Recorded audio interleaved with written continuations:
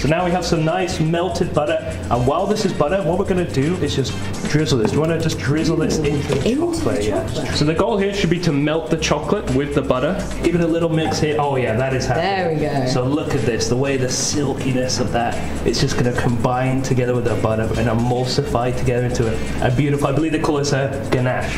Yeah, look at this. Bit of chocolate there. Look at that drip down on there. That's what you want to see when you're making this. The next step, while that's melting away, we're going to incorporate our sugar mixture with our egg mixture here. And a nice sugary egg mixture, very delicious. Sounds tasty. Yes, not quite, but huge. 250 grams. Look at that. And we're also going to get some vanilla extract in there. Yum. Some people say this is basically dessert MSG. It just makes everything taste so good. Vanilla is the go-to flavor. Throw that in there just a little bit. That's a lot. What? It's a lot of brownies. So the eggs, we're going to beat these and now give that a good mix here.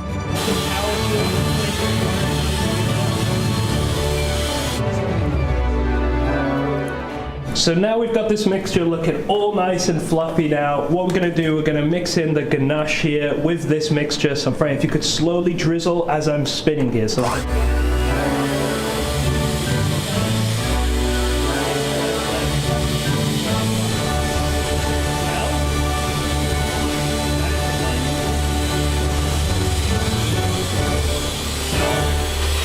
I will say, I like to leave a little bit because it's a little chef snack. Are you okay with us eating the mixture? I mean, I think that's my favorite part. Dump in this flour, this beautifully milled flour. The flour mill did a good job. And now I'm just gonna drizzle some of this in there as well. I just give that a little hit on the side there. Look at that coming out of there. That's a bit of a money. I love the combination of colors. That's incredible. That is beautiful, and I think at the end of this we're going to have some absolutely delicious brownies to work with. That is a dusting of deliciousness right there, the double D of dusting right there. Okay, so now the folding. Now, normally I would fold all my recipes myself, but with a guest here today, Freya, will you do the honors? Stop it. It will be about time now to pop it into the baking tray. Look at the folds coming in, the ripple of pure flavor here. That's like oddly satisfying. Oh wow, that is beautiful. Look at that. Now one thing you want to do, you want to just give it a little shake here, a little tapper, as some people say. And this is like an absolutely perfect looking mixture. Yeah. Perfect. Oh, it tastes really good. Yeah? It tastes really good. And now, we're going to put this in the oven. Can I do the honors? Sure. Slide it in there, nice and soft, as that goes in that oven. And I tell you what, we're going to be right with you on the chairs in about 5 minutes or so.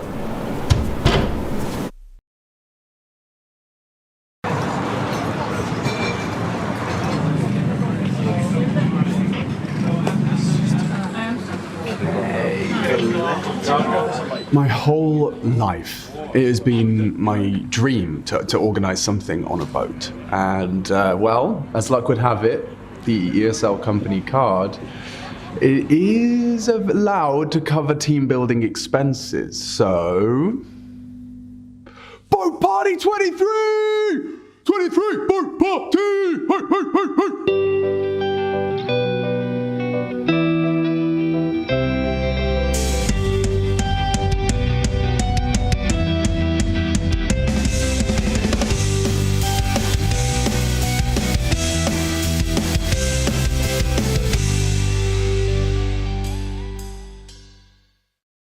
Okay, so these last few weeks have been intense. There's absolutely no denying that. We've had new hires flying in and out, and I wanted to give us some time to celebrate ourselves, you know, with each other. Just amen to that. I mean, Trace. You loyal little sunflower supreme. You wonderful, honest, loyal hound. The office dog. You've earned this. And you, Henry. Yes, sir. You, always hungry, always working, you know, just like a hungry little working shrew. You'll nibble, you'll gnaw, and rat your way to the top in a way I find admirable. You have no idea how much that means to me, sir. Thank you so much. And you? I do not recognize this man. No. I don't know this man. Okay. Stranger danger. Okay, now. Stranger danger. Okay. We talked about Yeah, this. You said I was in charge. Okay, now calm down, Henry. Calm down. He must be one of ours. Okay. I don't think so. I don't trust this guy. Calm now, boy. Speak. Who be ye? I know when it's my moment to shine. Hey guys, hey, yar. It's nice to finally get a chance to talk to you. I've been here for a few days now. Yeah, bullshit. I know he hasn't been here for a few. Few equals two. I've been here every single day this week, and for the last couple of days, no one that looks like this guy with his cool haircut has been in our office. I know you haven't, because every time I've tried speaking or interacting nothing. with anyone, I get stared at. And it's weird, so I've just been walking away. But now we're here together as a team. Together, we're here, and it's great. It's great. Now, I'm not joking when I say this works. My techniques are special. Most people can't stand this.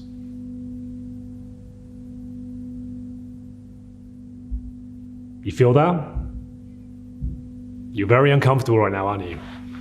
I told you it works. Well, we kind of stopped team introductions since most people here barely last a few days. Okay, well, I'm gonna make sure that my name is one worth remembering. It's easy to pronounce again, Connor, and so, just, I'm gonna stick around. I'm a little while. No. I think you two will only last a few days. Shall we go take a look around? No. Should we get off the boat and take a look around? No. Because first, everyone on board has to drink one whole beer. Aye, Captain. That's what I'm saying. He's a jolly good fellow. He's a jolly good fellow. For he's a jolly good fellow. One we can deny. Now, I will say this. I will have 3 at the very most. I need to make sure my hand-eye coordination is in check. My ocular security system is switched on. If it's not, who knows what could happen. Everyone at this gathering could be vulnerable. I'll take. You can absolutely have one. Here you go. No problem. There you go. Is it Connor? Connor. Connor, It is. nice to meet you. Good luck. Same. You're gonna need it. Same. Don't worry. There's more than enough to go around. In fact, actually, you could almost say we have unlimited beers. Really? I mean, Well, how did you manage that? well, it's not actually unlimited beers. Well, nothing can be actually unlimited. well, exactly, Like logic you know. dictates there's Yeah. always a finite amount of beers available. We're gonna have a limit eventually, but for now it's unlimited. And we have enough for two each. Okay, Yeah. so 2 more beers. And so I'm coming out on this boat all day, and I've had 3 beers total. Well, no. So 2. This is 1, and then you'd get another one on as well. So that's 2 total. 2 total. Which is the perfect daily amount. You know your daily intake shouldn't be more than 2 beers per day. You're aware of that, Trace. And you, Connor. You should probably only have 1. Optimal. You told me optimal. Yeah. Well, Yeah, I don't like mixing work and pleasure, really. I don't think alcohol has a place at a work function. So that's why I took the liberty of replacing the 6-pack I bought with, lemonade and apple juice. A delicate mixture. Yes. Cheers, huh? thank you, Cheers! Alex. Come on, let's get it going. It's unlimited. Yes. Cheers.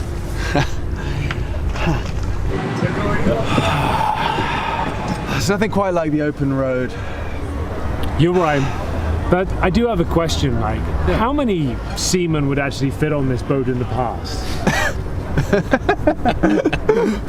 No, I'm serious. Do you have any idea how full of seamen this boat would have been back in the day? Hundreds and hundreds of men stacked upon each other, waiting for their opportunity to serve their country, putting everything on the line. I salute them. They know who they should be saluting.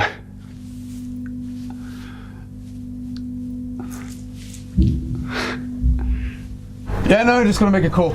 Yeah, my phone's ringing. Hang on, let me see. Yeah, it's Yanko. Yeah, no, I'm just gonna take this. Yeah, all right. No, I'll be back. I'll be back in a second. Let's put this on speaker.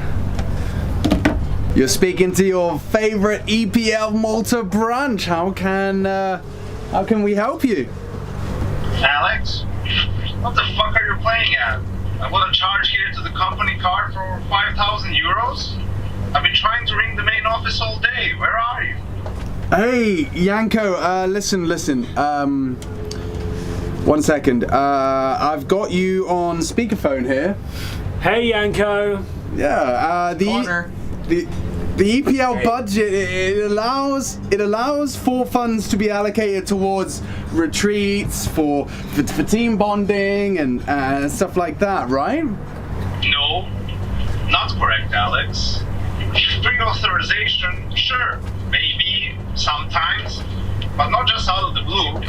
Where the fuck are you?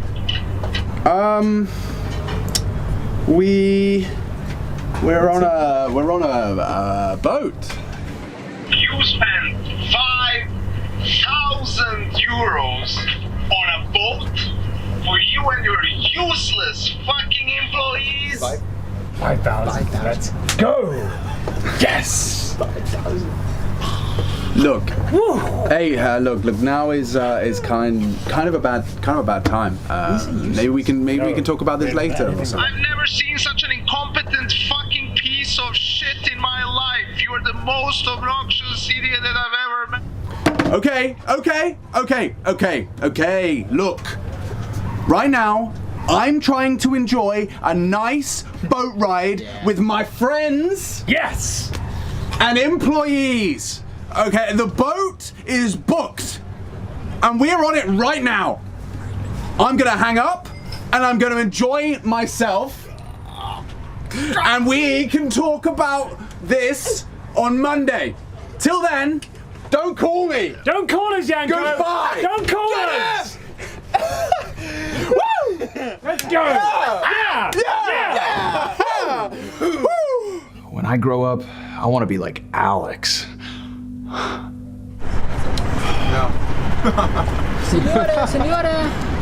Senora! Hey, Senora! What's up? What's good? Your car's been declined. Declined?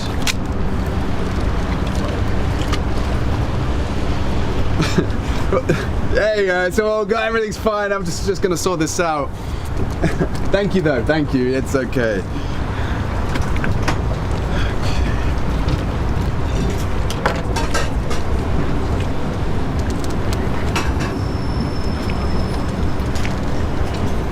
Yanko! Hey! Yo, Yanko!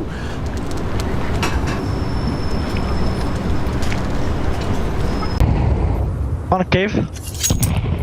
No, Smoke mid. I'm walking now cave already. I'm blind. Nothing chance. I think he's jiggling, bro. Yeah, I'm peeking cave now. One dark I'm actually. ready. Wait, I'm You ready come now. with me, Thompson? Blocked A. Yeah, wait, I'm coming. Flashing now. Nice. Cave. Does it off? I think. We can keep pushing B and see if they push I will B. smoke left side. I think OP is tag, guys. Push B. Flash me B. here. Mafia, I smoke. Mafia. Okay. Be ready to react. On temple. Come B push. I'm blind. They flash B, no one push. On temple. Yeah, wait for Eric. I'm gonna smoke left side Stay on anti, bro. Stay B. I'm anti. smoking left side on B. Yeah, stay anti after. I'm all Go. They're leaving B. They're leaving B. Okay. Nice. Ready to react. Let's go. Carry down cave. Carry down cave. I'm with you. I'm jumping. It's decoy, boys. It's decoy. Okay, I'm carry. gonna One smoke city, seats one here. city I'm now, gonna smoke one city seats now. here. I don't see cave. I need cave. I need cave. Just take it. I can smoke something later, everyone. Standing. I have 1 HP in cave. playing bomb. I'm playing I might die. Go cave with him, Seb. I'm coming. Yeah, play left side. I'm thinking jail. I'm thinking jail. Yeah, you drop it upstairs. Yeah, I'll drop it here. I'm doing anti-spray. I mean, I will flash it. Yeah, you flash it. Don't see doors. Can you give me your smoke insta? I peek mid. Oh shit. Mid clear. They flashed A. Carry peeked. Running out one close. Yeah. Come on, I'm peeking you.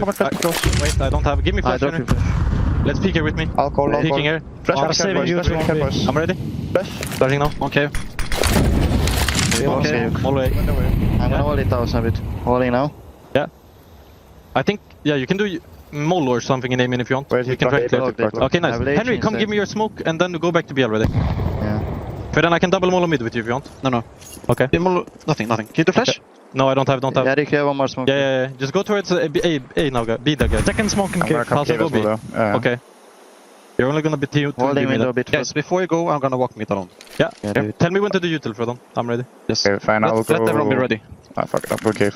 Yeah. I lock doors only Can I now. come cave with I you? blocked A again. Go B. Yeah. B play 2. I help you. 12 B, 12 I'm B. smoking now. Left side stuck. I smoked Stuck again. left. 2B guys. Go. 3B. Or something is alone. Yep, she's above. Close. I'm running out. Nice, heavy. Yeah, bomb Henry. Yep, bomb. I will move it. I Nice. follow it. One more. I take aim in. Get close water. I'm city. I lock camera after, okay? Yeah, One nice, water. nice. I think I heard one water.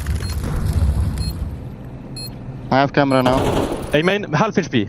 I have him. Should be He's camera. playing super fast. Nice Henry. Peek One on bullet, one Fredon. bullet. Fredon has I have camera. I peek camera, bro. Bird has camera.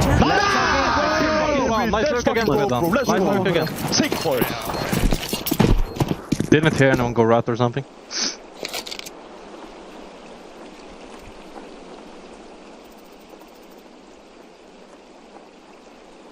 If they molly me, can we fight them together? I will smoke insta. Yeah, just move it. We don't need to. You can try and jump back, Henry. Yeah.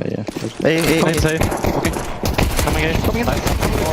Okay, close. I'm with you. I'm with you. I'm blind. One more. Do not turn me through. Turn me down. Yeah, turn me through. Kermit. I went Can they heaven. do temple?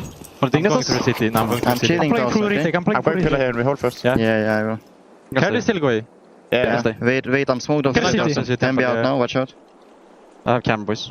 Yeah, I'm them only stairs kind of smoked. with you here. They're gonna make a new Yeah, I have plan. it now, Tosun. Yeah. They will never know you're there.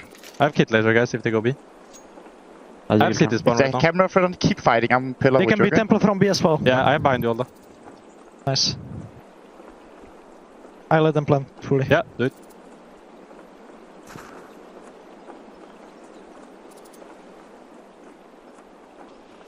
On water.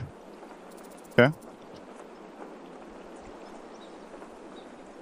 I think he fails that carry. Yeah, I have it kinda. If they're all aiming, just hide those and maybe peek on Fred after, okay? Yeah, play on Yeah. me then. Yeah, I play first, then Fred. I'm going then, towards then A, we peek also on him, where okay? for? Out aim, one aiming. I'm rushing. Two mid. 2 mid and 1 A. Go. Aiming. Amen low, amen low. Nice, One nice speed, aiming. one speed, I'm peeking with you, I have Henry. it. I am. I'm with you, Henry. I have it. Okay. Nice! Sick fucking round on A, guys. Nice, Henry. Sick, Henry. Hungarian beast. Best now, Henry. Wait, flashing on your left. Hold it. One mate. We have main. Let's fall back here. We should water crunch soon. Yeah, We have one more. We have 2 more smokes. Okay, no, stay 3. You can say No 3. need, Yeah, no stay, need, stay, no need. Let's stay. You should do I'm some checking smoking A on here, that. I boys. smoke now. Yeah. I'm Yeah, jiggling with another Molo on flash? beaming. Yeah. No. Henry, Can you you cannot play- fake Nate Stop. like flash. Close okay? con, I think it was. When I Yeah. come What? Carry one Watch up it. pop here. Nate made Leave cave maybe, like in front of us, like flash. Okay, fight aim in all of us. Let's go aim. Come in. I'm playing. Drop down. Can we play double K, bro, instead? 1B. Yeah, sure. You're One dead. A. Smoking beaming. I smoke beaming, Ola. Go back if you I'm can. on it main. Yeah, go back if you can. I'm pushing. I'm playing enough, Yes. enough. Take on, I'm bro, running take here, on. boys. I'm running here, boys. One cave and one A from B. We are pushing A now. I have guys. another Molo for cave. That one. Nice, guys. Peek. Nice. Nice, I have cave. Bomb is in cave. Good Peek on me, Peek man. on Peek me. on me, man. Peek Yeah, on me, man. I'm with you. Time, time, I'm with you. time. Yeah, they don't have time. Sound. No, sorry. Okay. Too late. I have only one for them. Smoke B. Sorry. Low smoke B. Flash. They smoke's gone as Flashing well. now. Can you drag that, Eric? Yeah, I have it now. Also mid. I have low beaming once. Hold it. I'm not holding. Staying inside cave now. CB. Don't see. I'm gonna hold please and then rotate. Yeah. One water, ready. spamming con. Bounce it. I'm all okay. I'm all please now. I'm gonna leave you guys on B. Not We I can can swap, I we can can cave. swap. I can I don't Give me know. smoke Give me for it though. I Yes. can drop that smoke on backside as well. Yes, I yes, have cave nice. now. Great. What We're gonna team? retake Police A, is clear, boys. yeah? Leaving mid. Yeah. You can play 3 rifles, eh? Wanna fight mid? Yeah, I'm Close we cave. can play I smoke B. I smoke I'm B. on it cave. Ah, shut up. Yes, good. Nothing. I have full cave, guys. Play mid now. Yeah, I'm playing headset on A here. Yeah, they should come here. I have cave. Wall beam in for me. Yeah, I bet it's smoked. Already smoked. One guy rat. Flash them in. Cave in cave. Mike one. then. Do you wanna peek mid? One in pillar. I let I you repeat peek it. I I let you repeat Hey, it. execute boys, execute. Yeah, make clear. I'm holding cross. Coming gay. No one up. Did that. Nice. I have Clear. out A. Two guys still. Still low. Nice. Safe Can be side. one. Heaven.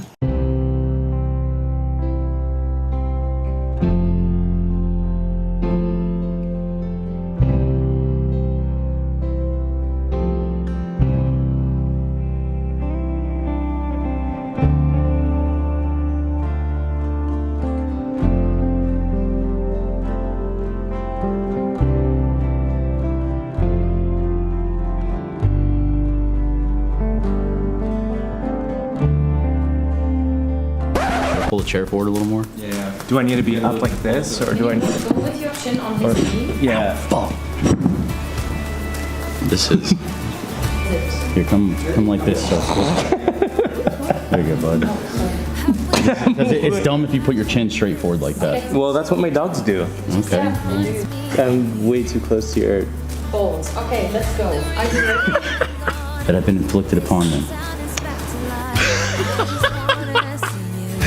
It's actually not too bad. I thought. I love it. Everyone, please quiet. We have a serious production. Please close. Fair. She's not wrong. Who said drummers don't have a sense of humor? They've always had a sense of humor, man. This is a little. That was really, really good. You get scarf fluff in your mouth? Okay, that was really cool. The dulcet tones are crazy. Up like. Oh, this is gonna turn out. Damn, this is extra sad. Like shit. To make the eye contact like that, dude, that's great. That's fucking great. Okay. Okay. There needs to be an over-the-shoulder shot of you doing that. That's fucking crazy. To your ear flicking. So Stunner, go to the other side with your hand. To that side. This No, one? with the other hand. Yeah. Like start moving there, and then he like kind of pushes your hand away. Oh yeah.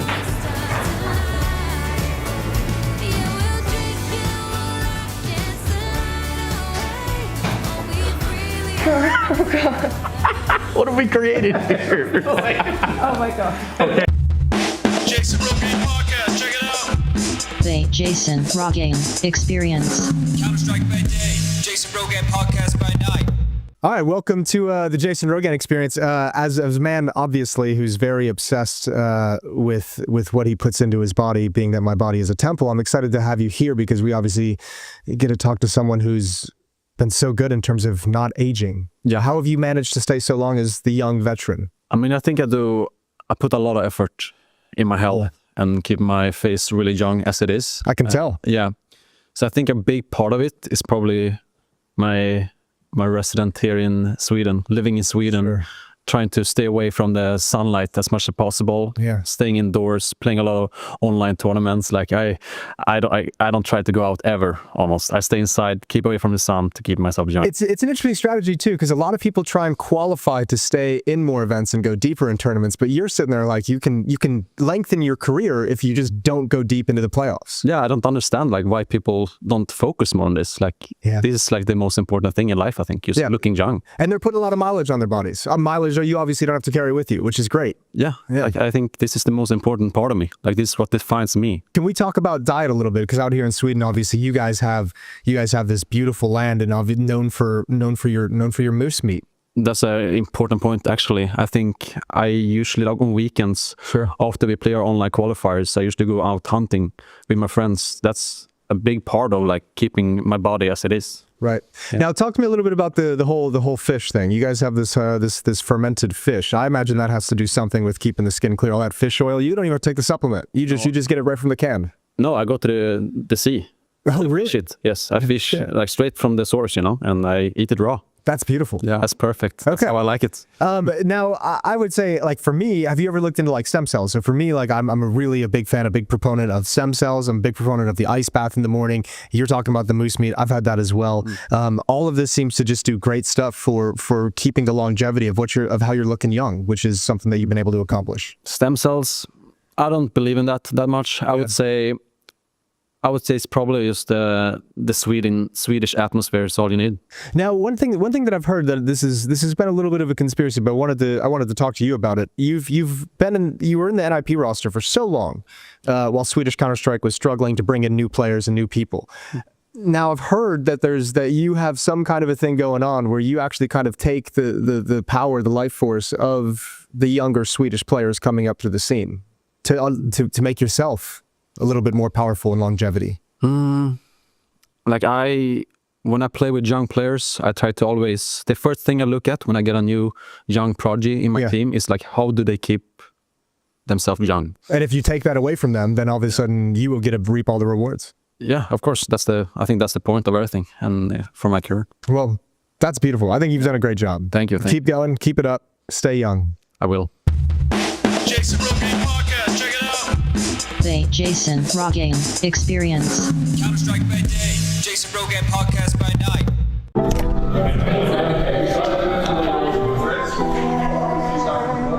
No, not yet.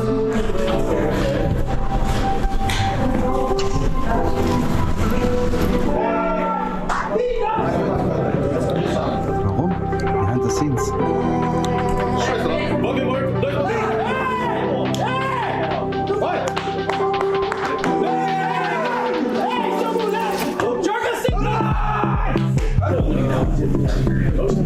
Four, symbol 5, replay. Start replay. Green as well.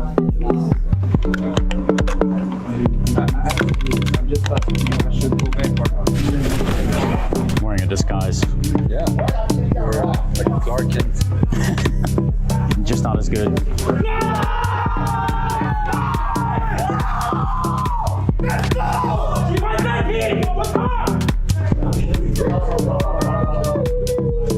Come here, man.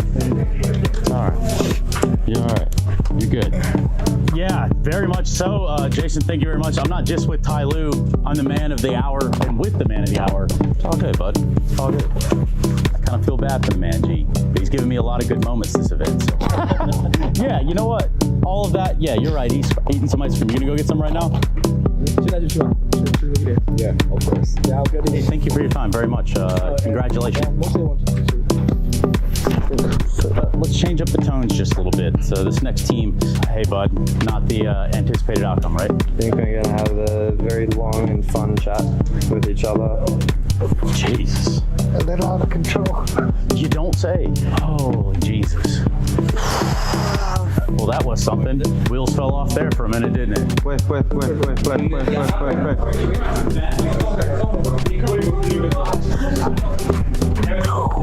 MA was Fury there. Fury analysis. I'm pointing at the screen. Oh, look at the AKs before you go. What's going on here?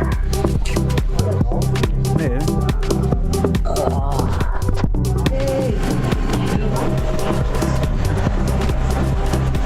How are you going?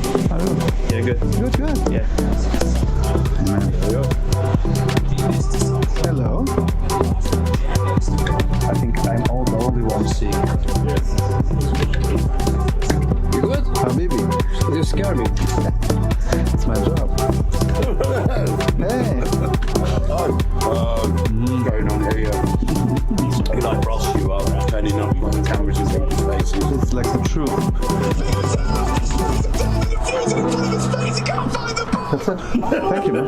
See you.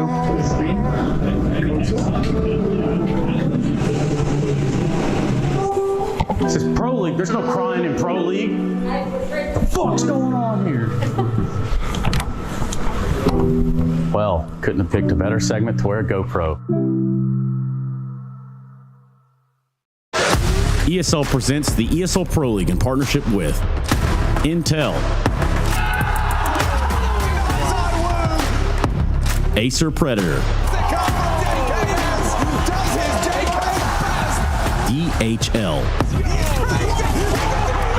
Kadia, 1xBet, Knorr.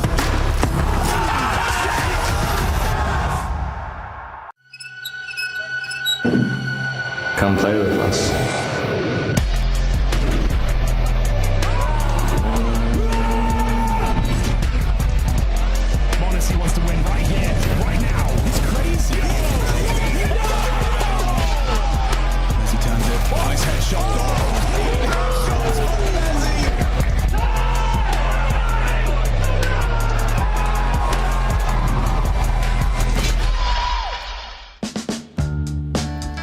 who is my favorite CS player and why. Who is your favorite CS player? Good question. My favorite CS player probably was like Zipnix back in the day. My favorite Counter-Strike player is Forest. Nicola, I'm so fan because I will play him. Please, Nico. Monacy. Of course, Monacy. I think Monacy is the best op. Probably gonna say this guy over here, Slent. He's my favorite LP player at least. My favorite is ZTR because he leads me to victory. Of course, Donk. Because we get donked. Zaiwu, I got fucked yesterday.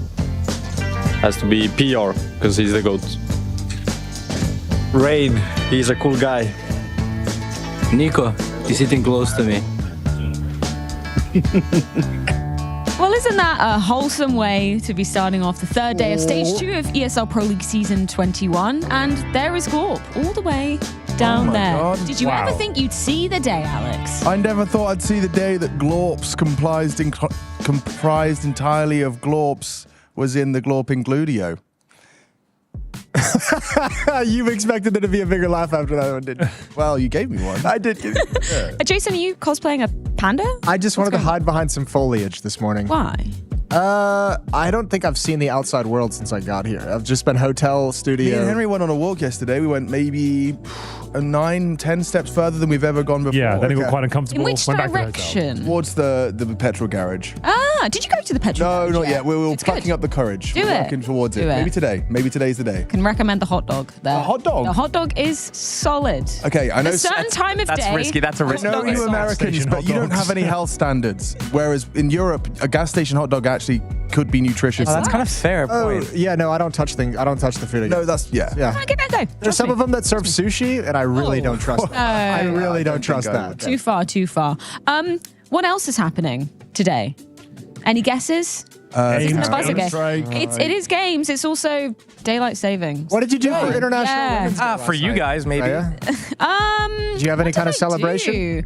I went to the gym. That was celebrating the girlies. I saw a lot of girlies there as well. Nice. Everyone was out celebrating. I had the catering at the hotel. Very solid, actually. Actually, good day. Noodles, yeah, the noodles. They slapped. Combine that with a bit of salmon as well. Salmon. Yeah, honestly, it was a great day. Got given a rose by a production member. They came around and gave all the girlies a rose. It was solid. But now it's basically the worst day ever because we have to go forward 1 hour. We lose an hour. Fun fact, Arizona, where I live, doesn't actually follow that. For real? We don't ever Oh, change you our guys are clocks. in 2050. Did we already lose the hour, or is that tonight? It's tonight. Okay. Yeah. I was gonna say I feel like I haven't lost an hour. So whatever you do, guys, just don't go to bed too late. Ollie didn't like my Yep. foliage. Don't oversleep. Ollie's. Don't oversleep. Don't oversleep. This is what the bracket is shaping up to look like. Sadly, also, today's going to be a rough day for 2 teams because 2 teams will be eliminated, Jason. That's pretty savage. That is pretty savage. Rough way to go, but you know what? Someone's got to do it, and I'm really proud of the teams who have stepped up and taken that responsibility upon themselves. So I'm just trying to follow Game of Legion's story because they lost yesterday and that crazy. Remember Payne were popping off in the studio. Yeah. We didn't get to watch that game. We were casting at the time, but that was the big loss for Game of Legion. That's put them in that 0-2 bucket. Yeah, lost out to Mongols in the first game as well. They normally do their best work in the 0-2 bucket. That's when they normally come back, to be fair. So maybe it's not the end of their run just yet. Maybe not. Maybe not. I love how we're calling it a bucket. Kick the bucket, hey? Jason, do you remember we used to have this lovely jingle as when the postman arrived? Yeah, we spent some time getting everything coordinated. Do you want to do a live rendition of that? Let me think of the lyrics. 2, 1. Mail. Oh yeah, viewer mail. I don't Wait, know. we I had have it at the tip of my tongue. Wait, it's there. It was in my ear. That just happened, as if have it by again? magic. We do it again. Can we get that one more time? It's time for... It was a one and done. It was a wonderful mail. There we go. Wow. Oh, throwback. Love that. What have people been sending in to our stuffed postbox? Cash. Do you think the layout of cash is good enough for the pro scene in 2025? I personally think it's too simple. Similarly to Dust 2, which is either loved or hated, true, and nothing in between. What do we think? I think I'm somewhere in between on Dust 2. You know, I don't love it, don't hate it. I enjoy a good love Dust it. too. I enjoy Cache as well. I think when it comes to map layouts, simple is generally better. I think them overly complicated ones get a little bit psychotic and a little bit silly. I quite like it. I think it actually will play closer to an Anubis than it will a Dust 2. Because if you remember back in the day when we played Cache, CT sides had to be proactive, and it has a lot more safety than Anubis, but it is that very similar concept of like, we can't hold everything for the entire round, so we have to take a risk somewhere at some point, and I think that's how Cache is going to Very similar thoughts, because it's all about that kind of like whoever controls middle has those fast rotates through highway, through events, right? But the difference between Anubis and Cache is that on Cache it's a little bit safer to go for those B main pushes or go for the A main push, the door push. So you can take the extremities if the T's take middle, and if the T's want to take middle, then obviously they can split, they can do the fakes and all that, those sorts of plays. So simple, I agree, is better. Like, you look at a map like Inferno, it's stood the test of time. You know, maybe people are not happy with how claustrophobic it is because of the, you know, how narrow the hallways are, but the design is simple and it's great. Yeah, and the complexities of Cobble when it first came out, remember that drop area was like a maze? Everyone hated it. It had like another bomb site behind a site. Yeah, it was weird. Should we take a vote? Is Cache ready? Yay or nay? Is it ready? That's a different question. That's a different question. Yeah, it still needs some more time in the More oven. time in the oven? Yeah, Okay, like so it we're needs saying optimization. nay. I feel like it's too busy, too cluttered right now. Yeah. The layout's good. FPS isn't great. Apparently there's one tree that you lose 200 FPS. Yeah, when you look exactly. at it. And So, I think because of the damn leak, tree. I think because it was leaked, it had to be pushed out quicker than anticipated, and it wasn't really ready just yet. But I don't know. It's interesting to see how it'll play in CS2. Obviously, with CS:GO, we didn't have the popping of the smokes and stuff like that. True. It would be weird to see how it plays out in CS2. The smaller maps normally don't really translate as well to the new game. Yeah, fair. Whatever he said, that's what I think. Yeah, no, fair summary, Henry. Well done. You talk pretty well. Another mail. Let's see what's in the bag. You were male. I can't read this one. Roster question. Hi, guys. Hope you're all well. I'm doing splendid, thanks. Thanks for making the voices of such an amazing game. My question. We take G2 and we take minus Snacks, minus Hunter. We put plus Shuei, plus question mark. Who are we putting with them? Do you have a realistic answer and a perfect world? Why are we getting rid of Nico. Snacks? Why are we getting rid of him? I think plus Nico is the obvious answer. I'd like to challenge the premise of the question, please. Yeah. Just annul the contract that he signed with Falcons. He's back on the team. Done. Problem solved. That's the, like, you know, perfect world. Okay. Well, that's your perfect world answer. We don't live in a perfect world. We don't live in a perfect world. So Nico is signed to Falcons, and so G2 need another player. Shuey, interesting, valid. I understand what they've. He is the most prominent in-game leader that's on the market and available. You go poll for poll there too. I just think, and I don't know anything. I'm not. This isn't like fueled by some sort of behind-the-scenes gossip. It's just from the way in which Mao's communicated the departure of Shuey. It might be that he's a bit difficult to work with, and I don't know. Maybe it'd be good. He'd be more likely to work well within a team full of like respected names in G2. But I don't know. I think Snacks is actually probably 10 times better than I am at in-game leadership. If I would take your thread and tug on it a little bit, I would say something like, if you look at Mao's going away from Shuhei, they've gone to a very loose style of Swedish caller who's not going to be calling anything in detail. It's just going to be a basic general idea. Everyone gets a lot of freedom, and you bring in Shuhei into that. You put Shuhei in that environment, and they probably felt a little bit more restricted. You put him on G2 now, it's a complete 180 from all the in-game leaders they've had since Hooksy, which is basically just one. But you know, you'd go back to being very structured, right? Do you miss the Hooksy calls? Do you think G2, like, because think about the pieces, man. They've got good pieces. I think Very good pieces. Without Nico, they could probably go for a little bit more structure. I think having Nico on that team lets you be a little bit flexible because he's so good in terms of marshaling people around his plays. I think once you miss that element of it, you might be able to go back to a little bit more structure of a Shuhei or a Hooksy. Not saying it's my idea. I've never seen minus home. Apex. Cantares.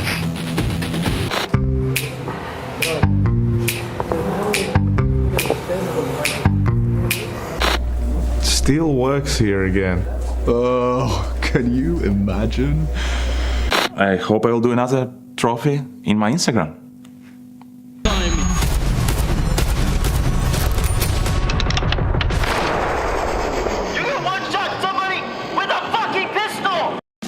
And And it's everyone's favorite Sunday morning quiz show. Yesterday we had Family Feud and Alex is getting pumped up. It's not that though. There's no feuds today. Maybe, or maybe not. Not yet. There is 2 truths and there is a lie among us. I surveyed not 50 players, maybe like 20 on media day. Asked them to give me 2 truths about themselves and 1 sneaky little lie. Okay. We're going to bring them up on this LED wall. There's going to be, hopefully, an outline of the player. I haven't seen the graphic yet. You have to guess who the player is. No. Okay. Just kidding. Just kidding. Let's remove that part of the game. Nobody saw anything. Okay, we've got the 3 prompts up here. First prompt is, I lived in Spain for 6 years. I've been arrested more than once, and I lost my passport before traveling to a tournament. Buzz in if you think you know the lie. It's got to be the arrested one, right? Why would he be advertising? No. I bet that guy, he looks like he's been arrested. He's been arrested. I mean, you wouldn't be shouting about it on a broadcast. Look at That's the what I'm eyes. saying. It's always in the eyes, Henry. Okay. I say arrested. I guess it could be something fun like trespassing or... Yeah, maybe with the lighter crime. Cool crime. Thinking, Like a cool crime. I'm trying to think of something that would be just a funny story. But, Jade, I just don't think anyone... But more than once, surely. Exactly. I would say once to be a funny story, but like bringing it up on the broadcast, I'm not sure he'd be going with that one. See, I could see the other 2. Okay, so 2... Sure, we can go with arrested. You sure? We dabble in You don't- criminal activity. Just a little. I don't think it's arrested. I You think seem doubtful. I think it's Spain. Really? That's the funny lie? Is Andorra in Spain? No. No, it's in France. Andorra. It's just a country. Andorra's a country. Andorra, yeah. It's in that. Well, that's the end of it for me. Thank you very much. Yeah, okay, we'll go with arrested. Arrested, yeah. The lie. Great that you trusted your instinct, because that is indeed correct. Now, I pushed him. So you said to me more than once. Has it been once? He said no comment. So the jury's still out. Jury's still out on that one. Maybe he had a fun little arrest. Yeah, no, he has actually lived in Spain for 6 whole years. He loves the sun. He loves the tapas even more. And yeah, he lost his passport before. Get a lot of those in a jail cell. He lost his passport before traveling to some event, like literally an hour before. Was it Andorra, maybe? Maybe. It just sounds familiar. Yeah. Let's bring up our second prompt. Okay, maybe we can play the game of let's guess who this is about. Your options are PR, Fallen, or ZTR. All right. I mean, with Ronaldo, it feels like it's going to be leaning towards a Fallen, right? That's what he wants. Everyone likes Ronaldo. Do they? Yeah. I think he's generally Just for our considered to be one of the best. audio-only listeners at home, the prompts are, I'm colorblind, I cut my hair like Ronaldo once, and I once took singing lessons. Okay. Got to respect the audience. All in singing lessons. You need to buzz, Josh. We need to That make might be sure the we're lie. buzzing. Oh, I'll be ready to buzz. Okay. That could be the lie. All right, so do we guess the player first? Guess the player But if first. they guess the wrong thing, Fallen, you get to go ZTR, or 50-50. Okay, true. or PR. Well, we got the first game with Game of Legion, so I feel like it might be relevant to that, perhaps. Yeah, sure, yeah. Do you think ZTR? I know Freya's like games, that's she's trying to make it relevant. So I'm going to go with, I think we should go with ZTR. Is that your final answer? Yeah. It's wrong. Well, now you guys get to buzz in 50-50. and guess who it is. Okay, I so think it's go on. PR. No, it's Fallen. Guys, Oh, Jason was right. Football's right there. Jesus Christ. Yeah, Okay. everyone likes Ronaldo. Re-buzz in. Let me... Wait, I feel like we'd know that Fallen was okay. colorblind by now. I didn't Nobody know knew that up here? I didn't know that. Singing lessons as well. Yeah? Well, Have a guess. Which one's wrong? Is he which one's colorblind? wrong? Did he cut his hair like Ronaldo? Like we all that's know, true. we all It know the could've been a Ronaldo lie. cut, right? Like the fringe, just I the have fringe. no Just idea the what the Ronaldo fringe, cut just the fringe. I can imagine buzz perhaps maybe as a Oh, young he means one. that Ronaldo, Yeah, the Brazilian that Ronaldo. Yeah, Not the not Portuguese one. not okay. European. Right, Yes. that makes sense. So what I I was think going it's for. possible thinking he the did that as a Brazilian kid. I was thinking I think I would have learned. I feel like I'd have heard he's colorblind at some point. It would have come up. Like we all know Naf is like partially Like deaf in funky one haircut, ear. singing lessons. Kiko's colorblind. Like I'm sure we would know that Fallen's also Agreed. colorblind, right? I think singing lessons These guys and didn't bring it hair up. are true, and I think I'm colorblind is a lie. It's incorrect, which means you have the opportunity to steal. Gosh, he never cut his hair. He's like never cut his Ronaldo. hair like Ronaldo. That's the lie. No, you're wrong. It's true, he is colorblind. It's true, he once cut his hair like Ronaldo, and it's a lie that he took singing lessons. Damn. He's got a great voice, though. You should hear him sing. Yeah? Yeah, you should. Yeah? It's great. When were you Like the Angel Gabriel. I was coaching him for a little bit. Oh, right, of course. Well, there you go. He was always singing. That's right. You should know he's Kind of crazy colorblind that then, he's colorblind, presumably. though. That's wild. I have no idea. Okay. No idea. Yeah, He he said. kept that one under wraps. I know, and selecting his crosshair has always been a bit of a pain in the arse, apparently. Let's bring up our penultimate prompt. which you can guess is between ZTR and PR. Fastest finger first, go for it. I just have one tattoo. I was in a wrestling club and I got a fresh trim just for EPL. ZTR. It's incorrect. So that means you, by default, All right, get so a point. PR. We nailed that one. And then I was in a wrestling club. I just had one. It's okay. It's a wrestling club. A club where you wrestle. I suppose, yeah. That would be it. Like he But I'm was trying to think, is it like a school-age. nightclub or like a hobby club? Or it could be like Hobby a club. fan club. Okay, Where you yeah. meet up and talk about wrestling. Sure. It was a hobby club, you know. Hobby Asked him club. to give it to Amateur wrestling Yeah, sort of thing? amateur Okay, so wrestling. that you know, when sounds he was true. at If she school. has the details, that's got It's too specific to be a lie, I think, yeah. I just have one tattoo. it's got to be that. That's the lie? Yeah. He has got short hair right now. He's got a pretty fresh cut, if you ask me. Yeah, Okay. right over there. You can have a look. Players are always booking trims right before tournaments. Yeah, you're right. Okay, we'll said it's go very with the important. tattoo as the lie then. It's incorrect. Damn. Does just have Trim one just for tattoo. maybe he just He said, you know what? It was very important to me that I look good. I know there's going to be a lot of cameras around the studio. I like to look my best when I come to a tournament. It makes me perform better. does he look like a wrestler? So the choice is, obviously I'm... Which one is a lie? Wrestling club or fresh trim? Or tattoo. No, Well, you no. don't. Jason's trying I'm not to gonna fall for it. Still there. I got a fresh trim just for PL. I mean, bro, I'm 50-50. I don't think he was in a wrestling club, but like maybe he was. I don't think he was in a wrestling club, but does a complete fade count as a trim? Yeah, definitely. Yeah, don't go too deep into the weeds. Do you want to go fresh trim? You want to go wrestling club? He was wrestling at the 112 weight class. You want to do wrestling? Wrestling. Wrestling. Final answer. Lock it in. That's a lie? Yeah. That's correct. He was never in a wrestling club. Go on. Never even watched it. Final prompt. We don't need to guess who this man is. It is indeed ZTR, our last option. I've never had a pet. I've lived alone since I was 15, and I once played on a handball team. Josh. What do you reckon? I mean, never had a pet. That's quite extreme. Like, not even a budgie. Not even like, oh, I didn't have a pet until I was in my late budgie. 20s. What is that? Budgie. Little bird. Yeah, a little blue bird. Little budgie. It's big. Budgie. Lives in a I cage. didn't have a pet until I was in my late 20s. Okay. A lot of parents Yeah. are like, no. Loquacious, 21 points.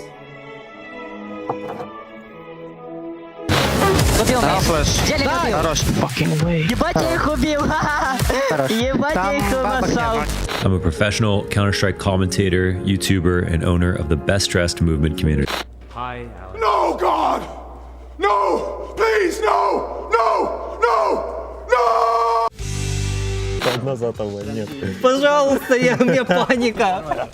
True, bot is mega jump, mega jump. And I was like, I will just kill him and try to clutch this 1-on-3 because why is he trash talking to me, you know, like.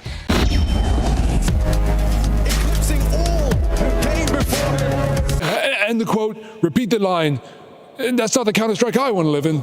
Don't think he even knows where he is, Lester. Listen, Lester. Took his headset off and I just said, Lebo, remember, you're just a coach. It's Falcons versus 3D Max. From Falcons, we have Kicks in here now. This is month 3 of the Falcons project, or the reiteration of it with Zonic. How's it going for you? I think it's going well. Obviously, there are some ups and downs, some good games, some bad games, but we're still trying to figure out how we want to play. And yeah, I mean, it's going good so far, I would say. And yesterday, another loss to Maus. You guys lost to them in Cluj in the best of 5, and then yesterday a best of 3, going down 2-0. What does Falcons need to do to take that next step? Well, I think we need to just keep playing together because we are losing some rounds that usually we shouldn't lose. And I think if we fix these little details in the late rounds, mostly we'll be a much better team. And in terms of 3D Max coming up next, in terms of the lineup, you guys obviously have a mix of players in terms of Nico and then the kind of heroic core that that Zonic's taken on, and yourself, Dexter, Tess's. In terms of your team, do you guys kind of come together in terms of past information from, say, Heroic and then Zonic's experience? Yeah, I would say so. I think what we're trying to build here is another structure, another philosophy. So everyone is bringing some things and we're trying to make something good together in this team. Excellent. Thank you so much. Thank you. Hello everybody, welcome in here, the B stream getting started of course, and very much looking forward to getting into this one. We were just commenting a little bit, not had a chance to cast the Falcons, but also, yeah, Nico. It's quite nice to get to cast Nico, right? I think for guys like us, and maybe when we started watching, he was right at the peak of Counter-Strike, and, you know, just an absolute legend of the game. So it's going to be good fun here to get into this one for sure now. But up against 3D Max, I don't know. I was having a little look. It seems like some of the bookies and whatnot really giving it to Falcons. I think this could be a close game.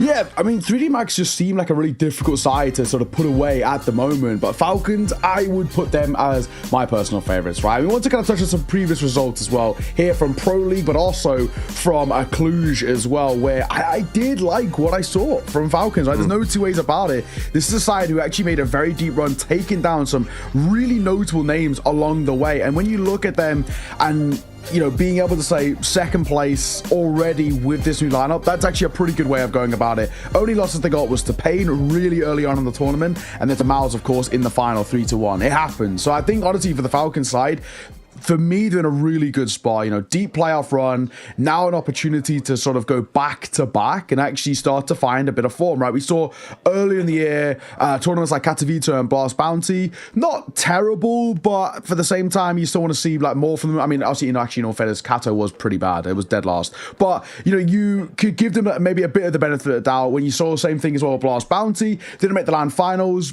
but they were relatively close and they had decent moments here and there. So for the Falcons, coming off the back of Cluj, it's now about saying to yourself, right, we've made it to a final. We know what it means to make a deep run in the tournament. We now should be considered ourselves as a playoff guaranteed team. Let's prove it. Yeah, very true. Very true. Just want to comment. It seems like it's bring your child to work day. I don't know if you caught that, but there was like a 4-year-old taking pictures in the background. So, very cute. Yeah, why not? Why not get him started early, right? And could be a legendary esports photographer. But yeah, I think the Falcons, just to kind of, reiterate what you're saying, it's a bit of a longer term move, right? And they're obviously really trying to set up like a dynasty, I think, is the thing at the end of the day. So hopefully they can hit that. Something like Pro League is a great opportunity for them to start building those pieces and setting those foundations, really, and hopefully, working on where they were at Cluj, which was a very, very solid tournament for this team. But 3D Max on the other side of things, of course, the Frenchmen here, really scary team in their own right. They've got an Inferno in there that's very, very dangerous. I think they're a very fun team to watch as well. This, of course, the game against Vitality, in which they did get knocked down, but it's always good fun to, watch them play each other. And ultimately, Apex, he loves getting a bit loud, I think, giving it to his fellow countrymen. Oh, absolutely. Every single time you can. They'll go back and forth as well. And I think this is kind of the beauty of Counter-Strike. Like, this is sort of what we want to see. And for 3D Max, they've had a couple of times against his Vitality side and not been able to overcome them. But that makes sense, right? This is Vitality. For me, they are the side that I see as being probably one of, if not the favorites, to be the best team this year. Right? I'm expecting huge things out for them. So, a cool game against 3D Max yesterday, right? But it was a 2-0 ultimately. And when you actually look at it, pretty one-sidedly too, 13-5, 13-7. So there was nice moments from 3D Max, and you could kind of, talk your talk and get a bit of that shit talk going. But when you're only getting, 12 rounds across the series, it doesn't give you that much of a leg to stand on. So we have to see them now coming towards this Falcon side and prove that they can at least push them the distance. You were talking about it. It seems like a lot of people round the circuit are favoring big time Falcons here. And I'd be joining them. And I would say that I do favor Falcons quite heavily. But it's the fact that 3D Max have occasionally been such an awkward team to play against that they can make matches go much longer than they feel like they should have. Yeah, for sure. I feel like, this is a team that embodies what it means to be French as well. There's so much passion in the game, so much high energy and whatnot. They can be really, really scary when they get going. We do get the Inferno picked up here, which is sort of their merchant map at the moment, their specialist map, which is a great, again, starting block for a team like this to hopefully move from Ancient out for the Falcons and then Dust2 as that decider. So, again, with the way the game is these days, most teams are pretty proficient on 3 or 4 maps even, and therefore it can be a bit hard to directly punish. The Inferno, as we say, super, super comfortable. Ancient is in there as one of 3D Max's weaker maps, but it's still not awful. But that Dust2, I think we will potentially end up there, and very curious to see how that goes down. And Also, as well, you know, Falcons probably their favorite map at the moment, so it's interesting that they don't go straight in for the Dust 2 pick. Yeah, it's very, very true. I'm actually looking forward to seeing how this first map goes, though, for me, right? This is one which I think both sides can have slight issues with, right? But at the same time, we've seen sort of 3D Max actually put a strong foot forward, but there's going to be a lot of tape on them, man. You know, it's one of the most played, what is their most played map. So I think, you know, you look towards this Inferno, and while 3D Max, for them, of course, their pick coming as sort of this favorite on it, I think Falcons have started ramping up, and you also can't ever sort of turn down the opportunity to see Nico on this map. I think he's looked pretty good. I mean, even what we saw for Falcons against Liquid, right? This quick look like 2 days ago now. It was pretty solid. I mean, it went to overtime, but there's some decent moments in there. So let's see what 3D Max have got for us. We are live, our first game of the day here on the B stream. Thank you for joining myself and Scriv, as we're looking forward to this. Maka tells Nico, welcome to the server. Body going to get a catch as well, so it's looking pretty good here. The rest of the team are stacked up on the bracket, but they will fall as quickly as they stand. Kixon, he gets his first, but he's going to need a few more of those if he wants to get back into it. I mean, fair play to him. He will eventually fall, but some nice shots to, at the very least, prove that he is warmed up. And here we are, 3D Max getting a bit loud immediately, right? So it's not just against Vitality. It seems like they are trying to bring it a little bit. Obviously, yesterday we had a super, super loud game between Pain and Gamer Legion. So I don't know that we'll get to those kinds of levels. I do feel that the Falcons are pretty refined. A lot of very respectful players on that side. But we'll see. We'll see. You know, if you start giving it, you do unleash it a little bit, and, you know, Sonic might give them permission. I honestly think that Pain Gamer Legion was you know, a real kind of diamond in the rough in terms of, no one expected like levels like that. We know Snow likes to give it a little bit, and Gamer Legion have had their moments being chirpy, but that was different gravy, right? That was easily one of the loudest and kind of best games in terms of the shit talk that we've seen so far this Pro League. But at the same time, we know 3D Max like to give it. I just wonder whether Falcons give it back. I just feel like it feels quite unlikely. You know what I mean? They're quite stoic in some ways. Like, you know, Nico will give it to the desk, but I don't think he'll give it too much to the person. Sure. Hoping to hit a shot here, but a diving Mach 10 will deny that. I also find it quite funny that I got sent by Jonas, our wonderful observer, that Dexter was just farming in warm-up. Basically, nobody had any kills, and he had 140. He was just destroying everybody in spawn. Didn't help in the pistol round, though. He got immediately. He does strike me as one of the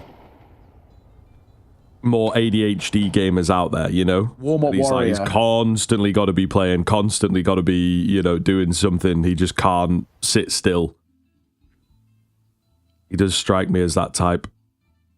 I'm sure we've all got a couple friends out there that are a bit like that, you know? They got, like, the butterfly knife and constantly got it out, constantly playing around with it, so...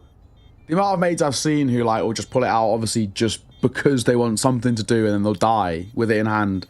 So tilting. We're saving... I do it once or twice. A Deagle on a 5-7, but the Deagle will go down, and the 5-7 might follow. It will. No saving for anybody involved. And yeah... Gravity, let him know. I also find it hilarious, by the way, that Gravity has to bring like a little mini towel with him because he shouts so much that he spits on his monitor. It's just, he knows himself, right? So far, so good. False buy or slight little investment that comes through Falcons amounts to absolutely nothing. So a 2-0 start and should be made 3 pretty easily by 3D Max so far. Falcons looking a little quiet in the early part of this Inferno. I liked what I saw against Liquid, but maybe that's more telling of Liquid than anything. Yeah, potentially true. I think still a team finding its feet and still an IGL finding his methods. Are you all good, buddy? You all right, mate? What's he shooting at? You see the ghost? He's absolutely seen a ghost. I don't know what overtook him there, but it's all good. I don't think they're too scared of giving away the banana presents. Just have to be somewhat wary here. And they do seem to be savvy of some sort of a stack. Nobody around at the coffins. Are they going to dedicate to B here or what? I think it does look like they will move in. One of my favorite things about 3D Max, right, and watching them is they do just play the game a little bit faster than, you know, some of the other teams towards Tier 1, which I think just keeps you on the edge of your seat, right? They love a quick execute like this. Burst coming in. Looks good. Just don't take your eyes off the ball too much. Maka, hello. Yeah, he will be okay. The USBs are just not enough. There's one lurking here, Nico. He's in the smoke. You will get a kill for it. So the patience pays off. Magisk. 5-7 for him. He's going to hope for an extra kill. It probably feels kind of likely, and it will be the case. Gravity sees it off. 3-0 start for 3D Max.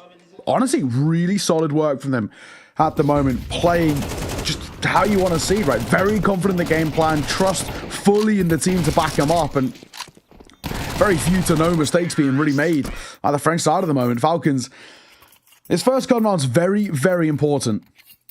Got to get out the gates, absolutely swinging here, and they're going to come with a full force. They're bringing an AWP for Dexter. Maka's got one of his own. Yeah, good to see him on it early. Also on the T side, certainly got a game plan for it, one would imagine. That being said, he's currently sat towards T-spawn, lining up flashes, so maybe not. Body with a dry swing will go down. Gravity's there for the trade, but it costs him a chunk, so 4-on-4 is not a bad look for the Falcons at this stage. Smoke going to come out. It's a lovely little smoke landing on the balcony. I am a fan of that one. Dexter, he's just going to give up that space into us long. I think it's probably the right call. With that bulk smoke that comes through, it's just not worth sticking around, risking missing a shot and then being exposed. So he's going to fall back all the way to Library. Tessa's making a move in towards apartments. I like this. Tessa could get in the back line, spots one, gets it, gets out. Doesn't need to overextend. And now we're seeing the 3D Max plan fall apart. Gravity gonna get caught. Maka hits the trade, but there's still presence here. And Tessa's still hitting shots as well. All down to Maka with 35 seconds and 1 versus 2 for him. Not impossible, but difficult for sure with the AWP. He's creeping his way on towards site. And Nico not committing to the fight just yet. So bomb will go down. Testes can't deny that. There might just be a little bit of a chance. Flash goes over. Maka gets full caught by that.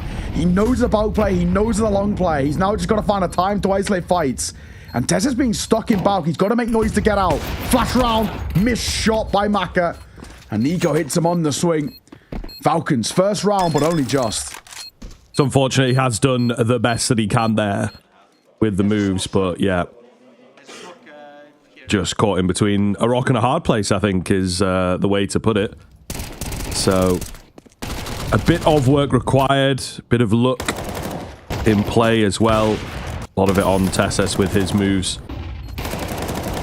And secures the round pretty heavily. Even the flash at the end, that was a big part of him. So, Falcon's going to take it. We get the nicers, but, you know, no BM. Staying head in the game for this one. Thanks to the bomb plant and a bit of money built up, 3D Max will be able to contest into round number 5. Yeah, that's one of those where, for Falcons, it just doesn't seem that much in their nature. I feel like if we do get Falcons really giving it large in the shit talk, then it might actually be an indication of how close a game this could be. So, let's see if 3D Max can sort of goad them into it. Double nade on towards Nico. Brutal way to start off this round for him.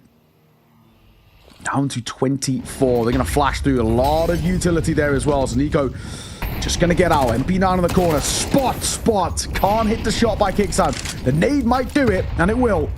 But Nico's still alone in this endeavor. This is a really tough fold, but Exercise gets caught overextending. Nico does have to be careful, however, on the edge of this smoke. Meanwhile, Dexter, sort of an unorthodox angle for the orb, will catch Gravity in the back. And that will draw them away. So, simple stuff from the Falcons. Everybody getting involved there on the B-bomb site as much as they possibly can. And now the round looks pretty good. It's just 2 AKs that are left. No utility. A picked up Molotov might make a bit of a difference, but they know they're going to have to go raw here and just find the shots. Take the heads. Body. Oh, gets timed on. That is most unfortunate. 25 seconds remain, but Lucky's got 4 to get through and a bomb to recover, of course. He's now revealed. He will go down as Magisk takes it. So Falcons in for the second. Looking pretty good here once the guns have come out.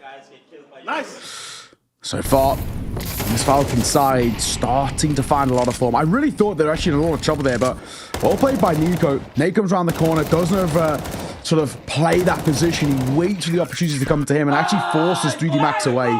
Best thing 3D Max could have done was that Nate comes down and gets that kill by Nico. Is actually just continue pushing in towards B. They just don't realize how much damage they've actually done to him. Obviously, we can say that behind sight. This is no way 3D Max sort of any sort of indication of how low Nico was and how actually feeble that B hold was at that point. They doubted themselves, and that's what happens.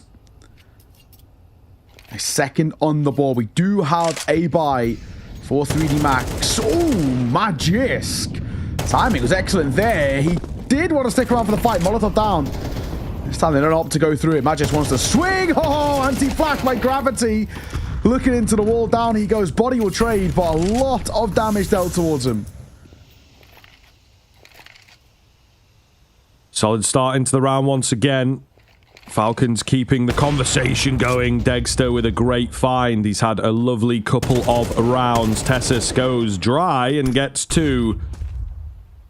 So well read here, just making it look all too easy.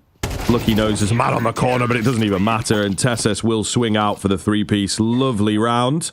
And Falcons are starting to look dominant. In fact, really reading the situation well. You know, the idea of a few dry swings and dry pushes just to catch 3D Max off guard. I think one of the simplest reads against this French team is they're often very, very grouped up. So if you can catch some timing on them, you're going to get 2 or 3 players because they are always in that pack.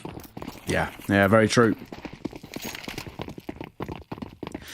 Money broken for the French side, and like you touched on already though, when the guns have come into play, there's only been 1 team in it. Flashbang round, Kicksan. Oh, he's seen off on the molly by the neighbor, I say, but his molly will get body. Carnage with the Util here. Another smoke down. Tessus wants to play behind this, and Maka just jumps straight into him. Gravity falls to the same fate and leaves it all down to 1 man. Lucky. 1 versus 3 in a Tech 9. Oh, barely alive. Tessus tapping away. Falcons, for the first time, take a lead. Nice! Let's go for Vega on B. Another multi-frag in for Tessus. Kind of one of the quieter, more underrated players coming into this team for sure, right? I think some of his other teammates on that Danish heroic lineup in particular caught a bit more attention, especially with where they ended up and whatnot.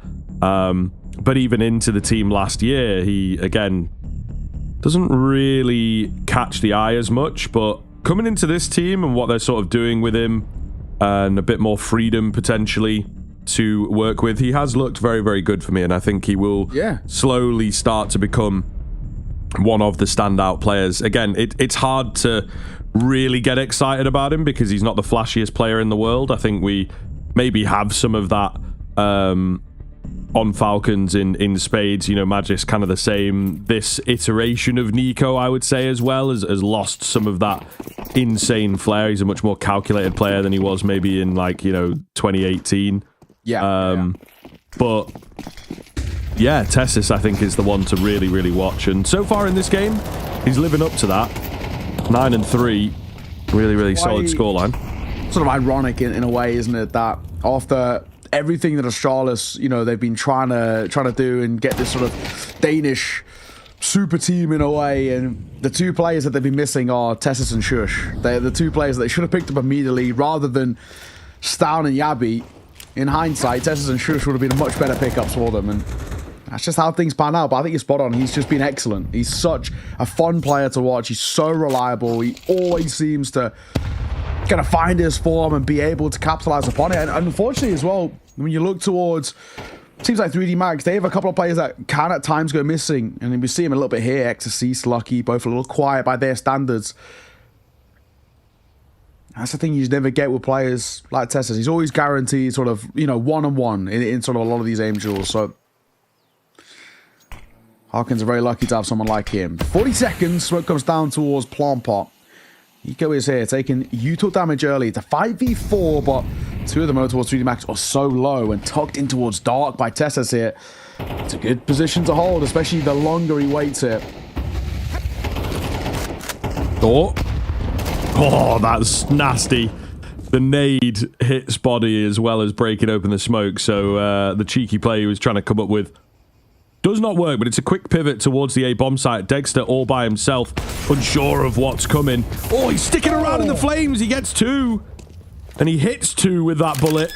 It's not the kill, but it softened Maka up massively. Really well played from Dexter, and just standing strong, staying confident, not bothered by the flames at all. Really solid round, and I think that might just give Falcons the avenue that they need to get back into this retake. We shall see. Maka is on the AWP now. He checks out long, nobody there. Oh, he's changing into mini pit, and that would be the wrong decision. Beautiful double peek. The no scope. Surely that's on. It looked like it was close, but the wall ate the bullet, I think. And Falcons will manage the retake. Yeah, good work. I think, you know, Dexter just sets them up for so much success there. Finds one on that repeat for the second. Just getting a second there is monumental. They're never going to expect to swing in through the Molotov. He knows he's dead man anyway, so he may as well go a little bit audacious in his peak. He's so unlucky not to get the collat as well. When he gets the damage, just not enough for that kill through the body. But a 5th for Falcons. And they're flying right now. 3D Max looking a little quiet. A little cold at the moment, the French side. We'll keep saying it since the weapons have come into play. There is only really one team in this. A deep Molotov to force Dexter off the angle. Again, util damage has been excellent, but Nico, rare to see a labored spray like that from him. Lucky will go down to the HE, but my oh my. You don't see Nico miss shots of that very often. No, this is true. He's not quite woken up into the game. That being said, he's still 4 and 5, so, you know, it's not like he's playing awfully. Oh! Kixon tries to get ahead of the smoke. Not going to work. Tessus with a break, but can't catch anyone on the other side. The bullets are a bit close here. Maka just wants to get out from behind second orange, and will eventually be able to do so. Bomb is pretty far away. This is something that Falcons don't realize, and they don't know how good they could have had it, right? A really, really broken up B take from 3D Max, but they'd already committed to the save about 20 seconds ago, so round will be secured in the end once this bomb goes down. And 3D Max gets slightly lucky. The old leave the bomb in spawn by accident never really gets punished, it feels like. You know, a lot of teams do get away with that. I wonder if there ever becomes sort of some sort of protocol which is expecting the bomb to be around ramp, so specifically trying to be a nuisance around it. I don't really know what you'd really do, to be honest, apart from like dumping util in that direction. Oh, missed shot by Dexter. Very quick swing by body with the Galil, no less. Tessa drops a smoke in towards Banana to try and keep them there, but hope to be scooped up by Exorcist, and that's a nice little addition to have. Dexter, yeah, get deleted. That's a very big swing, and finally a good round to have for the 3D Max side. One that they can work with, and now we can start, you know, feeling pretty good about this. At least if we can make this competitive towards the tail end of this half, we've got a real decent chance.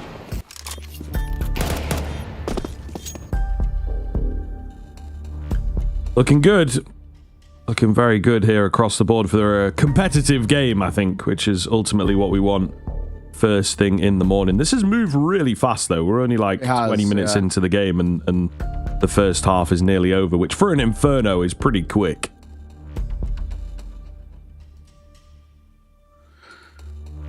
It's been really running through, isn't it? And yeah, guys, I'm excited to see as well maybe how this progresses in towards the series. You touched on it a little bit in the pre-show that this is a match that feels that, you know, maybe there might be sort of a 3-mapper here. Defo should be. And, you know, so far we're seeing good signs for that. I mean, as we said, 3D Max kind of the specialist Inferno team at the moment. Falcons will be very, very aware of that. They will have had time to go over this veto. And I think this is kind of what can happen is like you have to keep improving on your specialist map because everyone's just going to know what to research against you and what to work on. Exorcist does not get blinded. Flash did not work at all.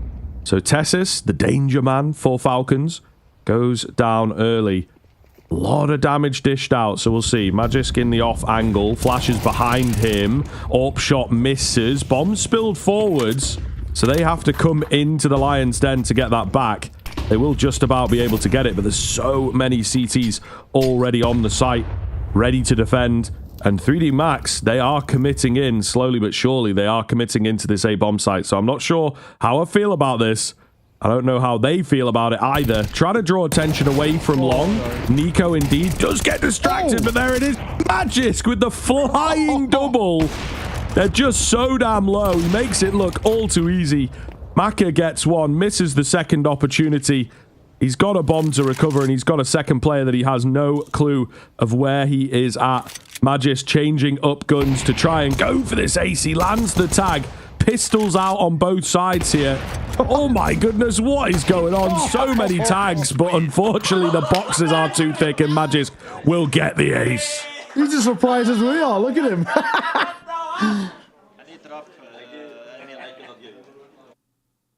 Yeah, he even knows as well. He's giving it a little bit, but wow, I can't believe that he gets away with that sort of slightly flying, falling, I guess you could say, double. One of which being a headshot too, no less. Gets the tag, pulls out the pistol, and finds back in. You can see he's as surprised as we were. There's no real bad blood between these two. Gravity will give it a little bit, but the experienced players, like Body, for example, he's known these guys for so long. A lot of love between the legends in the server, but that's a wild round from Magisk. Rolling back the years a little bit there for him.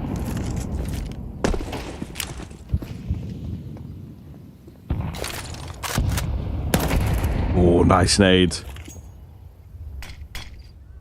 All eyes on Nico, as always. Whenever he makes himself known, Body, what? I mean, what can you do against that? You know, you're just in transition, and that 1 second pretty much that you spend on the sight line of the corner is when he just demolishes you. So, yep, unlucky is the only way that that can be summarized. And they will immediately save. It happens. What can you do? Shot like that, there's nothing you can really plan for. Unfortunately, it's just what it is. Bit of a save here. Exorcist looking for anything on the exits. Tessis gonna get caught. Exorcist hits some nice shots here with a Galil. Might go down to the AWP, but he will. Dexter, though, I feel like it's unlikely to save. Oh, what a shot. Looking for more. He's stuck in 2 mines. And he takes one last pop shot as a hope, but not to be. Decent game progressing there. We've spoken a lot about this 3D Max in Inferno and knowing how good this map is for them, but Falcons at the same time, at least keeping this first half competitive, it means there's still a chance for them in the 2-0 hopes. 3D Max are far from dead, and the fact that we're now starting to see gun rounds. Something brewing. Round of 12, final round of the half. Deep nade. A little bit of chip damage. We've got a bit of a weird vibe. Pop shot with the AWP. MB9 up close. Magisk, 1.5. Missed shot by Dexter. He might repeat for more. Tessis will reclaim that kill, but Maka through the smoke. You can't plan for that. No, they've had some nasty moments in the past couple of rounds of 3D Max. He's trained in on the AWP, looking for the next peak. It's Body, though, that gets away with it, just on the open angle. Maka on his Tech 9, looking to eliminate another, but he does actually have an AWP secretly. Dexter, they're trying to bait him in. He knows it. He was like, I'm not having any of that, but he runs into the business end of Lucky's AK. So it is all down to Kixon here. They know exactly where he is coming from. The bomb going to get planted. Slow creep up.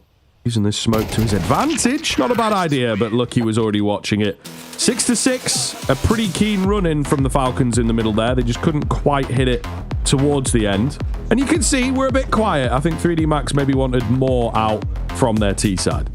Yeah, I think as well there's a big thing that 3D Max are probably having this internal feeling that this is far from a game that's concluded, and there's still a lot of life left in this, and Falcons are sort of no joke on these gun rounds. They've looked pretty solid themselves. Sure, we end this half tied, but it's the fact that no pistol and Falcons have made a tied half out of it is pretty good, right? And this is not a map that is so heavily weighted one side, either CT or T, so who knows what to expect heading in towards the second half. Some real nice moments. The Magic Ace here was a brilliant one as well, it has to be said. But 3D Max, they're going to have to start out the gate strong in towards this second. We're going to throw it to a little bit of a break.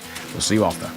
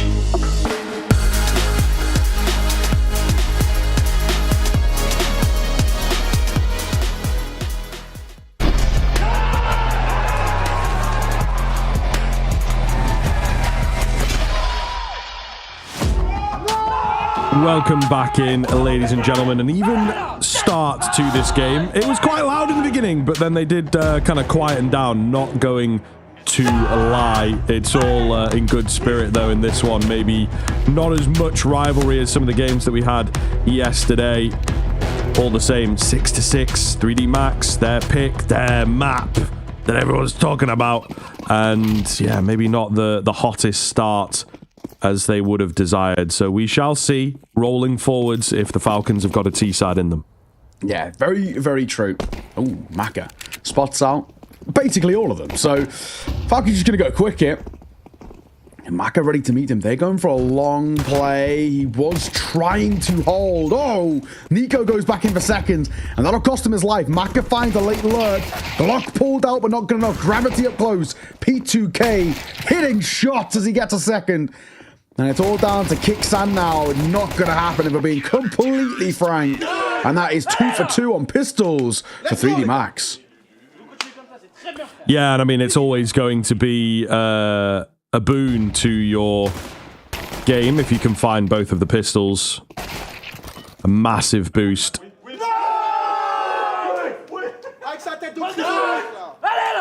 Feeling good about it. Feeling good about it. I mean, I'm loving the player cams, right? I think it's a lot of fun. For sure, just to kind of see the energy. And again, it's a very different vibe when you're in the studio. Does feel like a lot of teams just like to have fun with it, you know, when they come to something like Pro League. You maybe have like a handful of squads that are expected to do well and place cleanly, but, you know, teams like 3D Max, where they'd be happy to make the playoffs. If they have a good stage 2, they're going to be feeling good about it, and yeah, they just have that fun energy, you know, just playing with the boys. This is ultimately the core of what this is all about. Exactly. Just the pistols and barely even upgrades. Couple of P250s, and it's basically it. Should be a simple one for 3D Max to shut down. It might be a little bit of an existence timeout in a way. Having a conversation. What are we going to do towards the next gun round? What is the plan? What's the play for us going forward to get back in towards this map? For now, not a huge amount offering up. The MP9 getting 2 for gravity. Decent money in the back pockets. Bodies on for that flank that's coming through, but it honestly might not even be required. Nico, not cleared effectively enough. So an MP9 scooped up for him, but it doesn't matter. It's only the couple of consolation kills. A pretty simple one for 3D Max. Pistols, not doing too much, but we weren't expecting it. It's this next round. Again, we saw what happened in the first half. Didn't get the pistol, didn't get the conversion, but that first few gun rounds of Falcons were so strong. So the big hope for them is that can they do the same thing again to kickstart this T side? So I got a really quick would you rather from the mailbag.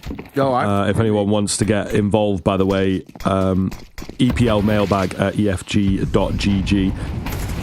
Would you rather join Astralis or get hit by a bus? Ooh. Depends. How severe is the bus hitting? Like, am I dying? I mean, let's go with yes. You know, you made it quite dark, but yeah, let's go with yes. Okay, if I'm dying, then I'm joining Astralis, you know. But okay, so what's the level? Would you take like a broken leg? Would you take? Yeah, 100%. Because like, would you take like if you were sort of suing? You think of the money I'm going to get? Right? Sure, okay. Survive. I'm thinking monetarily, you know, speaking. You are cooking. If I can get hit by a bus and survive, I'm making bank. We're going straight to court with the broken leg. Lucky for a double. It's pretty well done there. But Kingston and Magisk will answer back, and it's all down to the youngster Gravity. What have you got for us? You've been giving it large in the talking department. He pushes the smoking spots, no one there. And unfortunately for him, he did go for a bit of a gamble. And initially it was right in the sense that they were scaling up towards B. But that late lurk of Magisk has got so much information. A was open and they played the safe call. They just drag everybody back over. Bomb goes down, round to be won. So the same exact story here, Scriv, where it's, you know, first couple of rounds of the half, the pistol, the conversion, great. But the first gun round going the way of Falcons keeps this game super competitive.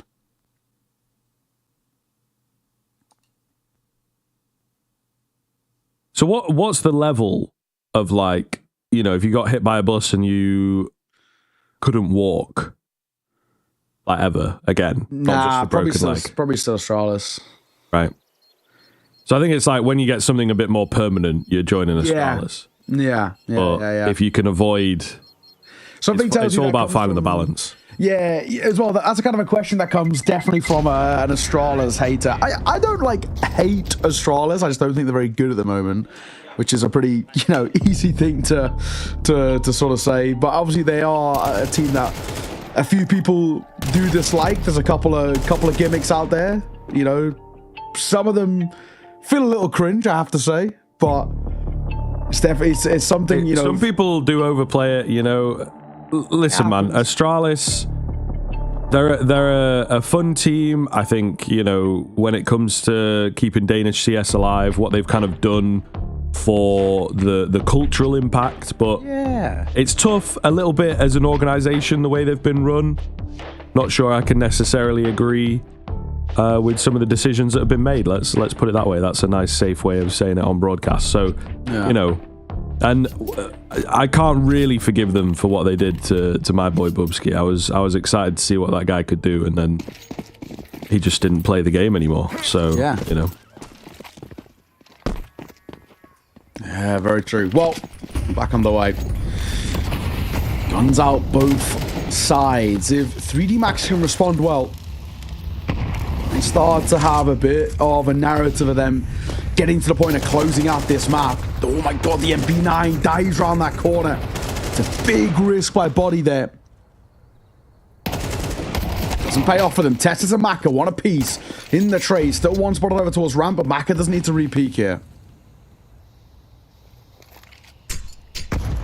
Nade doesn't land. It is once again Magis being annoying on the A-bomb site. Maybe a rinse and repeat of the previous round, we'll see. Some noise at B, but again, not a full commit. We got a minute left on the clock. Maka inside this smoke, looking for a frag, and he gets perfect timing on it. Will be traded, so not entirely sure how we feel about this. Again, it's only one player that he spotted quite deep in mid as well, so they are pretty sold on the B-bomb site right now, 3D Max, and that would be the incorrect decision. Gonna need another player across here. Ecstasy all by himself is maybe not enough. And there's 3 versus 3 with the MP9 a body and a double stack towards B. Yeah, you're right. I don't know if Ecstasy is going to be enough. Just the fact that he doesn't have any util too makes this all the more harder. Moto Smoke going to come down. Flash over. They're going to try and rotate Body over, but he honestly might be too late unless Ecstasy can go huge. Gets one, but only a 2 versus 2. I think there's a debate whether you give this a go, but it looks like they're close enough to it that they are. Re-Smoke going to come forward. Body was tempted to push that Moto Smoke. He tucks himself in towards Cubby. I now know an MP9 behind it, stacking up together. How do 3D Max pull for a retake like this? He's looking for an upgrade, but he can't find it. Throws his MP9 forward. There is an M4 down there at his feet, and an AK to work with. The only issue is, though, no kit. And I think that might make the decision for them, unfortunately. They're going for the save. If they had a kit and a smoke, there might have been a chance. But not here. Not in this instance. So it will be Falcons tying this game up 8 rounds apiece. And a similar way in which both halves have started of Falcons looking just a little bit more clear-cut on the gun rounds, which is, it's a better indicator of how good these sides are.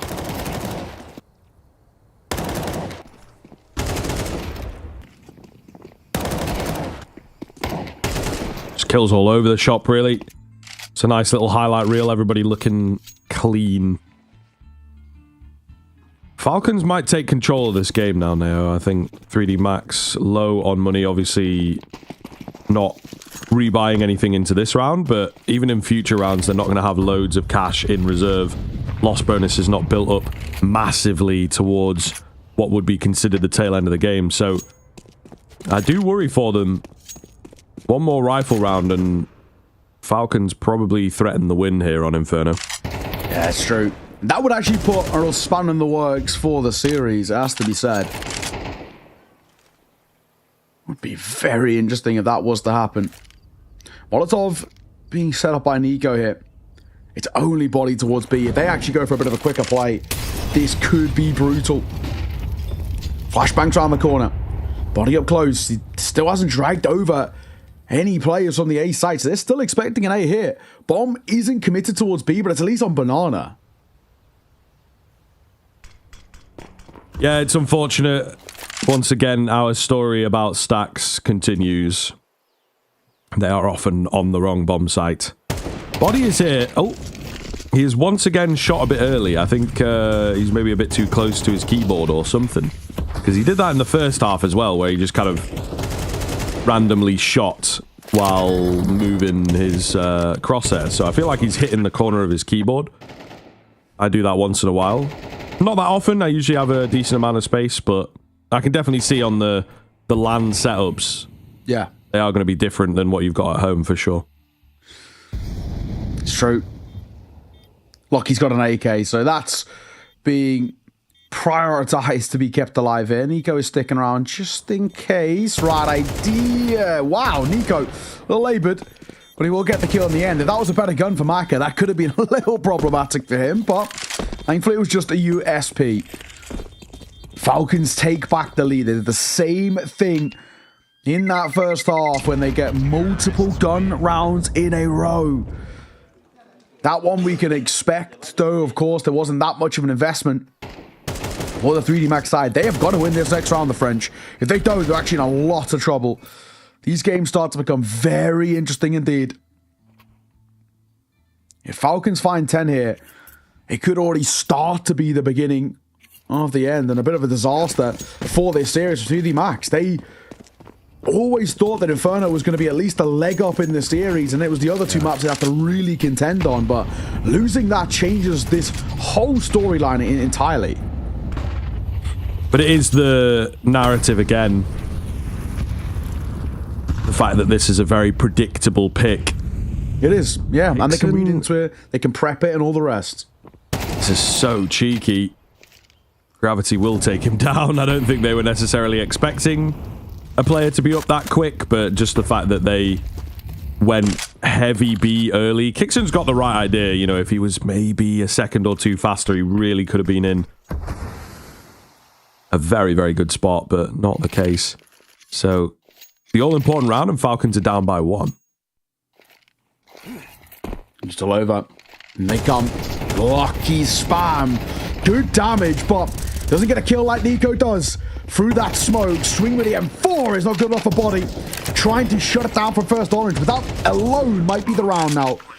A 3 versus 4, and there's no in routes towards B, so I think they are just going to pull back and save another brutal round to be losing like that.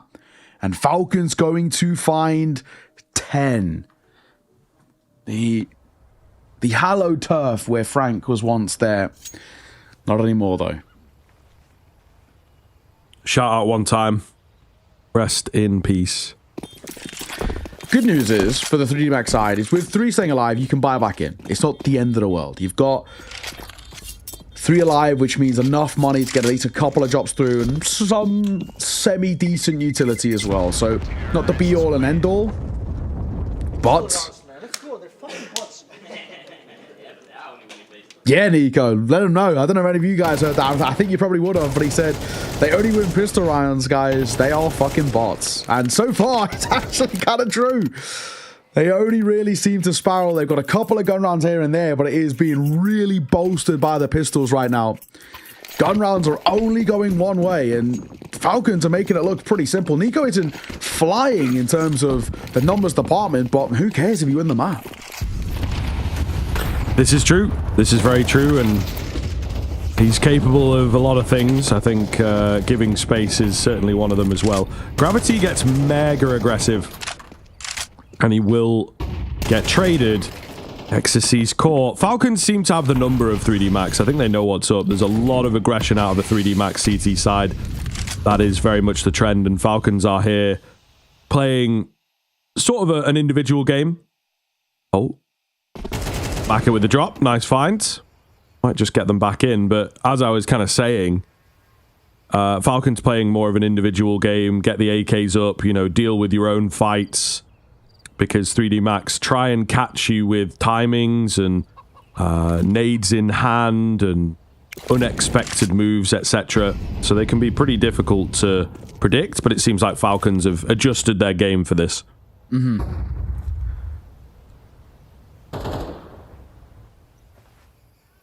So, it was eerily a little quiet in the 3 versus 3. Spoke about Nico in the numbers department. Now would be a great time to step up. Your 2 highest fraggers both down early in the round. Tessus and Magis. Tessus did get one before he dropped, though. 25 seconds, though, guys. We got to make a decision. This feels like there has to be a B hit now. Bomb going, and there's 2 of them to meet them. Lucky and Body here for this fight. They're going to go quick. Util over. Nico on the entries has got to do what Nico does best. He's got to hit a couple of quick shots. Body. The flash that comes through from Lucky is excellent. So Body gets gifted a freebie for a second. Can't quite get the third, but no time as well. So Kixan needs to be careful he doesn't go down after time. He will stay alive, thankfully.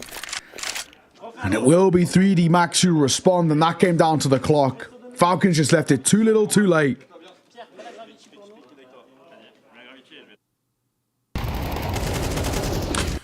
Well, felt like a good start, felt like they were in control, but a bit too messy, and indeed, as you say, That lack of time is always going to be the difference maker.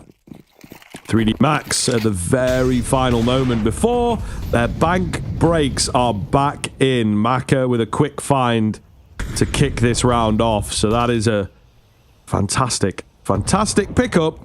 And Gravity is in the right place at the right time. Oh, man. This is it, though. When they get away with it, they have some really, really wild opportunities present. It's true. Genuinely, when they do these wild and wacky rounds, you can't plan for it. There's nothing you can do. And Gravity's still moving around this map. He's still trying to get into the thick of it. Had a pretty decent map, has to be said. So 16 and 10 for him. Maka leading the charge at 18 on the AWP. 3 remaining. What do we do? Where do we actually go? Dexter spots just the hand, but it's not enough. They already had a good intuition that the AWP was still towards ramp. But a B here might give something. We've got 2 players of full belter utility. And only Smoke going to come down by body, but he actually has to go kind of huge here. He is so alone. There's a rotate coming over now by Lucky, but Falcons are pulling away. Are we going for a full save? I think we are. Interesting call. 10-9. Let's get a full save. They do not even want to give it a go. That B site was pretty undermanned, to say the least, in the 5 versus 3. But Kickdown's called against giving this a go. So it will be the game tied up square at 10 apiece. Yeah, this is the percentage play, though, isn't it, really? We very rarely see it, but I think because of where the money is at, and in particular, you've got Dexter in a position to drop. Hickson should be able to buy himself. So they're just about able to get a buy together, whereas if they lost the round... There's a couple arguments, actually. One would be that the personal econ of a couple players would be completely out of whack. So it'd be hard to make a decision in terms of what to do for this next round. And then also, it just feels good, doesn't it? You know, get as many AKs out as possible. Well, at least for now, timeout going to be called and a brief moment of respite. Pretty back and forth game. But need to be careful now. This Falcon side, they got to lead again on the gun rounds and sort of once again letting them slip away. A tight square. And there's decent amount of money on kind of both sides, or at least enough that you're not immediately worried about the next round. Sure, Tessus and Nico find themselves a little low financially speaking, but Dexter, Kickdown, and Magis would be fine. Now he banks around, body get down to about half with that HE. Good work.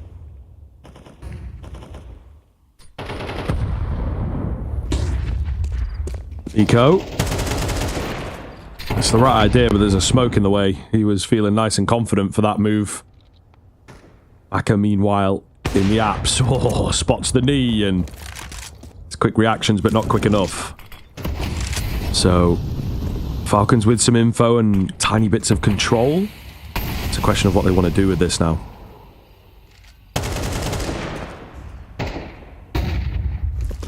Lucky. Trying to reclaim some space. Again, in towards top banana. Under him in a lot of util being used in this endeavor.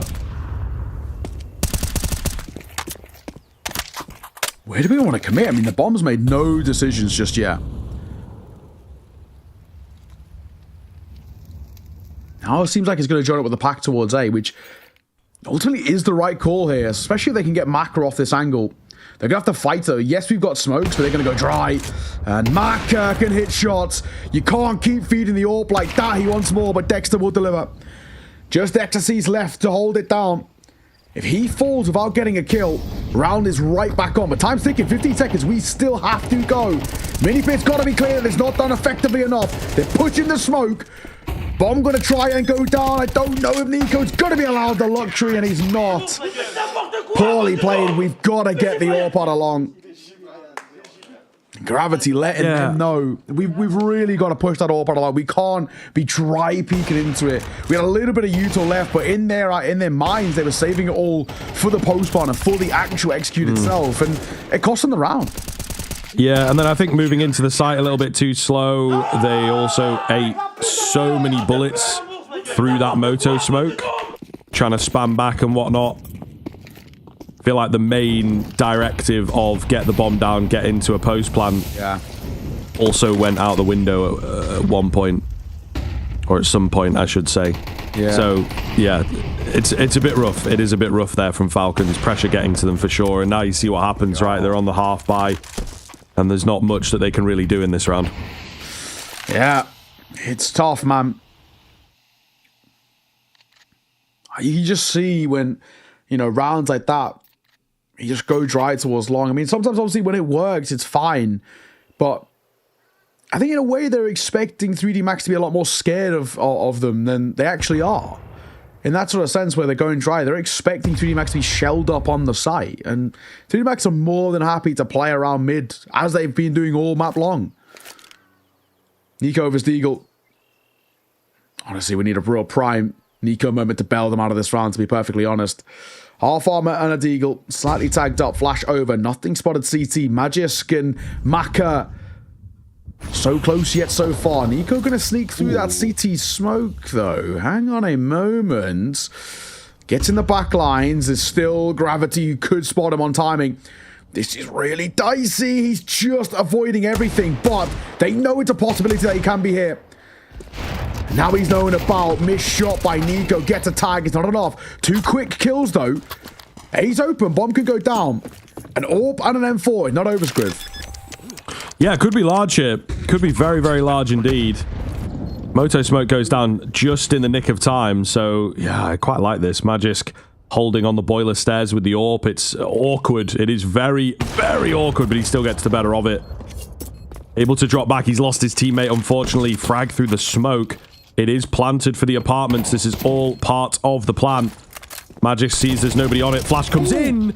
Isolates one. Oh no, Gravity hidden away. Could not trade his teammate. He knows he's not on it. Just play around the bomb. As I say, it's perfectly planted for him. He goes in for the hold and Magic to steal it. A massive round from Falcons. That is so sick. So well played from Magist. He's had 2 incredible rounds in this map. The A's early and the quad there. But they have just won a low buy. You could call it an eco if you really want to, because they basically have pistols being brought to the table and 1 Mac-10, and they've made that one stick. That is a huge round to scalp from the French side. And look what it's done to the economy of 3D Max. MP9, Mag-7 and a 5.7. to come through in round number 23, the penultimate. All of this round feels like it lies on the shoulder. That nade banking, it doesn't follow Mac around the corner. They want to pressure the AWP here. Already so much damage dealt. Lucky up close. The only rifle in this round. If he falls, surely we are done. He wants to spam. This is a bold call. It's a bold call, but Nico misses the shot. That's a little close for a second. Look, he does get traded, thankfully, but he's done an awful lot of damage alongside the utility. I'll certainly be happy with the result, and Body gets his hands onto the M4, so it's still in play. He's left alone on B, meanwhile. Falcons don't really know what to expect out of this round. They're still in a default, and it's a really wide, really quite safe default at the moment. They will slowly make their way over towards A. Triple stack on the brackets, though. It's scary, man. It is very scary here. And the AWP as well.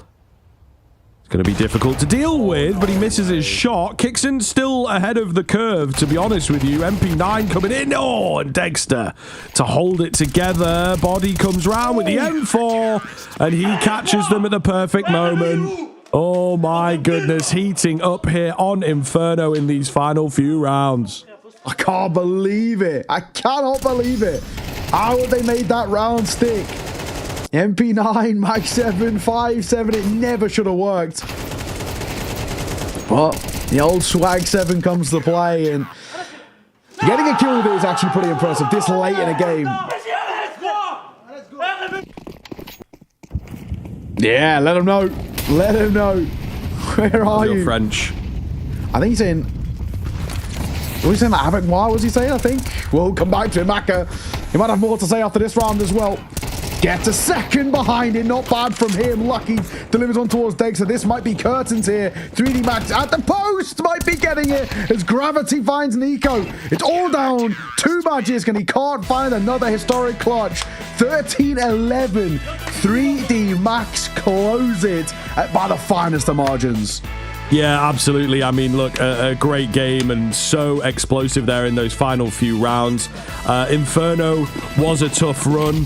It is this map that we look towards on the 3D Max side of things. They've played it twice already at EPL and, you know, 1 win, 1 loss. So maybe some inconsistency creeping in, and we see little bits of it there, of course. Super close, and a couple of very unlikely rounds won towards the end. It felt like Falcons after that clutch were going to be in full control, but not the case. The bracket stack gets the better of them, and Falcons will be kicking themselves. They could not close that one out. Yeah. All the same, a great game and exactly what we want from this series, and speaks into the way that it could deliver. So now for the follow-up, I think it's going to be very, very difficult to predict and to know who we're going to get, right? A great first half from Tessus, didn't quite have the same kind of impact into the second. Dexter looking good throughout for me, to be honest with you. Nico is the one that's a little quieter than we would like, but the standard that we hold him to is obviously incredibly high. But just, yeah, a great game and so very unpredictable from both sides. Yeah, it's true. It really is. It's so difficult, right, when you kind of break it down. I mean, you kind of got to feel for Nico a little bit. He actually had the most ADR, right, of his entire team. He just had the least kills. So he was getting so much damage across the line. He just couldn't get the actual, just the full 100 to get the kill. And it's brutal. It happens. And it's a massive map to take, and especially in the fashion that it's taken. 5 out of the last 6 rounds going the way of 3D Max there. So they stepped up in a big way towards the tail end. And now with Ancient coming up next, it's not a map that 3D Max shy away from. So there's a real world that Falcons could be actually potentially in a little bit of a worrying spot. Like you said, we're not getting Nico to the level where he's super cutthroat. I will reiterate that he still had the most ADR for his entire team, right? Despite being bottom of the scoreboard, he's getting a lot of damage. He's just not getting that 400 for the kill. But who cares? I think when it comes down to it, he went 11-17. It's not the day for him. It's not the map for him, right? And especially in this situation, they needed him. But if you kind of wind it back a little bit, without those 2 like historic Magisk clutches, we're not even getting really a map out of this. So I think without those, it's probably still a very simple 3D Max win. Is a couple of moments where they're just bailed out by brilliance of some of these more experienced players. But in the end, it's 3D Max who once again show how good their Inferno is. Yes, it is true. When put under the crunch, right, they're able to pull out some really nice rounds. Again, I will think, and I will say that round where they all walked into brackets on the Falcon side and couldn't quite clean house, that's maybe more on them, I feel, and, you know, Kixon led the charge with the bomb that forces everybody else in. So certainly some nerves getting to them in those final few rounds. They felt like they should have been able to close it out and act upon the Magisk clutch in the unlikely round, etc., and they just couldn't quite get it over the line. Is that a calling issue? Is that sort of a team play issue that they're still working out? We have, you know, very different players coming into this team, very different cultures and whatnot, all trying to work together. And for a few of them, that's quite a new prospect. So, yeah, I can certainly see that in those big moments, it is going to get to them. But an exciting game nonetheless, and I think, yeah, it really opens the door now to the Ancient, and it's not quite as Falcon-sided as maybe we were expecting here now. Yeah, exactly that. Well, we've got, of course, our second map coming up in just a moment. With that Ancient, it could be very, very spicy if 3D Max are able to find the pistols that they've been so good with. But we'll have to wait and see. For now, though, we're going to throw it on to a little bit of a break before we get underway with map number 2, Ancient Falcons pick, coming up next. As he turns it, nice headshot.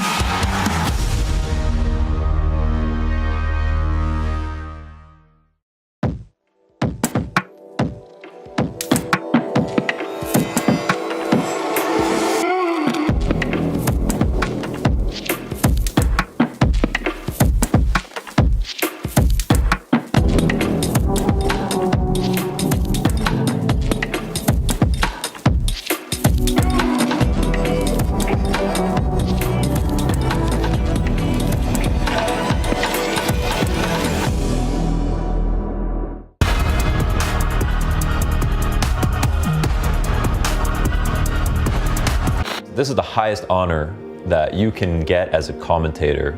I don't give a fuck, I'm asking to come. Just come. You were full? Oh, we're not war? We're not war, I suppose.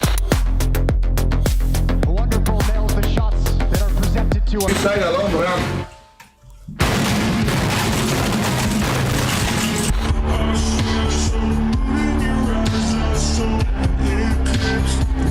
And the way the player base is leaving you. Wrong. You look like a sheriff, man. I don't judge.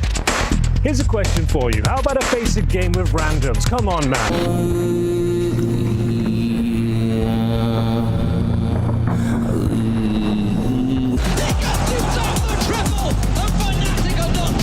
Give me some aggression. Yeah.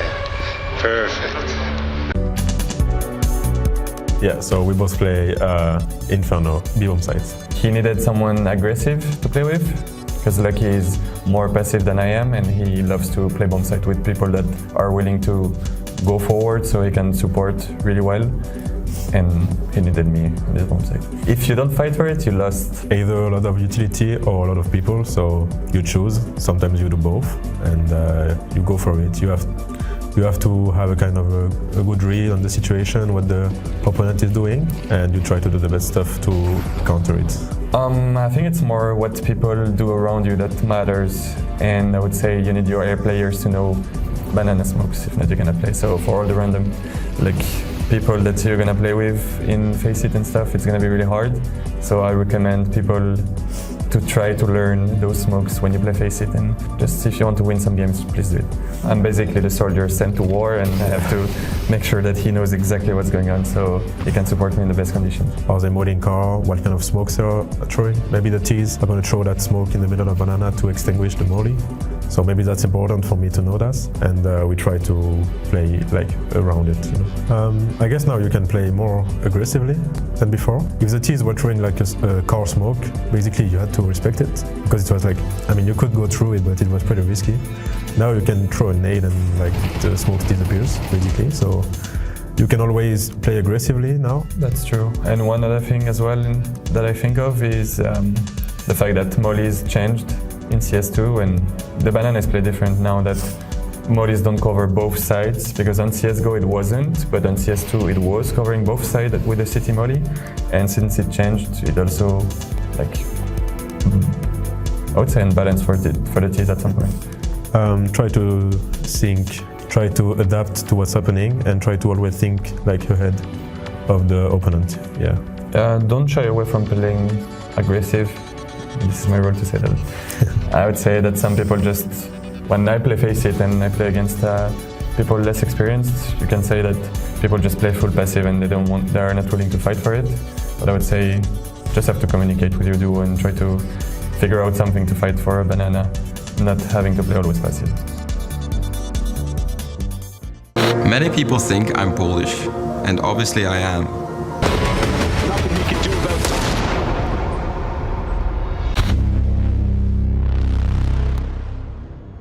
Unrelenting double kill. Shiro left alone, and it is Navi that strikes for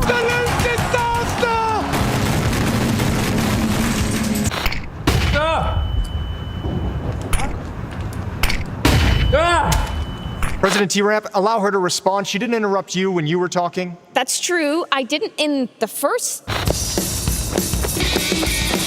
Choose big. Choose a job. Donk. Imperial spirit. Fight. Round, I say fight me. He doesn't do a single time this round. It was a made fucking game. I said.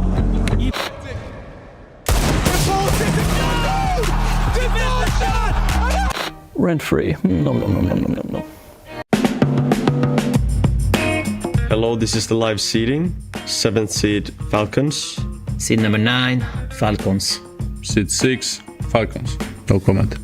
Seed number 7, Team Falcons. I put Team Falcons in seed number 7 based off the results in Cluj-Napoca, where they lost the mouse in the final.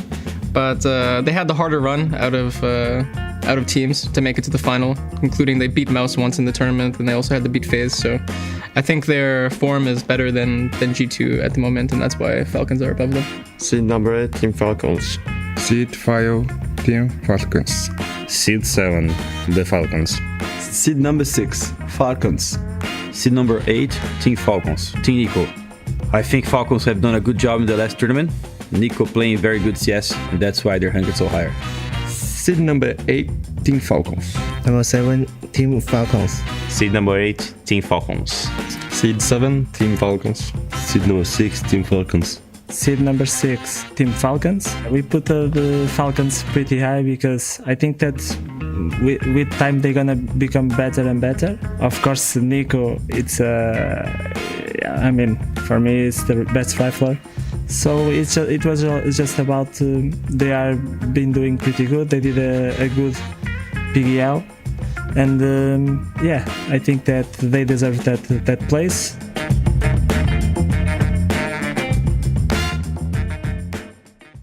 To me, it was very fascinating how there's teams out there, there's players that are making a living out of something that they love.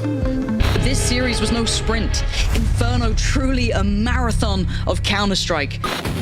Nico, Alexebe, E2.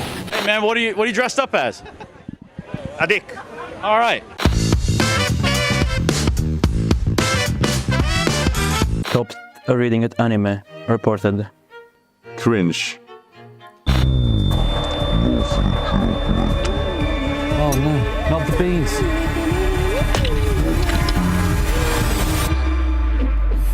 Choose signing one English speaker at a time. What is the question? The Why question. wouldn't you answer that question? A lot of lobby leaders are queued with cheaters, Joe. What is it? Simple. What is there is? What is that? You can't do that simple. Yes. Yes, Jazzy.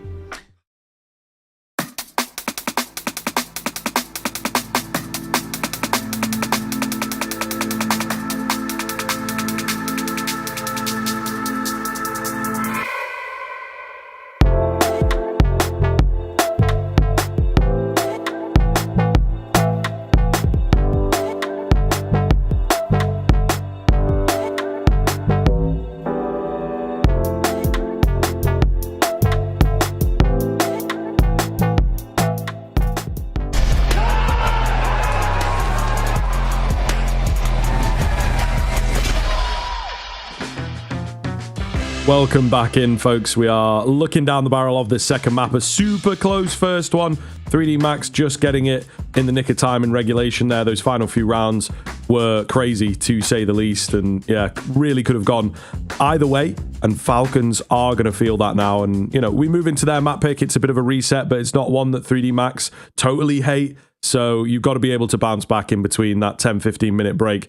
And this is where, you know, the experience comes in, the Zonic comes in, and hopefully they can just forget about that first one. It's easier said than done and commendable if they can, but now it is their opportunity to hopefully step up and take it to a third.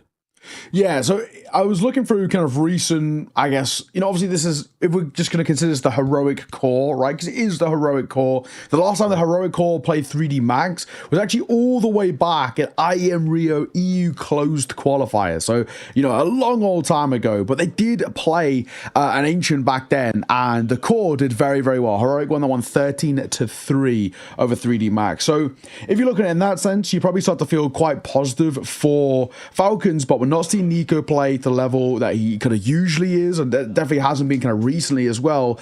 And on the flip side, this is a 3D Max, you seem like they've kind of scaled up to a bit of a higher kind of average level of performance from them, right? They're a side who are now starting to really knock on the door of consistent playoff performances. They're really getting close to being considered a very kind of solidified kind of tier 1 team that are difficult to take down, as we have seen. And I'm a little bit concerned, right? I have a feeling that, you know, if a similar thing here happens where Falcons come in towards this matchup and they just start a little slow and they're struggling to get pistols and they can't get on the board in the early parts, we could genuinely have a position here where we're talking about Falcons potentially even getting 2-0'd.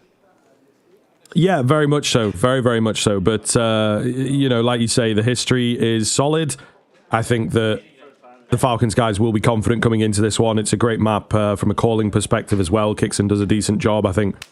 Maybe some head loss towards the tail end of Inferno there, unfortunately. Certainly felt like a couple of the calls were not quite on it, like in the mid-round in particular. that stack got the better of them. But yeah, this one I think will be a better map. But again, it's a very, very difficult matchup to sort of predict, and you really never know what to expect from 3D Max. Sometimes they can just hit that groove, particularly on a CT side, but no more chit chat. We are into the action here. It's a super quick B hit coming through from Falcons to kick off the pistol. Of course, as you mentioned, 3D Max pretty proficient on this on the first map, so looking to hit that once again. That is awkward. Kixon will spot them out. However, it's going well for the Glocks up close on the site itself. The bomb's gone down, and the speed of this one, I think, really getting to 3D Max. Yeah, honestly, that's what you want to see from Falcons. Come in towards your map pick and show why it is exactly that. And, you know, having had their problems on the pistols in particular, that will really settle the nerves quite immediately, in all honesty. 3 staying alive, you get first on the board very quickly. That's good work. And as Sonic says, it's a very nice pistol. They needed that. They had to come in towards this and start off super strong and start to showcase just what their level is in this series. And we could talk about how Inferno was a bit of a crushing defeat in a way, and it was tough in terms of how they lost it, right down to the wire. As long as they can shrug that off and move forwards, they're all more than experienced to be able to do so. They should be fine. So first for them. We'll spy that out, though, for the 3D Max side. Got to be careful of this. Yeah, this is where they can thrive. Really feigning presence, I would say, in towards mid. Very, very aggressive from body.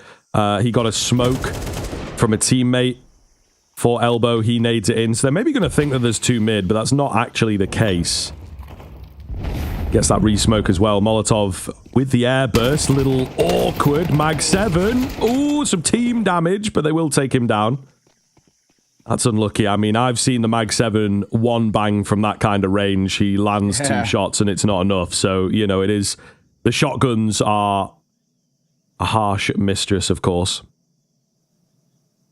Gravity.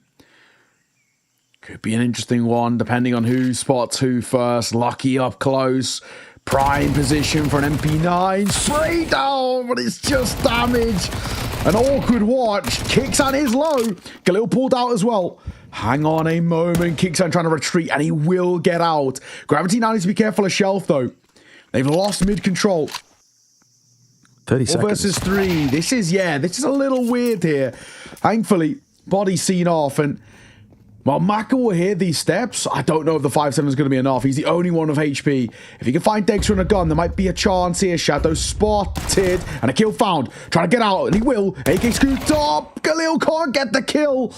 Bomb needs to go down. 10 seconds. We've got to get this plant in place. He's trying to hold for it. He denies it, but the kill comes through. Nico bails them out right at the end. But my God, that was uncomfortable viewing. Yeah, I mean, it's got to be body for me. I think that's the moment, right? He maybe just needs to have a little bit of that wherewithal to call off his push, just hold it in. Yeah. Maybe even just sit in A main rather than pushing in. You know, he really could have made the difference to slow them down, find another kill, something like that. But unfortunately, he falls flat with that push, and it doesn't necessarily cost him, but I think he could have been a more impactful player in that round. So unfortunate for 3D Max. Very, very close. Damage here is going to be really, really big, though, of course. They've opted to buy into a few pistols. Nice molly forces them forwards there in the jag position.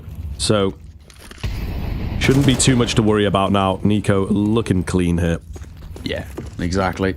Getting the level that we know we love out of Nico. Of course, against a low buy, but you take them all the same. That's a couple of kills for him.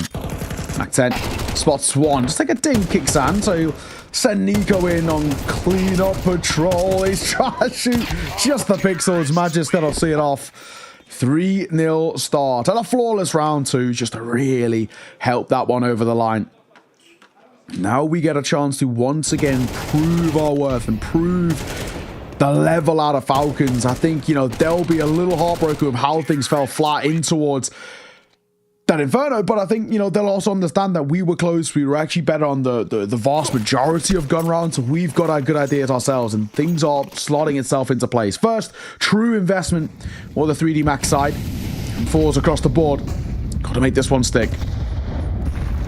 Oh, big nade damage over here on Kixon. He's trying to get the hell out of there. They are after him, and they will take him down. So that's a nice early drop. But it's a fast contact move on the A site. Body in the donut is kind of the only defender. Maka just gets ahead of the Molotov here, but again, he's not quite sure where they're at or what to expect. Molly forces him into an awkward spot. The second Molotov really pushes him forwards. So they will take him. Nico on the flank. He hears Lucky coming. Lucky may well have just spotted him there slightly. Yeah, they've got to know Nico is here. They're very much after him, and he will go down. It's ending up an all over the place sort of round here. 3 versus 2. Definitely not locked in for either side quite yet. Bomb obviously not planted. Exorcist has moved around to try and be the man to deny, and he just slips the net. Tessus, though, is in quite deep. Magisk moving forwards here. We'll check the correct corner. It's the off angle, and it's effective enough. Surely now, going to feel confident. No bomb recovered. Oh, it's on the wrong side. Tessus really wants to go B, really wants to get the hell out of here. They will spot him doing so. He moves back in towards mid, though. I kind of respect it. Smoke going down, looking for the fights. He's happy to take them. In for the first, and yeah, he kind of can do whatever he wants now. Where's he going to go? It looks like A will be the good timing. Gravity is indeed here. And he's just taken the fights. I mean, respect to Tessus. Can't win out that final one. Just didn't quite have the timing. Yeah, he was always a bit of a kind of a known quantity in that sort of scenario, but genuinely pretty close. I got to give credit for the effort there. Very, very nearly seen over, but again, just not enough. Right now, and 3D Max, Spy, the skin on their teeth type stuff, and we'll see that round over the board, and that's all that matters, right? Give ourselves some leg room in the early parts. First true gun round, finding success at that is really going to help us sort of reignite the flame a little bit. Nico gets one. Maka with a team kill to make matters all the more worse as well. Brutal way for this round to start. Nico could get another behind this. He will. Can't transfer to the third, but he's done his job. Oh, they lined up. Lucky. Certainly unlucky there to not come away with at least one. Gravity remains as the only man, and yeah, they're pretty savvy of where he could be right now. Can't deny the bomb plant. Can't find a kill in that sort of vulnerable moment. He's probably just holding for the save here, I would assume. Going to be a long one. Yeah. Not sure that they necessarily want to hunt him either, because they are not the richest team in the world right now. That's the slightly uncomfortable thing as well for 3D Max, is if you come into a round and find a close one like that, and then you come in towards the next, again, also being quite close, but you lose it, just deletes your economy entirely. Nothing that Gravity can do in terms of the Exis. He was looking to, hopefully find somebody at the tail end there, but not to be. Big round for Falcons to respond with, and like I said, it's just the fact that it's not only a round taken, but it's very, very expensive, and it's straight off the back of them finding some success. So it gets a little bit, rid of a little bit of loss bonus. It also means that their economy just gets completely fried in towards the next. So Falcons should know this. They should understand that what they're about to face. One AK saved by Gravity, and that is about it. They're not even going to force by around it as well. A lot of utility towards mid. Nico sent out into the gauntlet, does well for one. Gravity with that AK will trade. He falls quickly. Mac has got an AK of his own scooped up, but on advantage Falcons. Oh, Exorcist caught looking the wrong way. Again, they're loving the aggression on the 3D Max side, and I think Falcons ready in cases. Maybe not so much there from Tessus, but they're ready for Lucky hit. He's hanging. He's holding. It's a game of patience, game of chicken right now. Magisk in the spot to stop Maka. Ooh. That's a big old find, and yeah, Dexter trained in. Solid stuff. I think just take a quick moment here to address, we've got a little bit of mail in. Again, EPL mailbag at efg.gg. From Ritis, I believe, again, I hope I'm saying that correctly. I think they also sent some mail a couple days ago, so, you know, thanks for keeping that coming. And also a bit targeted at us on the B stream, which is always nice as well to be noticed. Thanks so much. But very quickly, I suppose, what are we doing with Simple? Yeah, well, we've got Falcons on the cards. Are we getting this guy back into, like, Na'Vi was the suggestion made?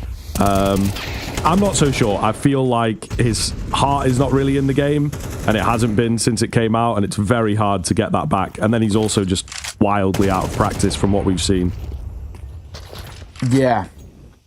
I think you're right. I mean, I'll come back to that in just a second. Gravity was slightly down to the devil a little bit there. I mean, for 3D Max, it's down to 3 in a matter of moments. 2 quick kills from Nico. His mid control has been actually absolutely excellent. It looks like they're going to set up for a bit more of a red room to A lean, but the bomb feels like he might join up with the pack over towards B. So it might be, unfortunately, just the wrong call made. And probably a pretty easy one for Falcons to see off the line. And I think you probably just save either 3D Max in this situation. It's probably the spot to go with. I don't see it being worthwhile. Only down, but they actually are going to have to give this a little look in. Nico is obviously tagged up. Kicksen's not exactly super healthy. Gravity tried to go in towards Cubby. That'll cost him his life. Lucky's still here. Gets to the support as well from Exorcist, but both have been struggling to get going in this map, and that'll be a good way to start things off. Still, a 2 versus 4, I don't even think it's worthwhile, and Lucky is quite lucky to get out of there alive. It's Falcons finding 6, and 3D Max forced into the save. So yeah, what do you think Simple wise? You know, is are you going to come back in the same way? I'm not so sure. I just think I don't think he's like washed. I know a lot of people was like washed. I still think he's pretty good. I've seen him play FPL a little bit, but yeah, for sure. Yeah, like you said, I just don't think his heart's in the game. Like I don't like that was what made Simple so good. You know, back in Go, he was just like so relentless, so dedicated. Like Counter-Strike Go was his life, and he was, you know, he was the king, right? It's why he's the GOAT. But unfortunately, which is where we're at, and what we've seen, you know, when we've seen him on Falcons, and when we've seen his kind of stints, I don't think it's worthwhile. I know in the mail as well, it does say like, would you like kind of take out Wonderful and add Simple back in? Definitely not. You know, there's obviously been the bit of the joke, the Wonderful or Wonderful. But I'm still taking Wonderful at the moment. Simple's, you know, his ceiling's significantly higher, and he's you know, has in the past been a fantastic player, but I don't know. I just don't feel like he's gonna ever really properly come back. He might do bits and bobs here and there, but I don't ever see him really playing on a proper pro team. So, you know, it happens. But I appreciate sending the mail in. You know what I mean? And of course, if you guys want to send some mail in, EPL mailbag at efg.gg is where you can send us some. But I appreciate that one. I don't see Simple making the return. You know, it's sad because I'm a big Simple fanboy, but his time's done, I think. Timeout taken. And 3D Max starting to panic. This looks like a map that Falcons are just way more comfortable on. Oh my goodness, there's so many nades here. Nico will spam through. And they were ready. Again, Falcons, they had it a bit on Inferno, which maybe not quite to the same level. They have adjusted their game. They are ready for the 3D Max approach, but working a hell of a lot better here. That being said, through the Molotov, through the fire and flames, not sure how we feel about that. Man advantage rings round for 3D Max after 2 easy kills. Oh, Dexter. Good on him to even know about that angle. He tags up another behind. Lucky down to 21. Dexter misses a sitter there, but at least he crosses. Potentially, that does help out a little bit. It might sow the seeds of doubt that they're actually rotating away, because they still haven't seen Nico yet. Not for a while, at least. Yeah, they're right to be a bit fearful of him. He's not on a full flank, but he's definitely on a late move here that could thread the needle. Exorcist's got his eyeballs on it. But this is Nico, one of the cleanest clearers in the game, and there it is. We'll find the head of one Frenchman. They clear the boost. Where are the rest at? And unfortunately, Nico unable to locate. It's all going to be on Dexter. Not out of the question here, but again, not ready. Very well played there by the Frenchmen to just sort of hang each other out to dry, get their trades, and win it out on the numbers game. Wow. Unfortunate one to let slip like that. Right down to the wire. Honestly think a couple of these could have been hit, but Nico again, he just wasn't expecting that double play in towards CT. 3D Max with a second. It's okay. It's bits of recovery and bits where we can talk about them getting back into this, but they've got to probably get, I think, for my liking, I actually would say like bare minimum 5 rounds, which is actually quite difficult in the situation that we're kind of currently in. Timeout going to be taken though. Both sides have taken one apiece. Kicks on getting very vocal. If Falcons get anywhere near 8, which is very doable with kind of how the scoreline is at the moment in this first half, I think it's very easy to say that we're going towards that third map. If 3D Max want any chance, they've got to be getting 4 is like a worst case scenario, and that requires a pistol, which of course they lost to kickstart this map. 4 is a worst case, but 5 if we're being pretty hopeful.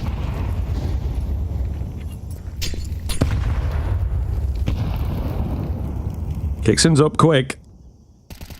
Gravity not ready for him at all and will drop. Trades there, however, so, you know, Kickson misjudging how well defended that B bomb site was going to be. They'll take the early trade on the 3D Max side of things, but, you know, it still strikes a bit of fear with them. Where do they want to put the resources? Is there anyone behind Kickson? Meanwhile, on A, we have Tessus, so... Nice. They are lurking around. An open shot from Dexter. Tessa's going to be unexpected, but Maka still gets the better of him in that kind of defensive position. Lucky creeps forwards. Big steal, big kill, and the fact that he gets away as well is a massive deal. Nico late out B. Left low after that, but at least brings it into the 2 versus 2. Lucky and Maka are not the healthiest, so this is most certainly on for the Falcons. Yeah, absolutely. I mean, Nico's not exactly sitting too pretty himself for 16, but a tough round to make ticket. I mean, it all hinges off what Maka can do on this lurk. Trying to come up through ramp. Nico holding from CT, a smoke down towards Temples. Ramp's the only other spot that they need to keep an eye out for. As Lucky goes down, that should confirm things in place. Maka, a little too slow on that ramp push. And it's Falcons up to a 7th. Extending the lead to 5 now, and for 3D Max falling very flat in this one. I don't know if Nico's going to be able to get away. He's got a high tail. He gets caught on the wall. He might go down to the bomb. He will go down to the bomb.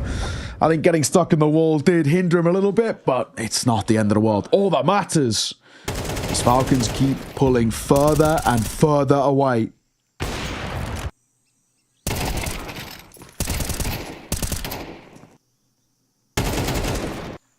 Really felt like a round that 3D Max were in control of, but yeah, they're just, again, lacking some of the wherewithal.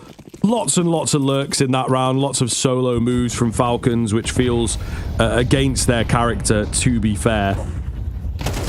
Big nade damage comes in to kick this one off, but 3D Max on a lower buy, not necessarily expected to convert. This would be the time to do it, however, you know, when you're right on the brink of a worrying half, just give yourself the bolster. Play your cards right. Gravity, good timing, but can't land the shots.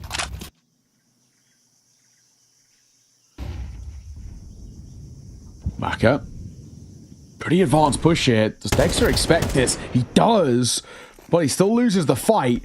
That's bomb dropped. 5-7 up close, gonna get one. So the second here, and Kicksan delivers. Needed a bit of a hero, and we get it. And now bomb 2B recovered. It's a bit of a foot race towards water, but Kicksan quite smartly just going to get a smoke down behind it. Those body spam. Bomb scooped up. Body might just push through as well. Kicksan, he's holding. He should be okay if he just keeps an eye trained on this smoke. Body waiting. Doesn't commit to the fight, and he actually will fall away. 3 versus 2. Bomb recovered in 30 seconds.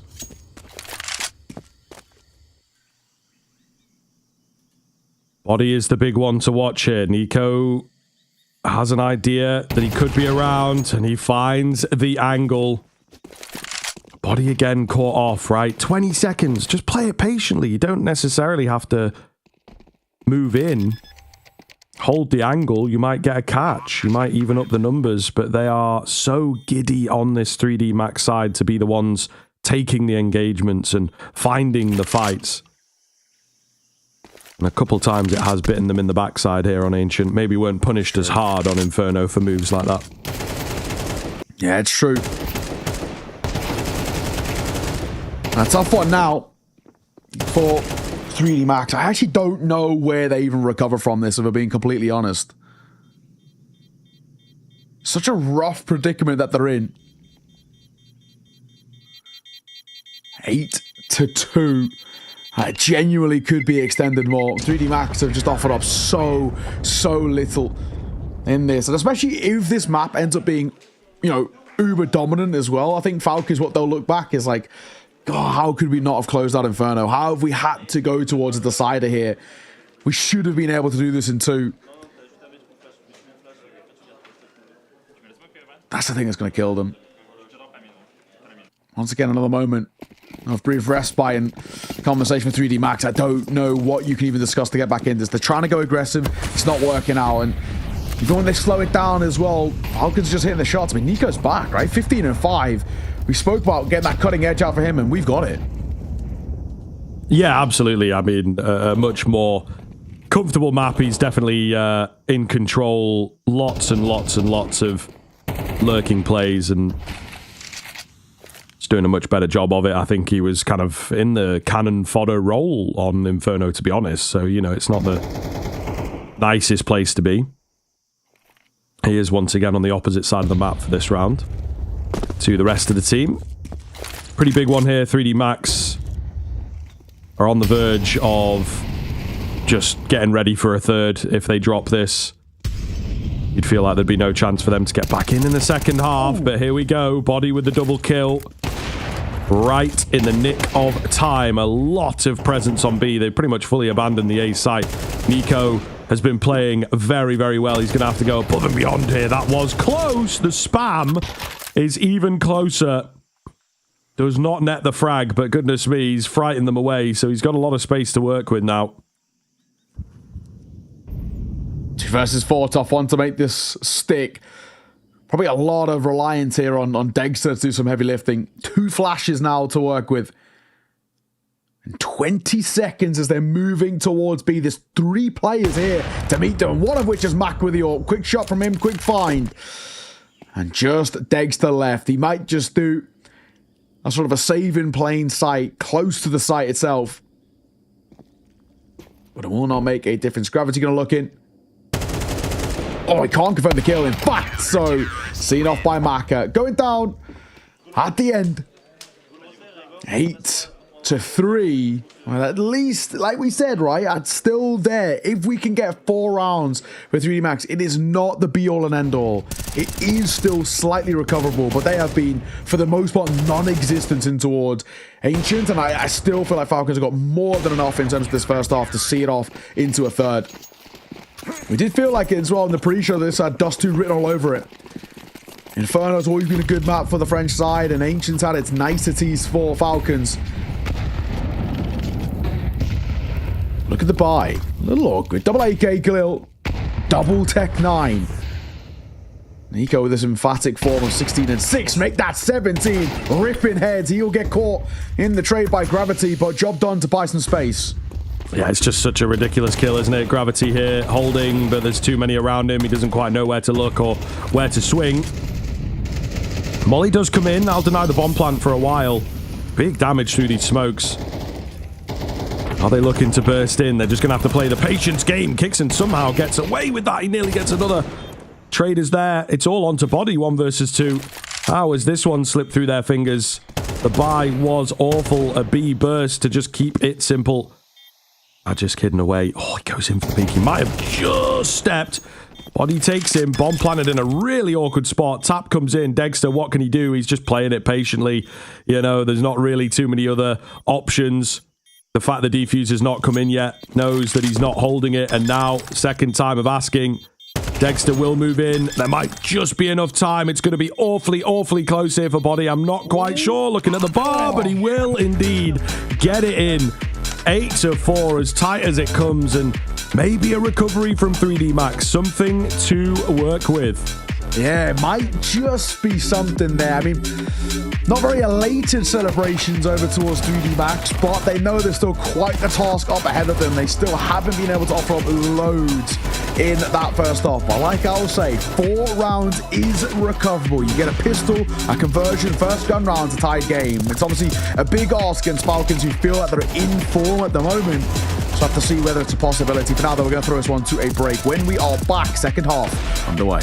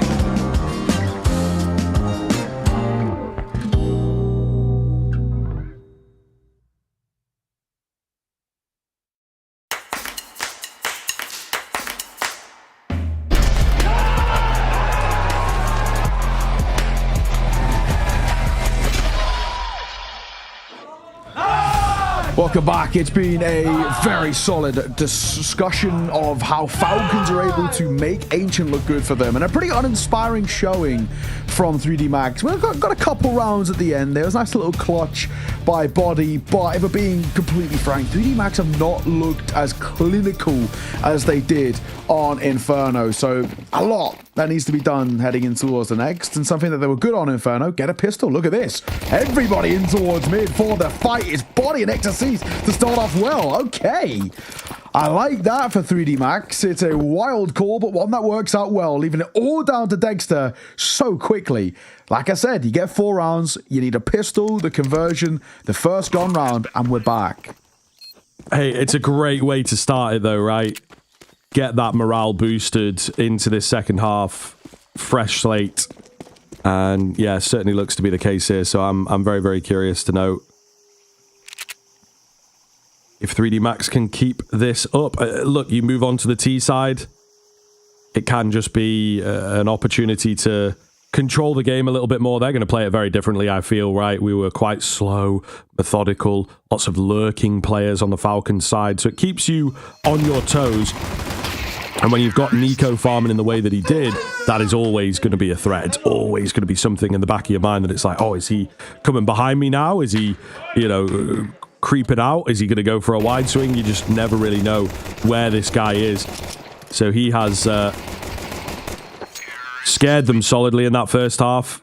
Going to be harder maybe for him to have that same kind of effect into the second. So true. Quietly and quickly, we are watching 3D Max with bated breath to see if they can turn things around. No force buy for Falcons on the CT side, which I'm actually quite glad to see. You don't mind, just give off the 6. It's not the end of the world. Moving in towards mid. There's good money here as well for the Mac 10, but I actually like that call from Falcons. Complete eco, don't care about it, but you buy in towards the next. However, this buy round is super important for the Falcons side. It's a bonus technically for 3D Max as most people stay alive.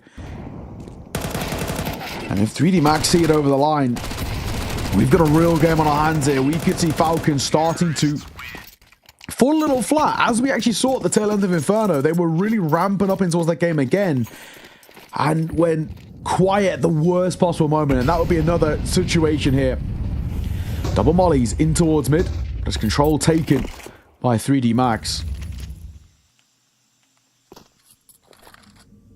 Kind of like the setup here from Falcons, though. It's somewhat unorthodox. They're playing pretty heavy in towards mid. Going to go for a re-aggress. The A-bomb site, meanwhile, behind them is falling. And it's not a full committal from the French, so it's very, very difficult to know how this is going to go. Now the defense is back. I don't know, man. This is really quite tentative from 3D Max. It, for a moment, felt like everything was going to move quick, but it's not been the case. This smoke as well. Magic's trying to work around it. Catches the flying body getting cheeky. Finds himself 2. But again, as soon as you peek, there's an entire pack ready and waiting to go. They've got plenty of time to just sit on their hands. The big thing is the bomb being down at the feet of the Falcons. Slowly but surely, Gravity makes his way over. They are ready for him, and Nico just mows them down for the 3-piece. There was a moment, it felt a little awkward, but well done. And Nico's still looking really solid. It's going to help you out a hell of a lot if you keep getting Nico playing at this sort of level, I guess comparatively to what we saw in Inferno. But where we're at, 3D Max, I guess you don't read that heavily into it in the sense that it's technically still a bonus buy for you, but there is still some knock-on effects in losing that. As we see with XSC, it's only a deagle investment for him. Nice nade on towards Maka and Gravity too, so early HE damage, very solid here by Falcons. Gravity, fight, and it's one which is missed. Tesses on the angle, simple and easy opener. Oh, big damage coming in. It's a spam from Tesses to actually find yet another. So this is set up in very, very good position. If they can break the bank of 3D Max, I think we really do start to think about Dust 2, in all honesty. So 3D Max giving us a little taste with the pistol, but just couldn't keep it up. 5 versus 3. Never easy here. Never easy. They've got a smoke, a nade, and a molly as well. So really not a lot to work with. It's a passive hold now from Falcons. Give them the sight, go for the retake. No need to get giddy and give the advantage back. Tesses. Body holding for it. Nice find, in all fairness. And lucky as well. Round maybe on a lot of damage dealt towards 3D Max, but something's still brewing here. Kicksam will be tagged up slightly. Not enough to really worry him. Lucky find another. How he gets away with that, I have no idea. And now they know where both are. That nade could see body off, and it will. So put it all on the shoulders of XSC here. 1 versus 2. Dexter, other ideas. Falcons find 10 and extend the lead to 4 once again. Yeah, the site take actually not too bad, but it is unfortunately just the initial damage that's already been done that makes all the difference. So, yeah, the fights early on, Tessus looking good. You know, that was clean. Getting in was very, very clean indeed. It's just too much to ask of the players. And that's how it goes. Sometimes it is just very, very simply down to the equation, down to the maths. And you can see a bit of frustration coming in here on that T side. Yeah, that's for sure. Well, 10-6, and unfortunately, just the one Galil to work with. Tough forward spot. I think the 3D Max are taking a bit more of a slower approach into this one to discuss what we're going to do towards the next gun round. It definitely feels like a bit of a weird predicament for them. I just don't know how we get back in towards this map. Falcons look a little bit too clear-cut when it comes towards the rifles.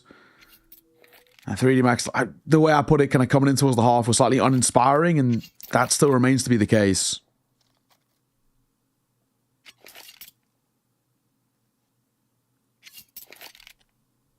See if they can cook anything up with this hero Galil. Contact B, they found decent success with it in the previous round, so going to try and pull that out once again. Probably going to get a bomb plant here, I think, which is fair enough. Oh, no, it's denied. The knees shot out from under Exorcise. Will leave things looking very, very good indeed. Nico keeps his cool despite the dink. It's just gravity. Oh, it's effort, but he gets the kill. Could make it out with the AWP. Could, but no. Nico denies. Of course he does.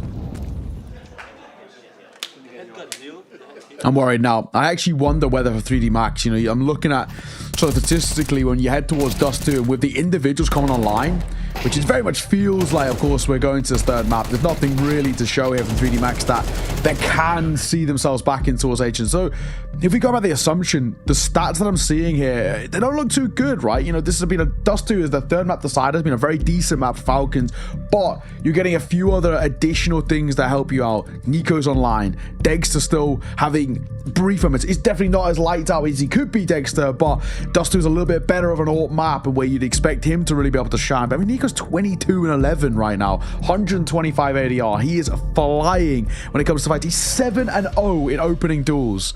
I mean, this is where you look at this and say, there's no response at the moment for 3D Max. I'm worried that that might be similar heading in towards Dust 2.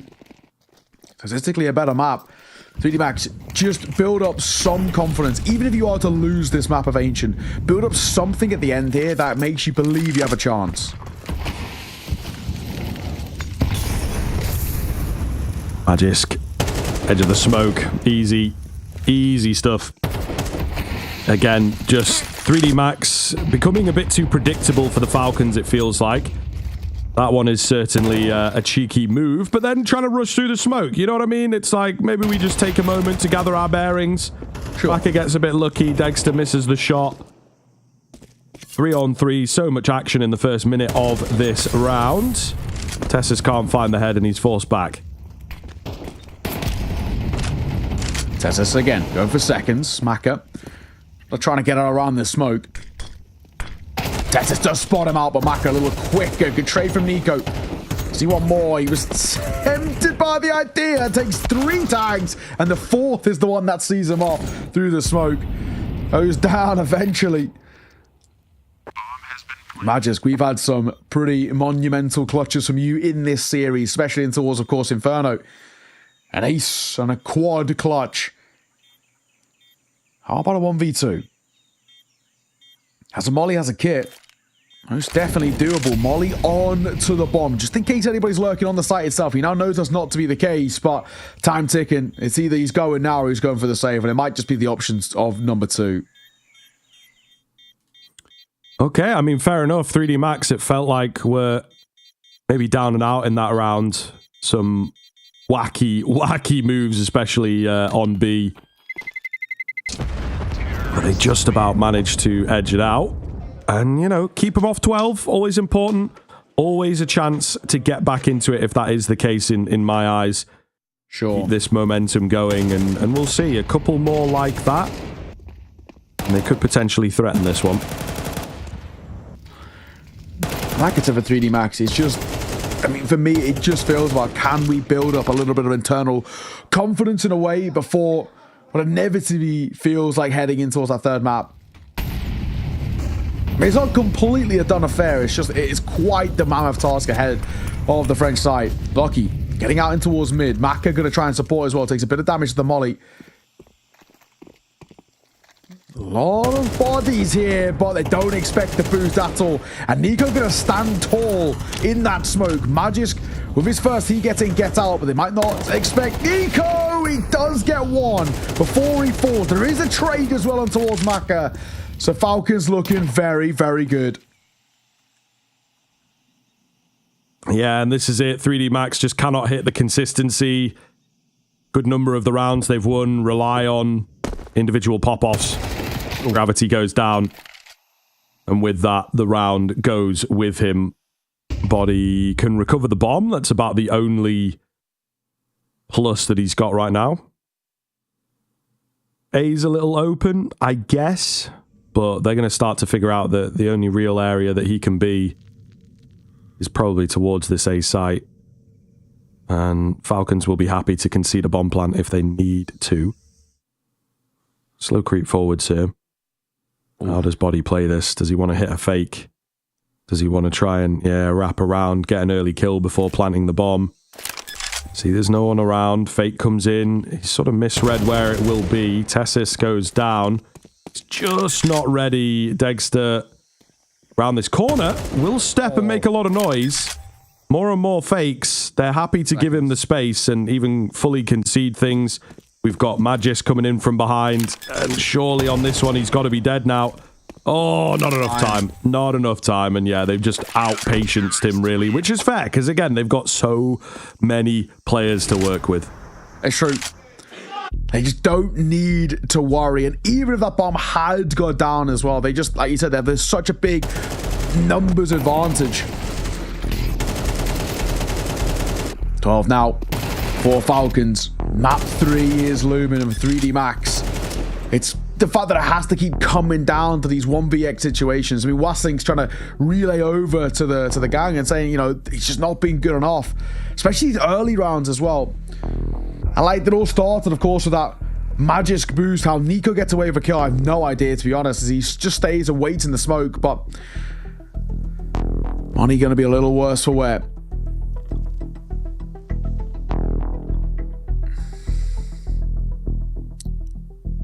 Attack timeout going to be concluded momentarily. And look at the bar we got to work with, what is potentially keeping us alive in this map. It's 1 AK, 3 Galils, and a Tech 9 for Lucky. And actually very limited utility for 3D Max 2.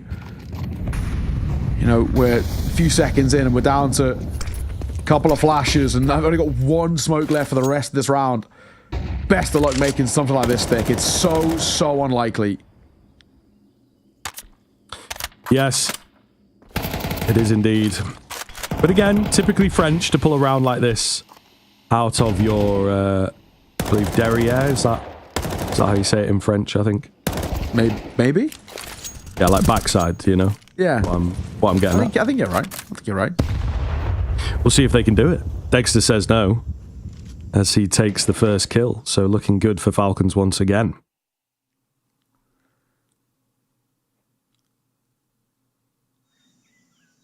Little boost up there. We're trying to see if they can see in there, discussing whether they actually want to go for it, but it seems like they're just going to go for a simpler play. 4 versus 5. Kixan baits in attention. If Tessis gets overlooked there, even if Tessis gets 1, that is job done. Gravity is going to kind of clear, but not well enough. Oh, Tessis lines them up, mows them down as Magis taps down the last. 13-7. Falcons, in a dominant fashion, push this towards Dust 2. Yeah, it got to a certain point where it felt inevitable, to be honest with you, 3D Max. 1 or 2 nice rounds in there, some good individual moments, but as a team, Ancient just never really got going. And you picked up on it, the heroic core have really fancied themselves on that particular map in the past, so it does indeed make a lot of sense. Very, very interested to see how things are going to pan out now going into this final map. We've seen a super close first one, and I think that Falcons, again, maybe in the moment will be annoyed that they've not been able to take it in 2.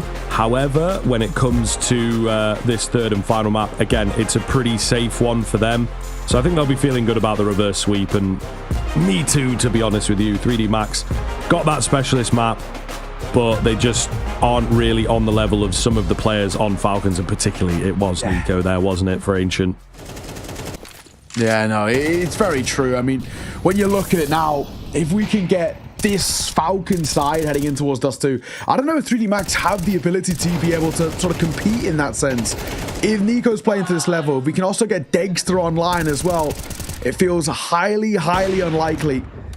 And things are going to be able to find their form. I really, really have to worry, unfortunately, for this 3D Max team that did feel quite uninspiring, and that did feel quite lackluster in that sense. It's tough to see, but it's not the end of the world, right? We've got, you know, a 10-15 minute break before heading in towards map number 3, and they've got time to try and reassess what the ideas are. And Dust 2 is a map that they maybe could have expected to come through. There's worlds in which Falcons could have picked into this in some senses as well. So you'd hope this prep there. It's not about that they don't play. It's just not always been that fantastic for them, especially comparatively too. But as we ran through those highlights, you could just see how simple it actually looked for the most part. A lot of nice little gimmicks being played out by the Falcons, actually going unpunished too. A lot of ideas by 3D Max is falling super, super flat. And it was, you know, quite concerning and quite worrying. And we need to see a change up happening in towards map number 3, I think, is the ultimate thing, because they've fallen off a bit of a cliff, especially compared to what we saw in Inferno. Yeah, absolutely, man. I think that, you know, the style just doesn't quite work for them. There was a lot of like over aggression on that CT side in particular that they were getting punished for. And although the adjustments were there on Inferno as well, it felt like Falcons really, really, really had the number of 3D Max for Ancient. So you do kind of worry a little bit. Dust 2 could be a map that, again, leans into the aggressive style. To be fair, 3D Max may well be able to get away with it, but like we know players like Degster, players like Nico, really big fan of Dust 2, and again, being given that freedom to just take some quick early fights and try and make it work. So individually, once again, I think 3D Max may well struggle. It just doesn't quite seem to be there. We have a lot of contacting, a lot of pack-based rounds, and Falcons are just incredibly ready for that. So Dust 2, I think, again, as I'm talking about it, can also lean into that style a little bit, but I just think that the Falcons side have got those individuals and they've been coming online at the right moments, and I do feel that will be enough to get them over the line. We're going to have to take a break, of course, before we get into that third and final. Make sure you stick around and see we've got a lot of people watching, so indeed stick with us. We'll be back in about 10 minutes or so. As he turns it, nice headshot.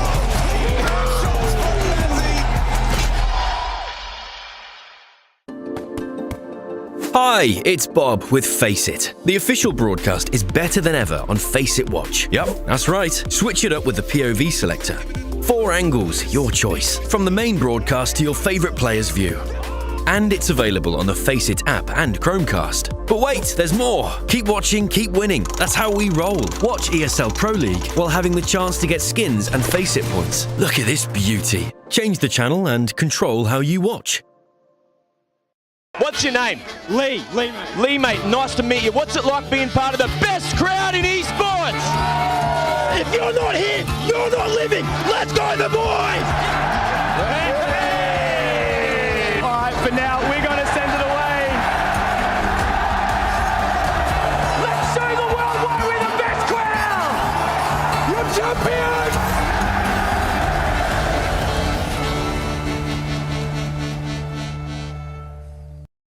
The play, and it is actually lighter on than it used to be. Mercury's the only one tucked on site. Rotation through from, I think that's G, yeah, with the AWP. Just arrives on time. It's going to be close. Oh, a hard fight now. Oh, and he connects. G nails it. So does Mercury, passing the test. Gamer Legion in a disadvantage now. Slend waiting for his teammate, and oh, okay, a missed shot from G. The pre-fire connects. It was messy, but they get the job done. Mercury, though. Oh, sorry, Mosier, though. He's low. Surely doesn't have anything to say about this one. 2 players defined. As soon as they get the contact, they can swing together. Not required. It's 5-4. Game Legion getting back on their feet here. And the money, bit of a question mark. This is kind of tactical timeout territory. So you're saying nothing to say here, so no say ya? He knows see ya. Oh, God. That's not your best work. No? Not your best? I'll go back to the workshop with it. Yeah, thank you very much. Talking of workshop, you ever watched Klaus? It's kind of a Christmas movie I found on Netflix. I've probably seen at least half of it. What? At least half? At least half. I'd say the second half is my favorite half. Is that the half you watched? I was in and out of the room. Okay. Huge kill by Slen. That's the orb. Oh, dear. G down. Oh, dear, G. And you want to probably go in towards B before they have a chance to recalibrate, and it's looking very good for that prospect here. I'm going to smoke down spawn. You don't really want to be going for too much through the smoke here, Mercury. Just save the orb, get the hell out of there. We have got a lurking player in the form of PR looking to hunt them down, lock them in. There's one. Nice job. Well, now looking to try and save G's orb. It's G-aim time. G-aim time. That's better. Keep that up. Do my best, man. Do my best every day, okay? We've got a chance for PR to take it away. Oh, thank you very much. No information flows, but a from behind Mac 10 strikes in the parkour from ZTR. Oh, dear. He doesn't need it. It's fine. They actually saved 2 orbs. PR, you had a rifle. Oh. Yeah, PR grabbed it in the last second, so now a double orb. Are you keeping it? Do you leave it at spawn? I think you probably do. Yeah, they are. Ooh. Nice shot from PR. Just happy to remove it, I guess. I mean, ZTR had a Mac 10. Maybe the double orb wouldn't be the worst idea, but opting against it. And no players have helmets, really, just attackers. So the Mac 10 can do a lot of work here. ZTR at the front of the pack, half wall smoke from the T side to extinguish any flames. And it's done exactly that. They've actually got full banana control right now. Molotov towards the corner as well. Grenade in response should do some significant damage. Slend and ZTR taking the brunt of it. But that's the first objective complete, Josh. They got full banana control. They baited out that utility, as you spoke about before. And now they need to work out their final game plan. Is down, but they still have 4 smokes on the T side here, so I would not be expect to see one other layer to this round, whether it be a mid-control or a fake sort of strat before they do their final ending.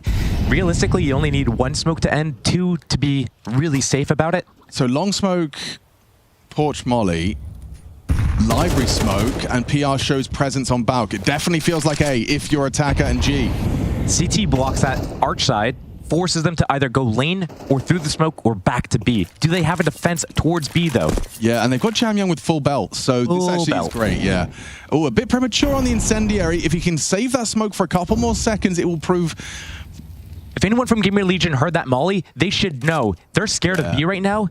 This is our timing. This is our moment to shine. It's just a pit setup. Yeah, they smoke towards library and the arch side. This is the last of the utilities. It all comes down to this again. Pressure for attacker. The leaping Mac 10 will make things more complicated. Double kill required from PR. He delivers the goods. And Reds were a very important kill towards the arch side. I don't think they can go for this anymore. 2 players remaining, an HE between them. Can they facing this? Oh, Reds, not sure that was the play. The round's back on. It certainly is. Messiah coming in library side. Opts for Arch. 2-man I've got a kip. 2-man pit. Okay, so they're going for the bait and switch. Once Slend plays his whole life, fires a shot, dies, they won't expect PR to be there too. Okay, stay baity, stay baity. He's trying to act like he's bigger than he is. It's just me. They have no idea where the second man is. Slend destroyed it all. They're so desperate looking for PR. The unknown is their undoing. He's not going to re-peek a 6th time. He did. And he gets the job done. So have Gamer Legion overall. What a recovery after giving up 5 rounds in a row. They're now in the lead 6-5. And the money is pretty trash for Tyloo, if you don't mind me saying. Look, I don't know if Gamer Legion changed any of their game plan based on that molly that the CTs threw towards B there. But one of the things that you have to consider when you're playing this game is all the information, all the sound cues you give off are going to tell your opponent something. That tells Gamer Legion, we don't know where you are or where you're going. We think you might be going B. Big fight actually early. Jamyang goes down very comfortable for Gamer Legion to end this half with a lead. Double entry. Putting together what they could. Yeah, double entry indeed. Shouldn't be much now for the defense. I mean, essentially for Gamer Legion, this is Operation Don't Throw. Towson is going to be on that low HP, so likely just going to be getting the Bogdan's Law. Just wait 30 seconds, see if Tyloo make a mistake, push for info, re-clear something, punish them, get that info, make a new plan. Tyloo don't give anything in the next 20 seconds, though.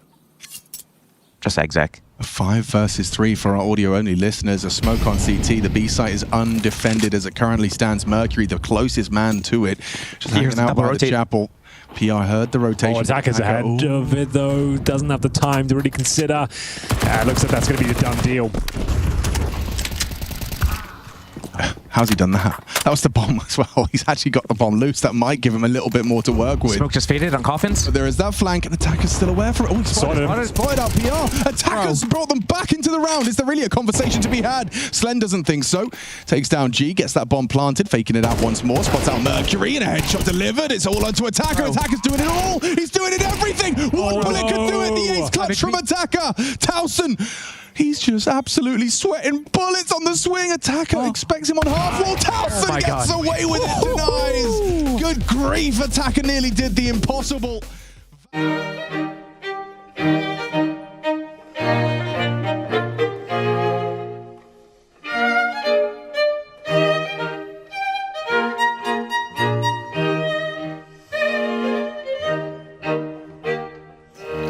Nico to Falcons. Could also be FaZe Nico or Vitality Nico. He's going to Falcons though. Plenty of insiders have said this. Ah yes, I forgot that insiders are always right. But that is all rumors, Nico. Report. They have like 500,000 per week, so it's obvious they took the chance. 500,000 per week? This is esports, not football. Magisk is gonna be the next IGL for Falcons. Excuse me? Magisk. He taught Saivu and Device how to play. He's washed, bro. Carried by Goatwo and Goat Zero CS knowledge. Zaihu and Sompel. Gojisk. Something like that. Keep workshopping that one. I watched Magisk demos. He should have been Ryu major MVP. Brother, what? Only player to play with Deve, Simple, Saivu, and Nico. We now need Dunk to stand in for Tessus, or Nico in some game, and Magis got the GOAT 5. I'm just a chill guy. Magis has been stepping it up big time, like everyone on the team since that abhorrent and embarrassing ass whooping by Stralis on Ancient. He even be smiling. I'll be smiling too if Nico and Tessus carried me. One more SG. Trade on for all time's sake. Let's see it, Magisk. Aros Doce? In this team? I think Magisk knows Portuguese, to be fair.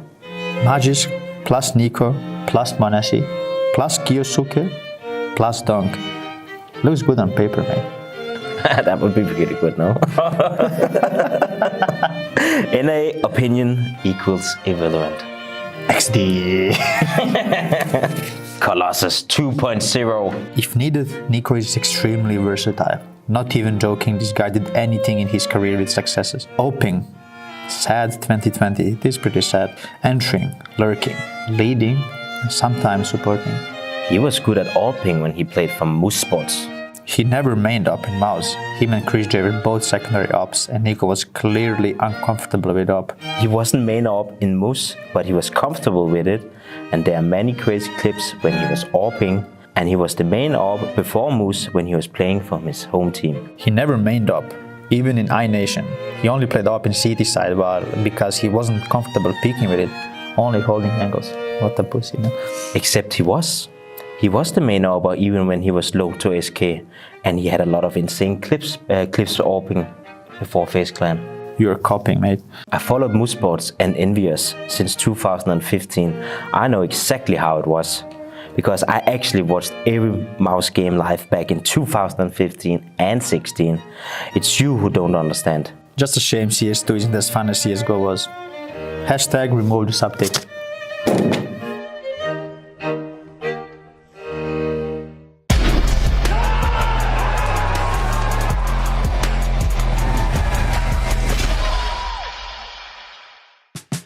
Hey, that was a great content piece. I think we were enjoying that one quite a lot, to be honest. That was a lot of fun. Some of the reactions, once in a while, there's one in there on the old HLTV forums where you're like, yeah, okay, this guy's cooking, and then the next one will be like, what are you talking about? 70, by the way. Yeah, well, yeah, to be fair. To be fair. Average HLTV and Reddit forums of, sub 50 IQ moments, but they're funny, they're entertaining, right? And I think, you could see that they're having a lot of fun there, Nico and Magisk as well. I actually love those content pieces. They're like a good little gimmick that I can really get behind because these people need to be made fun of. I think it's simple as that.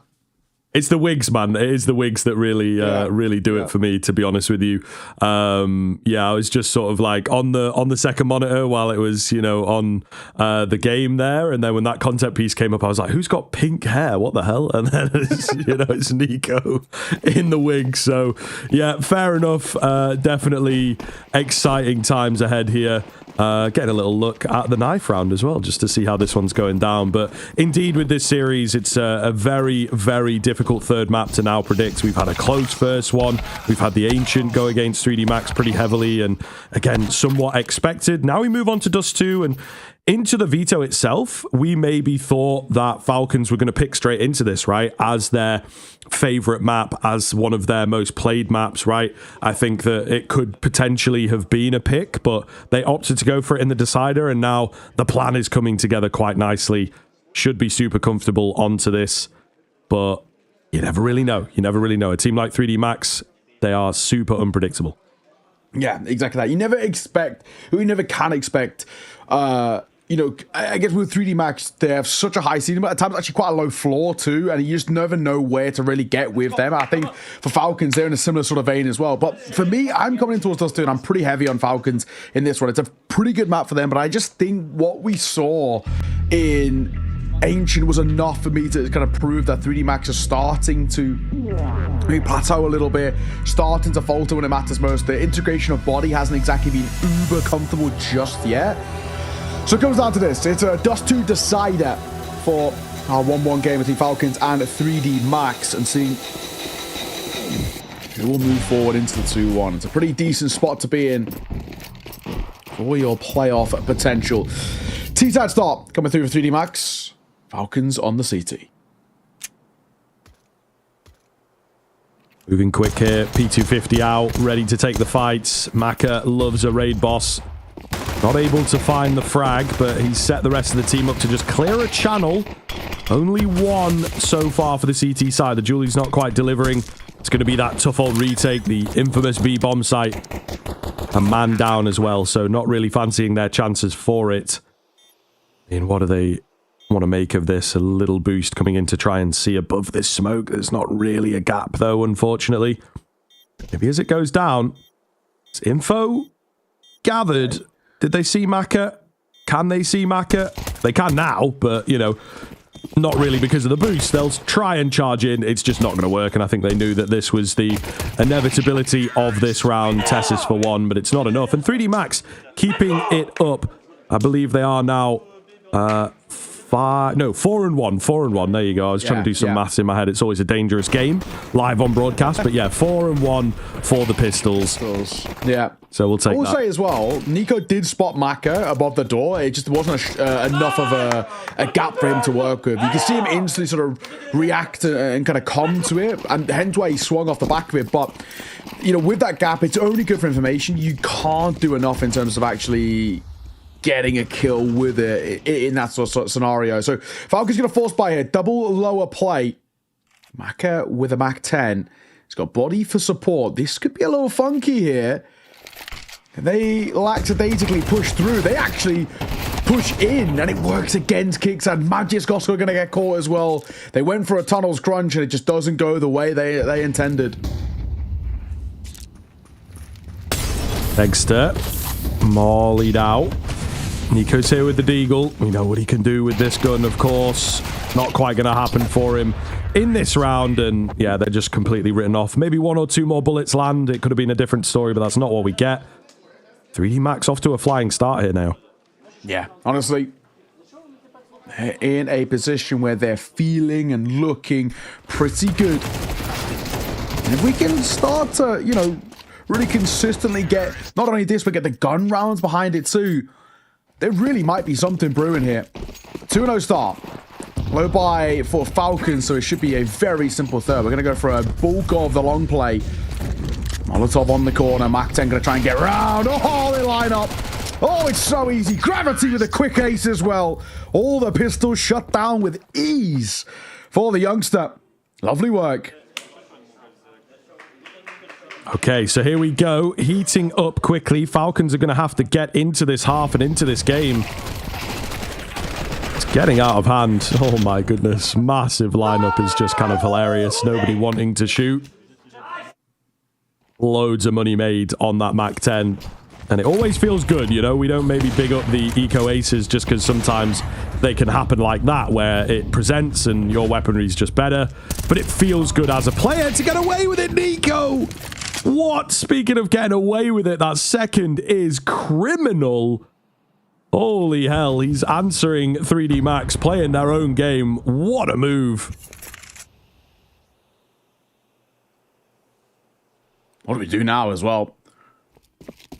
The remaining 3 of 3D Max, a Mac 10 double AK. And where do we go? We've got a pretty big mid presence coming through.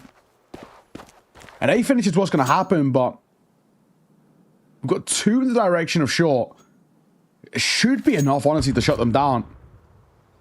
And even when you look at it, one of which is being the AWP of Dexter, other being Kickstand, and they're dragging over Magis too. So they're going to go for a pop here towards a late in this round. They've got enough util to honestly probably shut them down.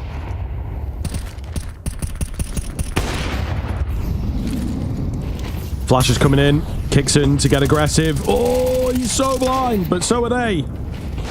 Comes away with 1, which is maybe all they need to just keep control. Exorcist, that's a quick spin, to be fair to him, but he's so very weak now. Bomb plant going to come in, and he's mega open for it. Just balls of steel for that. Knew that he had to play the post plant if it ever came, which it doesn't. So Falcons able to get there first, and a lot of it is indeed off that man right there. Yeah, very true. Very, very true. All right, pretty interesting stuff, at least. Where I like that they sort of still had maybe a bit of an idea behind that 3D Max, despite the start of that round not going too well. Falcons with the first Macca. I felt like he did enough, and Dexter looked like the crosshair was on there for a brief moment, just when Nico does some heroics. That one's a little labored. Flash comes over. Tessa's still confident to hold, but can't get anything done there. So they will have to give it up. It's a solid 3D Max position right now. Where do they play from? And what is the game plan here? You absolutely have to convert an advantage like this. Yeah, for sure.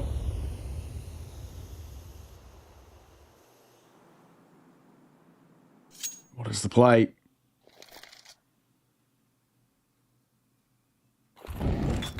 Molotov to clear closed door. No one behind him. Minute to work with now as well. Dexter probably got to do quite a lot in this round. Molotov over will force him back. He doesn't spot him crossing. Through that Molotov, couldn't spot him. Obviously, we have the benefit of X-ray and all the rest, but 40 seconds, they're surely committing it. Dexter's actually stuck in 2 minds. Does he fight long? Does he fight short? Spots nothing over towards long, but he needs to be careful of a late lurk. 30 seconds. And that long player starting to creep up now as well. Dexter going to get tagged, fighting a battle on 2 different angles. It was just never going to work out for him.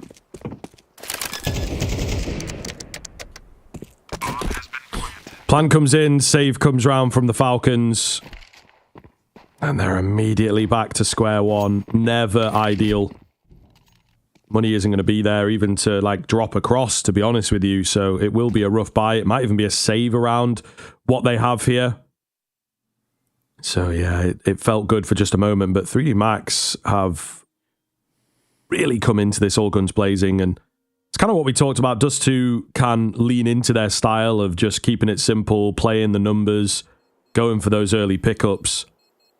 So Falcons have to be careful. They've done a great job throughout the series, despite it, you know, coming to the third map, I still think they did a really good job on Inferno of adapting to this 3D Max approach. They got to do it once more, right? You have to maybe take a time out here and just refamiliarize yourself with the 3D Max playstyle. Yeah.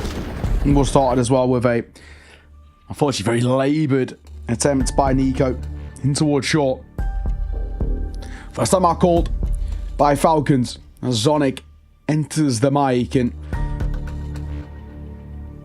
where we're at the moment, 3D Max are pulling further and further away. A real difficult spot, honestly, I think, for Falcons, because a lot of it actually does come down to losing Angels. It's not even just Nico. Dexter, his was a little unfortunate as well. It's these small errors like that that are really actually hard to try and sort of clean up, right? The game plan on this CT out of Dust 2, I don't mind the approach by Falcons. It always feels like a good sign for me when we're seeing a CT on Dust 2 try and approach some level of mid control. He's trying to, you know, contend for it, not just sitting back on the site. But in the same vein, you're not hitting your shots, it does make things a lot harder. Maka tagged down low to start this round, but he will get out.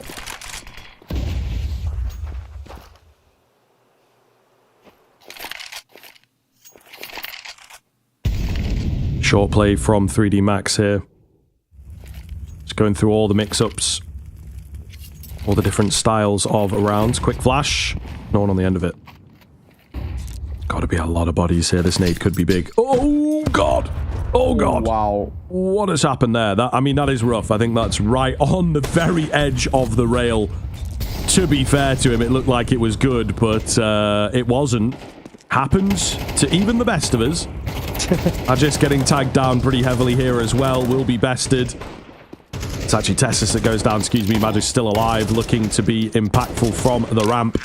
Not quite going to happen. Bomb's been planted 4 versus 3. You've now got the weaker weapons and the weakened Nico, who I don't really think wants anything to do with this. So, round going to be over.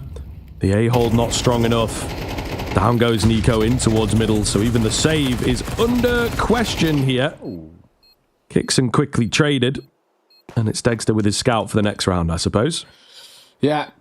Unfortunately, a lot of errors creeping in, right? You touched on the util there, but it's just one where for 3D Max, they're doing enough to see these rounds of land. They're taking damage, and they're even sometimes taking some fights that you don't want to be kind of seeing, but errors creeping in, especially into people like Magis, for example, is for the most part unexpected for somebody of his level of experience, and probably a bit of proof in the pudding that pressure is sort of on the shoulders a little bit.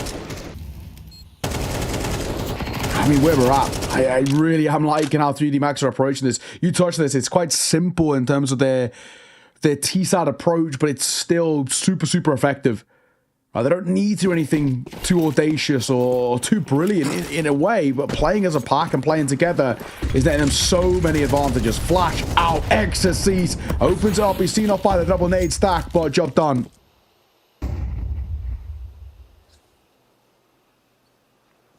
Deagle in play here. Quite a few of them, in fact.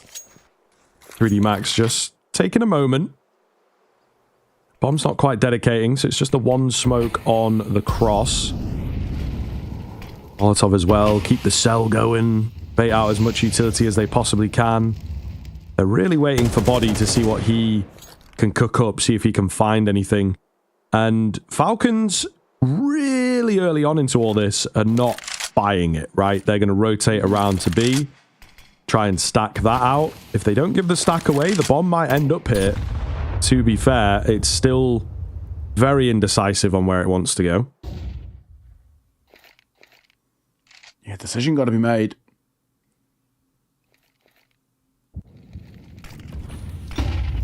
Volley over close side as 3D Max again scaling up towards short. It's actually been a very strong part of their defaults, at least the early stages of this T side. That short away has been working very well for them, but that this time going back to B, and there's 3 players here to meet the Magis. That feels a little unnecessary. Nico, this dude got a hit. Another one as well, and towards sight, and it can't. It falls apart so easily. And it's Dexter saving a scout. I mean, it's better than nothing, but it's not great. Couple of missed eagle shots by Nico. And maybe this time, Scriv, I can give it to you. You can blame the view model. Hey, it's possible, man. It is possible. Listen, it's not as bad.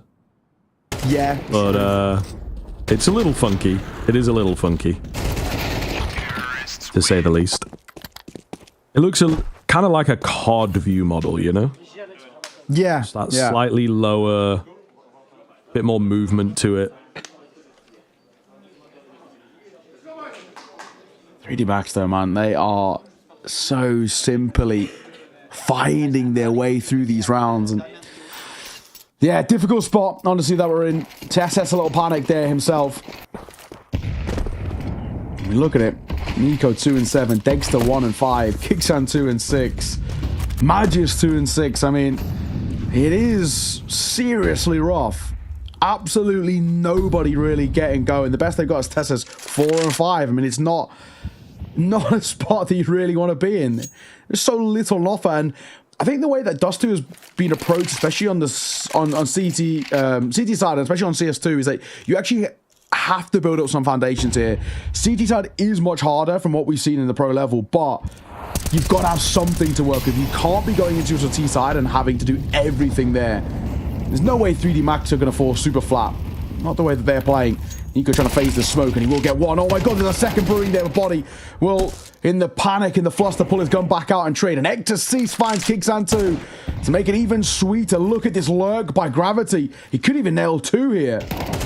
There's one. Oh, not quite the second. He's done enough, though, right? Like, he finds the important kill. Ooh, he says, Dexter not ready. Oh, Dexter Cease. Kind of lucky. Cease, yeah, the nade nearly got him. It's kind of smart, actually, to just fully run away. Looking really good here from 3D Max. They are. They're playing very, very well. There's so little that we can sit here and say, you know, this needs to improve. There really isn't anything. Very clean work. Very easy rounds being put on the board. That was a little close, but he does avoid it. Gravity again. Getting loud. They have no idea what he's saying, but they know he's saying something.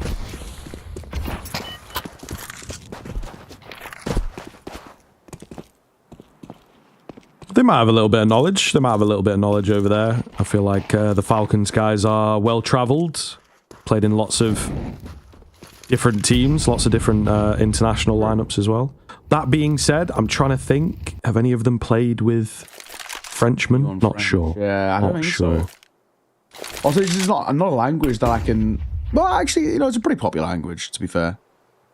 Yeah. You get a lot of people that have, like, parents that... Or one parent that speaks French kind of thing. So, I don't know if you did any languages in school, but French was the one French, that they... yeah, well, there you go. I did it for GCSE. 7 years. Yeah, mine probably did it at uni as well. Okay, fair enough, mate. Yeah, I took it as an optional at uni. Real Frenchman, this guy. I was right. I would actually used to say I was conversationally fluent. I'm very much not now. It's been about 4 years since I've ever done any French, but oh, that's really ugly. From Falcons, how is Maka still alive? I have no idea. Oh, brutal. Brutal. That really sums up, I think, Falcons so far this map, unfortunately. P250 netting an easy double. Same for Body as well. And Magisk and AK left all alone. All he cares about is saving. I was just thinking as well, played with a French person. Magisk was on Vitality. What am I on about? He literally played with Zywoo and Apex. Oh, yeah, of course. Yeah. He was on Vitality and did pretty well. So I literally only got reminded of it when I saw him. I was like, hang on, I remember him in a yellow jersey, but yeah. No, it's always when you're trying to like rack your brain for stuff like that, because we have a lot of like I was trying to think knowledge really, like, honestly, about a lot of things. It was like Kixan. I was trying to think of like, has Kixan like ever back in the day? I know he played with like Blue Jays, but he obviously played with a variety of mixers. And I wondered whether any of those like some of like, you know, like some of the OG French players from back in the day. Yeah, I don't blame Maka for that reaction. How he says alive there, I have no idea. That was a brutal play. This is so rough. Falcons are playing some ugly Counter-Strike. There's absolutely nothing on offer. They have looked pretty dreadful, to say the least. 8-1 scoreline. Credit to 3D Max. They are not pulling any punches. They keep continuously being so solid. And as much as you can have attack pulls there, I really don't even know what can be said. Nothing is going right for Falcons right now. And even if they were to get to an 8-4, I don't even think it would be enough. It is supposed to be a home map for them as well, so maybe getting caught up in that it's like they won Ancient and they're a little bit, you know, job's done kind of mentality. It's a hard headspace to get out of, to remain present in the game, and 3D Max really just running rings around them, so hopefully this timeout has done a lot for the Falcons. Dexter trained in. Whoa, quick flick. He gets blocked, but they do manage to get out of there. Could have been disastrous. Could have been a bit annoying if he got traded. He wants more, though. Got Utah. Let's try and get it out so we can... East goes somewhere, shoots down the middle, threads the needle, but second time of asking, he will deliver on that one. Once another, it's Magisk up close, who is trying to shut it down in Dex's absence. There's a bit of a lag play from XSC, so he will catch Nico, but still, a 2v3 here. This feels very difficult with that bomb dropped. Yes, and they have full info. XSC goes barreling on in, doesn't quite know where to look, and the info on Magisk, I suppose, was old, didn't quite trust it, but he was still there. Falcons with a simple find. It was a B play that they stuck to after even losing that first player, so 3D Max, as always, remaining predictable. True. Very true. I want to see now for Falcons, can we get a little consistency at the end? Get up to 4, we might have a chance, right? There might be something brewing here. I mean, the one thing that really hurts Falcons more than anything is that when you look at the numbers game about this one so far of how many pistols, 1 out of 5. So it's difficult. Maka and Body entries in towards B are excellent, and that is so labored by Tesses. Nico and Kicks are left with it all to do. 3 and 10, 2 and 8 respectively for the 2 remainder. I think you honestly just save here. There is no point trying to retake the B site. It just does not work. You don't even have a lot of money to work with either. I think you just keep hold of what you can if you can. Nexus sees other ideas. And it's Nico left all alone. A 9th for 3D Max. They are trouncing Falcons right now, and this is a delectable display on Dust 2. Genuinely brilliant on this T side. Yeah, just, again, learning from the previous round. They reapproach in towards B, do it better this time, do it a lot better. And Falcons feels like they can't really get the catch, can't get the read. Fantastic here from the Frenchman to just completely deny the hopes and dreams. Yeah. 1-1 bracket here, of course. Probably one of the nicer spots to be in. You don't have the pressure of qualification. You don't have the fear of being knocked out.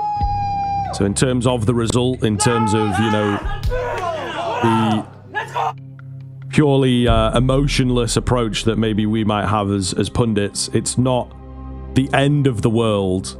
Yeah. That being said, your Dust 2's got to look a little better than this if you are Falcons. It's a map that you are looking to lean on quite a bit, I would imagine. 3rd timeout coming in to try and get this final round and just give them a boost, but I think Zonic is catching that morale, those vibrations, as we like talking about, maybe not the best. Nico keeps it going here as well. It's brutal. I mean, genuinely, I think they've kind of clocked on this feels like a lost cause in a way. I mean, we've seen wilder comebacks in the past. I mean, we even saw that insane one. Mongols against G2, 11-2 up, and G2 let that one slip to a Deagle play. So, you know, there's been some crazy things, in that, even at this tournament specifically. So I'm not going to completely discount. I love that from Body. That intuition is excellent. He sees a nade getting banged off the wall, so he knows he's up close, and he knows that he can punish. Super well done. Gravity gets one. Body will get caught as well. 3 versus 3. Sure, we might have presence that was towards B, but they didn't commit to it. So we're now in a full reset. Falcons go back with a pretty heavy B lean behind that smoke, but they don't see or hear anything.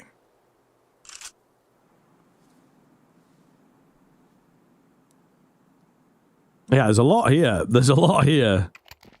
3D Max, for maybe once in their lives, have put a pause on it and just resting on their heels. Smoke comes in towards mid. I mean, I don't know if it's necessarily the best. They're still going to try and look to move up short. Texas East, that is clean. Exactly what the doctor ordered. Kixon not quite in position to spot them moving up to short. He will hear them, but cannot see them going in. He's here pretty quickly. May well be able to get a catch. I think they are aware that it's short that is compromised. Maka misses out on the shot. Oh my goodness. What's gone on there? He's got... Oh, it's Lucky with the touchdown nade as well. I kind of want to see that again, though. I think Maka's like tagged one through the wall and legged the other, but the same bullet has hit both but not got either kill or something. Maybe there might have been a nade that went in at the same time, but I don't think so. He got an assist on both, so I'm assuming... True. He hit them both. Very strange, to be honest. But either way, a fantastic half a ganache from 3D Max. This game has to be done, doesn't it? Falcons are a no-show on Dust 2. Absolutely non-existent on this map. And it's been a brutal display from them where so many errors creeping. I mean, that one there where Maka's staying alive for like 4 points of HP because they cannot connect one bullet. That sums it all up. And in this final round, you just see it's a fantastic half for 3D Max, and I don't know whether it's going to change. We're going to have to wait and see after the break.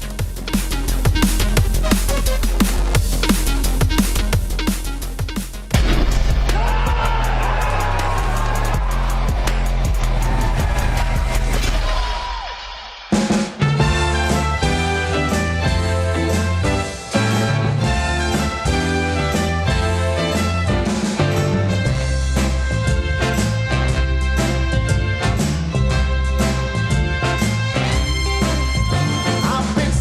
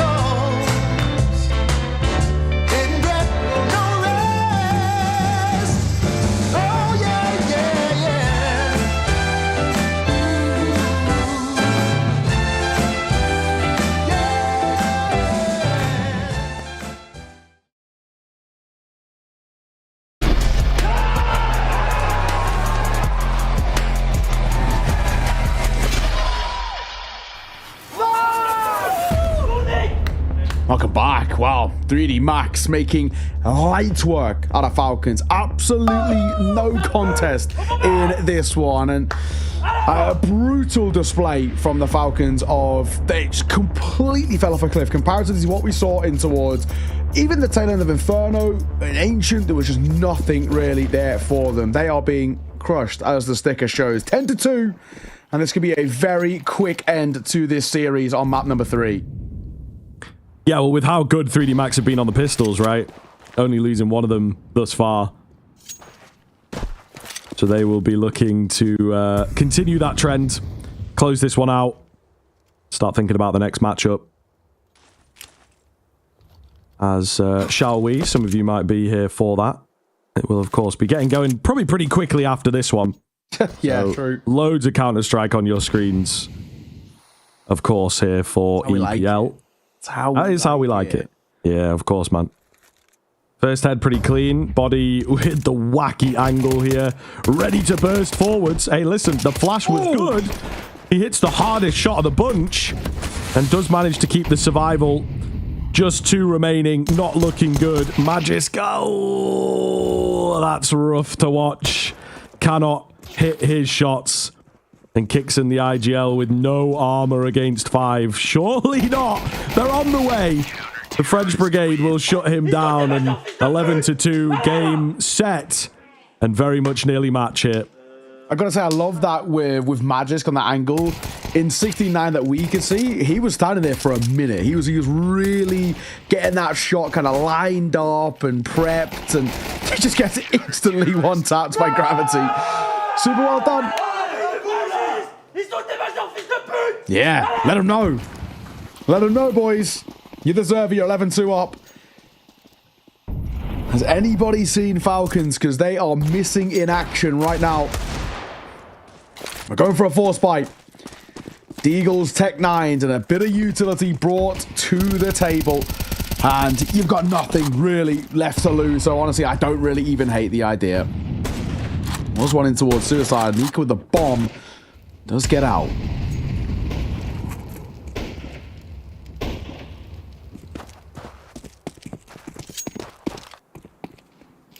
What's the plan to stay alive? What is the move for the Falcons? Little mid-smoke comes in. Exorcist holding with this M4. He is alone. So if he gets banged, they get their hands onto an M4. Yeah. Could become a bit scary. However, that being said, his angle is wacky. No, Gravity thought he had the kill. Exorcist on the M4, then going to have to stand strong, and he does. Great corrections to get all 3 there, and surely with that, the round should be secured. Body a bit of work, but he gets it done. So after a slightly dodgy start, they will hold on to the round. 3D Max, beautiful. Map and series, and honestly, so deservedly for this side. That shot from Dexter, I'm going to give him credit. That was a lovely little shot. Gravity should have seen off, but doesn't matter. But look where we're at. 12-2, 10 match points to close this out. You know, you can talk about handshakes. I love it. Very formal there from Gravity, the youngster. Nico, spot on with the scout. Of course, force buy mounted to nothing, mean another slightly lesser investment. Not a good start. Kicks and gets caught. And same deliberation for Dexter as he goes 6 feet under. Tessus will respond, but arguably job done already for Gravity there. Slow creep forwards here in towards shorts. Deleting the first. Oh, God, not a good time to get the nade out, to be honest, but they've got each other covered. Magis trying to close this gap onto the M4. Lands the dink, can't quite get the kill. A big clutch up required from the old guard to keep Falcons in this. Oh, no. Oh, no. And, of course, Maka with the Kukli style will finish it off. There you go. Goodness gracious me. 13-2, 2-1 in favor of 3D Max, but Dust 2 just absolutely abysmal from the Falcons. Where have they gone? It was a good series, you know, kept it close on the tough map, got their own pick really cleanly, and then Dust 2 felt like it was kind of a shoo-in, to be honest, and they just never got going.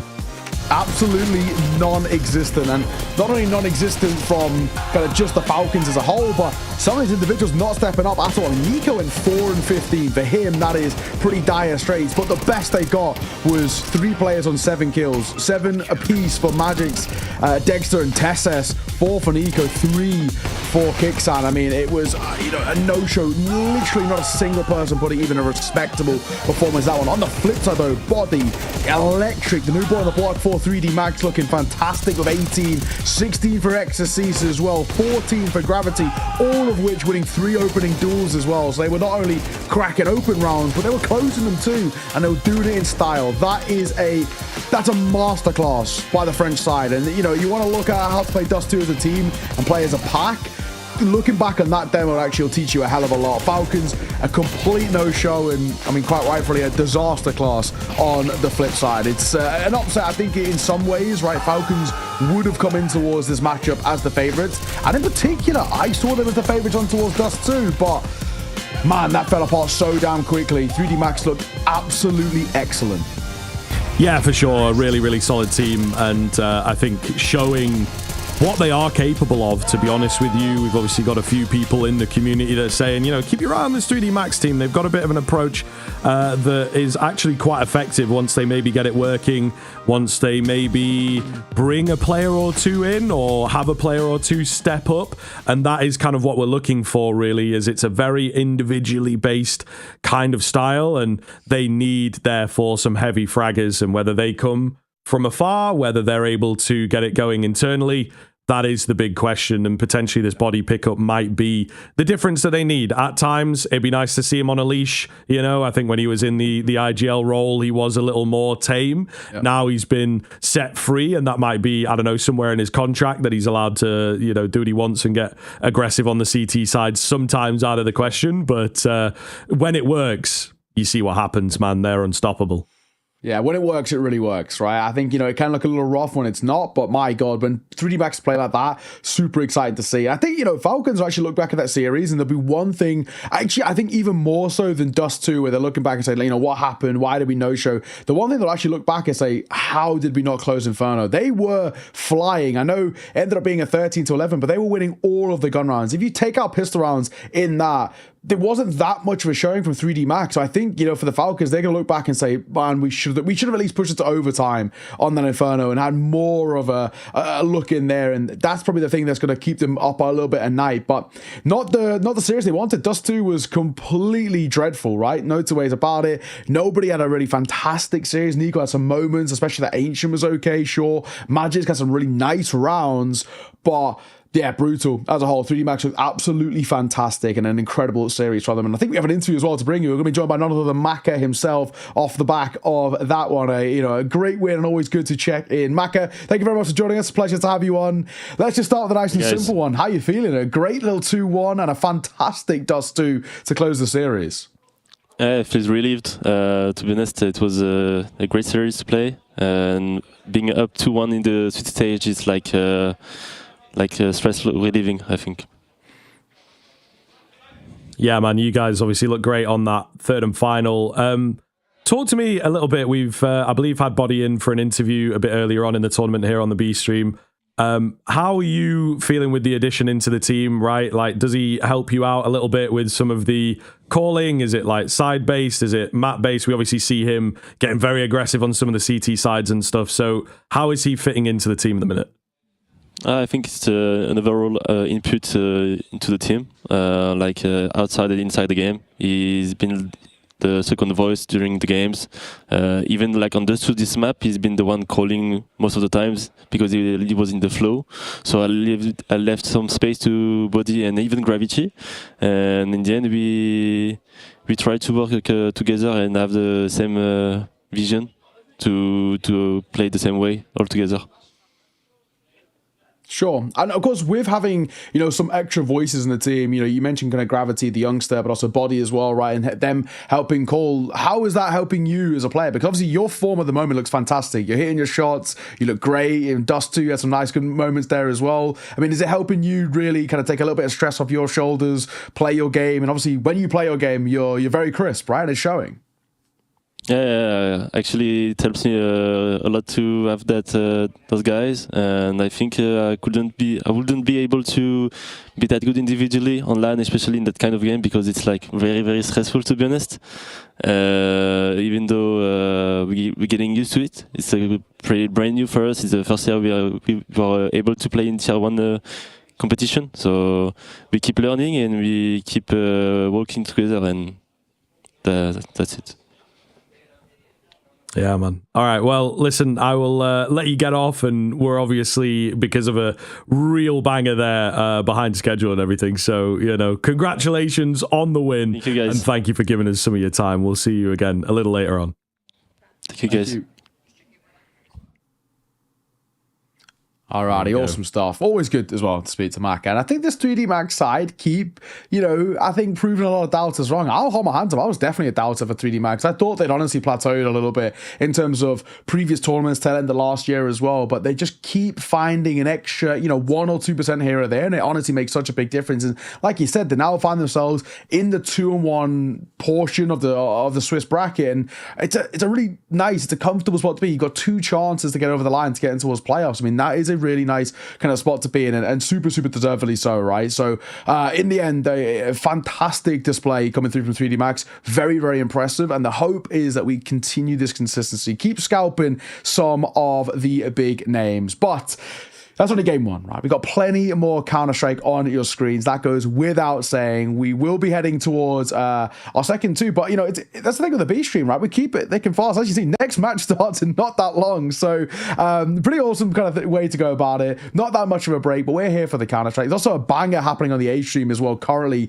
they're in overtime over there in map number 2. 15-14 currently is what it is in favor of Gamer Legion. But overtime in map number 1 as well. So it seems that Tyloo and Gamer Legion are sort of as evenly matched as it gets. But for us, of course, we've got plenty more games kind of on the B stream. We've got a good G2 Saw coming up next too. That one could be quite spicy at the same time. I mean, Saw keep proving, I think, a lot of us wrong. I thought they were going to be a little bit dead, right? I didn't really expect anything with it. Obviously I'm going to back UK Counter-Strike all day, but I really thought they'd fall kind of flat. Impressive stage 1, and we'll have to see whether they can carry it on here against G2. It's going to be a tough task. But without further ado, we're going to switch on to a little bit of a break when we are back. And I really emphasize little break. We'll be back very soon with G2 Saw and all the pre-show for that.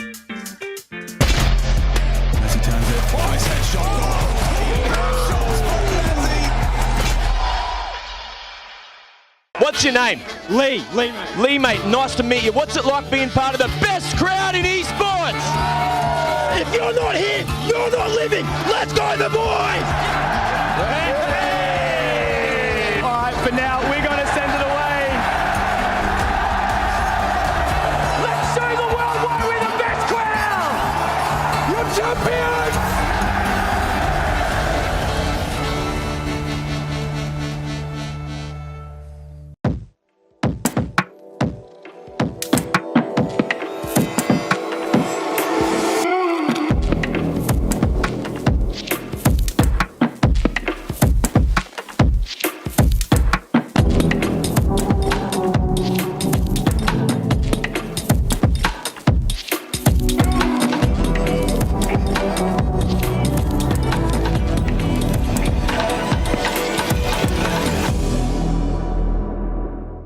It was very fascinating how there's teams out there's players that are making a living out of something that they love.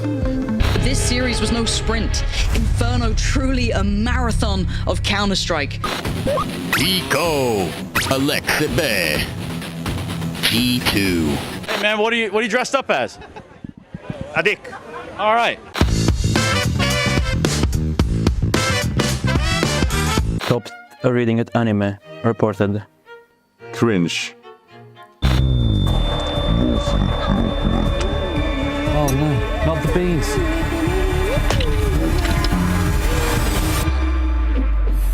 Choose signing one English speaker at a time. What is the question? Why wouldn't you answer that question? A lot of lobby leaders are queued with cheaters, Joe. What is it? Simple. Are you serious? What is that? You can't do that simple. Yes, Juzzy. I'm Moses. This is hard-hitting journalism. We're going to be spending time with G2, but first take a look at my lovely sidekick, my assistant. It's Trace. He's going to be doing all the audio work for us. As you can tell, the audio is on the other side of the room, so this is doing absolutely nothing. We've got your teammates Monesi and Heavy God in the room interviewed, and we need to come up with some questions and help Frey out. Anything you guys have got, anything that can put these guys in the hot seat. First one to Heavy God, we can ask why Team Mongo's calling him Heavy Burger. I have Aurelia. For Ilya? All right, what you got? Just ask him, why do you entry so much on Ancient? You know how was the name of Ilya when he buy Galil? The name of Ilya when he buys a Galil. What's his name when he buys a Galil? Ask him. Okay, I like that. And one more for Nikita. For Nikki. No, how many sweets have you eaten this week? So you can use this question as a discovery. Is there anything you want to know about him? Do he like a korba?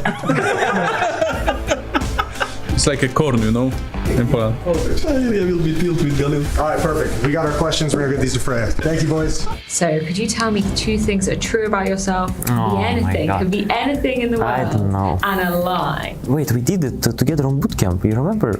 Yeah. Yeah. Wait, no. Wait, we didn't do it. It was with Nico, bleh. Similar. It's recording, yeah? Yeah. Okay. I went on breakdance lessons for 1 year. My father. Are you interrupting me, Jason? I am kind of interrupting really you. Important. I was interested about the breakdancing though. What's poppin'? Yeah. What's poppin' here? Yeah, not too much, man. We're just doing some moves out here on the floor. Yeah. We've got some hard-hitting journalists, so I got with the rest of the G2 guys. Oh my god, journalists. And we come up with some questions for you boys. Hi. So Freya's gonna read these ones off. Oh, goodness. Oh my god. I'm not taking a part in this. What? Okay, Heavy God. Why were the Mongols calling you Heavy Burger? It's Blitz. No, it's Blitz. It's Blitz. What? Maybe because I'm big. Monesi. What's up? Why do you entry so much on Ancient? I don't know. I'm supporter. I'm hard support, like in Dota, you know? Wait, how much candy have you eaten in the last week? Candy? Yeah. Not much. No? No. Not a bit of a candy thing? I don't like sweets that much. I prefer steaks and food, big food. Why does your team call you Galilia? Galilia. Galilia. You know this Galil? Yeah. I don't know. Did you make a play on it? I don't know. Like, Well, they have like name tag on Galil, Galilia. My Galil is like name tag. I put a name tag on Galilia. If it's gonna be in video. What? And then we got a bonus question down there. Oh. Yellow or something, yeah? Do you like Kolba? Kolba? Kolba. Do you like Kolba?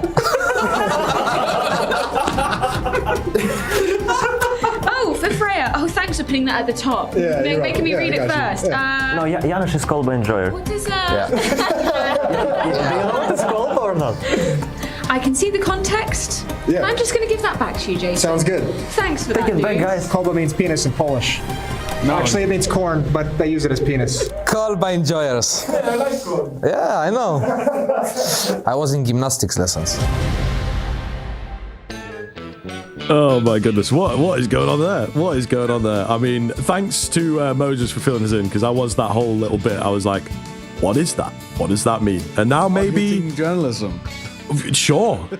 I guess we could call it that. That was a pretty good one. They often, put players in the hot seat.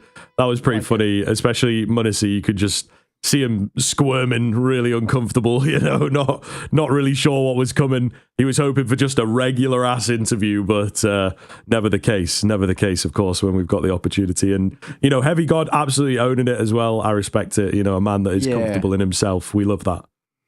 Yeah, exactly that. I have a lot of respect for that. Of course, we are going to be coming up with G2 Saw up next, and we can talk about it. I think, it's safe to bring up. It was a really, really rough throw from G2. 11-2 up to losing 12-16. Yikes. 1-2 versus the Mongols, finalists for Throw of the Year, already for HTV Awards. We go next tomorrow, and sorry to our fans for how this match ended up. I mean, credit to Malbs, right? For kind of taking the front step and kind of owning it a little bit. But yeah, that's definitely up there for Throw of the Year. It's going to be hard to be topped as well. No, it is true, actually. He may well have a case. We may well have to add it in as a category just for them. to be fair. Yeah, it would be kind of funny, but look, it's going to happen. This is the thing. At certain points in your career, it is going to happen. Once again, exactly in that earlier stage of a Swiss system, maybe better to get it out rather than in the playoffs or something along those lines, right? Which is where G2, I think, want to end up here. This is kind of a wild one, you know, to look at this G2 team and how different they look compared to last year. They have, in theory, been gutted, but they've also been changed up quite a bit. And I think that we are excited to see what a lot of this young, fresh, slightly risky talent can get done. We're into the veto. It's obviously flowing quite quickly here as we were running over time on that previous game. So we get Nuke out from Saw, of course. We get Dust2 out from G2. So not scared of it, it would seem. And Ancient as that decider.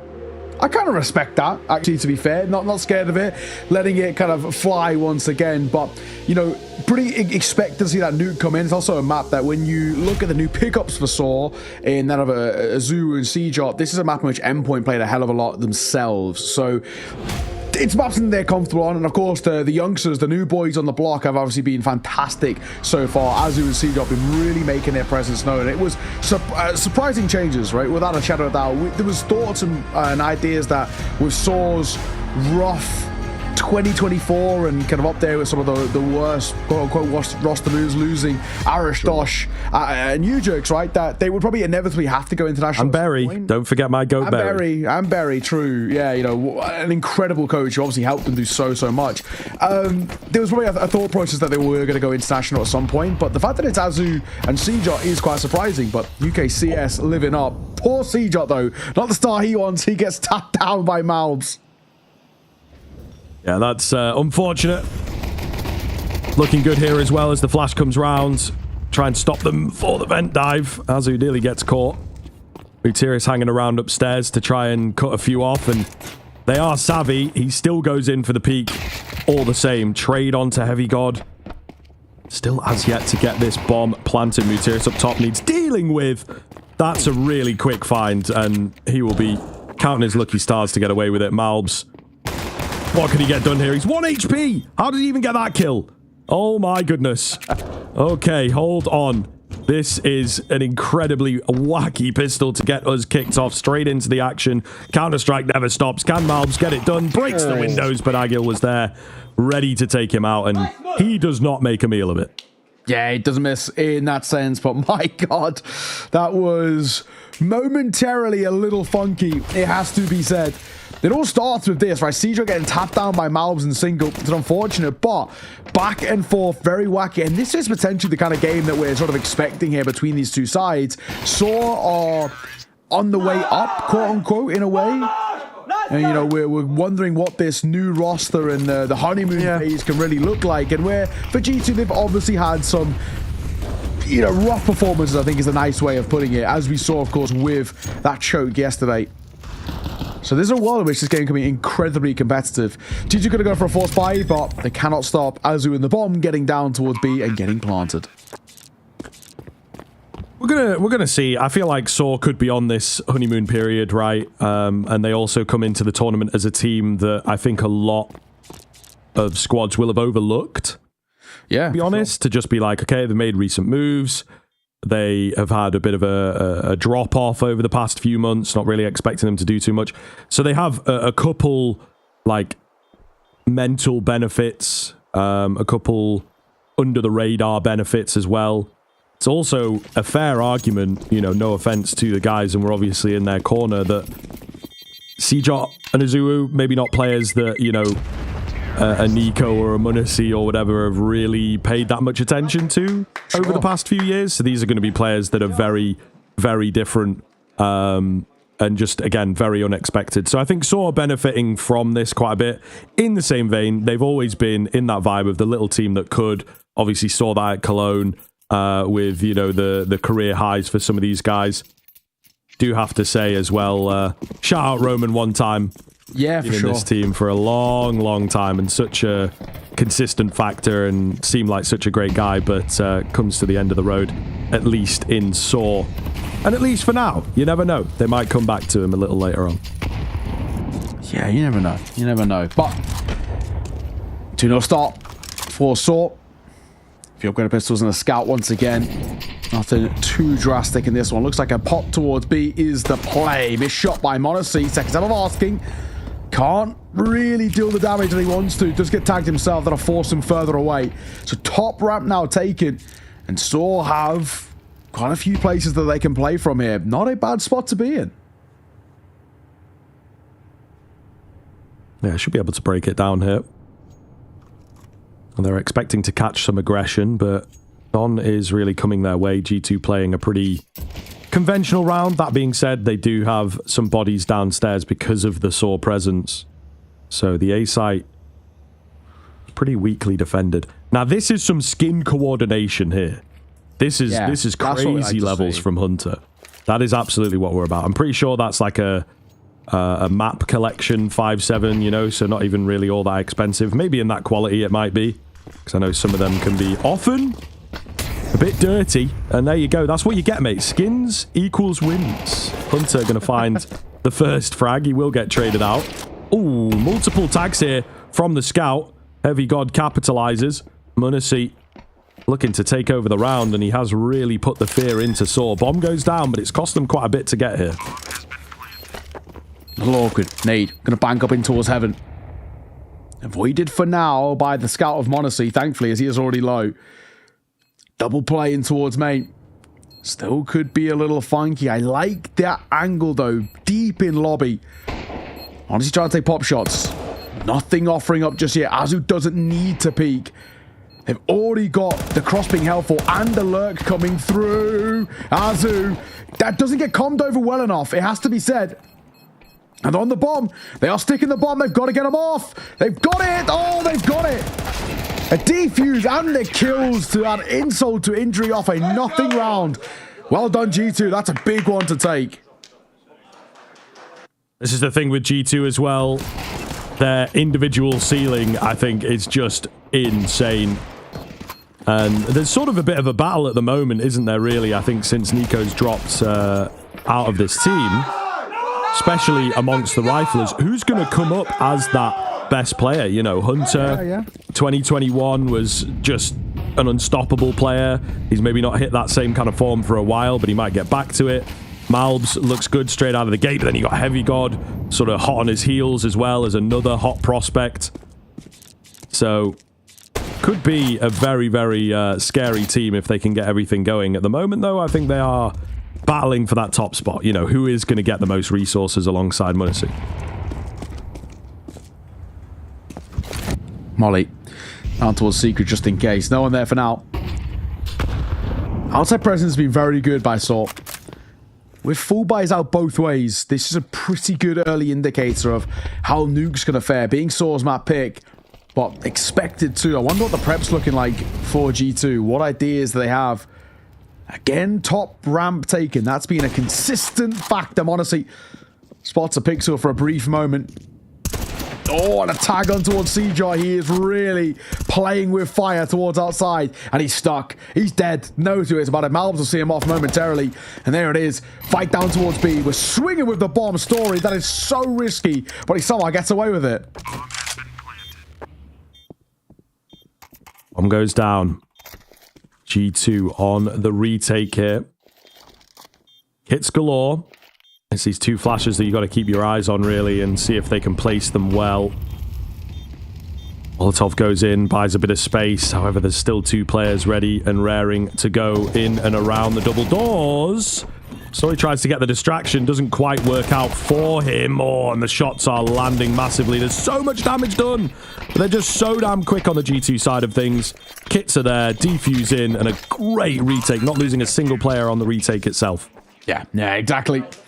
For this G2 side, that's two very clean retakes back to back. And, you know, the first one, of course, being that previous round being with no weaponry, and the fact they're able to make it even more simple with the guns in play. Impressive stuff. Honestly, looking really clean indeed. Yeah, nice work. Nice work for G2. And Saw left reeling a little bit. They'll bring a scout of their own in the hands of Story. Monacy's upgraded to the AWP.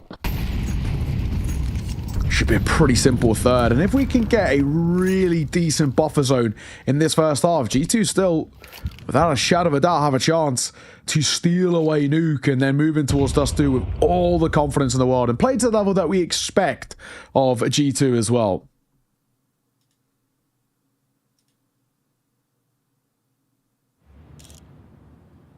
Want to see trained and ready. Ooh, just got to be a bit careful. The Deagle sees him and he's like, maybe not. Maybe I don't fancy that fight, actually.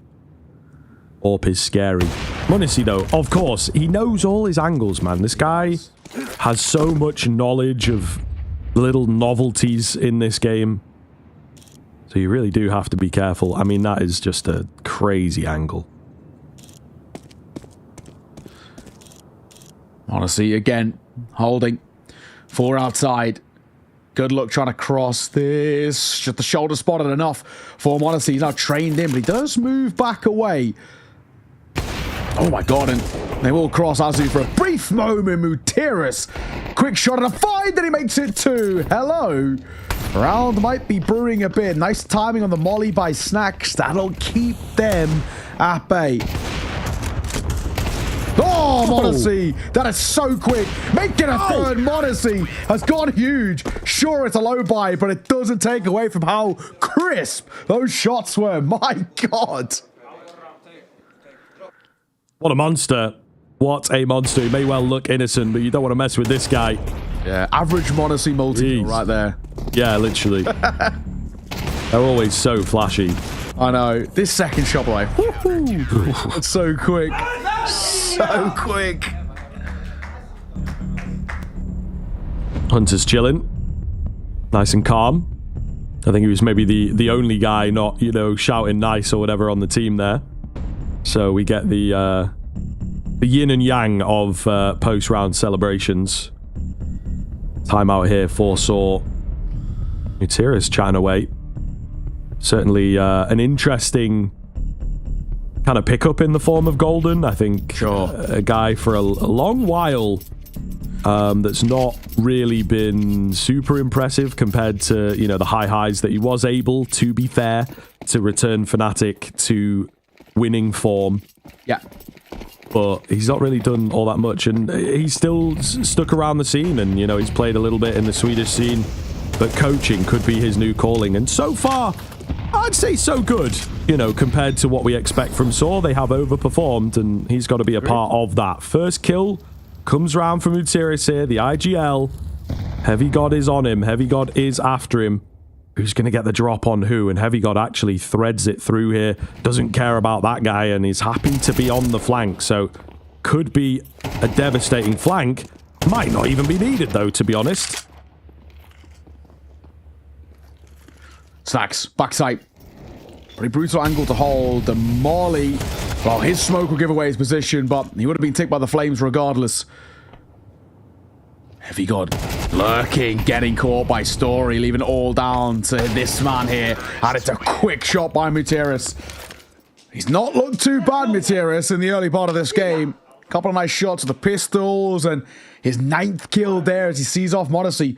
Big round for Sword to find, and not only that, you know, coming back into the buy, to do it actually relatively cleanly, only a couple of casualties. I think you're actually pretty happy with the situation that you're in. It gives you foundations to build upon. So, you can get 5 rounds on this T side. I'd be very, very happy indeed.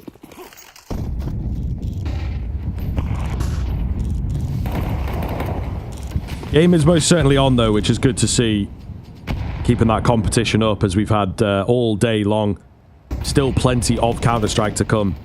It is jam-packed. This is a busy few weeks for the Counter-Strike community, I think. Everybody that's involved. There's so many games to catch, so many teams to keep track of, and quite a lot of upsets, I have to say, coming in.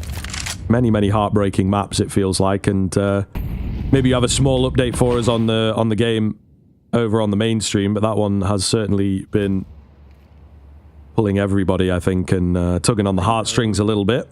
Right now, it is currently 20-19 to Tai Lu. Oh my goodness. They are deep in the overtime. Very deep over there. Both maps having OT in some regards. Want to see the Snacks combine. Snacks makes it a second. Nice work on towards a Gale. Bomb spilt forward on the site. And young C-Jot left with it all to do. A 1 versus 5 and feels highly unlikely, unfortunately. Yeah, C-Jot, new kid on the block. New name for a lot of people, I think, in the world of Counter-Strike. If he can even get a couple here, I think he'd be happy with that. However, he denies us anything. He's just hiding. He's just saving. So, bit boring, but there you are. Yeah. Slow start for him, unfortunately, though. 5 to 10 seconds, not a lot he could do. Well. 3 now turned 4 for G2, and they do it without losing a single player. That's going to help. Snacks, really well done from him. Got to give him credit. A lot of people been, talking about Snacks. It's actually, a lot of the times it's come down to the numbers game. And an important shutdown towards A. I mean, he's playing really hard spots on CT side. A anchor is actually statistically the worst position to play on the CT side for Nuke, and I think he does a pretty solid job. Even at times just going 1-for-1 is enough if you buy time for rotations, but well done there. So, reinvest back, but Story's got a Deagle, a Gil's got a Mac 10, Materis with a Galil. Only the 2 ex-Endpoint boys with the AKs, one of which saved obviously from that previous round. Outside smokes, something that Saw do so well with their T side is really just mixing things up when it comes to the outside play. Valve's going to break it. Flash comes over for him to work with as well. He can't spot anyone, and he will get bested. I'd say a very dangerous move, to break the smoke so close to what could be the entire team on the other side of that. So, yeah, it's interesting. What is going on here? What is going on here? All charging downstairs, immediately changing the pace up, and they may well have caught G2. I mean, they're not really ready for it. Oh, heavy god. Damage dealt, but he can't convert on the kill. Flashbang round, Materis. Great idea. Another flash as well. As long as he finds a kill, there might still be a chance, but I think Heavy got quite smartly here, just waiting for the rest of the pack. Stacking up, going to be a bloodbath in from ramp. Molotov corrals them into only one angle. They don't have loads of time. And they are moving forwards here. Goodness me, it could get messy. Looks good thus far, however. 2 for 1. Azu at the back end of the silo. He's low on ammunition. Can't find another, but there's hardly any time. Onto the bomb. Just got to cancel the defuser. Not going to happen. Munisi does not miss those. And G2 will take it against the odds. Yeah, good retake. Hold on. Again, they're sort of doing enough now to pull further and further away. I actually like how Heavy got approached that, though. He knows that he could actually force his way out of ramp and fight a little bit earlier, but waiting for everybody to work it in together is the right way to go about it. Use the numbers to overwhelm. It's a nice try, nice attempt by Azuru, but it's just not good enough, unfortunately. 5-3. G2 starting to extend this lead. Monesi spots Materis, just a pixel of him. But not enough. C-Jot! His first 2 kills of this game are quick. Monesi will answer back, but he's done well to give them space. But they're actually just going to go down towards... No, it's just Materis lurking down towards B. That's interesting. They're plotted A. Materis going to try and find some info of people saving, I guess. Will go down. I'm thinking about it. Especially after that kill. So I do respect it here from G2 to go for it. They've got the money for the follow-up round. A lot of teams may well grab the save here, but not them. They're going. It's a nice find from Heavy God. Munisi is out. Not needed for that one, but confirms the location of the next, and Heavy God just finds them all. Wow. It's tight, but the defuse is going to be there, and G2 with another great retake. Yeah, this is like their fourth, really, really solid retake for G2. They aren't losing in these scenarios. Post-plants are being lackluster for Saw. And that's another one which feels like we should have been at least a little bit more competitive with. C-Jot does so well to open things up, but Again, very, very well played from this G2 side. Even with Snacks full blinding Heavy God, still gets his kill. Yeah, you can see the pressure on the defuse. They know as much as we do how close that was on the timer. Attack ball's called. Golden back on the mic. But it just feels that right now, Saw can't buy around. They're getting post plants and they're just not seeing them over the line. Yeah, it's tough. It's very, very tough to be on the end of. And this, of course, is their pick, similar to our previous series. They're a specialist team, it's expected at least. Yeah. And it's where they made a name for themselves in the summer on this very map. That being said, more recently, maybe the time is up on it, right? The results against the higher level teams have not been as good as they were in the summer. Getting figured We're still, yeah, working. It's a different team and bedding players in and all this kind of stuff, right? It's a very hard read on this map at the moment. So if they can bring it close, if they can take it, I think they'd be happy with that. G2, however, looking really good. How has Cjot got in here? Kind of a crazy position he finds himself in, and a free kill to kick things off. Oh, Munacy, do not give him the fights. He will win it out. B-bomb site looks ripe, but Snacks is down here. Got a bit of support. Malbs has found the lurking presence upstairs. G2 continue running rings around Saw. Oh. He's not bothered about the bomb. Oh. He's not bothered about the bomb plant. He's just going to kill everybody else first. Really well done, actually, by Snacks. Fades through the smoke, just gets completely overlooked by Saw. They saw that he was over towards single door. When that smoke comes down, they're expecting him actually to wait, fall back, and regroup, but he doesn't. Snacks pushes forward. You don't often see that, but again, really well done by Snacks. And pretty crisp. I've got to give him some credit. Nice couple of shots that come through.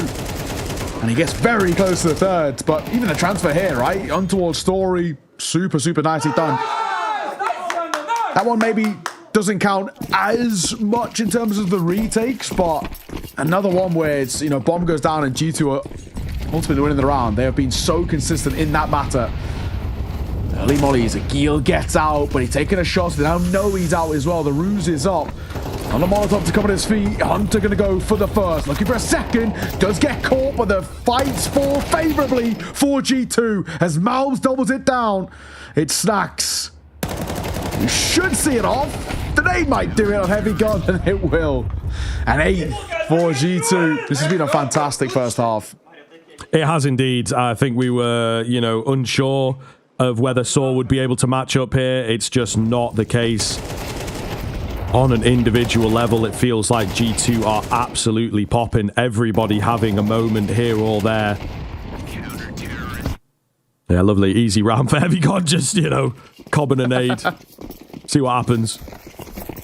It's also moving very fast as well. G2 doing a good job of keeping up. As I mentioned, one of the things that I think caught a lot of teams off guard when Saw were at their peak in the summer, let's say, was just the pace changing, how fast they could be, how quickly they could burst into a round or an area of the map. Really caught a lot of teams off guard, but G2, it doesn't seem to be the case. And I really have to speak, because we're now in the final round of the CT half for them.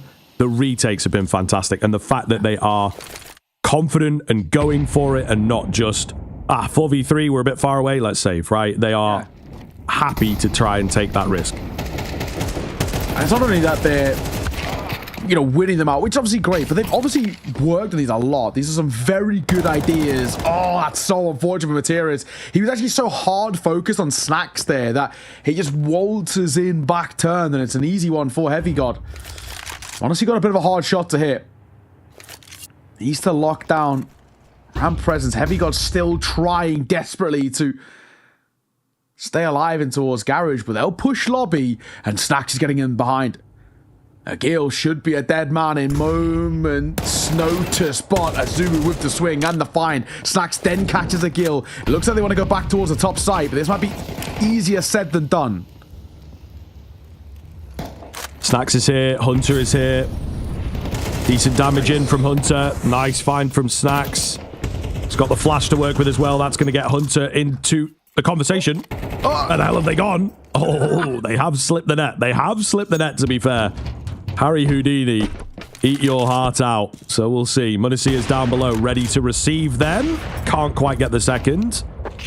But there's no time. I didn't even notice. There was no time to get the bomb down anyway. So it doesn't really matter in the end. A very clean half from G2. Yeah, it is. Absolutely excellent work from them. There is so much to like about how G2 have approached that and how strong they have looked. And the retakes, we spoke about it, absolutely excellent throughout that half. And that's the big thing that Saw are going to look back on. They're just going to keep saying that we were in post-bars and we were unable to see them over the line. And honestly, the way things are panning out right now, this nuke feels like it should slot itself into place super simply for G2. Then they move on towards the Dust 2. Have a good chance of seeing it off as well. You run through these highlights, you can see how consistently that bomb was going down for Saw and how consistently the round number is going up for G2. A fantastic first half. We'll see if they can continue it, of course, after the break.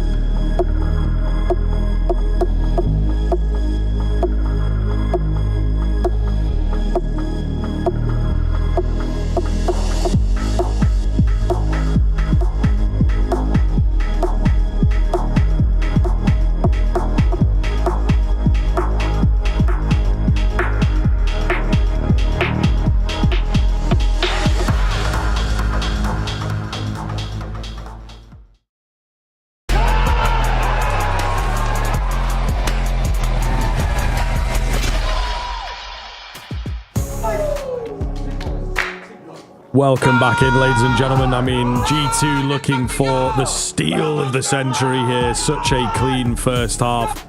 Really, really great rounds. The retakes were immaculate. They are firing on all cylinders. If we can see this version of G2 all the time, I think it could be an exciting year for them. Yeah, absolutely.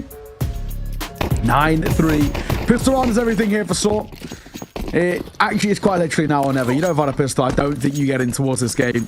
G2 are going to have some good ideas, you hope, at the very least. We can't have two back-to-back, you know, just falling apart, right? They're 11-2 and they choked. We can't have another one here, right?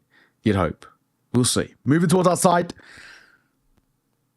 That control taken, honestly, pretty easily. A smoke down that trickles down towards main. They're going to pop to cross here, but it's Story for the first as Hunter gets clipped. Oh, all right. It's also chiming in. Going to drop the bomb. That's a crazy fadeaway shot.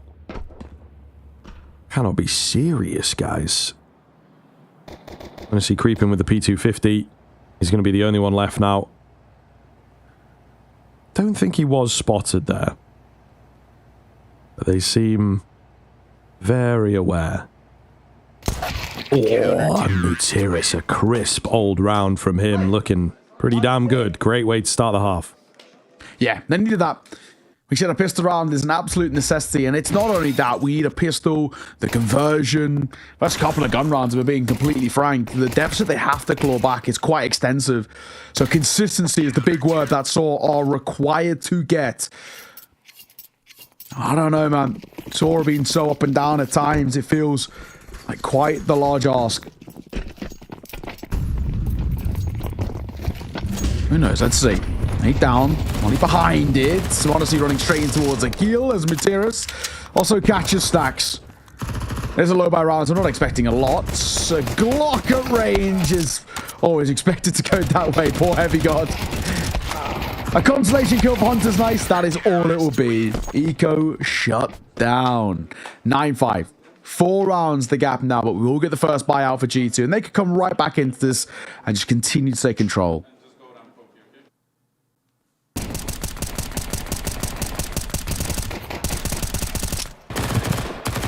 That's me most rounds, man. Just tapping the vent, making sure nobody's dropping down. Usually pretty effective. Into the AKs then.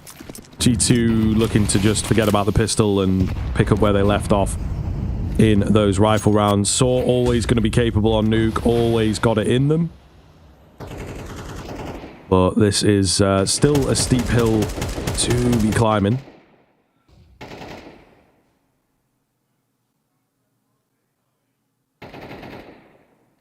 Slow round though, start. G2 not taking any chances in the early portion. 1 minute 15, and this is a incredibly slow move. Triple stacking towards lobby, waiting for a crunch. 2 towards outside. It looks like we're going to set up for util now. Just outside smoke crosses. All right. At least going to give Snack something to do, right, in a way, and give him a bit of coverage. There's 2 players who are going to be sort of attention dragged over there. But 50 seconds, we got to move.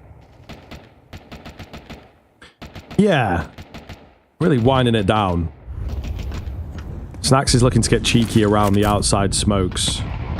Aid is minimal damage. Cjot with a monumental task. Unfortunately, does not deliver. Story tries to bail him out. Also unsuccessful. Advantage going in then, but the rotations are quite quick. Try and spot if there's anyone towards Secret. The answer is no. 20 seconds, and it's a quick pivot back towards A. Still really quite tight, but well read here. Well played from them to just keep together. Stay on the task and not doubt themselves. They'll get that bomb down, and I think this sets them up in a very good position to win the round now. Yeah, it does. Nothing really, unfortunately, that Saw can do in this instance. Rebuying back in, no issues, plenty of money to work with. There's 2 MP9s in play. There's a M4 to upgrade to on the right hand side for Azu, so he should be able to grab that. Looks like he's veering over for exactly that, so not the end of the world. Double M4 MP9 save it's workable and towards the next, and like we said, there will be a reinvestment around it. I'm trying to think potentially with Agil having 3k, could he actually drop over an AWP? I think he should be able to do so. That's at least something. Maybe we could have Story AWPing in the next. Haven't seen him do it so far. Actually, he's just shy by a smallest amount, but it happens. Like we said, plenty of money, can drop over, rifles to come through, and even can bolt a little bit. A very slow round by G2 as they sort of meticulously went about the map trying to find gaps, but worked really, really well in the end. 10-5, and the fact that they find success straight away back in the gun rounds is, at least for me, a pretty big indicator that this should just be closed out. Yeah, I think so, right, G2. And again, it's a really nice round, you know, very close to the wire, but just some great moves, and there's a lot of belief and trust in this team. I think that's a lot of what it is built on, that it's like, right, this is the idea, this is the round we're calling, and just stick with the plan. trust the calls of the mid-round. Snacks 1 for 1 early on.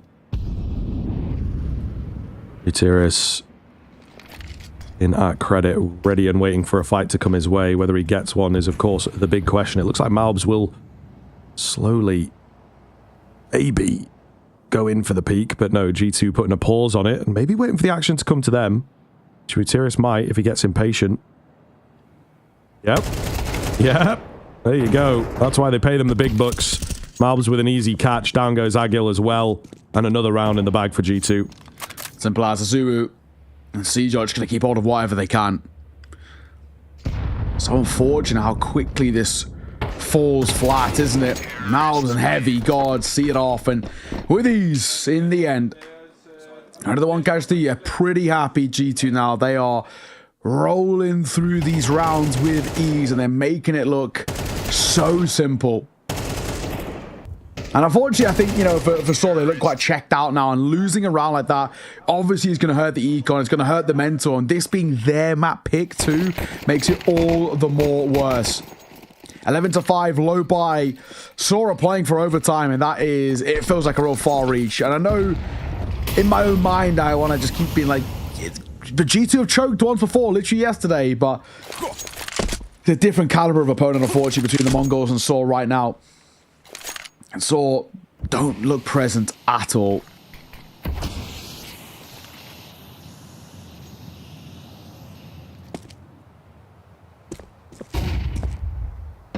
Just a few upgraded pistols here. But yeah, not looking good, man. Not looking good. I have to say, again, the G2 side is just so clinical here. I think very, very cool. A lot of fans of this team for sure. And I don't know, man. Again, it is Saw. It's the one caveat I'll give. But if we can see this kind of level from G2, I'm pretty excited. You know, it's my first time kind of casting and catching them to this sort of level. And yeah, a lot of fun. A lot of fun to watch these guys work. Hobbs nails a shot on towards CJ. Gutierrez will get out. He's just trying to escape as desperately as he can. He just come back in 4 seconds. That'll cost him his life. Flash in that does more to Hunter than anyone else, to be perfectly honest. Stories round this corner with a 5-7. Yeah. Don't know if I'll play the cards. I don't want to be peeking too drastically into that, but a 1 for 1 is fine. The remaining 2, it's just 2 USPs for a Gil and a Zulu. And it will be G2 finding their 12th. That point in your opponent's map pick is pretty important.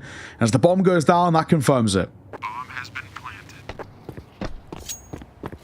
Indeed. Now just a question of what they kind of want to do with the final few moments of the round. I think towards the gun is perhaps what they're after. Where is it? Can they snipe it up? And I think they may well have a bit of a nasty surprise that it's been dealt with and taken away, really. So, yeah, no recovery on that, unfortunately. It will be an anticlimactic finish into this round, 12-5. Bit of a USP battle from Azuru, but he is not able to get anything. Maybe trying to do some damage so that they might go down to the bomb. And he nearly gets there, but no, it's not the case. So, Saw not showing up at all on their own pick. It's not looking good, and now they have a super, super scary one around the corner unless they can pull off the miracle comeback here.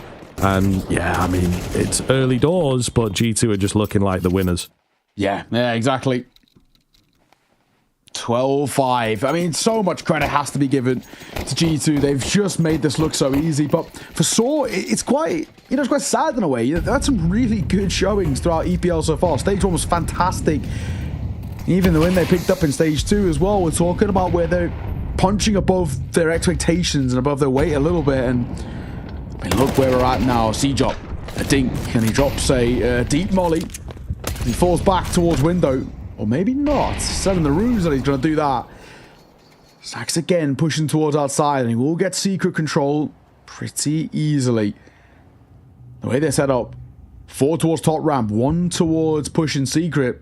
It's got a B player written all over it. It's just, can they get past these 2 players in top ramp?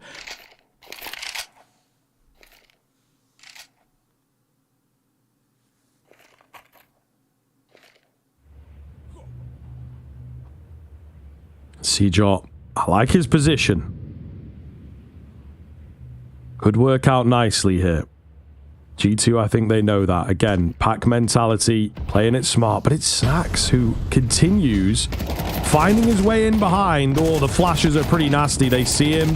He takes a lot of work, though, and that allows the gap to close for the rest of the T side. The trades are nice and clean. The bomb will go down. Saw none the wiser. Rotations pretty far away here. It is not looking good, and we know how good the G2 post plants have been now. Yeah, bar Materis, you know, this has been a rough display for Saw, but Materis is still alive. 17. Oh, well, I cast the curse that pretty badly, has to be said. Hunter gets 2 with Materis and Azuru, and it's all down to Story on the AWP. Little nade that comes over, but m0NESY closes out the game. A fantastic display from G2, not pulling any punches. 13-5, a one-sided showing, and on your opponent's map, no less. Saw just non-existent, unfortunately, in towards their map pick. We needed a lot more out of them, and G2 just really showing their class there. Yeah, absolutely. Absolutely. A great game from them, it has to be said. And I think it really does get me excited for this next map as well. Unfortunately for Saw, just could not match it. You know, individuals not quite there, the reads not quite there. And for a map that they are meant to be a bit more comfortable on, maybe not quite the case. This is where it is going to come to a head, that you've got these recent additions. You know, you spoke about the fact that Endpoint sort of like the map. It is true, but I think then you end up with a few clashing styles and ideas and whatnot. So they're obviously still working out how to play out Nuke. But that being said, first half, I did expect a bit more from them. It's the Saw T sides that have looked good in the past, and it just did not happen. Yeah, never got going. I think so much credit has to be given to G2 here in that sense. They just look so solid. And they set up the series really, really well. They put themselves in a fantastic spot to now talk about a 2-0, go 2-1 in the Swiss as well, and really start, you know, getting going. I think Malb's a fantastic game out from him, 17-9. m0NESY not too far behind with 16, and Snax as well. Numbers department didn't look too shabby at all, but everybody had their moments over towards G2. If we're being completely honest, even Hunter was a little quiet, closed it out with a nice double at the end. So for this G2 side, that's what we want to see. This is a side who, you know, with the departure of Nico, it was kind of a question for a lot of us of, where do we actually value G2 throughout the year, and where do we expect them to go in tournaments? And actually, what is their skill ceiling now? You know, Malb's then taking those positions, Heavy God coming in. What is our expectations for them? But it's good that, you know, in a match where they're considered favorites and they should come in and be able to overrun Saw quite easily, they do. That's a positive sign. That shows at least they've still got that element of class behind them. And I think for Saw, it's a really, really tough battle ahead, right? How do we get back in towards the series? I don't even know really how possible it is with Dust 2 up next. Yeah, well, this is it, right? I think we start to really worry for them. And based on what we've just seen as well, they're going to have to turn things around in a really big way, and new team, new additions, it's always hard to do that. So yeah, I think very much worried for where they're at, but hopefully a little bit more competition I think would be good. Saw are indeed capable, and we've seen them be giant killers in the past, and you know, Mutirius outcall some of the best in the world, but this G2 team, I don't know, today at the very least, just looking so well put together and incredibly effective, which I think is going to be hard. And again, Dust 2, as we had in the previous series, is another map that speaks to the pack mentality, speaks to the individuals. Someone like m0NESY taking over. I think Malbs is going to have a field day here as well. So yeah, everything should come together quite nicely for G2. That is for damn sure. I feel a bit bad for Mutirius in a way, though. He was so good, right? Mutirius was so clean all the way through. He looked fantastic. I feel like he actually was hitting some really nice shots as well, but it just was not enough, unfortunately. I think now, when we look towards this Dust 2, they're going to need not only kind of Mutirius masterclass again, but they're going to need a few other players to step up alongside him. So it's tough, without a shadow of a doubt. We've got a little break before we get underway. And towards map number 2, it's Dust 2 up next. It's G2's pick. We'll see you soon.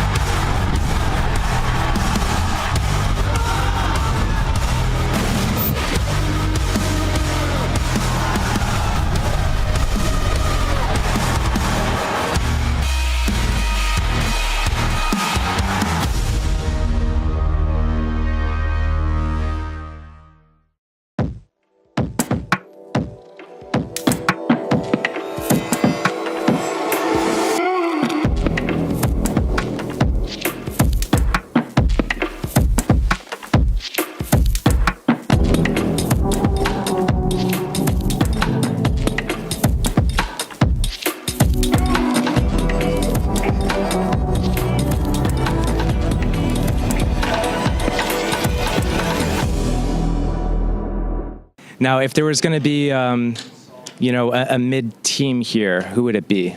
Mid team. I don't know. I don't know all the teams here.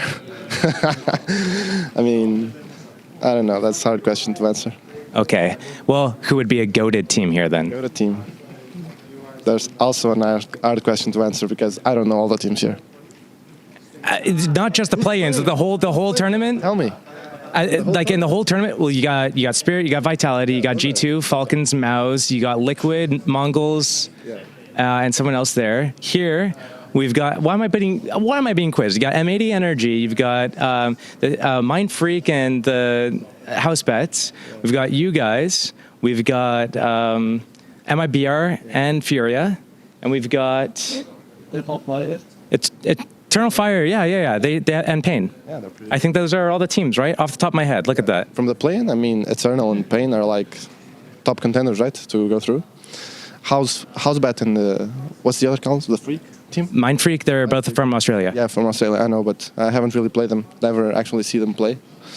It's gonna be fun to see them, I guess. I've never see them.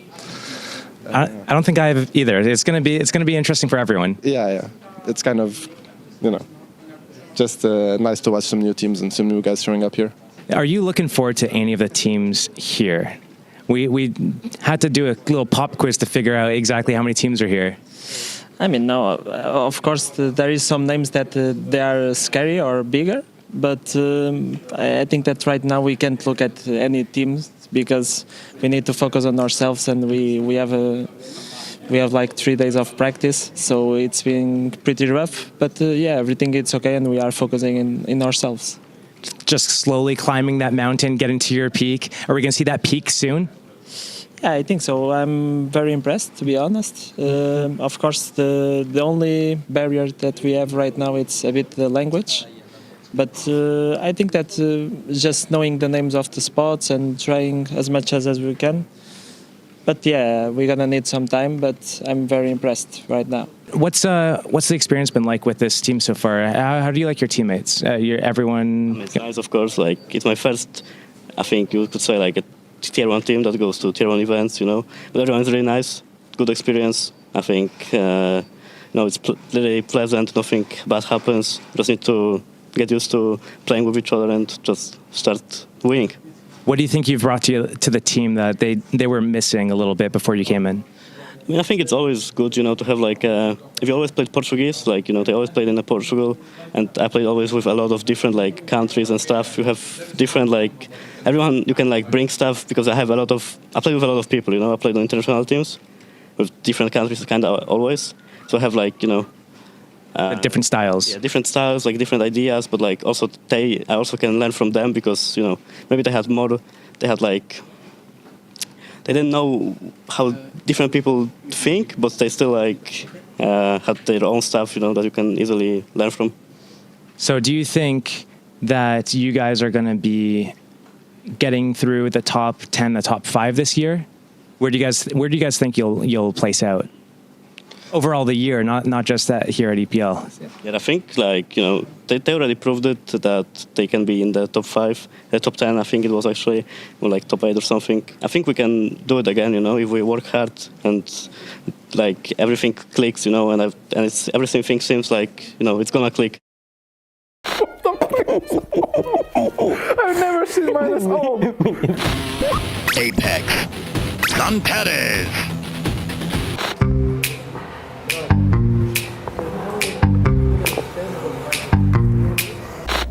Still works here again. Oh, can you imagine? I hope I will do another trophy in my Instagram.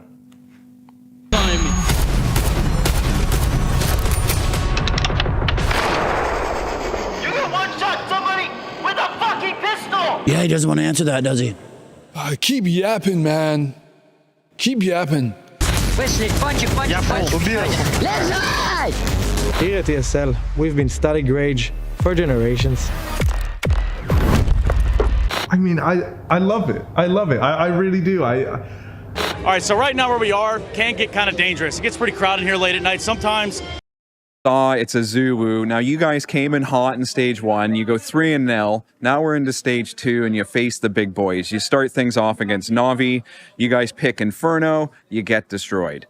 Then we come back on Na'Vi's pick, which is Nuke. You take the map. It's a very close affair. Then Ancient happens. It's the decider. You guys do your own destruction in terms of taking down Na'Vi. You take the series 2-1. What's the secret to Saw's resilience? I think the secret is, especially after a bad first map, just trying to forget about it and make sure we play a game for the next maps. And the secret is kind of just to stay calm, don't let it overwhelm us, and make sure we play our own game the best we can. And how important has the coach been in terms of this kind of regrouping and coming in and preparing for a team like Na'Vi? Yeah, absolutely. The coach Golden, and also credits to Muturis. They're both really good at us for staying calm and just making sure. I think their experience really helps us, especially me and Jan, and how we approach every map. And in terms of your next game, so Na'Vi, you go 2-1, Spirit comes up, and of course you get donked, right? 2-0. What do you guys take away from a game like that? You have to take away the good stuff as well. So the other thing is we're a new team and we have to be realistic, but we had a close map on train, and next time we play them, we know we can do much better, and we know we can play at this level. And then in terms of your next match, you've got G2, similar situation. It's not Donk, but Monacy. What's the plan in terms of regrouping and confronting him? We're just going to play our own game. We can play at this level, and I want revenge on Spirit, and if I have to destroy G2 to do it, then I'm going to destroy everyone else. Thank you very much, Azuru. Good luck. Out there, I suppose, from Azuru. Good to see. Good to see. He's, getting into it. I don't know that he's done many interviews across his career. So, yeah, I think he's done well. And a little bit of confidence, a little bit of maybe cockiness as well. Unfortunately, getting that interview midway through the series after, a very quick pre-show, it's not quite gone to plan. Not quite gone to plan on map 1, I think it is safe to say. In fairness as well, got a highlight for Saw. I suppose we didn't get much chance to talk about it, but you've had Na'Vi, then you've had Spirit, now you've got G2. It's like, the matchups have been pretty tough. Pretty tough for a new team. You maybe want like a Tyloo or a 3D Max, someone that you might be able to match off against, but no, you've had the heaviest hitting teams going for sure. But look, we'll see him rolling into this next map. We already set it up before we went across to that break. It's not looking good for Saw. They are unfortunately unable to match up, and I think that Dust 2 might be more of the same. There's a variety of different teams that, sort of like to have started their stage 2 off with, like you mentioned, kind of Tyloo being one of them, or like, an MRBR have looked a little worse with, Furia have been struggling, Game Legion have had this sort of slightly weird moments, but man, like, the fact that you get this gauntlet of some of the best is really, really difficult. But yeah, touching in on towards map number 2, right, we've got Dust 2 coming up next. It's a map in which has been very good over towards G2. They've looked very, very solid. They've picked up some nice results, bar, of course, the one outlier, the one elephant in the room. But the flip side, of course, hasn't been that pretty.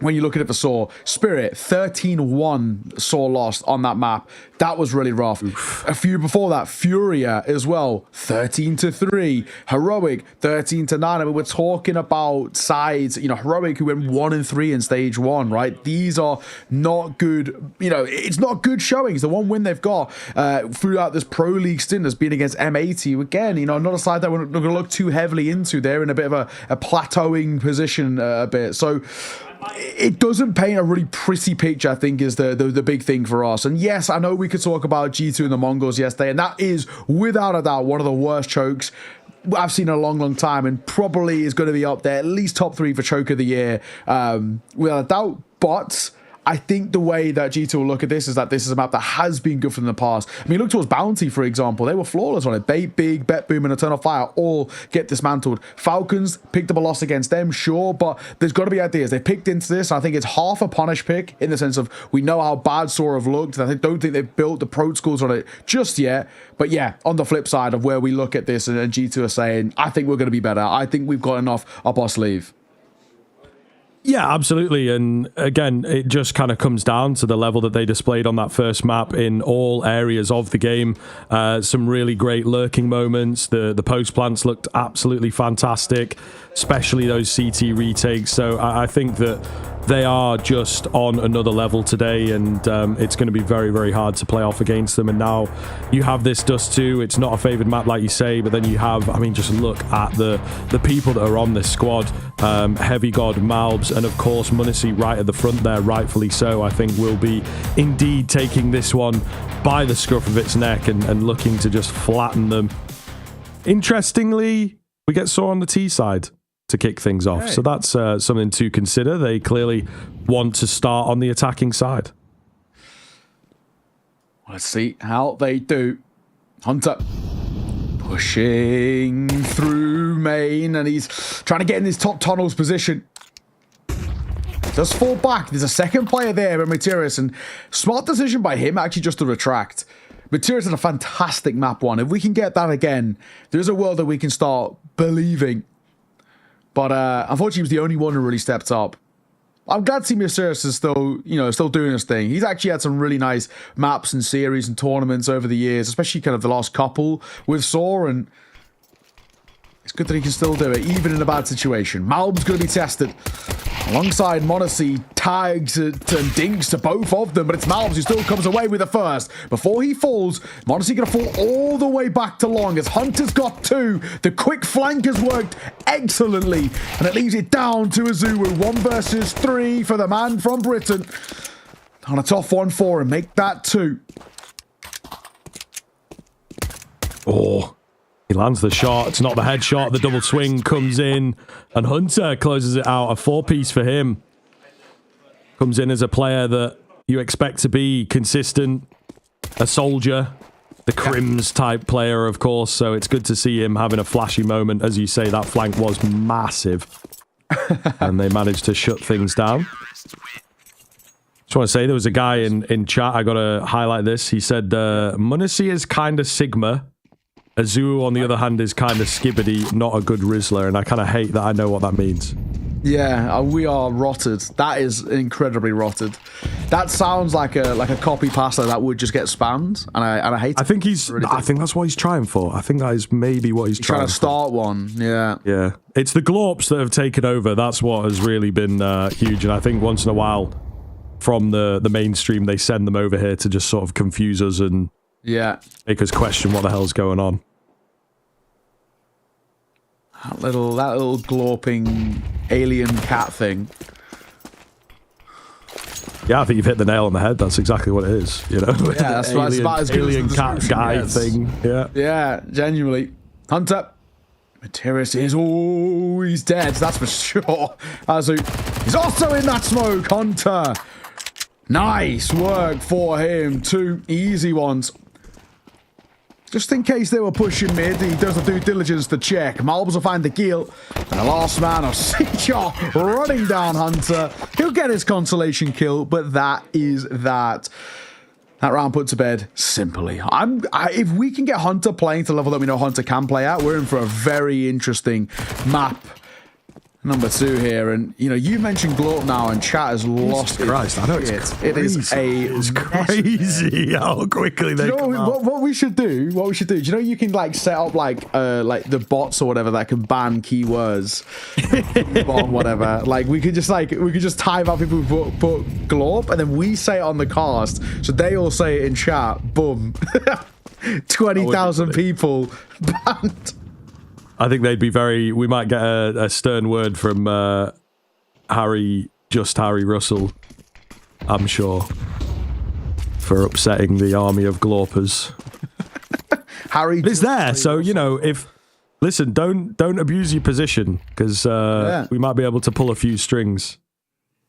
the anti-glorp squad over here on the B stream. No, I'm not really. I'm only VIP, so if I was mods, you guys would be cooked. I'm just saying, we might be able to speak to the boss. Yeah. Glorp is love, Glorp is life, apparently. Full bite, full sword, to scale up towards 8. It's a real healthy grenade. Damage is 4, and especially on towards Akil and Story. Story with a scout, Akil. AK for him.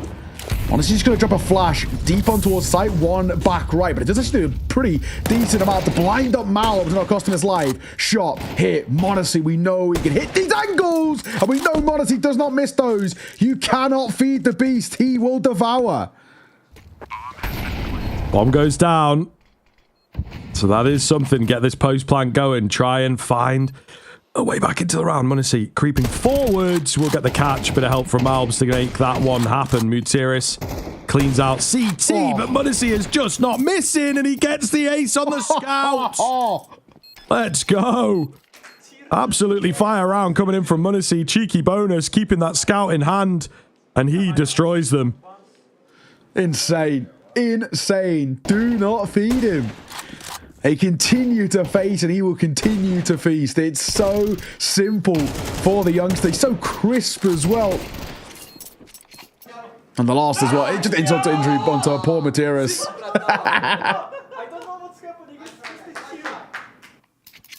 Loving life. Vibes are good. A 3-0 start for G2. They are loving it. He's going to upgrade now to the AWP. Honestly, Modesty on a scout, it's so sick as well because of how well he moves with it. Obviously, a little bit less movement with the AWP, but what a beast, man. What a beast. 6-1 to start. I've got a pretty good piece of mail here that I think, you and I could give some decent insight on. Maybe keep track of the round because there is something potentially happened here. But hang on. Ruin. As soon as I think about it. Yeah, you've kind of cursed it into a round happening here. And down goes Modesty as well. So that's the AWP for Nout. This round brewed very quickly. Siege up for a double. And a Gil on the drive-by. And it's immediately called for the save for G2. So a round and a nothing. And all picked up as well. Beautiful. And who makes it worse as Snacks will get deleted. Lost one a Heavy God. He should be left alive. He should be fine. I say that. There's a bit of a play from mid here. Seajot's going searching. He wants the quad. Oh, it's laboured, but Heavy God gets away with it just about. But Azuru wants to try and trade him out. He's pinned it in. I don't think there's an escape from this alive, unfortunately. For Heavy God, I speak too soon. Bobbing and weaving, ducking and diving does somehow stay in alive. And the AK kept in the round is a nice thing to have. And it's Saw finally the first round. Okay, we'll save the mail because it's pretty good. It is pretty good. I don't know if you've seen it in wait for in the an chat. eco. We're going to need some decent time to talk that one over for sure. But I knew it, man. I was like, there could be a round here, but hopefully they, don't make anything happen. And then they just bursted and deleted them. So they're on the side of some of the members of chat. Counter-Strike only. Yes. No chit chat allowed. No chit chat, not here. I mean, with a technical pause, now's a great time if you want to do it.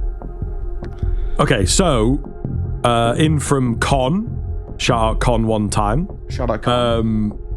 What would be the best UK CS lineup if we could play that? Then he also said, also why is it dead? Which I don't know if that's a real question or if he's just kind of BMing. Nah, he's kind of spitting. It is pretty dead. We've now it's been tough.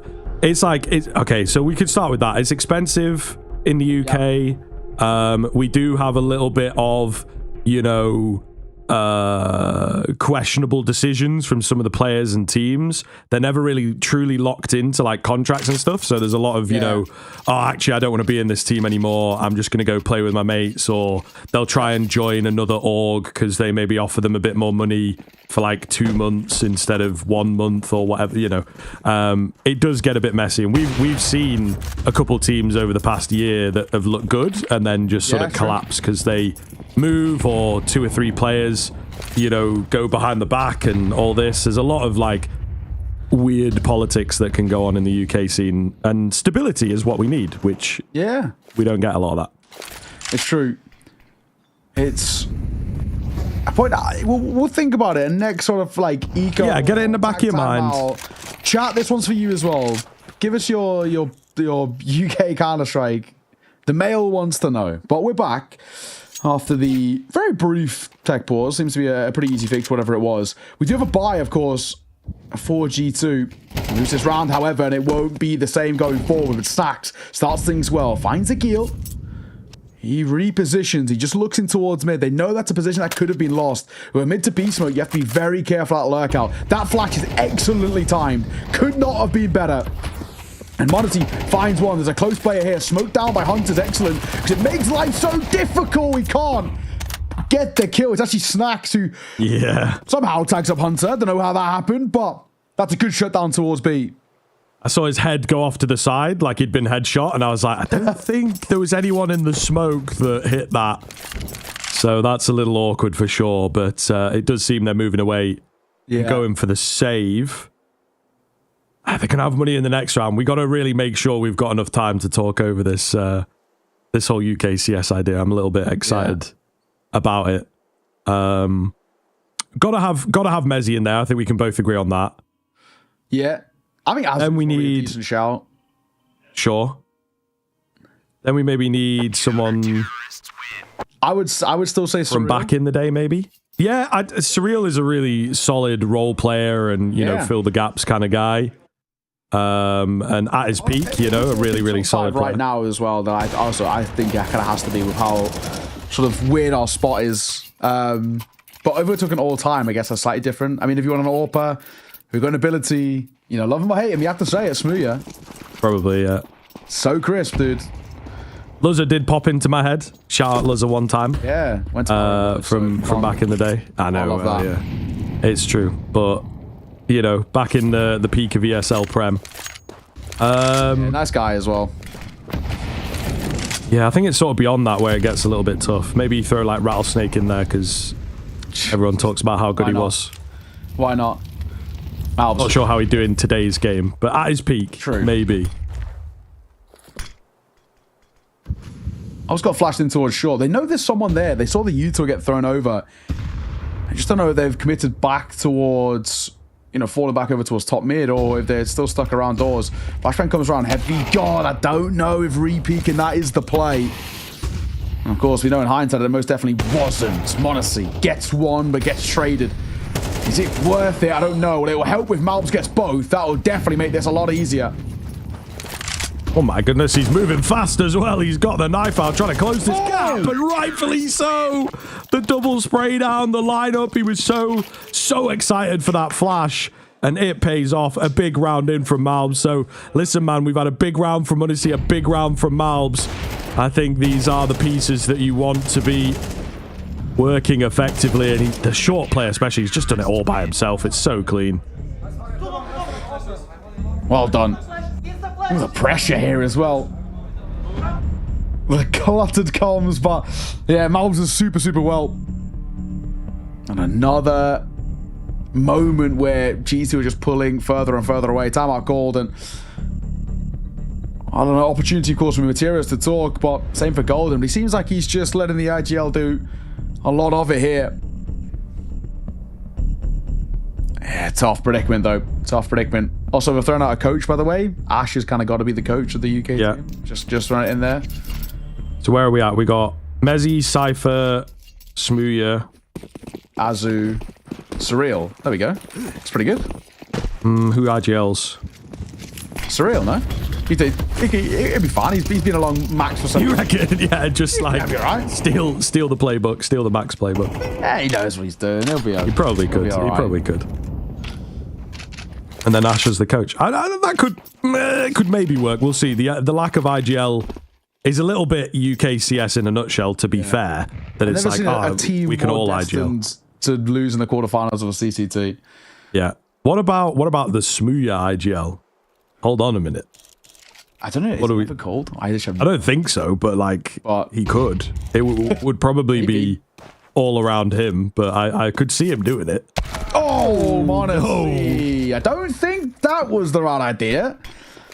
They're scaling very quickly. Hunter also going to get caught as well. The spam is close. Oh my god, Malbs, another double for him. Just when you think that this round's over, there might be something brewing. Nade will come out towards the site. Gutierrez is tagged, somehow still alive. Azu going on high, and he actually gets away with that. I have no idea how, because he was being held for. And a 2 versus 3.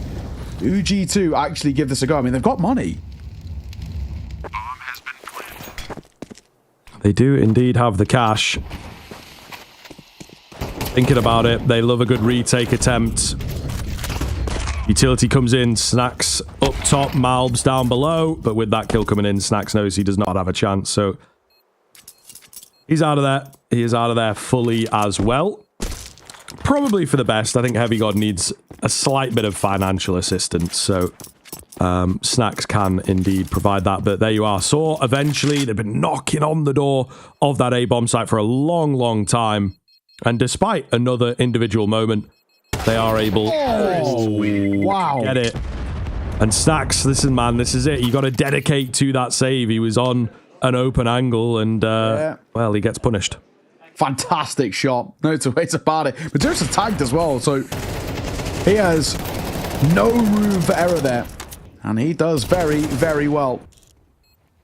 Okay, so a second. And a chance, potentially, now to start again, you know. Saw getting into this a little bit.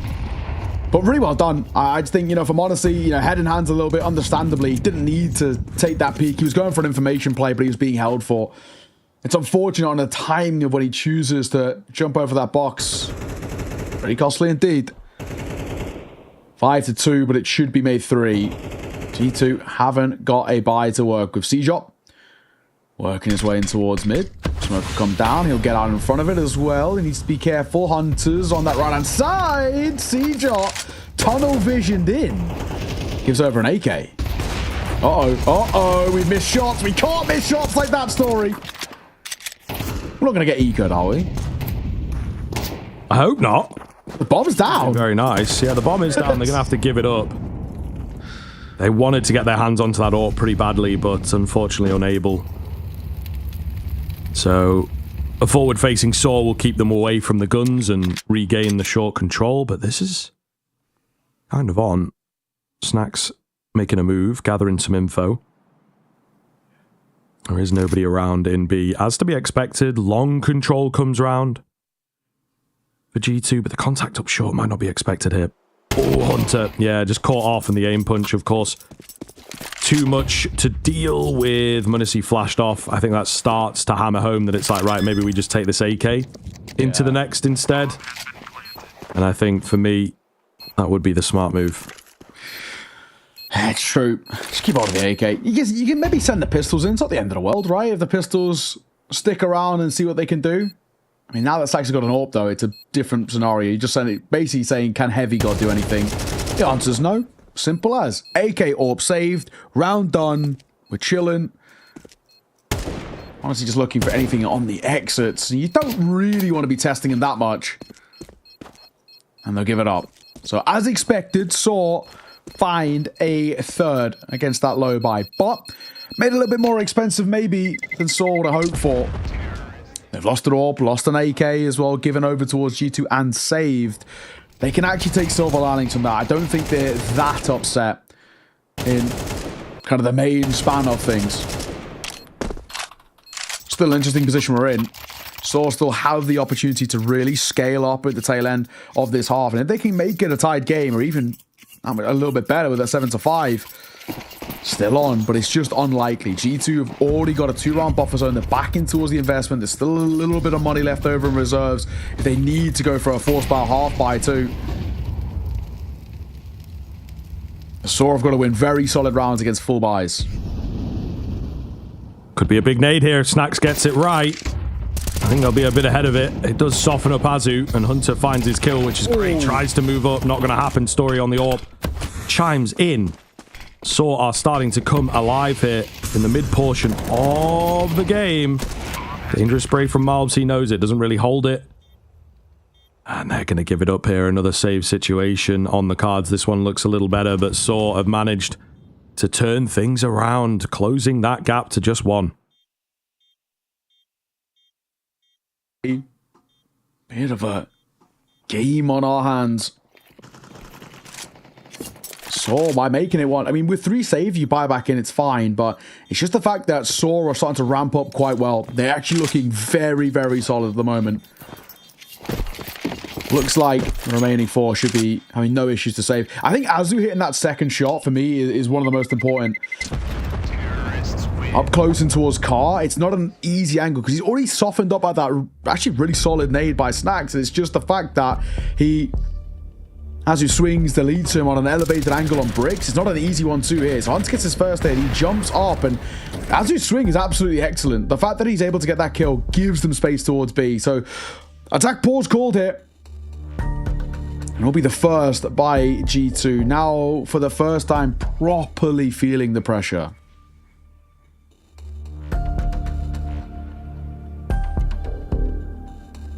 I kind of like it. I think it's a well-placed timeout, right? Not letting the game get ahead of them too much, but clearly something has to change. They've just lost the mojo a little. It was looking very, very, very G2-sided. Some great individual highlight moments. They have somewhat dropped off, so just back to the drawing board, figure things out, get Taz involved. Hopefully back to their winning ways. m0NESY on the aggressive move, ready for a head. Oh well. As we said, with 3 staying alive, we can rebuy back in.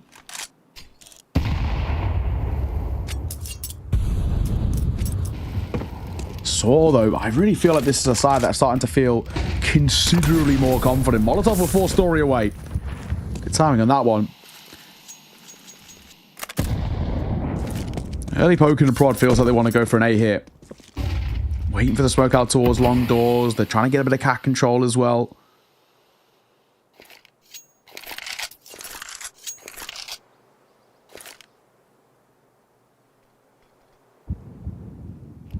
It's quiet here.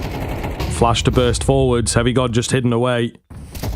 Looking for a good timing. He maybe wanted some support. He's looking, but there's no one there. Just a 1-for-1. He's pretty early warning system, though, especially with only 40 seconds left. He gains quite a bit of info. Oh. For that, Story will punish m0NESY with the missed shot. A rare moment of vulnerability, and you see what Story is now able to do. Oh my goodness, he misses a shot, but he's not punished for it. Malbs was kind of in the air. A wild flying Malbs comes forwards to try desperately and get G2 back in the round, but he is denied. Mutiris drops him. Saw have turned it up, man. This is looking really damn good. It is. This is actually now really, really solid. T-side starting to find form, and they're doing these rounds actually quite comfortably too, right? They're not taking all the casualties. They're not really having to sweat too much for them either. And the same can't be said for G2 on the flip side. Hunter going to be the last man alive and saving here. I wouldn't even be surprised if G2 went for another timeout before the end of this half, right? And just trying to, in whatever way they can, guarantee bare minimum a tie game, if not try and get that lead that they so desperately want. Hunter, Molotov will make his life saving a lot harder, and even though Akil falls post-mortem, he gets the kill to the molly. 5-all. And this game is really interesting. Also, I'm just realizing, is his jacket half on? He's only got on one arm. The Story jacket right there. Yeah, maybe, actually. It's like, I swear he's only got on one arm. It's called fashion. Yeah, sorry. You might not get it, but I don't get it, apparently. It's called fashion, okay, bro? It is, right? I'm looking at that camera. It's got to be. He's losing his mind out here. Dale is losing his mind. I think you're right. Yeah, I think you are right. He's cold. I don't know. Kind of in a way, you want Saw to win, and then we get Story for an interview, and that's like the only question we ask him. Like, what the hell is going on with your jacket? What's going on with that? I've cast him a bunch of times. I've never seen that before, so I don't know if that's like a new thing. Maybe I've just missed it every other time. Who knows? But Heavy God will open things up on towards C-Jot. Flash comes around, a double stack here with Mal's playing first contact now. Snags gets overlooked. Gets an AK, doesn't spawn anymore. 5 versus 3 very, very abruptly. So of all the rounds to lose, it being this one is probably the most damning. It's what they're always capable of, though. G2 never down and out. So many big names, so many big fraggers. A reaggress towards short, just keeping that presence there. Good information gained. Honestly, he does have to be careful. He's been quite giddy on the scout. I think rightfully so after his performance in that third round. Really, really impressive, of course, on the ace, but not as successful this time around. Malv's going to lose his head as well. Bomb plant comes in. Not over quite yet. Long going to be locked in by the pit player. He is known about, but yeah, this retake is very, very difficult with limited utility. Small tags done here. No kills as yet. Mutiris gets aggressive. Heavy God through the smoke. Oh, trying to make it happen. The damage is massive. Unfortunately, can't capitalize. It looks like it slipped through their fingers here. 5-7 is out. He does not have a lot of time at all. I mean, very wall bangable, you would assume. Gets it done. Does he have enough time on the defuse is the big question. I mean, you can see on the cam, he's not quite sure himself. It's going to be close. That bar's getting awfully low. It's going to be very, very close, but he does indeed just about have it. Holy hell. Pressure on the defuse. Milliseconds make the difference. Oh, m0NESY again, right? Just showing his class. How he gets that shot. As he tries to tuck in towards Gandalf, it's not enough. I'm actually so surprised in a way that Saw made a round out of that with how it started. They did well to get in towards the A side, but Azu just needed to stay alive as long as he could. And he couldn't. The G2 will guarantee that lead. Final round of the half. Flash over doesn't affect m0NESY. Story. Don't want to be peeking that dry. The second misses the shot on Azu, but Heavy God's there for support. Double opening as well. Finds. He said snacks on the secondary. Yeah, man. Why not? He's had a bit of an uneventful game. I wouldn't necessarily say like a bad one, but he's just not really seen that much action. You were saying? Yeah, last time we'll see him on the AWP, I'm sure. It's unfortunate. He gets banged. He gets banged. Of course it's going to happen. You try and mix it up, and something like that happens. Agil, meanwhile, is just solo controlling B. Observer just quickly highlighting that the bomb is bloody miles away. Yeah. He's going to be unaware of that fact. They've heard the drop come in. Heavy God follows the traces. It's somehow into the 1 versus 1. Bomb doesn't matter. It's all about the frags, man. It's all about the kills. Saw taking the game to them. Agil on the AWP misses the shot. Heavy God, bro. Oh my goodness. Playing with fire, but somehow still sticking around. He goes for a quick reposition here. And he's like, all right, I got B covered. Don't worry about it. Oh, the reposition is beautiful, actually. He catches him with the timing. The one tap to close it out. Bit of a shout. And that's exactly what Heavy God does, man. He will flatten you, given the chance. Yeah, beautiful. Well done. I think for G2, maybe lost a little bit of control in that first half at times, but still walking away with a lead. On the CT side of those two, I think you can be very, very happy with that performance, and they've got a really good chance of closing this out, then heading in towards the CT side. They're the ones who set the tone. They're the ones who dictate the pace of this game, and that's where they do a lot of their best work. So for Saw, I've got to give them credit for getting back in towards this game a little bit, and at least making it more competitive than it felt, but it's still a pretty big task for them. We're going to throw a little bit of a break when we're back. Second half underway.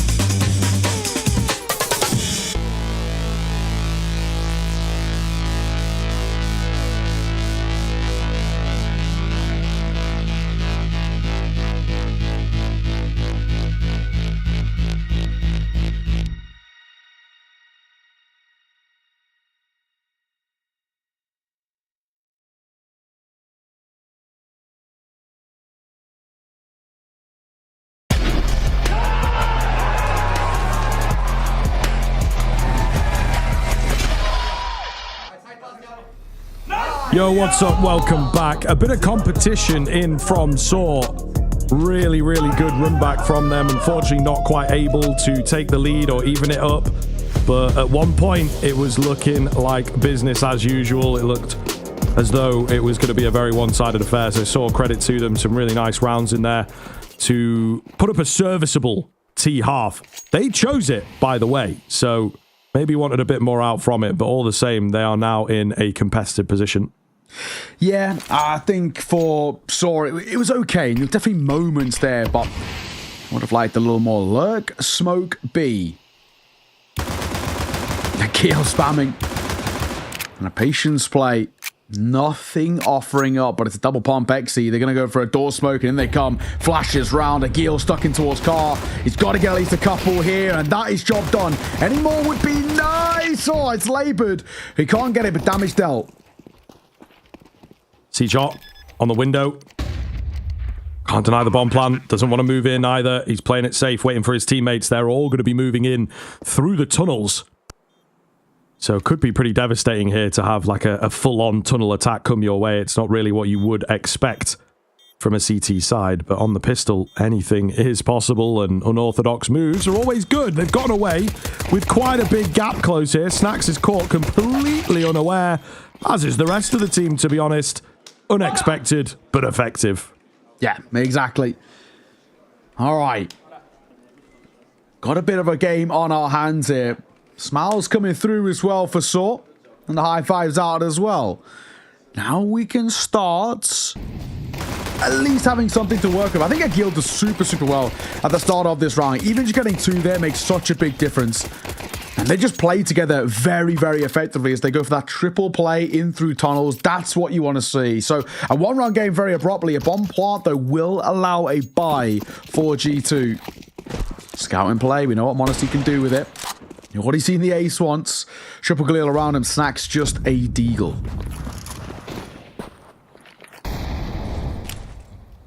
It's kind of hard to tell who's got the better buy. It's pretty close. Just the fact that the M4s are in, but, you know, in terms of the rifle numbers, G2 could certainly battle pretty well here. So I think Saw have got to be very careful in this round and not get caught off. Right idea on the spam, but nobody on the end of it quite yet. It's actually a boost up onto short, so keeping it as silent as they possibly can. Yeah, 1 minute to work with. Moving up through short. 2 players long, 1 CT, Materis. If he gets caught, there might be a chance. He gets a good dink. To scout there, but Malv just a little better. Molly down, smoke behind it. Another player out towards long who's also being spotted. I just don't think it's worth the peak there. For Zuru, just stay alive. Bomb goes down. Looking a little scary here. It's stacked on top of each other. I kind of like the idea, but the shots just do not land. G2 set to steal the remaining 2, I believe. No option but to save. My goodness gracious. A really nicely put together kind of round from G2. And again, just a couple nice tidbits in there. The boost up onto short as not to risk any noise. Getting them up on a slightly different angle. Really, really clever stuff, and it works great. Yeah, it does. Really well done. Playing off each other, playing for the trades, and they just slowly but surely move their way forward. You spoke about the buy a little bit as well. We don't know who had the better one. And well, G2 make that slightly half buy work very, very well for them. That's where we're at. 8-6. So unfortunately, I mean, they have to force buy, but it's not great.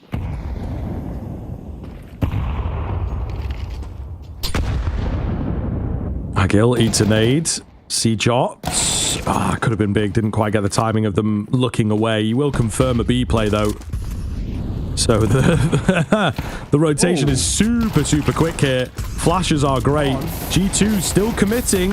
Oh, Azuwu maybe needed to find one there to give them a chance.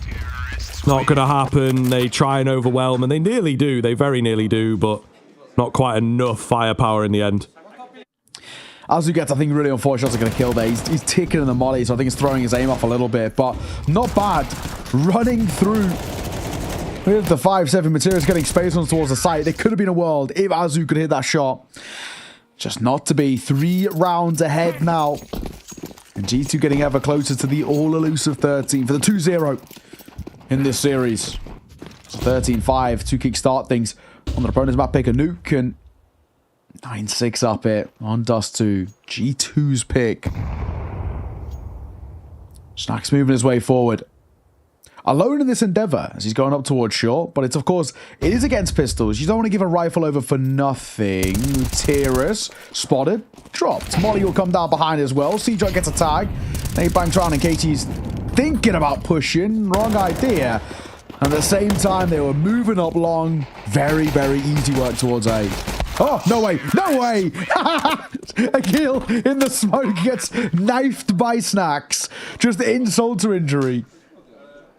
Yeah, not the best feeling in the world when you've just lost out on the force buy, then the close one, and now you're getting knifed. It's like a very, very difficult round to be on the end of. Of course it would be Snacks. Who else? Yeah, left, right. Absolute banger.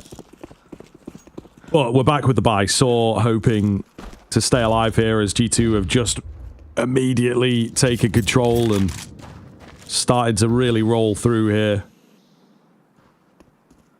Disaster may well strike for Saw after a good start to the half, you know, clean pistol.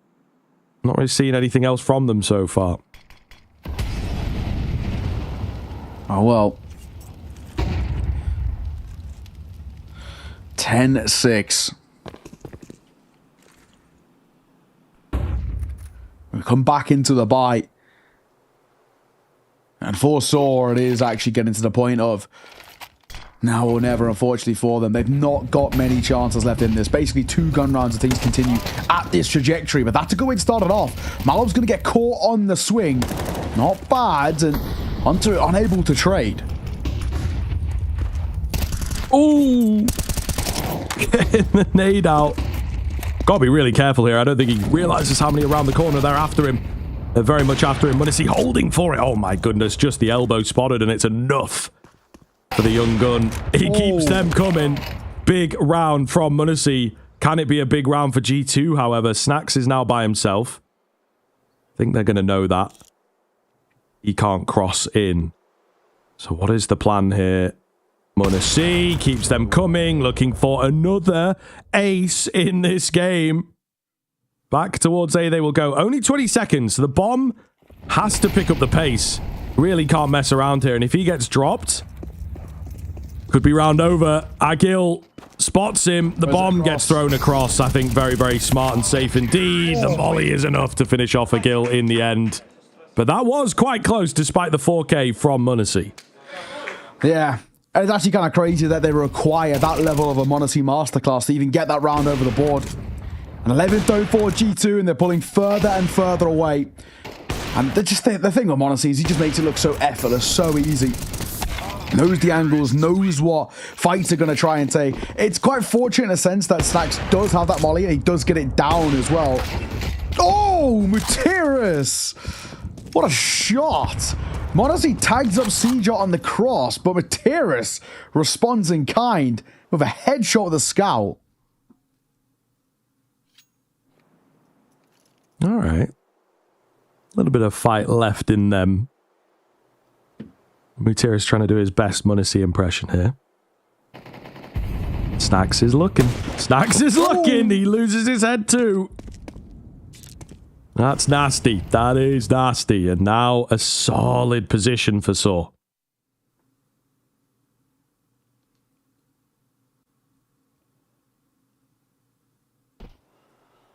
Story. Trying to sneak in behind. He's only got a USP. I think he spotted a leg. I'm right in saying. Oh my god, it's just so unfortunate he's got a USP, but he's in the backlines, he's joining the packet. Oh god, it's so ugly. It's so relax, man. But the 5-7's here, only good for one. Agil's also here. Surely we've got to expect this, right? Right, guys? 2 people flanked, and they still aren't really clocked onto it. Another one is here. Malbs, MD, time to show what he can do. 1 versus 3 turn 1 versus 1. It's Materis who kickstarted this round on the scout. But Malbs taps the bomb, doesn't commit. 20 seconds to deliberate. What is the idea? What is the play? Then again goes for the plant. The jump scout not going well. Materis running round. Tries to move over towards round. Malbs is here. And Malbs will hit the shot. Arms up as he looks to see the response. Oh, and they've been bailed out there by Malbs. So well done from him. Yeah, very much bailed out. It's unfortunate for Materis. Look, he gives his position away, you know. I think it's a smart plan. I don't know if it's fully part of the idea for Malbs. I think he's just trying to plant a bit safe. But of course, the jump peak, it's very, very tempting when you're on that scout, even if you're on a pistol or an MP9, to just try and get that lucky shot if they're going for the more open, vulnerable plan. And that's all Malbs needed, right? We saw he was looking towards long. He was looking towards long. He really was not considering CT at all. And the jump gives it away for the 1 versus 1. So once you give him that info, it's probably enough for him to close things out. Malbs looking to be cheeky in this round. Doesn't quite get the clean shot, but he survives. Smoke down. That meant to be cross. They want to go for it. Avoiding the flash with ease. See, just tucked in. A bit of an unorthodox angle. Sometimes gets overlooked, but it feels quite doubtful that Malbs will.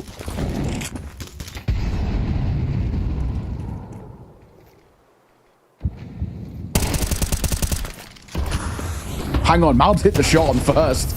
Oh! And Heavy God hits the second. Nice work. And now moving towards B, and I think this might be curtains here, Scriv. Yeah, it definitely looks that way. Definitely looks that way. What is this boost that's going on over here? Okay, they're not actually on top of each other's heads, but they are, you know, pretty close to one another. Might not even be needed as a funky idea. Down they will all go. There was so many players on that final, and 13-2-6. Yeah, listen, man.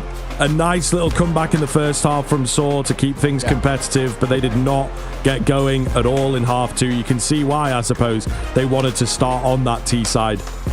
Given the choice, absolute clinic coming in from G2 on both maps.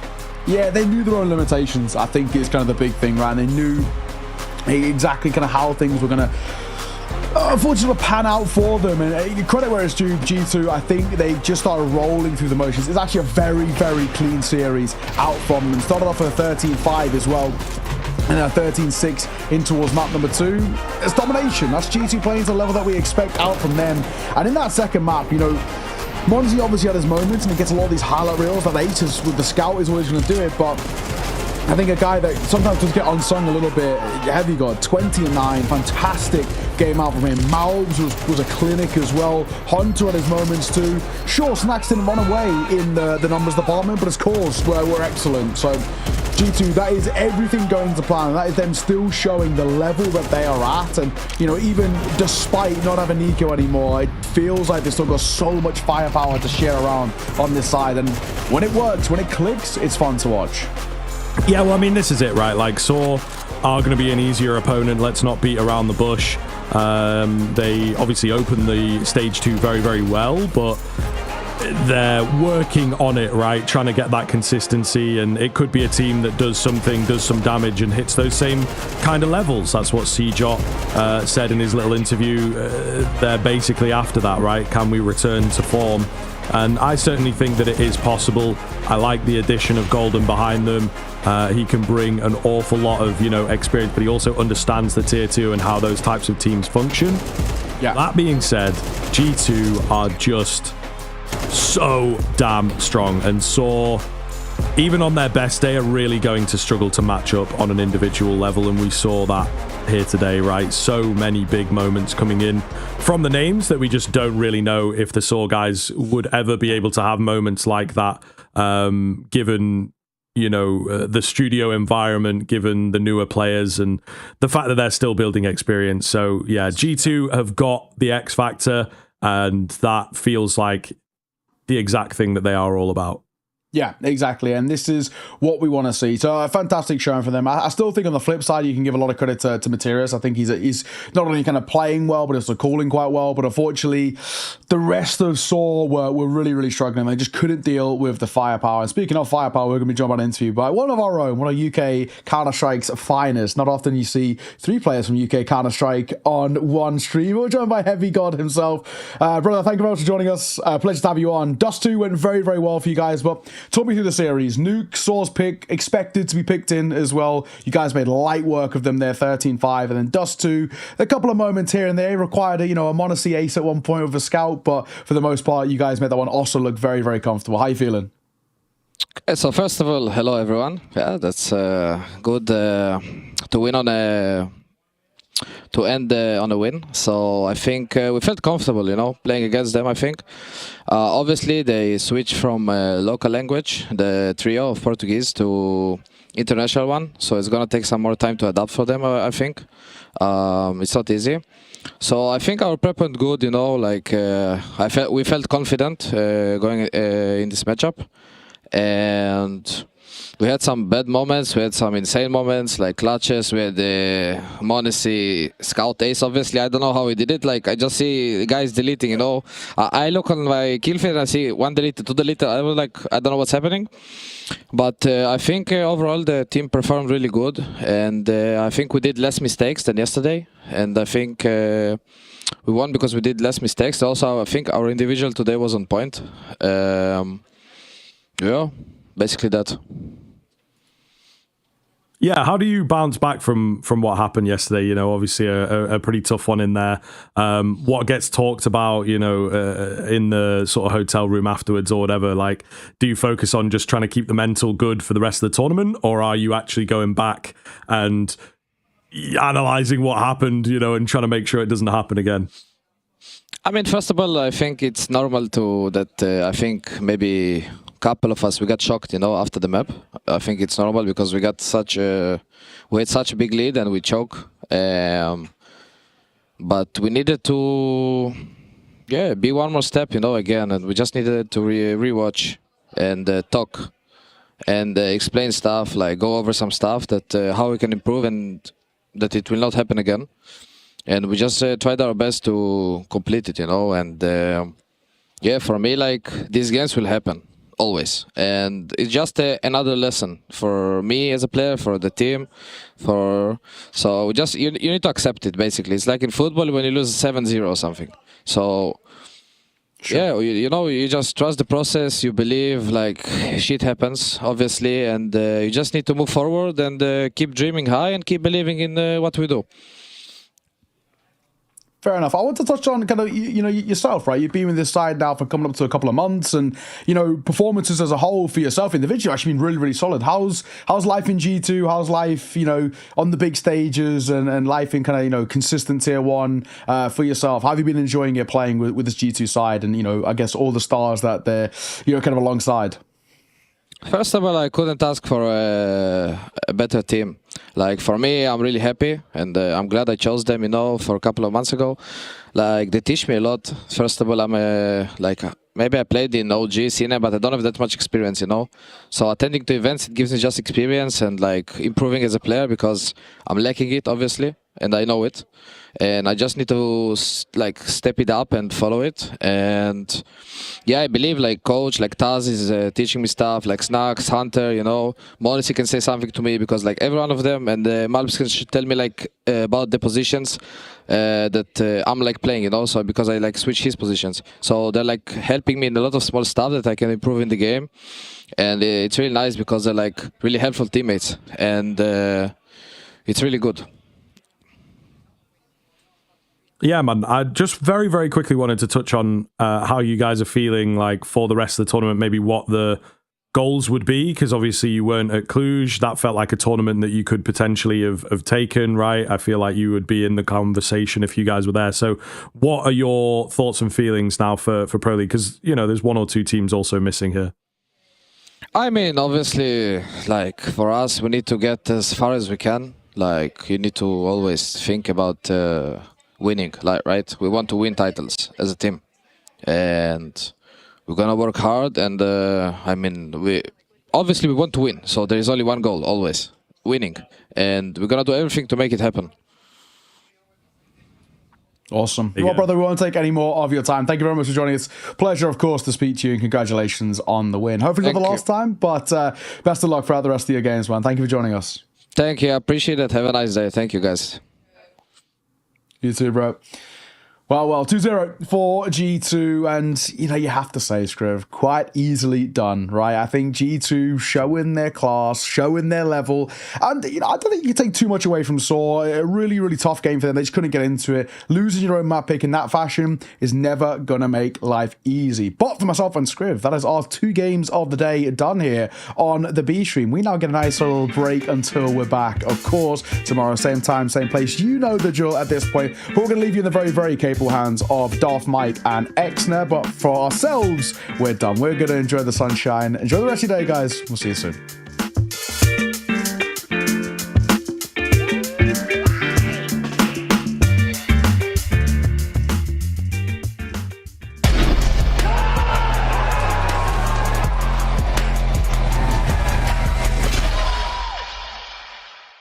Wait, I need to I feel I don't have FPS on this map. Yeah, it's shit map. How do I get money back, kurva? This pistol is so bad. Wait, we play whole match only revolver. Ready, guys? I have no bullets, yeah. Boys, come on, eh? Yeah. Go close, Венда. Go right, Если пошли, бустанешь меня. Я сразу Бустани меня, бустани. Подожди. Сейчас выебут, брат. One more. О, хорош, Миш. Пошли, пушить. One more flash. I'm blind. We're pushing this forward. They're booster. No. I think he broke. This is anti-rush middle. Whoa. You're synchron. Yes, it's him. Somebody. Oh no, Valera has open. Yes. Oh no. Oh yes. Oh yeah. Valera, успел прибежать? Да. Да, конечно. Easy. Nice. Okay. Good call, Yano. Maybe aiming, guys. Chokers one. Chokers, blядь, checkers. They boosted, kurva! There's one more mid then. He jumped alone himself. Nicky play, Nicky no, I play. didn't hear him. Yeah, I bait you. Default. Good. No, he actually did. I think he's on B. I think he's on B. Guys, let's go city and lose the round. I like that. Give bump. I mean, the main goal is to not get knifed. For real. It's not a CT spawn, guys.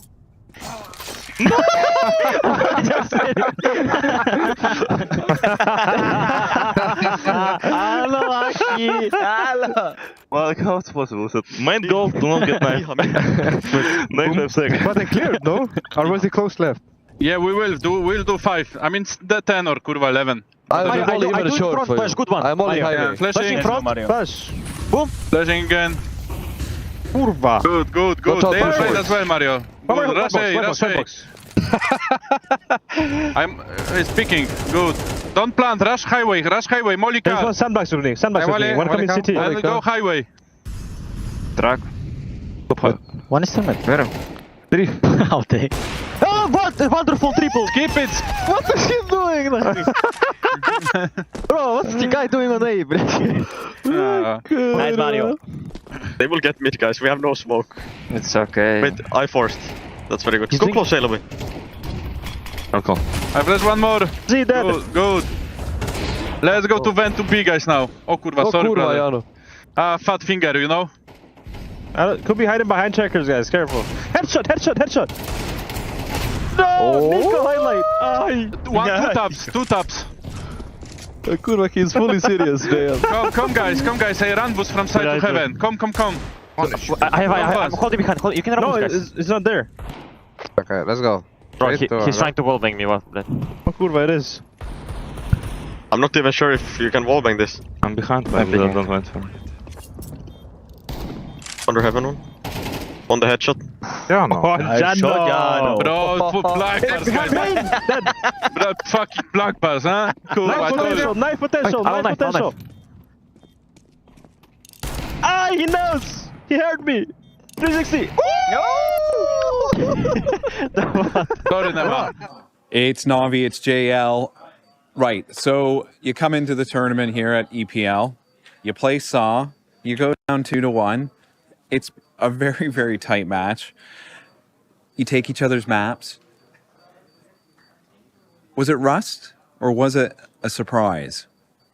I'm not sure, to be honest. It could be rust, could be something else. I'm not going to go into the details. We didn't play good CS at all, and it wasn't a close match. I think we got outplayed on the 2 maps that we lost. So even if the scoreline was close, we got lucky a few times, and we just played poorly. And in terms of Tyloo, you guys win that 2-1. Bit with a great performance. What do you guys need to do in order to keep Bit performing at that level? Just give him McDonald's before the game and he's good. McDonald's? Yeah. That's the secret. I mean, he doesn't need it, but he says it's going to be very well for his performance, but we don't allow him to do so. But I think we should try once. And anything in game in terms of supporting Bit? Yeah, just talking to him. I feel like he loves being talked to. The more information, the better. Now, with Pain, you guys played in past Bounty in the quarterfinals 2-1.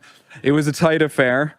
Did you guys discuss that match, after you guys, won it in terms of using that information in order to prep for this one?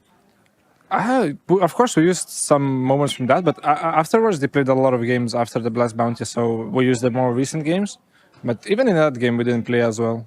I feel like our first game in a tournament was always kind of shaky. We need some time to get rolling. And yeah, but afterwards we lost the spirit. But sorry, what's the question? Yeah, did we use it? No, we didn't use that game. Maybe a little bit. Maybe a little bit. And then in terms of, Pain, we've seen some other fresh faces in terms of lineups now starting to, really gel. Who, in terms of the tournament so far, stage 1 in particular, has stood out to Na'Vi? Pira, Vitality has been playing really well. I mean, G2 has stood out, but not for the right reasons. And Spirit, I think, are playing well. They just beat... They're playing at the moment. Yeah, they're playing at the moment. They won their first map, but I feel like they're playing well. Very calm. Nothing out of the ordinary, so they're keeping their style. And besides that, no other surprises. Thank you very much, JL. Easy. JL is not beating the physical comedian allegations. So good, man. I'm telling you, the Charlie Chaplin of the Counter-Strike scene. Please, let's give him a banana peel to slip on and see what happens. I bet it's going to be great. Yeah, and the face he's going to make afterwards as well. The little hand gestures, the eyebrow raises, it's all going to be golden. We're back here in the skyline. I know what you might be saying. Is it the morning? Is it night? I don't know. Daylight savings times happened just here, so I'm totally messed up.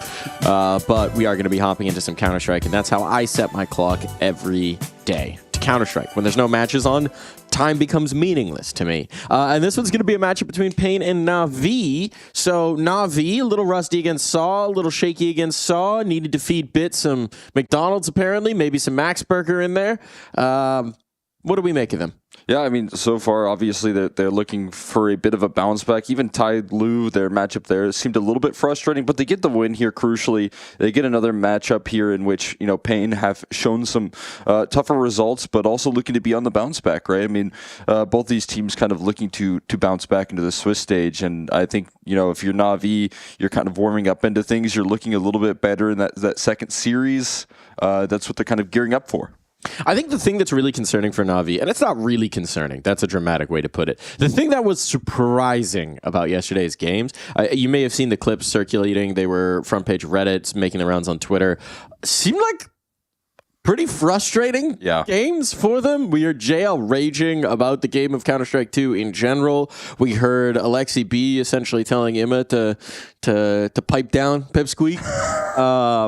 It was surprising, again, because they were winning and because they're just coming off of about a month-long break from tournaments, so it's not like they've been on the road together for 80 million days and they're getting sick of each other. That happens with all teams, right? When you're constantly traveling, constantly on the road. I don't know.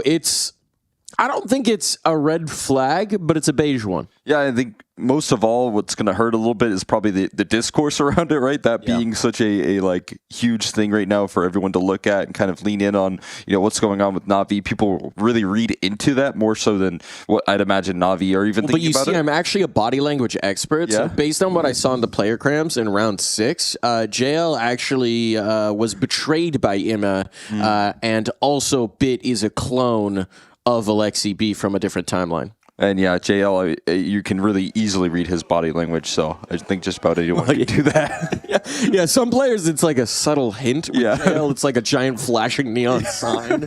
This is how I'm feeling! Yeah.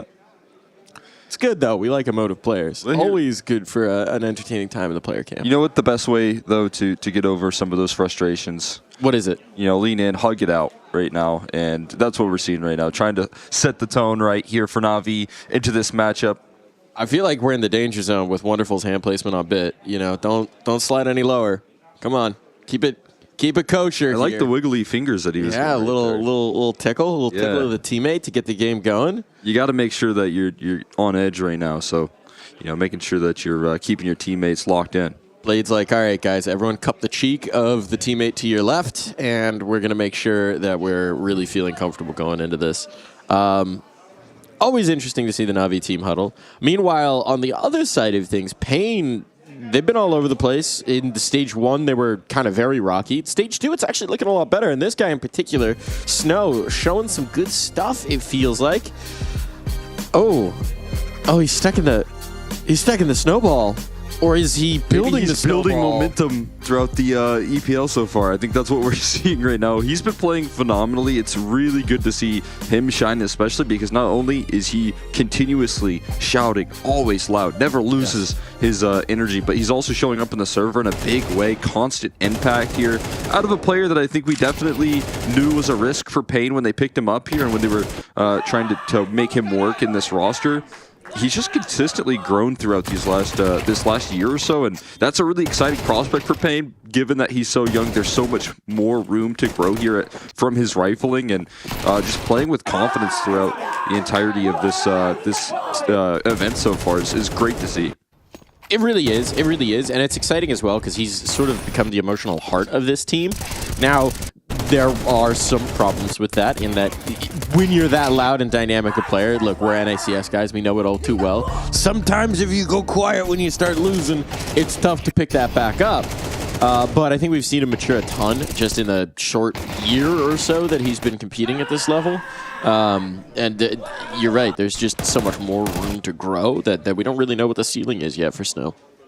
Yeah, that consistent development for Pain is going to be a huge asset here, and especially when you're trying to slot in new pieces. You still have David trying to figure things out with the squad, but you do have the veto here, and bands go about as you'd expect. We'll see things come through. Actually, it is Na'Vi leaving Train open. That was a big surprise for me. Honestly, did not expect that, but prioritizing the nuke ban coming through here for Na'Vi is a huge switch up on the early bans right there. It allows for Pain to pick into Train and see if Na'Vi are prepared for this idea. See if they've been putting in some work there, especially banning into nuke. Na'Vi already struggling this year up against Pain on nuke, and that leaves Train vulnerable, a map that Na'Vi have been banning, I think, just about every chance they can get. So this veto kind of getting disruptive right now. Have Pain played Train? I think Pain have. I don't think Na'Vi have. Pain have 2 trains on record. Checking into it. 2 trains on record. 2 losses. One of them to Namiga at this event. The other one to Imperial. So not the most encouraging results early on, but yeah, the complete unknown of Navi's Train. Okay, we're going to get a world first. We're going to get Natus Vincere on Train. What will Na'Vi be able to bring to the table here? I'm really excited to see, that's for sure. Again, they prioritize getting that nuke ban up against Pain, who have been very dominant on nuke. We just saw on day 1 Na'Vi kind of struggle on nuke as well. That CT side looked pretty rough for them. So it's a bit of a different direction in the veto for Na'Vi, and I think it could work up against this Pain team. You just prioritize their strength, but that does mean you have to have good gameplay and here ready to go for Train. Yeah. Oh, headphones off for JL. Don't play the hype music. The hype music ain't happening. Delay the hype music, or just keep playing the hype music forever, and we'll just keep trying to do the hype intro Get louder and louder and louder. No, okay, it ended. Ah. Yeah, okay. Saw the headphone come off. It was inevitable. This is super interesting. And the thing as well for Na'Vi, right? Na'Vi is a team that likes to have preparation, right? We know the Blade paragraphs, the essays that he writes in the notes. They're going to know that if they ban Nuke and leave the train, it's got to be the most tempting option, right? Yeah, for Pain, for sure, trying to test what Na'Vi have prepared. It is an interesting decision that they pounce on that opportunity, right? And they look to target Na'Vi and maybe a bit of uncomfort in that map, but I'm really interested to see how that's going to pan out, man. I'm worried for Pain. I think this is a trap. I think it was a pretty obvious trap, and I think they stepped right into it. I think they had to. I think they had to step in the trap. But I think... We saw, earlier on here that at one point there, Furia kind of doing the same thing to NRG. NRG were, obviously they were picking into train every chance they get, and they were winning, to be fair, to what they were able to bring to the table. But that lack of showcase of what you can do on a map here, there's a lot of different ideas, there's a lot of different ways to play train that I'm starting to see here. Yeah. And the question is, what sort of form are we going to get out of Na'Vi in this map? And that makes it very interesting because you kind of know here for the side of Na'Vi, what Pain like to do, what their tendencies are, what their weaknesses are. And so I'm definitely excited to see, if Na'Vi are really prepared for this matchup. It would also be good for their, development as a team right now as well. They were able to bring Train into the veto more often. Pool. Yeah. You like that. You like that. No Vertigo anymore that you have to ban. It's the fact that Pain haven't actually been good on Train. Yeah. It's like, it feels like they were like, well, we gotta, but you don't imagine they've been practicing it. Or, sorry, you don't imagine they've been prepping it for Na'Vi because A, there's no game tape to go off of, and B, you probably didn't think they were going to let it through. You thought they were going to let the Nuke through and you'd be playing Nuke here. So, I think this is a Blade masterstroke. I do think I'm concerned. Yeah, I'm with you on that one. I'm definitely with you on the concerns here. It's just a good opportunity to alleviate the pressures of Nuke that haven't treated Na'Vi kindly this year. Just been a bit of a tough map for them. We saw CT sides break down just a couple days ago.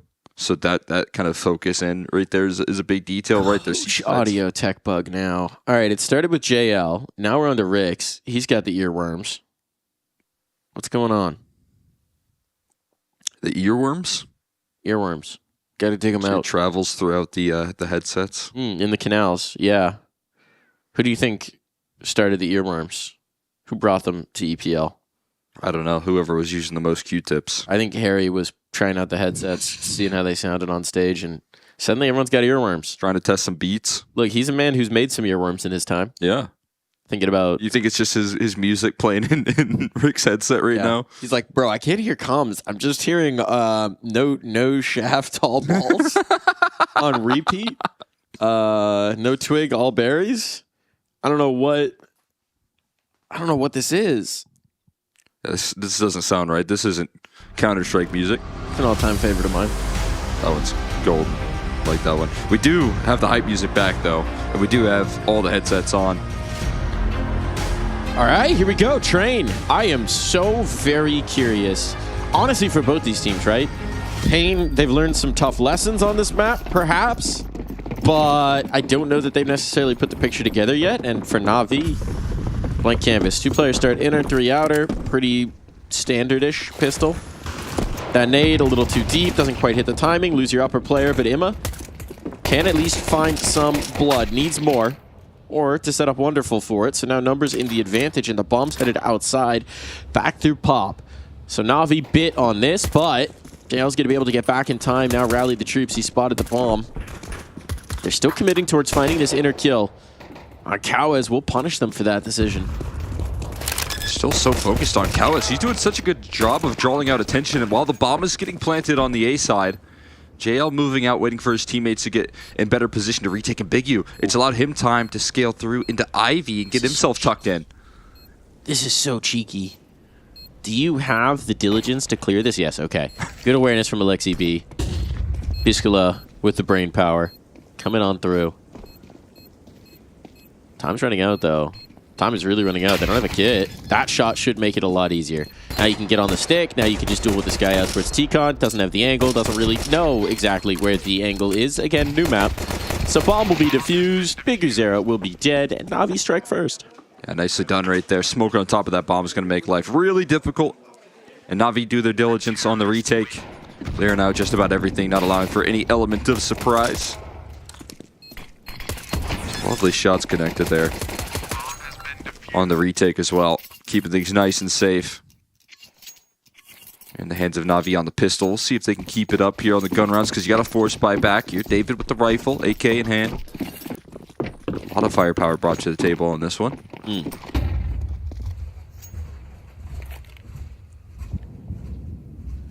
I know anytime they give the big gun to David Deus, I'm feeling very good about it. Oh, yeah. Like that idea, especially when off of Moss is around the corner here. A little bit of difficulties, but I like the setup right now from Na'Vi. Keeping him at bay. And this control outside of B and not allowing them to really work here. XCB sees a run boost, so that's 2 identified towards Ivy. You start to think about the CT side and where you can try and pressure the map. Ivy has been a lot of teams' targets.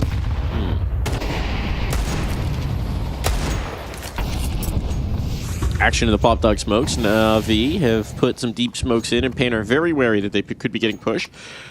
But most of this aggression is just kind of a feint. A little bit of subterfuge coming through from Na'Vi. They haven't actually taken much space off of all these nades. It does mean without the real estate, now 45 seconds, Pain will get to go into a relatively straightforward site. There's still nades on Imma and Alexi. Otherwise, the utility limited. A lot of presence just spotted there from JL. Got to be careful now. Beautiful HE tossed in, but JL's under fire here and on fire. InQC going to catch him with the kill. He knew he had to commit. He knew he had to commit, but then there's the second player to swing from the angle, and Wonderful will get it back for 2. Kawez, work to do, not going to happen.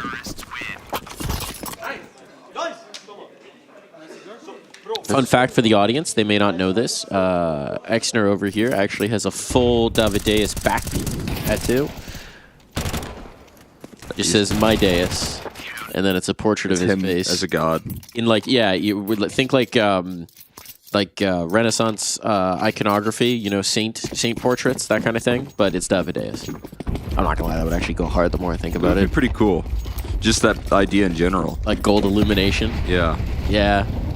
Someone doesn't necessarily have to be David, but I wouldn't mind that. But his name is Davideus. Yeah. He's got God in his name, man. Yeah, yeah. I think maybe he should get that as a self-portrait. You think he should do that's too egotistical. Now, if Snow did it, that'd be the ultimate homie move for the Team Hype, man. Speaking of Team Hype, a couple Deagle kills and suddenly a numbers advantage, and I'm starting to get pretty hype about the potential in this round. B is very compromised. They could get towards guns, though they're wary that it's a trap, so for now. Don't love that Big Uzera is here with the bomb. Yeah, glad he didn't turn that corner, otherwise that round probably would have just been over. But it does mean that they have to claim the space on back, and you do see the continued flank coming through. JL kind of calling this one clear at the moment. It's not really shifting any extra resources, though, to help out Wonderful. They're still a little bit weary about this control over towards Ivy. They will get in position, though, eventually with the extra rotate. Alexi B joining forces with Wonderful, and they got 2 A1Ss to deal with the lack of armor here on the CT side, or the T side, rather.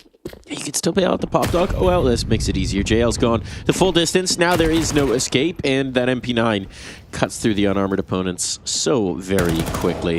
It just ain't happening. It just ain't happening. Nice idea, nice bit of damage. Couldn't actually actualize it onto a bomb site. Needed a little bit, maybe a little bit more dynamic play there. Little chef's kiss out of JL right there as well. Mwah. That's positive body language, as far as I know. Yeah, well, I'm no psychologist.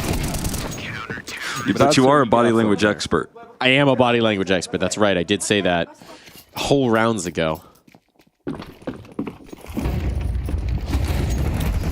7-0 for Wonderful. He's got the op-out for the first gun round here. So does NQZ on the other end. Fast Ivy control. This is an interesting route right now. And oh boy, Wonderful walks straight into the scope. NQZ leveled out, and David follows up off the entrance. Looking for more now, knowing where JL's located. They are a unit, a pack right now running through Na'Vi.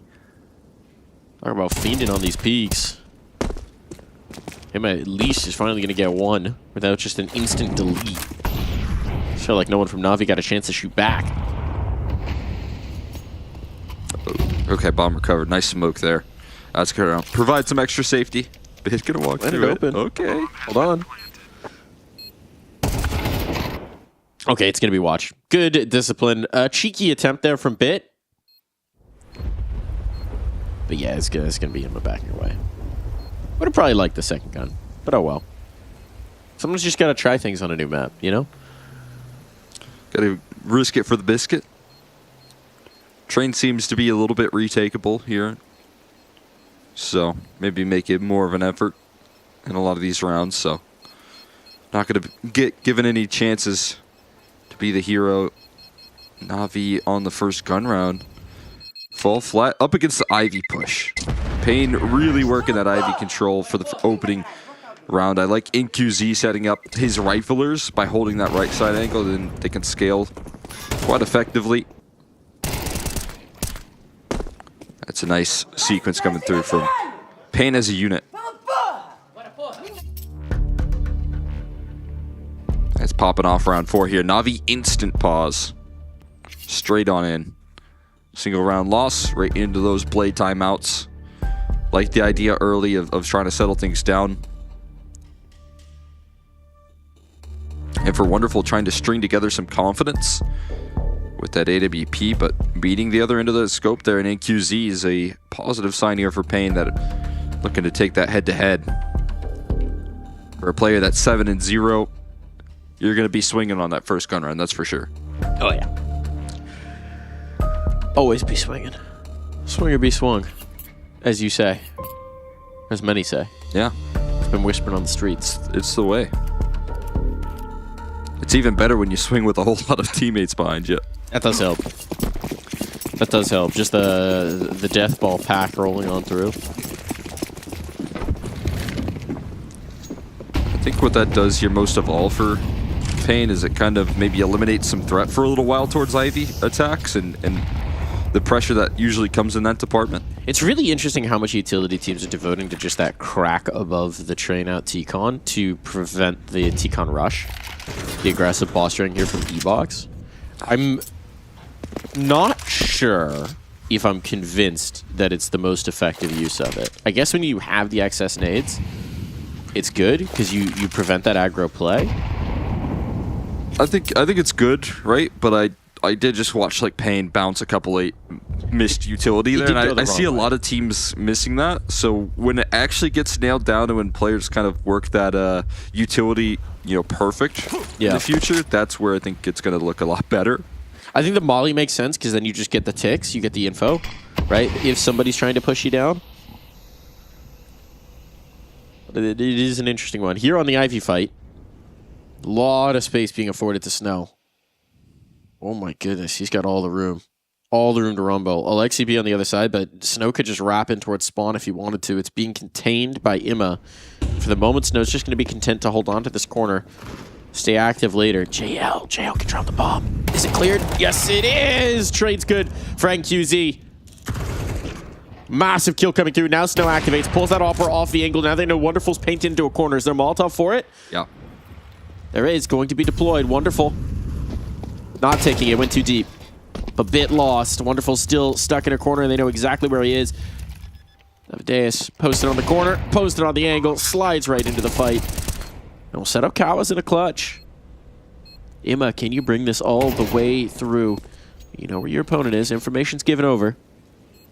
And Kawas will slip away in towards C. No kit. Makes this rather tough. Let's get a move on, and Kawas is not giving him anything to work with. So he's got to swing. It's desperate. There was no other option, and Kawas plays it to perfection. I think you see quite happy about that one right there. A little bit of excitement building up here for Payne. Back-to-back rounds converted. That is off the back of a blade timeout. We watched Na'Vi on day one get a lot of efficiency out of that. We were counting those stats. Didn't quite see it versus Tai Lu, but now watching them open things up versus this Pain side. Just great trading right there coming through all the way into this round. Willing to take these duels, willing to get aggressive. Not scared off up against this opposition, and Na'Vi right now on this CT side. Running up against Pain on this offensive. They're looking good. They're looking well prepared. For the unknown as well. They thought they were going to be on Nuke right now. I did think they were going to be on Nuke. Nuke's looking a little more gritty here on Train. Ouch. That's a nice one. $300 well spent. Oh, Smoke Spam's actually looking good to at least deny a bomb plant here for a little while. Trying to provide some extra protection. Oh, Bigu. Oh, that's a lineup right there. Collateral. Oh, man. And just a dreamy anti-eco. No questions asked. Haven't really seen Na'Vi get too active on the aggression. We had the one round where they push in towards Brown Halls and they get deked down, so that kind of bopped them on the nose early on. And then we saw JL go for the wrap out of T-Con that wound up being massively effective in the... Well, this was the same round, actually. It was. So the same round. That round, they've gotten aggressive. Otherwise, we haven't really seen the slip out Ivy. We haven't really seen the push B-Halls. I haven't really seen a lot of Pop Dog play either from Na'Vi. So right now, it's been pretty static. This time, that's changing. Bit's flying forward in the aggression with Alexi B getting that kill. It'll allow Bit to get active here on Pop Dog early on. This is the power that you have on Train. And so Snow does go down, but he found his damage first. And I think Na'Vi are going to be plenty happy with the contribution of their young fragger. Yeah, on the other end, though, it's the same case true for Pain. Their young fragger finds 3 kills on 3 separate trades into that bomb site, eventually bested. But there's a luxury in playing a little wingman map of Train here where you have both bomb sites here in a 2v2. Even health. It's going to create some gaps in the defense that now Pain get to exploit with the whole clock at their hands. That's such a good position for them to be in. It's all about now catching backs turned. Could be about catching some aggression. You're saying they need to catch back shots. They need some back shots here. Or some front shots if Wonderful aggresses through Ivy. Won't do that though. And this constant fact-finding mission from Wonderful is pretty valuable in these 2v2s if you can continue to contain space. They're following in his footsteps here. Wonderful just thinking that Ivy was safe not too long ago is not turning the right direction. Eventually gets his crossover where it needs to be in the NQZ scope her. Now Wonderful knows. Tech 9 out, but Wonderful keeps it in safe hands. His reward, an upgrade, and a 1 round there for Na'Vi back on track. That's a fortunate one for Na'Vi, right? I like the idea of getting aggressive with Bit. I actually really like this idea compared to the much more static holds they've been going for early on. But Snow still just demolishes them. I mean, it was looking so good initially, and then Snow just rocks out with the 3-piece. Got very tenuous indeed. So, grateful for Wonderful. He's having a very nice day on Train. A young guy. Does Wonderful have any officials on Train before this? I actually don't know. Yeah, I don't know either. I feel like he's played a little bit of Train. It would have been very early on in his career, no? Most likely.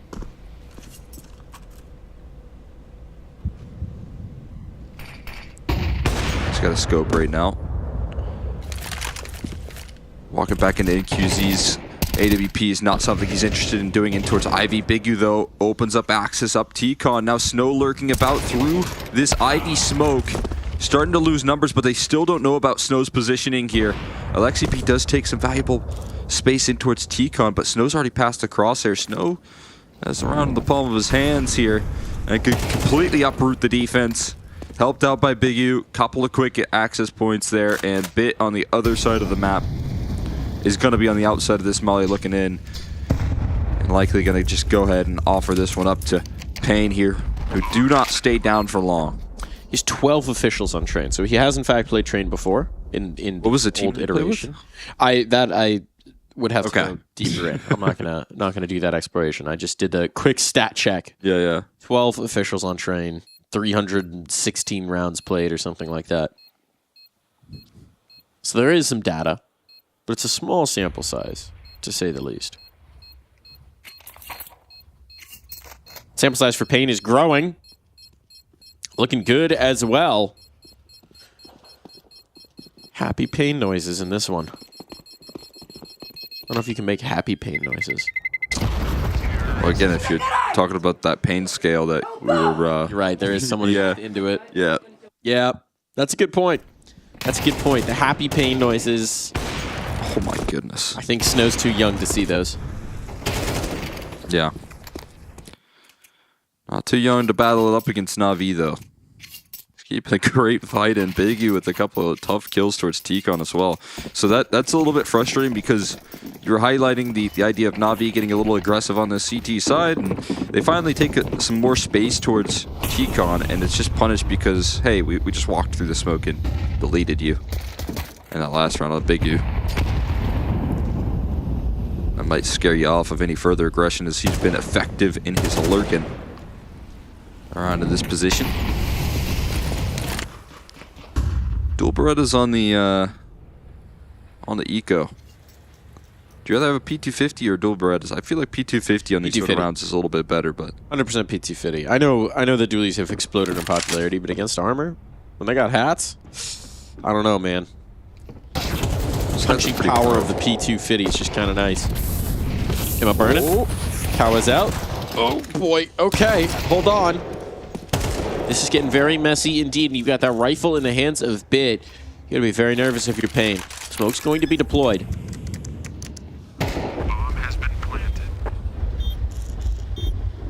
Good slide up from Alexi B. Big U shutting it down. Able to keep it in safe hands for now, but NQZ kind of diced up on the site proper and able to use his op effectively, continuously firing up with it. Top ropes here for Wonderful. And yeah, he's going to go ahead and let Wonderful walk away here for now. That's one of those where your teammates are saying, "No, bro, you saw him, above you, up." And NQZ brings it all through. Okay, disaster averted. I feel like NQZ's been the really nice surprise for Pain so far this year, and really this event as well. We know we've always seen the high highs, but the consistent picture feels like it's coming through more often for Pain, and that just having a reliability in the omping department is so valuable for a team. Yeah, because they have such great riflers on this squad. I mean, even we can see what Biggie does from the IGL role. NQZ definitely, if he was able to elevate his game, that would be what Pain would need to, be a more consistent playoff team at this point and elevate them from just like contenders for playoffs to getting into that department consistently, and that's what he's bringing right now in this pro league so far. He's always been a ceiling raiser. He's always had these maps where he just takes over and it's like, okay, this is NQZ's map, no one else can touch him. But he's raising the floor here, and it's important to keep a good ratio of floor to ceiling. Yeah. So you want that high ceiling, but then you want to keep stacking the floor higher and higher out. Balance out the two. Important. Oh, he had to have been spotted, right? Shoulder's seen something of perhaps that nature there. JL, not too interested in painting him into the corner though. Gonna have to give the space over, and again, Ivy control really a priority for Pain on these defaults. Again, it's the op starting over here for NQZ. Fairly consistently has been trying to help out in Snow and the way that he takes this control. And this is again for Na'Vi, all of their utilities virtually gone, and they really don't have much to show for it. They don't have any information. They don't have any aggressive push anywhere on the map. They don't have any real damage done. Now there's a little bit of a tickle up here on this exchange. Snow peeks in. He does get caught. JL capitalizes, though. They'll rely on shooting their way out, and so far it is looking good. NQZ can't quite hit that. He got nervous. We're praising him too much. A little bashful. That's bomb dropped at 15 seconds left, so they got to get a move on, but Big U might open up access. They still have to speed this one up big time. 10 seconds now, and the kills start to come through from Bit. Big U with simply no time here. Try and make it back into the site, do some extra damage on his way out, but Bit will deny. We're all tied up here once again. Damage isn't the worst, though. Na'Vi have had limitations. They're going to have to continue to play with limitations. No bomb plant, not as fun.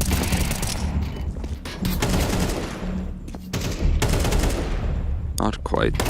It's good Ivy setup, though. I like that now Na'Vi is starting to read into the idea that there's a lot of aggression in that department, so they just throw numbers at the problem there. The 1-2 punch there, the left and right peaks that were ready, the smoke spam that initially sets up the bait. Good idea from Na'Vi. It's good team cohesion, forcing that timeout coming through from Pain. They could walk away with a lot extra here in this half. Seems like Pain are kind of saving for last. They have a couple players really good with their money, but it's going to be a force buy here. Instead, want to walk away with some extras, giving NQZ and Snow the AKs. Yeah, I don't mind that. Don't mind that. Deagle's out as well. We know it can be dangerous for this team. So bet on yourselves twice with a weaker hand. The one with the stronger. Don't mind it at all. Pressure going to come in towards B.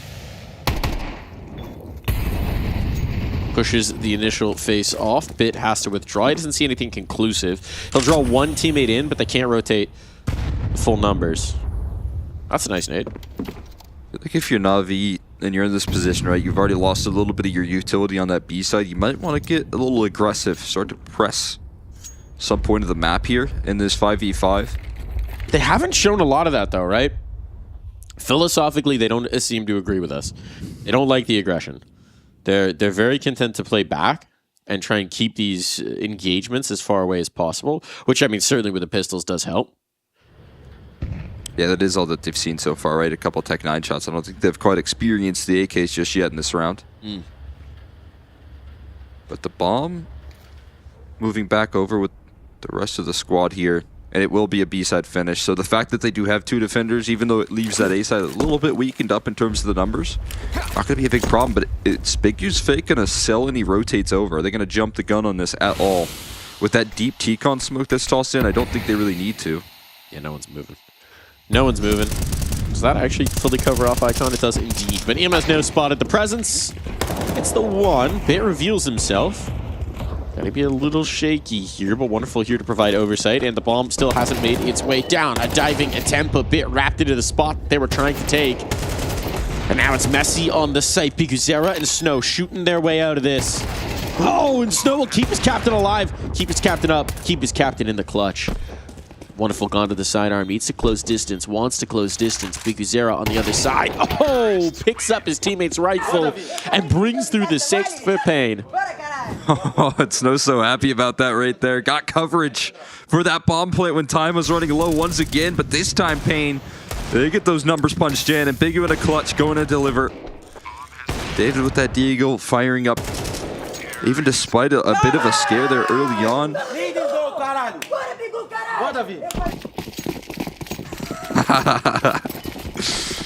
Hyping up the captain right there. Big U closing out that round big time. And now it's just scouts and NP9's in the mix, and he opens it up in the next. JL bested right there. Molly's keeping continued aggression at bay, and a great trade offered up from David, punishing Bit. So as the dust settles here, 4v3 with some low HP bars. Imma could make this work with the MP9. David not quite aware of this. Good position. Oh! A little early on the pre-fire, perhaps. That's a premature fire. Premature fire. Too many of those back shots. They were too tempting. Just got a little excited. Might have popped off a little early.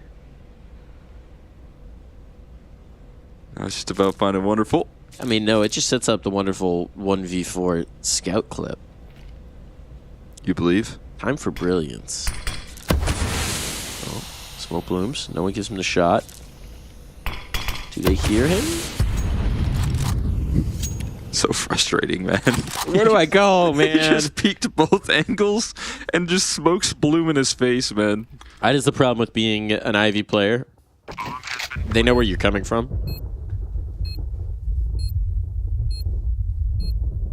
There's no more old bomb rap as well. You gotta come out the camera connector.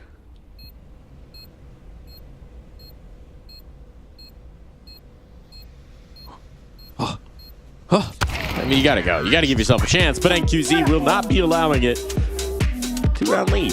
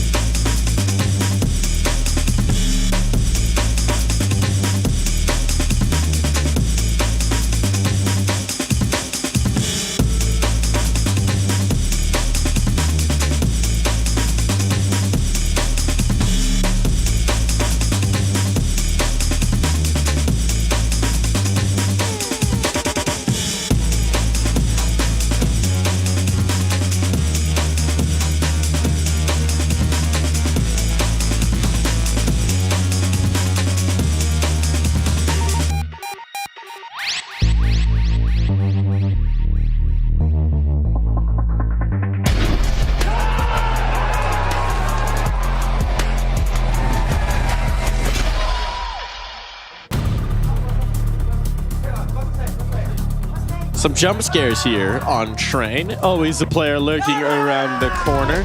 And for Na'Vi, unproven ground proves treacherous. It is a lead for Pain here. And as we swap sides, we still have a lot to be desired out of Na'Vi's playbook. We're going to get an image of what they think of this attacking half right here. We'll get a quick piece here as what they bring on this T side. And quickly shut down by Snow's. Been dominant in the first half. Gonna look to find more though. Bit trades it out. And a little bit of safety found right now. IV control shut out. And right now, Pain denying them access out of T-Con. They're losing these numbers quickly. And the NQC continues to fire up here. Okay, Alexi. I mean, you can still shoot your way out of this. Certainly can. He's there on the sidearm. They've taken down Wonderful. It is just Alexi B now. The captain's got to do it all himself. It's like, what is having all these star fraggers for? But I still got to pick up the round. Come on, guys. Oh. All right. Silent on him. Okay. Stunting on him. Show them well for. A dodge on in towards B. Might just secure the bomb plant for his teammates, though. Big Uzera beats him on the timing and now can get the shot upper. That's where he's routed to. Pingu posted. Doesn't want to give up his life. They'll play together, but this bomb should be stuck. And so that's first mission accomplished. Now let's see if Alexi can take it all the way. Oh. Finds Cowes. Pigu's low. Body shots might just do it. Sklock deadly. Big Uzera needs the headshot on the other side. Toying him with the shoulder. Just gotta get a move on. Oh. The timing. Perfect here. Alexi comes back, and Alexi 4 kills in what looked to be a disastrous pistol just pulled Na'Vi out of the fire. What a save right there from Alexi B. That's a sick move with the E-box reposition, getting himself into safety. Off the back of that flashbang, planting the bomb, bringing home the clutch. For Na'Vi, that's what they needed. The piss around idea that 4 players out T-Con 1 Ivy feels like what everyone was doing when this map first hit before they moved the spawns back a little bit. They did beat the timing on Pain's nades though, right? Pain double stack nades in towards T-Con, I believe. And by beating that timing, Na'Vi gave themselves a chance. Still, it took massive individual play from Alexi. Don't know that you're really going to want to replicate that. But it does set you up very nicely here. Double scouts and Ivy. Oh, but Snow's a little too far tucked out. David able to find some resistance here. Need to capitalize on some of those low HP bars. More scout tags landed. Puts this one up into question. The Deagle's not going to sing for Big U, and Cowes locked out of this one likely. Has an MP9, has a couple low targets, but might just want to hold on to that thing for the future. Go back to the lockers. Put your MP9 in one. Set the combination. Leave it for the next round. Is that what you have to do? I have to go and retrieve it, though, and that's kind of dangerous. Well, no, I mean, yeah, I guess if you're CT side, you're leaving that for the future. That's a little tough to get to. Maybe looking to shove him into a locker here. I think his locker shoving window has closed. Yeah. I think it's more likely that he will find himself in said locker. Go for some exits. I actually am still like uncertain of how much bomb damage this map does. Not that much, I believe. Yeah. Usually it's pretty reasonable, and then they adjust it when they're like, why are people saving? Just make the bomb huge. How do we fix this problem? Tweak the economy, make bomb huge. Oh yeah, they were perfectly fine in Ivy. Yeah. It's a big map too. Lots of room. To be fair though, Ancient is a big map and that bomb will hunt you. Yeah, that's the thing. I was like, is it an Ancient bomb? Is it like an Anubis bomb somewhere in between that? Anubis bomb, super reasonable. Yeah. Ancient bombs, Anubis bomb's even light. I think they need to buff that thing. Ancient bombs, like the round's over, you think you're safe, you're actually going to bed, the game's over, and then the bomb explodes and you die. You're never safe from Ancient bomb. No. Looks like Train taking a more lax approach. But you keep saving, and they might have to change that. Yeah, so if you heard it here, pros, don't save. Always go for retakes. And they won't have to make the bomb gigantic. I think, fortunately, Train definitely a map that's going to lend itself to a lot of retakes and clutches, which is going to be fun. That is a great thing to have. Boost above that smoke. Okay. Successfully slid on by. I know they're going to try. Now Jail's going to be prepared. Well, 2 for the price of 1. I think he's all right with that. And then teammates slide out into the gap that they've created. Hey, everybody hunted up my 1 SMG.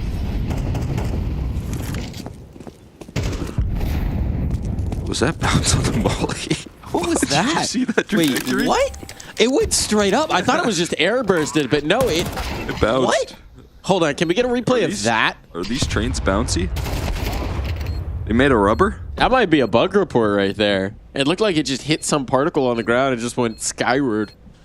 Yeah, there's been, I mean, it's just the case right now with CS2. Some angles on all of these maps are just so weird with nade bounces. You see it a lot on Anubis. Yeah.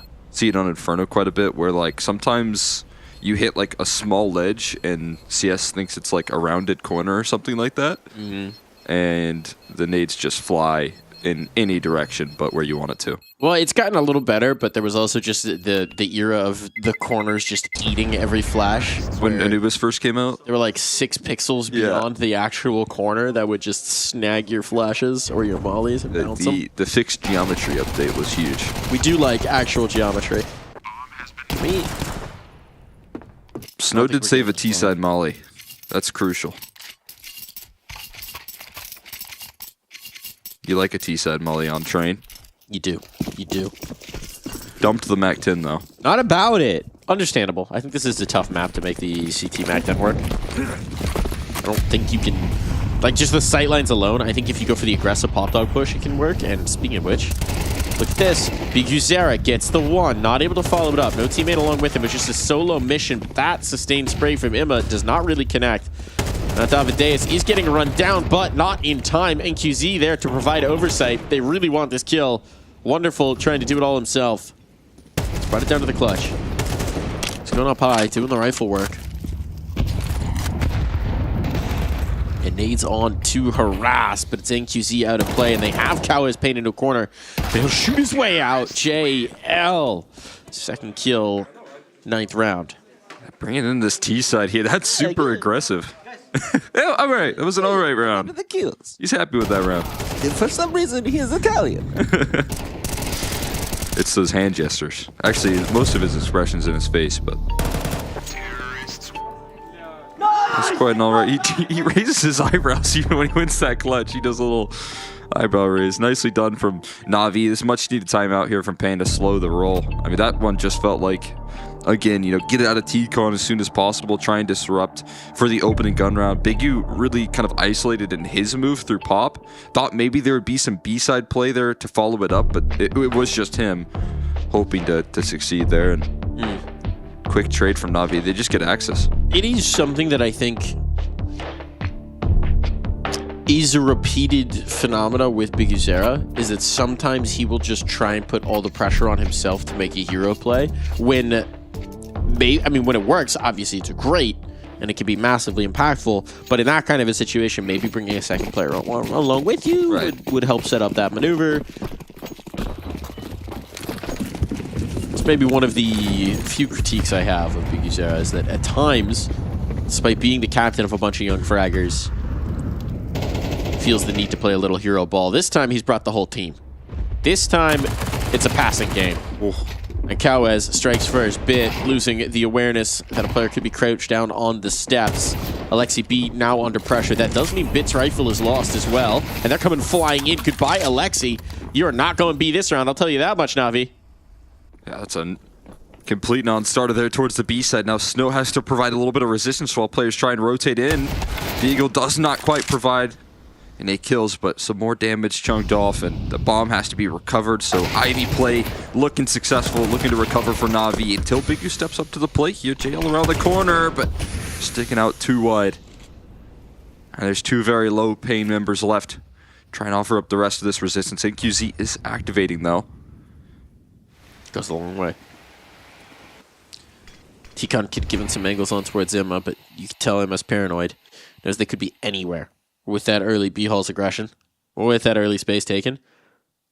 you put on notice? Speaking of paranoid, Nowadays. They're in my spot. They're in my walls. Now this flank's being watched by JL pretty intensely. Like on flank. JL comes forward though.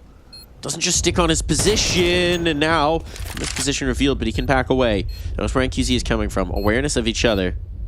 And Im is actually going to bet on sticking heaven to great success.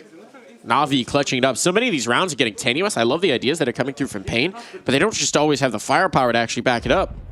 Yeah, I mean, obviously right there, it's a bit of a tough position. You do succeed so much towards this B side, but Na'Vi crucially do take space elsewhere on the map, and I think that matters quite a bit when you're in a 5v3, being able to maintain a lot of ground towards Ivy.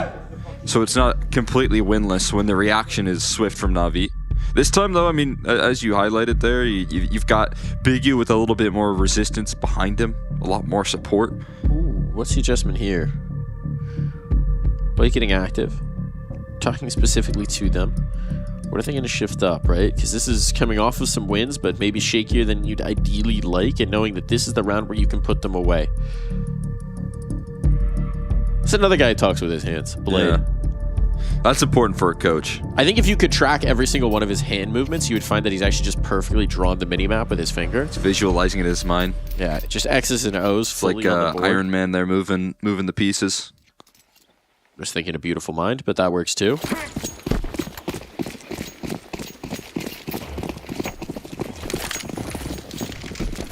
Well, where are the pieces going to move here?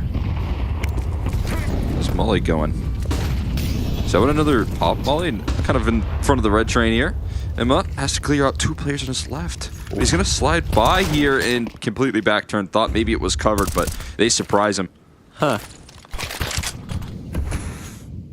Trying to get away with one there. Perhaps. That's actually what Blade said in the timeout, is you're going to want to crouch walk through the smoke. Back turned to everybody. I mean, Emma definitely trusted. It's in the call right there. All right, so the Blade timeout conversion ratio is under massive threat right now.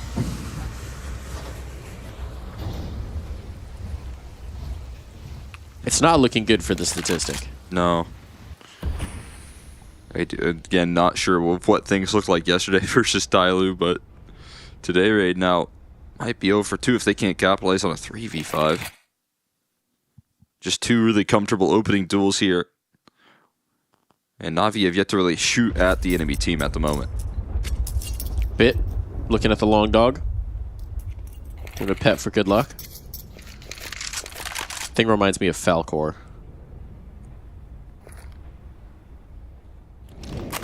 The long dog? Never-ending Story. You ever seen the Never-ending Story? Is that too old for you? Oh, God. Story, I guess, did end. Where are my millennials at? Because the story must have ended, I guess. At some point. An entire generation of children scarred by that one scene with the horse in the swamp. That's about all I remember from that movie, is that and Falcor. I don't remember anything else. Falcor was sick. He's like a giant dog dragon. I think he's a wish dragon. Flies through the sky with a kid on his back. That's pretty cool. Looks dope. Painter feeling like this round was pretty dope. I like that. First round of the second half that they actually claim. So this is the opposite of the Blade timeout efficiency. He actually calls the timeout and they lose for the first time since the half switch. Yeah. I mean, that one definitely felt like they had a good plan into the round until the adjustment came through. Nice Molly, though. It keeps this op at bay. Here, swinging in there. Nice opening from JL. Spots out an op presence as well. Na'Vi not quite in a position anymore because Pain are already rotating towards B. So JL spotting out a lot of presence in towards Ivy kind of hints at the idea that that was a 4-man lean towards A early. Maybe you could have sped it up towards B. They're glad that they didn't. Yeah, they're reading it. Adjustment packing a pop. And look at how far back these players are. Because Davideus has gone back to support the Ivy presence, they've basically conceded the site itself. NQZ going to try and come back in and establish some sightlines, but no knowledge towards T-Con. Smoke down just in the nick of time to actually post him up here. Ooh, this is huge. He's out in the open, though. He's betting on himself to get in towards E-Box and get this angle. This timing could be brutal for Na'Vi. Yeah, and you got David all the way flanking through Ivy into T-Con now, so that little extra coverage coming through here soon. NQZ's going to know no one's here. And he's even going to if feel you get comfortable. that first kill out pop, now there's going to be a swing from T-Con. No, but they misread this. They think it's B. They think it's B. Oh, they don't have the info. This is still a power position. But especially with that smoke thrown, there's the spot, needs the shots. Only one might not be good enough, and NQZ's trying to desperately get back on the line. There's a utility for Z right now. They got to get that in ASAP there, and finally the molly does come through. It should provide them coverage, but Kawis is above the utility, firing down. And it denies another player crossing in. Emma can't make this happen in the post plant. It's now just going to be on Wonderful and Bit's shoulders.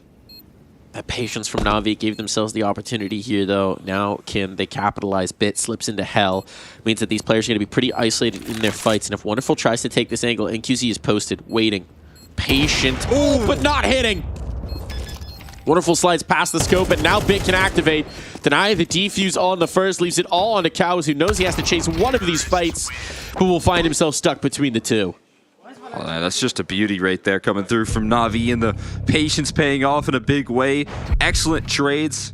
It's so crazy to think about if they had gone... If NQZ doesn't break off that setup, it's such a tough crossfire to break. I mean, they just didn't budge either. Is the best part of that from Na'Vi, man. He was taking a bit of a deep angle in towards Pop, but they give him no visual whatsoever. No mistakes. They really had no info. They had no info. They didn't know. They didn't have any vision out B. They were denied the Ivy presence. It's 4 and Pop. Just full reading on finding that perfect window to hit. Yeah, that's incredible. I understand the pain, frustration there in that last round. I think they did a lot right to set themselves up for success. Just, again, Na'Vi finding the single gap in the armor right there and exploiting it perfectly. It's quickly bouncing back here. This T side shaping up to look real nice. And Wonderful opens it up. Able to take care of Bigu, who's been so aggressive, so willing to play forward on the CT side. He's knocked out early. Massive credit on the Wonderful. He's been that guy. I mean, just, okay, NQZ gets an answer back, but Wonderful's been lights out here on Train. Delivering massive kills, alive in so many of those post plants, those 2-on-2s, those clutch moments. Doing it with the rifle, doing it with the AWP. Very cool to see. A Wonderful today. We'll see if Snows holds up here. This angle was used against him in that first half. He's going to be able to get his revenge. Cows is ticking in the molly right now. Snow. Oh my god, JL in motion right there gets the kill. Opens up access through Ivy. Now Wonderful looking to strike. And they need to trade out this T-Con presence, but battle opping is Wonderful. Through the camera side of things here. Cow is backed into the wall once again. 2 mollies burn him down to 0. And it's just going to be NQZ. He's got to save. He's got to save, right? I mean, it's going to be desperate, right? But you can play for overtime. He's still here. And keeping that AWP alive, giving yourselves that element into the final round. But in a 1v2, he's going to be coaxed forward. And if they give him the slip in towards B, oh no. Getting the vision here. Thinking about slipping away. We know this Na'Vi team can be patient, so every second on the clock they will use. Bomb has been planted. Now with that plant on down, does NQZ want to try and get back in? No, absolutely not. That AWP has to live, has to survive, has no kit, has no chance, has no info. So Na'Vi have 12.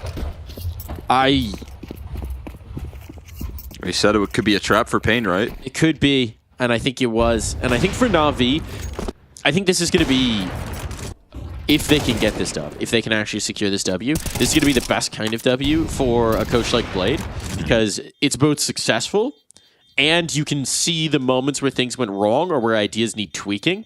So you get that data point on, okay, we made this work, but we probably shouldn't have. So let's go ahead and go back in and fix some things so that next time we should make it work, and it will work. Yeah, and also sometimes I feel like when you're banning a map that you haven't yet played in officials and you're testing out these newer waters, it feels like maybe you're the underdog heading into this matchup when you veto like that, but I just think they were going to lose on Nuke, to be honest with you. Like, I don't think they had much of a chance up against Pain, and, you know, being able to get rid of that map here, and then it just gives them a much better chance. So I love the decision, and it's now working out for them, crucially, right? You can love the decision and it can fail, it can blow up in your face. That's not the case here. Ops posted on this line if they go pop. And QZ getting frisky with it. We have not seen this yet. We have seen pop dog aggression, we just haven't seen the op do it. So a little unorthodox here. Does limit his ability, I would say, to press all the way forward for the pinch. It also has to, you know, be that T-Con control is maintained throughout the whole round. You can't afford to lose that space at all, otherwise he'll have to adjust and shift up. But I think, you know, that's a luxury that right now Pain are going to be able to afford at the moment. Timely smoke here on the ramp. And this is going to funnel them back into NQZ. Oh, oh goodness. Uh-oh. And Diligent Molotov clears that right out. No flank for you. Got 3 defenders ready to go on this B side. So no matter what the case is, Pain are going to have the numbers ready and prepared. This is going to be a really difficult round here for Na'Vi to make work, but they got to execute to back it up. Million nades. Flashbang's good. Upper player dealt with. This is the power of that inner hit. Utility can just be so strong on it. Dave Videus, though. Strong indeed. Big Uzera still keeping this one in question. Dancing around the oil train. Ooh. And he will make petroleum of them. Just on Dama. Oh, smoke fade up. Posted on his temple. Pain get a chance to stay fighting here on train. Yeah, with how good that utility was, they definitely needed that third and involved on that B side if they wanted to avoid the post plant situation. All right, a third they do have, fortunately for them. Biggie holding the line. That extra step in the defense, and Pain gonna survive here a little while longer. Up against Glocks and Deagles now, so chance to build back here. Not out of things just yet for Pain. Had a tough time of it on the CT side. On top of that, they did lose both pistols, but maybe just surviving in regulation what they needed given that fact. We'll see if they can do just that. This should be an easier one. Should be.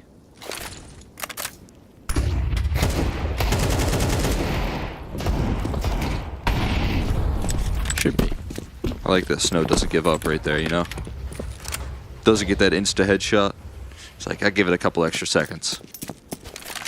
Never give up. Never surrender.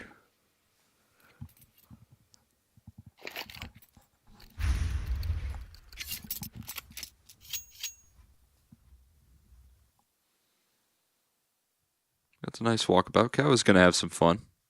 You could get some free eeks. But if he goes down to a deagle, man, there's no one close by to really help out.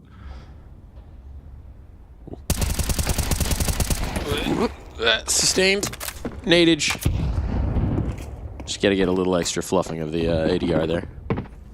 Cheeky extra couple points of damage. A little bit extra chip. Nice delay. Everyone loves chips.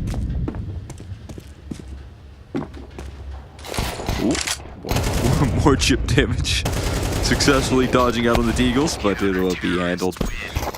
No big deal. Only a single casualty. And Pain hanging in there. 2 rounds. 2 rounds is the cap. Is the deficit here. So Na'Vi presumably coming in with a bye. Look to get it done here and now. Especially with a map that you don't have reps on. Don't really want to get into overtime. Don't really want to stretch that playbook too far. Playbook may not be fully developed. Third time out here. Number 3. Number 3. Third time the charm here for these TOs into round conversions.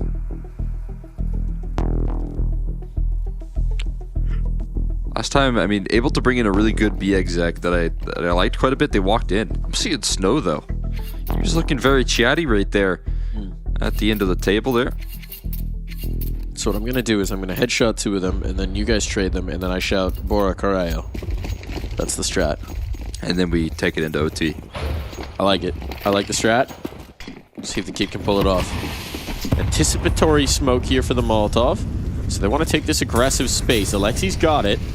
Pravide is towing on the other side, but that Molotov is not good. It's exactly what that smoke gives them. Now Alexi B does strike first as Na'Vi look to close. So the initial idea here for Na'Vi is good, and Alexi can get back around the next corner as well. Ooh, what was Bit looking at? Maybe thought he had us back there, I'd imagine, but gets it a little delayed. Small lack of cohesion there, broken open by Snow and Big U. Trading it back into T-Con. Taking the space on back here. They know that Imma making moves towards Pop. That's preemptive spam right there. Might have just chunked off even more damage. Imma doesn't know what hit him. How does he know?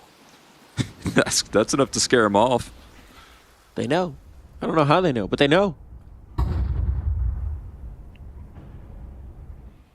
And if they're going to link up and go B, it's going to be the op that they have to brave.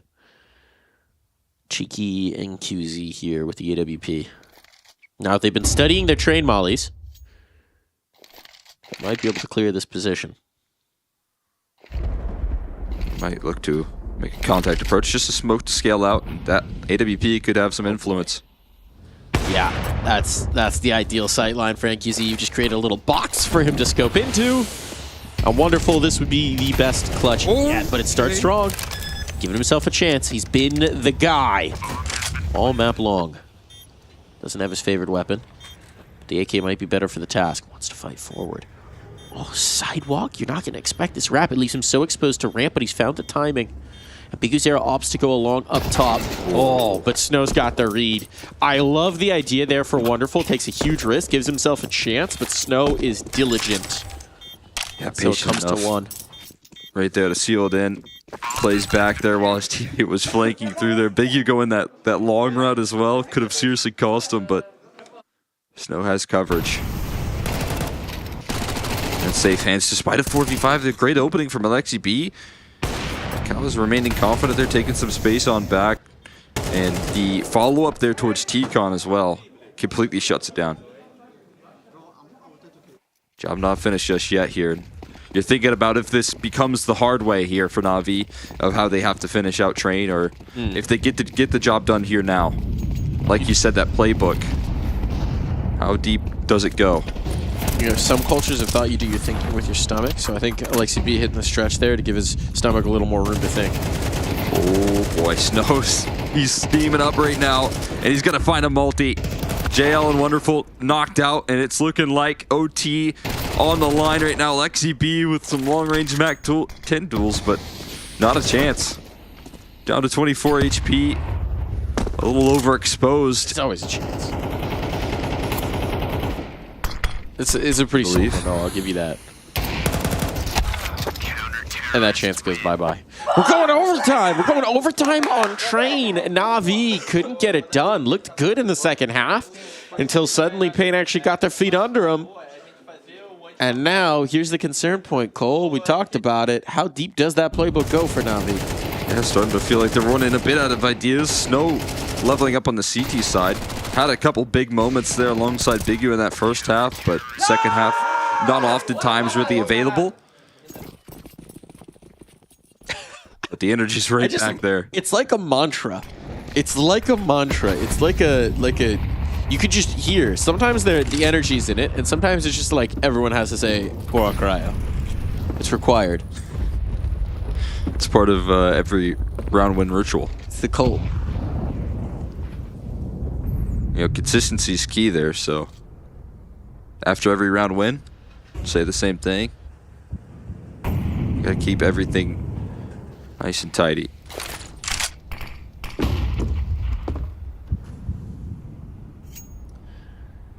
I feel like Kawis has a tough angle ahead of him.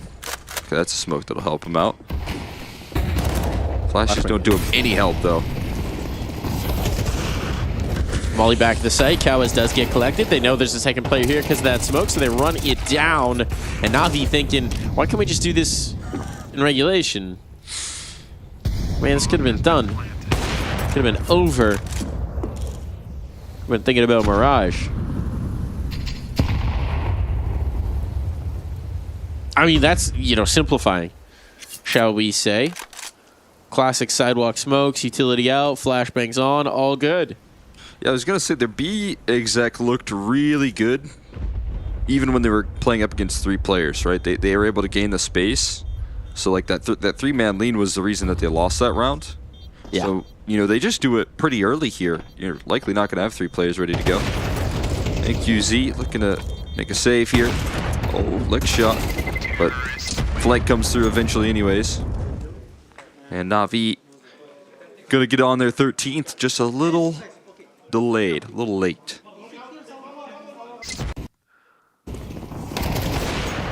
Miss got some ideas. Vocalizing them in that one.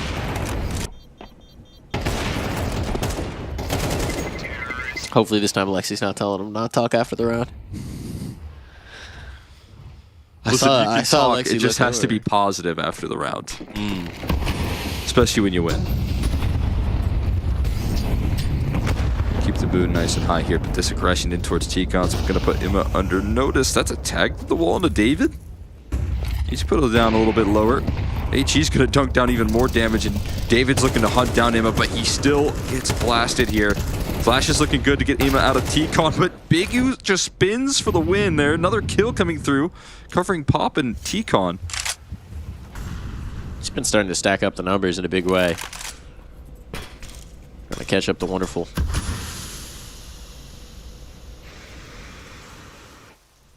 Chavez goes a little wide, leaves himself a bit exposed, and now NQZ's got work to do, and Wonderful will not be allowing it. It falls to Young Snow. And he knows nothing right now, but he's got a pretty good idea of where they might be coming from. Problem is, they're rapping. Wonderful will hold the line if he gets a little bit aggressive. Actually, that Molotov will keep him from getting in towards T-Con, so now, if they were to accelerate towards B, there's not a whole lot he could do about it. But Na'Vi diligent as ever. Complete the creep, complete the crawl. Not yet complete. Snow rotating in. He's actually got the right idea. And there's the bomb dropped. Information wary that he could be getting flanked. He's wondering why it took them so long to make that maneuver, right? This is why he's wary, but the suspicions are not confirmed. Smoke pop on that. Wonderful. Oh, man. Smoke gives it the perfect cover to slip on out. Bomb's going to be planted for his opera, but it falls to Wonderful to clutch up once again. Snow putting the pieces of this puzzle together. Elbow. There's an elbow. No, didn't realize X-Ray might have been lying to us there. But it is Wonderful who has the last. Brilliant attempt there from Snow. But the final shot eludes him. Oh, nice attempt right there. I mean, just so understanding of how his positioning can work up against him. Dancing through that smoke in Z. And managing to close out a couple of kills, just not the last one necessary. Nice! That's 2 rounds now for the T side. Na'Vi were not quite cruising towards the tail end when they got 12, but now they are. They're back on track. Once again, Wonderful. Oh, a chance there to open things up. Spots the shadow. A couple of pokes and prods there from Big U. Met by a smoke eventually. Won't be able to gain much access there just yet. And Pain have kept them at bay for any early opening duels, which Na'Vi have been so effective at in these last 2. Got some smokes tossing around. You are running out of the nades. Another one deployed in towards T-Com. There is just... Well, there's no smokes, actually. There's no smokes. All the smokes are gone. Another one doubled up on ramp. Everything's been deployed. And there's still a minute to go, right? There's plenty of time here for Na'Vi to just wait this. Let them stew. Oh, their smokes go in. Yeah, take on through. Z smoke. Camera smoke. Classic. Quintessential A-take utility here.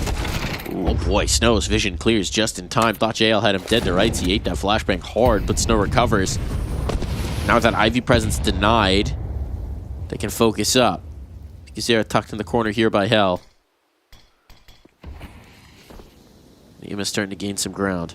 Presence in Z. NQZ's got altitude, but he can't hit the shot.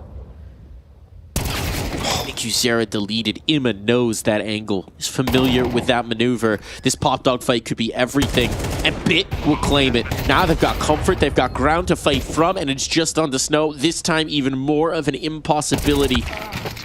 So it won't even get started. Na'Vi flawless in overtime. They just need one more round.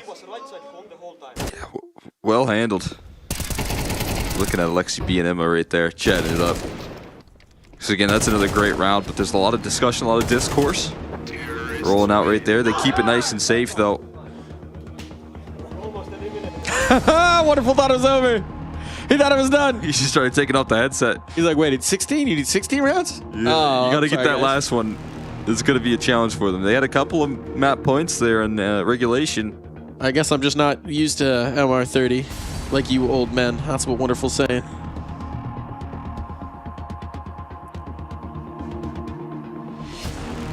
Well, that's pretty direct. I like how Blade sometimes it feels like he calls a timeout just to tell one guy something.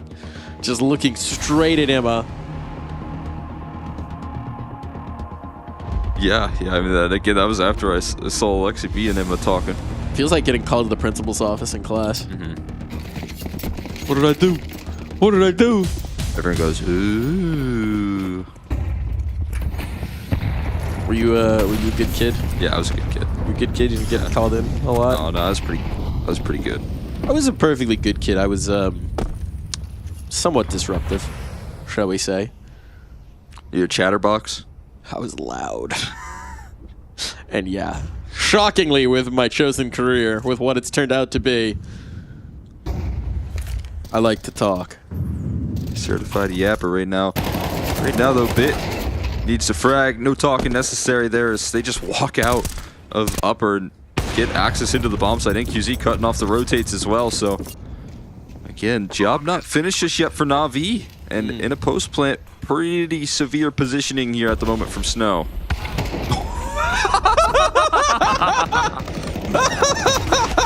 Really? That's like swatting a fly off of someone's shoulder. NQZ's precise, man. Those aren't easy to catch. How is he watching that smoke? Why is he watching that? Maybe he. I would love to see that. Was he just posted right over Snow's shoulder, or did he flick? It had to have been. He was single zoomed watching like Z probably. Or the walk out of the smoke on the other side is what I imagine. Yeah. Is that possible? I would love to see that from NQZ's perspective. Me too, dude. That was hilarious. We'll pull that on the Face It Watch later. We're gonna save that one for the Face It Watch. We're gonna bring that one back. If you're watching on Face It Watch right now, you can go back and watch that from his perspective. That's actually disgusting. Yeah.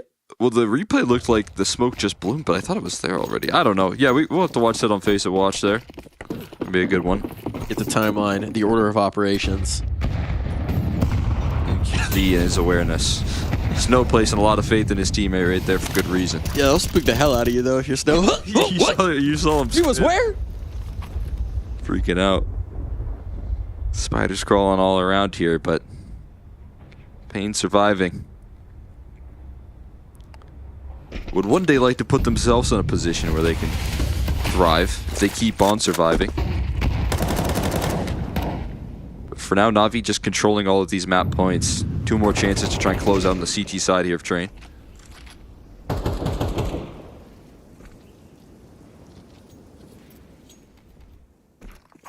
JL so far forward in that T-con positioning, but backs up. Has to let his opper take up the reins here of this control.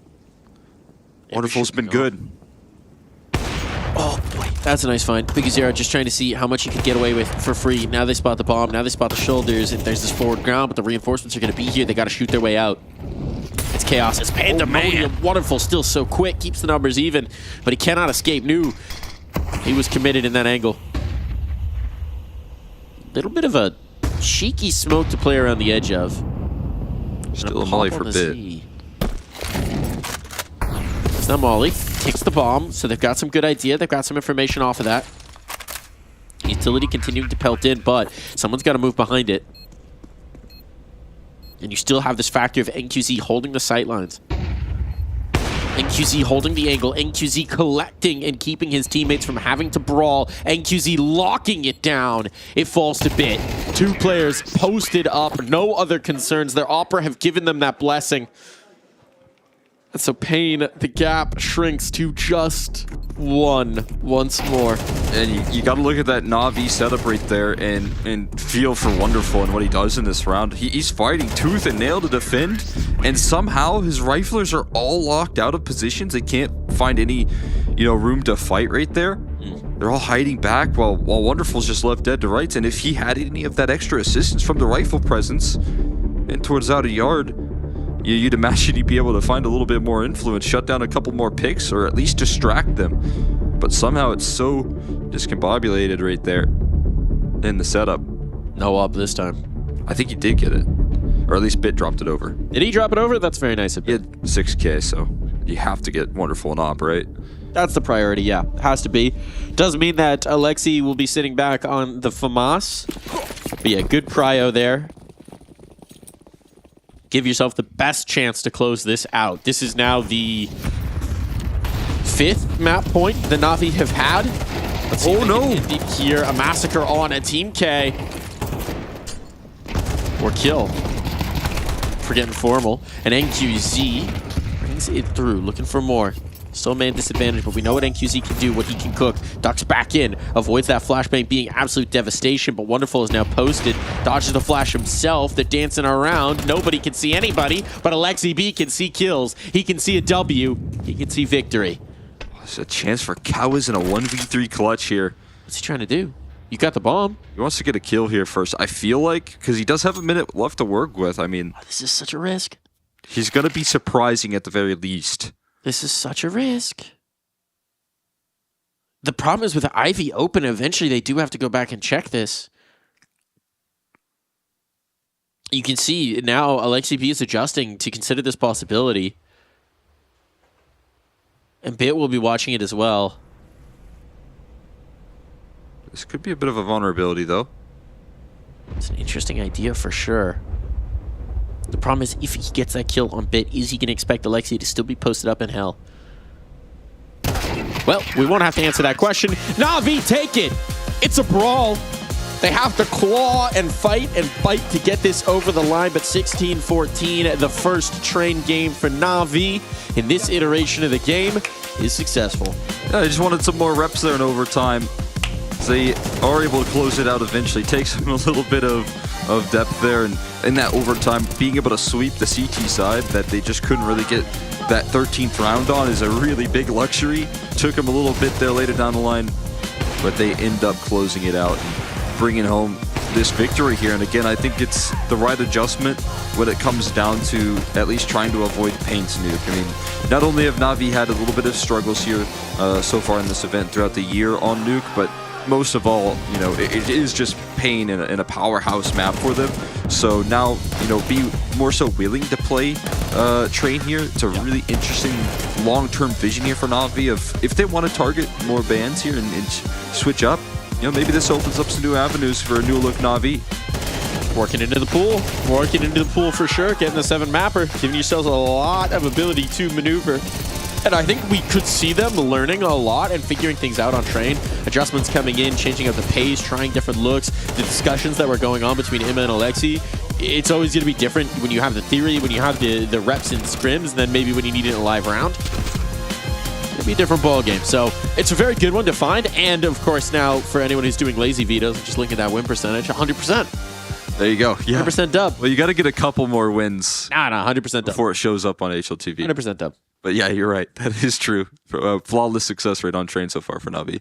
Don't look at the scoreline. Don't look at the scoreline. Don't look into the context at all. Shoutouts to Wonderful. Had a really strong map here. Really monstrous one coming through from the young Opper. I think that's going to be encouraging for Train as well. We know it's an Opper's paradise. Just so many beautiful long sidelines.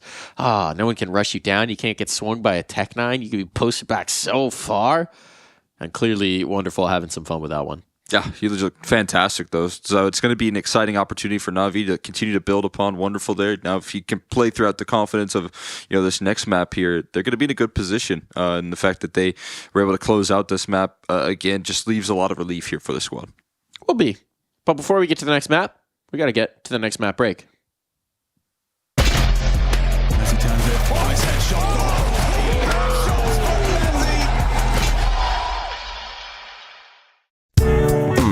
See what Twitter's saying today.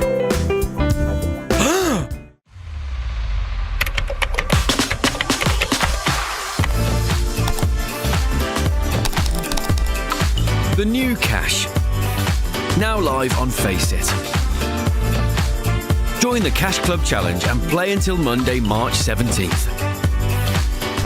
Oh my god! Faceit.com/cash.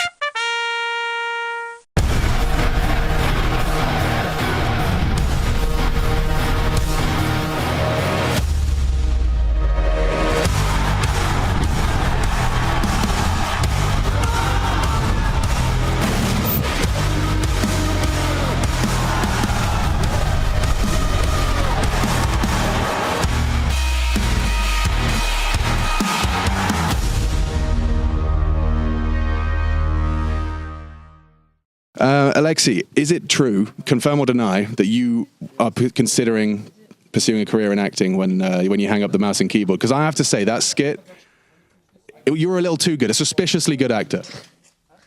Yeah, I mean, can never count me out on that. So honestly, yeah. Dude, you're a man of many talents. A man of many talents. But what have you been up to in this break? You haven't been on our screens for about a month now. Last saw you in Kato, did Bounty. What, you guys been in the lab? You've been taking some time. What have you been cooking? Yeah, I mean, we had 5 weeks at the start of the season. After that, we took like maybe 5 or 6 days off. And since then, she's been practice 24/7. So, and now we're here. Yeah. All right. So going to look to make a splash. Who would you say is a team that you think is going to be your greatest competition coming into this season? I mean, we've had some tough ones with Spirit, so I think we're gonna go back and forth with them. I would love to see another Na'Vi Spirit, that's for sure. Thank you very much for your time. Continue sending your stuff up. And Imer, I'm sorry. Salut. Salut. Yes. I learned another mulțumesc. Cu plăcere. Cu plăcere.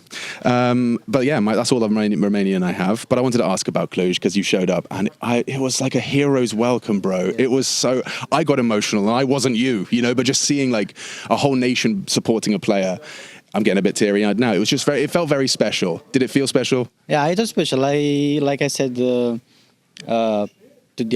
everyone, basically I was staying at home. I didn't plan to go because we had practice days. Yeah. But it happened to have these 2 days off. And then as soon as I hear people screaming my name, chanting my name, I said, oh, fuck, book me a ticket. Yeah. And then I went there. It was very good, actually. Yeah. And I'm... no disrespect to Romania, I didn't know the crowd had that in them. Like, the crowd were bringing such amazing energy. Me neither. Trust me, me neither. Like, they understand CS. Like, they were cheering for good Counter-Strike. Like, I think Romanian crowd, we've been sleeping on the Romanian crowd. I think the crowd was amazing. Especially for the fact that they were cheering for everyone. Like, they didn't care about that you are, I don't know, Astralis, Maus, Falcons, whatever. You can be any team at 10-5. They were cheering for you, and then it was amazing feeling to like every kill, every clash. They were like, oh way, full cheering. It was very fun to watch. Yeah. I mean, it's true because like. I remember it was Dexter. Dexter's like, I don't think he's ever really had a crowd on his side before, just from the teams and joining Falcons. He seemed it meant a lot to him to have like a crowd chanting his name and supporting the players. So like Romania, I think gets 10 points. Would you give it 10 out of 10? 11. 100%, dude. And I wish you the best of luck in this tournament. Just one last question: did you pick this as your first Pokemon when you were starting? Did you go for the green one? What was the green one called? You had Squirtle, Charmander. Actually, the story about this guy, I really like Squirtle, but I thought he is Bulbasaur. Squirtle turns into Bulbasaur? Yeah, for the whole time, and I bought him, and I'm like, it's Bulbasaur. It's a bit green. Yeah, but still, and I end up in Bulbasaur. I like him, and then. I will. Does he keep you safe? Is that what he is? Like a bit of a good luck charm? Yeah, he's a good luck charm, I will say. But I will have a new one for the other events. I will not spoil it, but you will see it. Interesting. It's also made From my girlfriend. How do you say it in English? Whenever you crochet? Yes. Yeah. she did that. Oh, homemade. Okay, that's extra special. I hadn't thought about it before, but I'm thinking like a little desk thing can help when you're in like a stressful time, just to kind of put yourself back in like, oh, I'm at my desk. This is my space. Most of the times in the game, I don't see it. Yeah, you don't even see it. He is behind my monitors most of the time, so. Fair enough. He is just staying there. Have you seen everyone's using your view model now? You know, like, are you kind of, do you feel like people are stealing your idea? No, everyone can play. Like for me, I saw a lot of discussion about, oh, it gives you the advantage. It gives you like, oh, you can spray better. Bro, whenever I play with this remote, I play because I liked it. Yeah. But if people think that it gives you like a bit of advantage, they can say that. But I think it's only in their head. Yeah. I mean, the head is a powerful thing. Yeah. It is. But Zywoo's doing it now. That's cultural impact from Ime. More cultural impact than Zywoo, confirmed. All right, hang on a second. I'm just going to come around here. I just want to have one word with Bit. Bit, your form right now, you are looking like a headshot machine once more. One question. Will there be more headshots here at ESL Pro League? Of course. Oh, he's such a gangster. He's a gangster. We love him. That's Valerie. Looking forward to seeing them destroy Spirit. Are you going to destroy Spirit this time? Yes, no chance. No chance. Yes, indeed. All right, Navi, you're in the building. I first discovered Counter-Strike through a group of friends that I played League of Legends with. Well, Nice. Another ace.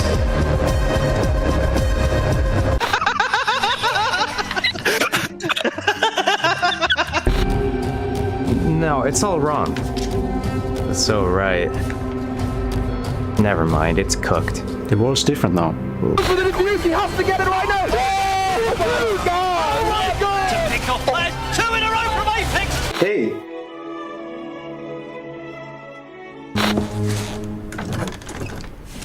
I do not think we should so lightly abandon our defenses. My boy at JKS has a point to prove. I can see why I hired you. You're ready for this one. Let's blow the bloody roof off the Lanxess Arena. History is about to be made. Кто не боятся? Блять, гораздо индивидуально. Мы можем вообще, блять, не нажимать shift, мы их выебем в жопу. ESL presents the ESL Pro League in partnership with Intel, Acer Predator, EHL, Kadia, 1xBet, That is abhorrent. Nor.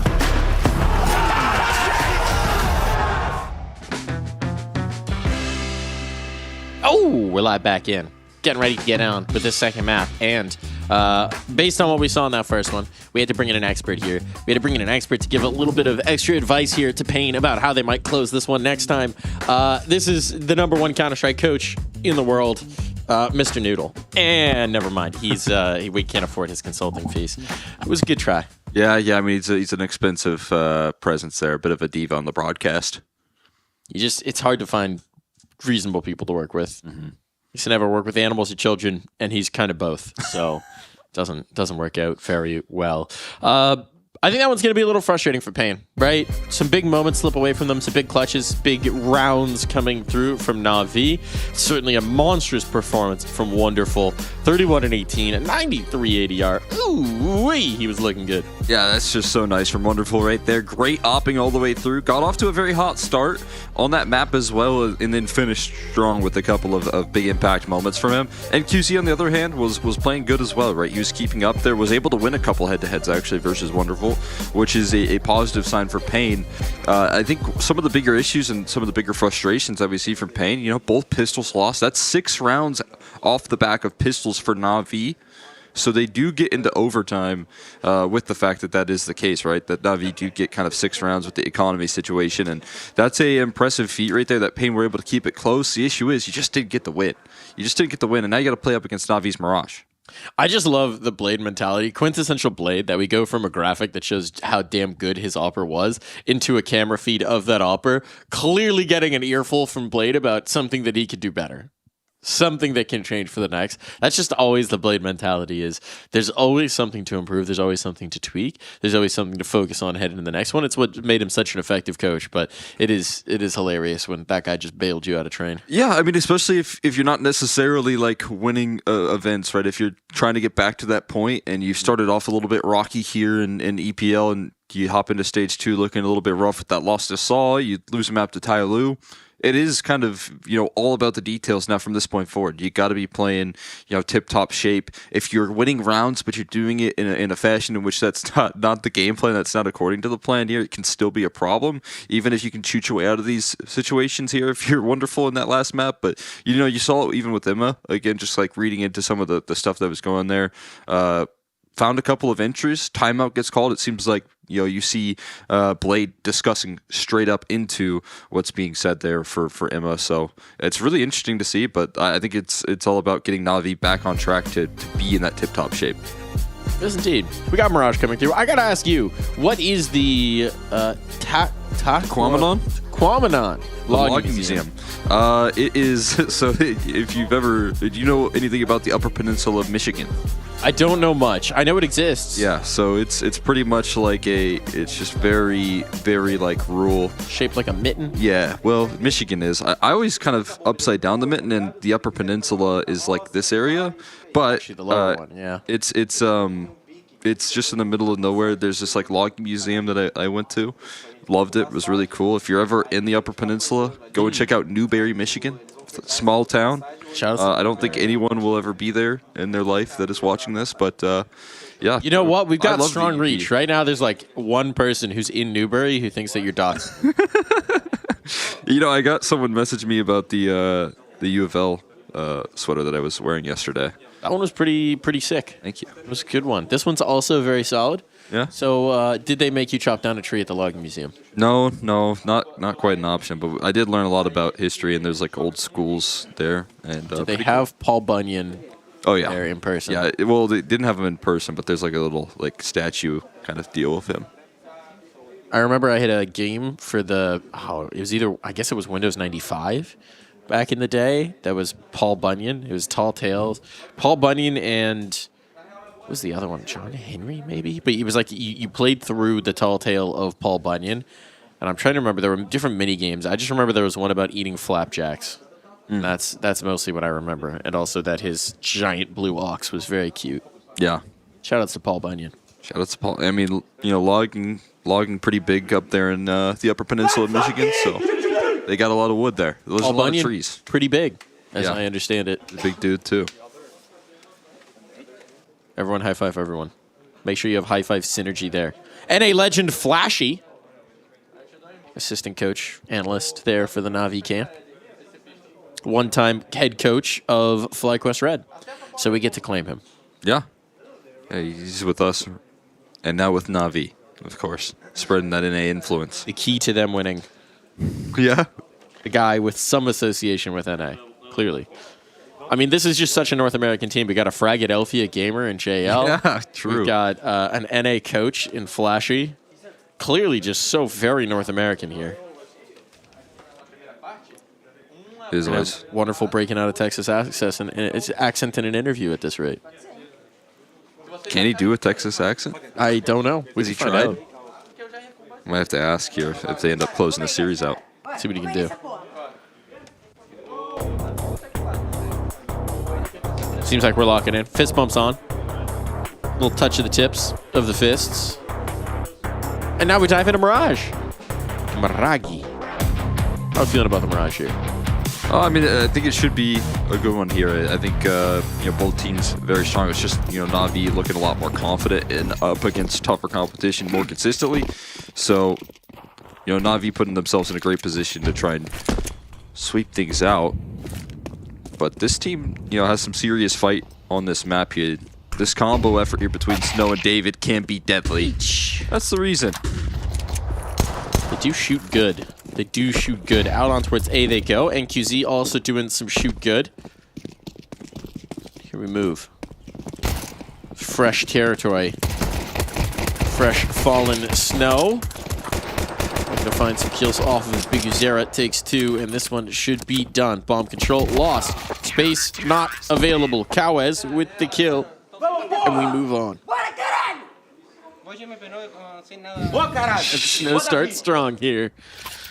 Can we get a... We have to just count it ourselves. Can we get Dr. Banks, the mad Dr. Banks with his decibel meter? Well, this is their first pistol of the series. That's nice. I think they could have used one on train. They do it in a dominant fashion.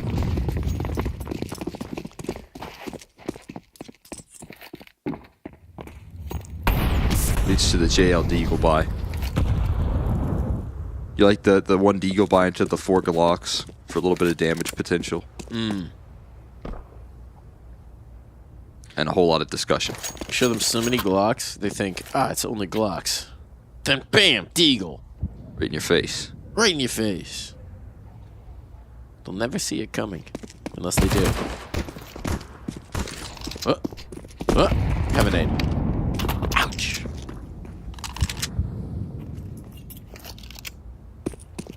I'll just skin your knees. Oh, here's that Deagle. They haven't spotted anybody out yet. Not even the Glocks. Finally taking some contact, but the Deagle hits the floor as well. And they were quickly overwhelmed. Do like, one thing here is sometimes I'm watching these CT sides from David, and he's not always in a very active position on that CT side. Sure. And Mirage, gets a little bit more chances, more opportunities here to have some fun, get aggressive, take some duels early on in the rounds for the defense. Oh yeah. Starting strong. Guys, it was Glocks. You don't have to shout out the Glocks. Or maybe you do. Consistency is key. Yeah, every round. Snow is either going to be like the most powerful operatic voice, or his voice is just going to be totally in tatters by like 24. It's going to sound like he's had a pack-a-day habit for a decade. Natasha Leone in the server out here. Towards Van. Oh, Cowes prepared there. Ima already able to trade though, and it's access granted right now. Trying to fly through the market side, but they do not allow it. Bomb has been planted. Don't love saving an MP9, but you don't love dying needlessly with an MP9 either, so bye-bye.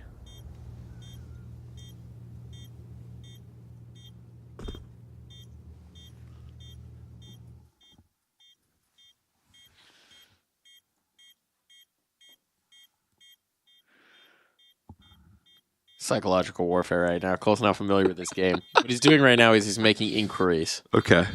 It's not that he wants to leave the room, it's that he wants us to leave the room with him. Oh. This is my dog, for context, people. He's making the definition of puppy dog eyes. Dude, he was staring me down and then looking at the door handle. Yeah, he wants... You have somewhere to be? Right now. He says, the only place I have to be is with you all. Noodle, there's Counter-Strike. There's Counter-Strike, buddy. Paint versus Na'Vi. It's an exciting game.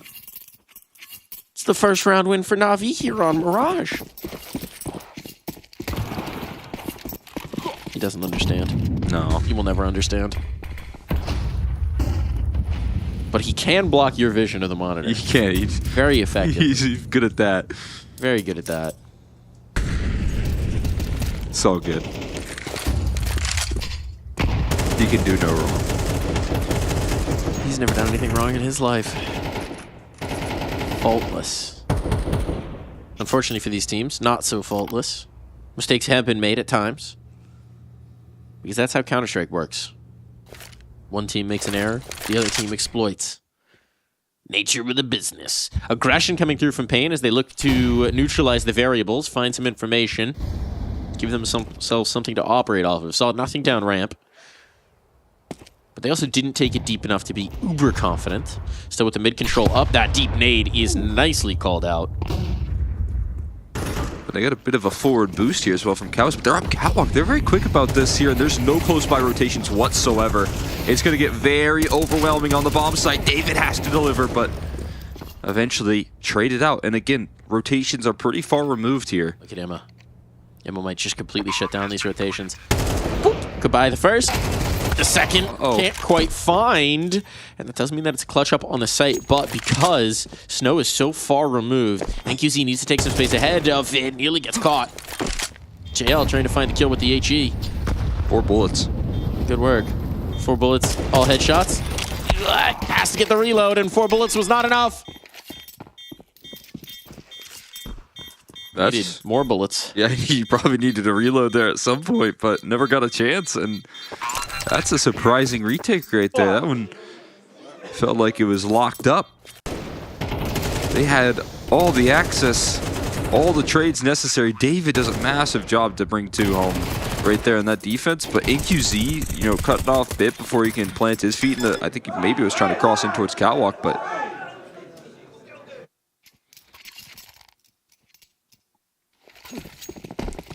not quite gonna make that happen. A little bit of frustration after that one for Na'Vi. 2 times on those B-side targets, 2 times successful, but this time not able to close it out there. Payne bringing a retake, and now it means Bit with the only AK. But he means Bitness. Trying to find the headshot early. Oh boy, look at that tag up. Look at that tag up. Snow's like, you know what? I will rotate, actually. Thank you. I'll be playing the CT spawn position. No, thank you. Guys, I got this window. I did like the way Kawaz played that boost up on the box in the previous round. He's a very fun player to watch in defensive B. I think he's a pretty creative anchor in the way that he takes a lot of these engagements. So when your teammate asks for a boost up into that spot, you know they're just going to be baiting you all around. Tell them about that angle. Say, you know what, you can actually, I'll boost you, but you got to peek through the little buttress here. You got to hold something. You got to be fighting. You like Kawaz. It was David that did the big defending. That's a bit of a deep smoke. I think if that's slid through, that's going to be a bit of a problem there for JL. David on the scene here. A couple of kills coming through here once again on the site defense, but it is going to be concessions made right now for a bomb plant. Yeah. Lack of CT presence means that the bomb will indeed go down, and NQZ trying to get a little bold above it, gets haircuts. This is that hero AK in the hands of Bit. Oh my goodness, might take it all the way. 1 rifle, that's what they came into this round with. Bit just continues to deliver sustained fight out of bullets for Biguzera. It comes down to the clutch. It would need to be the ace. They put it all on his shoulders. And he has delivered. He has rewarded them for it. Flashbang will go past, and it will just never be missing for Bit. Flawless with it. Hero rifle in his hands, and no chance for Payne. Stone cold there as well. Not even a thing for him. Beautiful round coming through here. This is a bit of the problem, though, when you see the early trades come through onto that bomb site, and then the bomb plant goes through, and then Bit is still active. He's still taking duels. They're pressing into CT spawn in that 3v3 because you can't afford to sit around on that bomb site and let those rifles chase you down. He's all about the Bitness. And it has been handled here. That's got to just be so rewarding. Teammates put the faith in you, put the trust in you, and you just deliver. Go above and beyond. Especially as a kind of a redemption opportunity from that missed post plant. I mean, so far when Na'Vi have rifles out in some form or fashion, it is good. They get the bomb plants, they get the access into the sites, but a quick opportunity capitalized by Bit. Another B-side target, it seems here. Very aggressive on the line. And they're walking into a bit of a 3-man lean. Still, utility all over the site makes life very difficult indeed, and without the firepower, it will be the overwhelm. Loving the catwalk control that Na'Vi are able to take as well, man. So valuable. Being able to have that catwalk approach be the first point of contact on these B takes it's completely throwing Payne off guard on these CT sides. How do you adjust to it if you're Payne? Right, they've been playing back and towards the sides. Obviously, there's limitations in terms of what they can do, but what do you expect to see them, not in this next round, but in the following round do to try and solve this goal? You probably want to get NQZ active there on catwalk, maybe with an op, put a little bit more priority there. I mean, David going to be willing to get aggressive there and some fashion as well to try and cut off this catwalk. But Na'Vi, you're going to try and keep a step ahead of you. And so that early conditioning, I mean, there's been a lot of rounds where you've seen the scale up here in between JL and between LXCB trying to make their moves up cat, and it's looking really good. So, I mean, that again is going to be on Na'Vi to now land those adjustments and try and be a step ahead of Pain. If you flew up into the ceiling, I think it was back in Go, in a previous version of Mirage, I think this was in Go. If you flew up into the ceiling in Palace there, you could just get into this angle where just crazy refractory light would start, like, generating. It's very cool to see. Do you remember when you could, in the beta, get on top of the ceiling and in CS2? By walking into the catwalk corner? Yeah, there were some crazy things you could do. I think JoJo explored every inch of that map. Yeah. I did that all the time, I can't lie. I was loving getting on the roof. Bug abuser! Ban him on my Pro League broadcast? Bug abuse? Listen, it was pretty much like just a 5v5 aim map there at some point. Everyone would just be running straight into the wall. People would just like constantly throw flashes out middle so that if you tried to do the cat jump, you couldn't make it. Cheater. CS2 beta was fun. It was also pretty rough. I'm glad that they've we've come a long way. Yeah, they've really sharpened up there. I remember the guns used to be so rough here. Plus being a little deep, kills just looking super comfortable. Timeout into this round. We're back for Blade. We're so back. So back. I think he got one OT timeout successful. Here's the real trick to improving your timeout is timeout into ecos. Oh, yeah, so yeah, we're going to have to get a coach lock that one in. That is the equivalent of an IGL hunting ecos. Is a coach calling timeouts into ecos to make sure that that round win percentage goes up. Yep. He's padding the stats. He's gaming the system. Nero, quick, .com points for this. That's going to hurt the coach HLTV rating. What is Big U cooking? Actually, it looks like he's squatting over the pie right now, so I don't want any. What he's cooking? Don't. I actually think about it. There is no bathroom on this map. You know what? You got to make do. 5:29 apparently. Is that a clock? Or do we think someone's trying to bake a potato in that microwave? You can bake a potato in that microwave. You can bake a potato in every microwave, I think. Actually, like, that microwave doesn't really look like it's plugged in to anything. Powered by vibes. Yeah. We get a C. Surely it is, right? Go back behind the microwave. Pretty snug. I mean, I don't even know if there's outlets. They didn't think of... Immersion broken! The microwave isn't plugged in. It doesn't even have a cord! Battery-powered microwave. Volvo, please fix. It always makes me nervous if I stand near my microwave while it's running, while I have wireless headphones on. The headphones crackle. Really? Yeah, which tells me maybe the shielding on that microwave is not exactly flawless. Yeah, mine. I don't think mine does that. And I put my head up to the microwave, waiting for my food to cook, just watching it like spin in a circle. Well, I call a pause in my matchmaking game, go heat up some food, and just watch it go around. In 20 years, the doctor's just gonna be like, "Why are all the tumors just on the front of his brain?" It's just like his whole face is just. Put your head right up on the glass. You can feel the warmth. Yeah, it heats you up. What could go wrong? Speaking of heating up right now, Snow playing around the Molotov. Actually, double stairs at the moment. Emma, good luck expecting this. You're going to maybe find one there, but are you going to expect both? He's going to move on the other edge of the smoke, though. That's perfectly read into.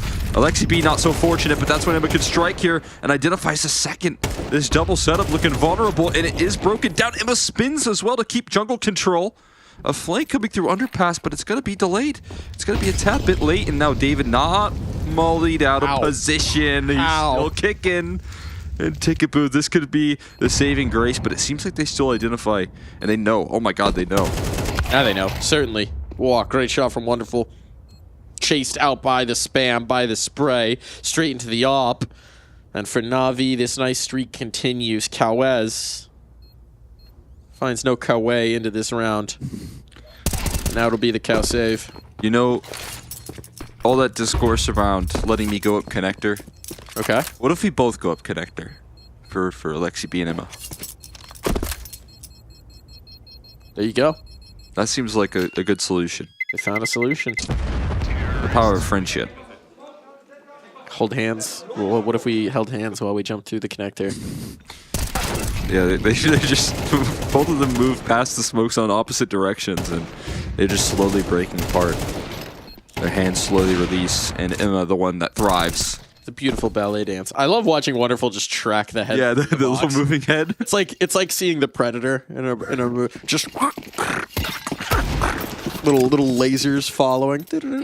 Heat vision season through the box.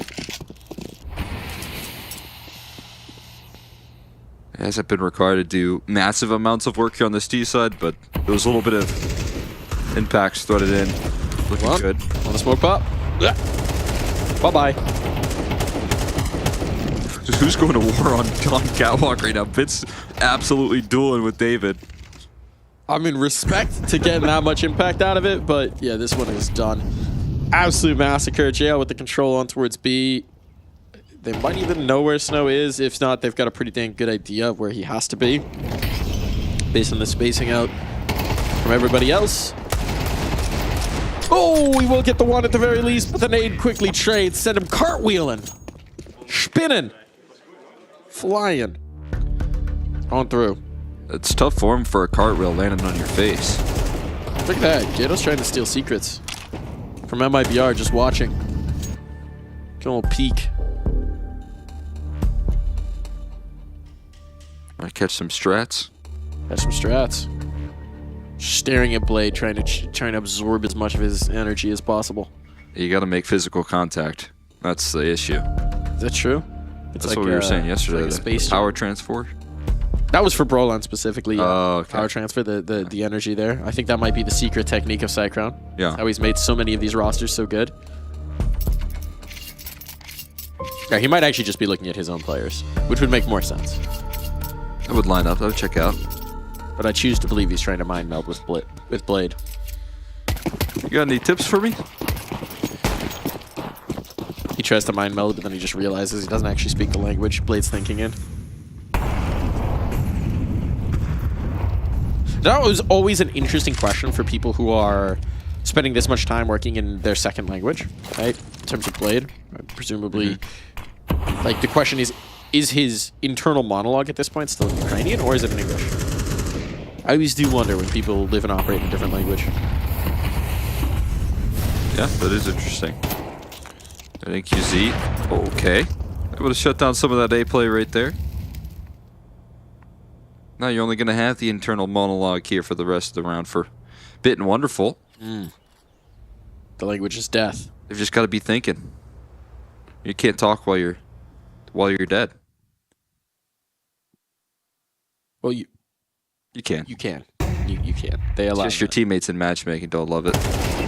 Maybe Na'Vi like the communication though, if available. Poor Alexi B is not making it out here.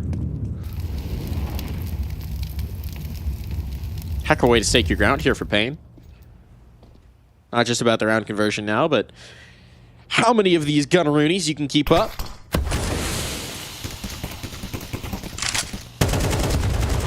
Sounds like the gentle pitter-patter of rain. Just the bullets coming through the smoke. AK spray.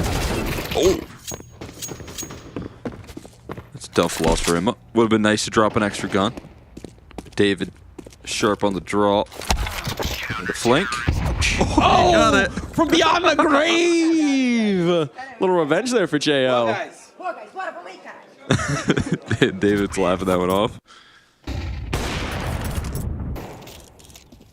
Cheeky little nadage. Let's see this one, a little fade away.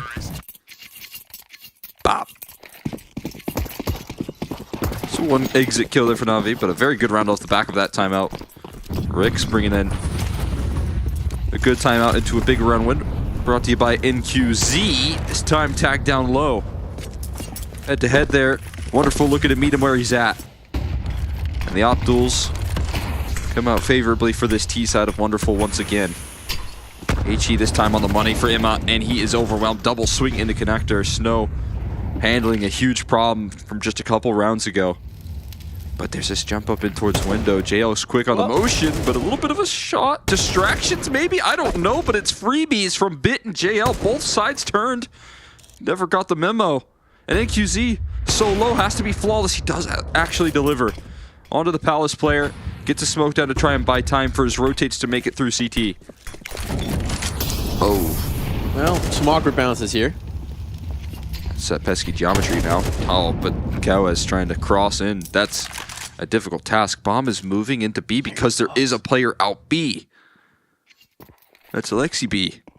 Coverage not going to be given to NQZ, and you have to back away. You have to back away. Yeah. They got the 1-round win. Then they get stymied. You have to keep these guns alive. Oh, that's going to be so frustrating for Pain. They deny the initial effort, right? Take down Imma, find the initial advantages. I don't know what was going on for Big Uzera there. Didn't get the ears update. You could say it's the communication. The guy popped a shot right next to him. I don't know where he thought that was. I think, I mean, I don't know what the deal was, right? Because Bid obviously disrupting there. It's a high pressure situation where there's so many positions that you're vulnerable to at this point, right? You can't move towards Con because there could be players running up Con. You can't move towards jungle because, you know, that's the case. You know someone's a jungle, but you never turn towards jungle. That's a bit of a head scratcher. But even despite that nice opening duel onto Imma, the player that's been able to thrive up connector in these fights, I mean, you can see it right here. Big opener. It falls to pieces from that point forward.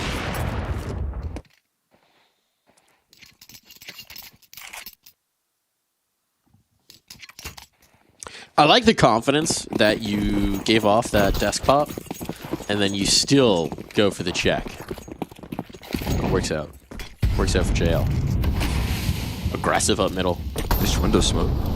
Not gonna give them chances here. We're gonna get Frisky instead, and Big Uzera is going to immediately collect. Now post it up on the mid boxes. Molly comes in to rumble him, but can the op actually eliminate? No, he can slip back. Stay alive for the moment. Big Uzera still fighting, and Wonderful trying to clear it back in. How on earth has Bigu won that? This is the attempt to try and trade things back here. This is where Na'Vi find themselves with once again a couple quick openings. This time, it's not the op of NQZ, but Big Uzera getting aggressive up middle and taking charge, taking names. Now they're going to slow things down a little bit. Could be a bit of a gap up catwalk here. At least a chance at a head-to-head. And David with utility out gets around the corner safely.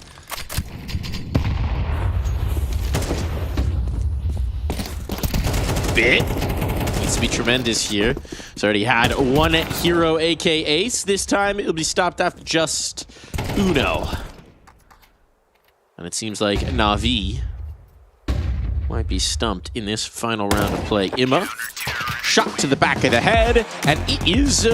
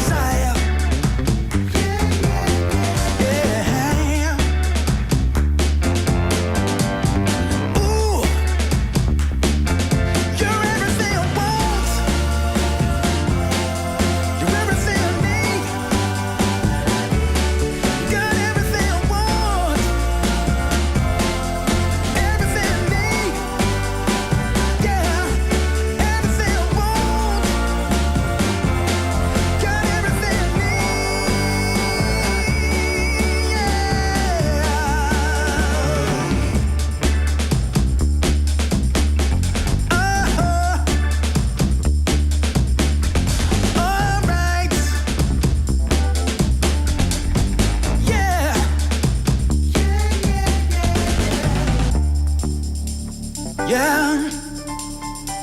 Yeah. Yeah. Ooh. Everything I want. Everything I need. Got everything I want.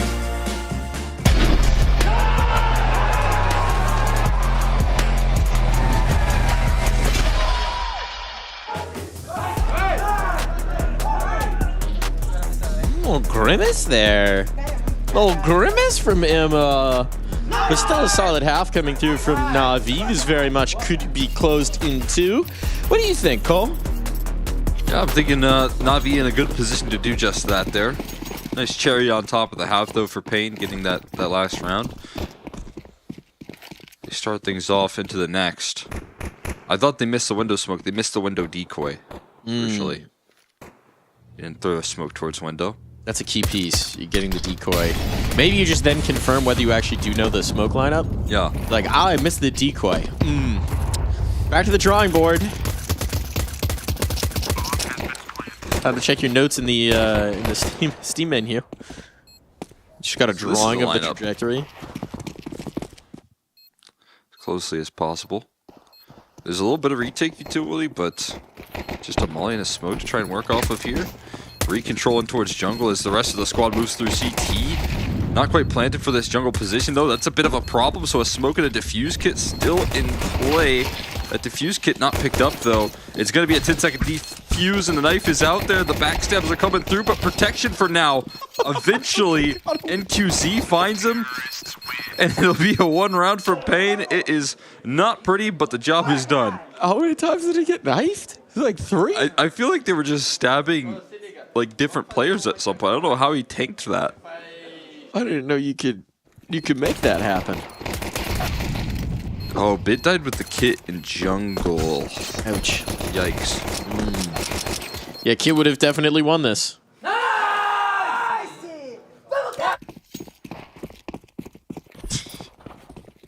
Pop off. Pop off, young king. Molotov early for an underpass play. They will not be missing that window smoke. So the window decoy, just that, a decoy. Yeah, they just put up a little ploy saying we will miss the window smoke. Look at this decoy that we missed. Stack your presence in window.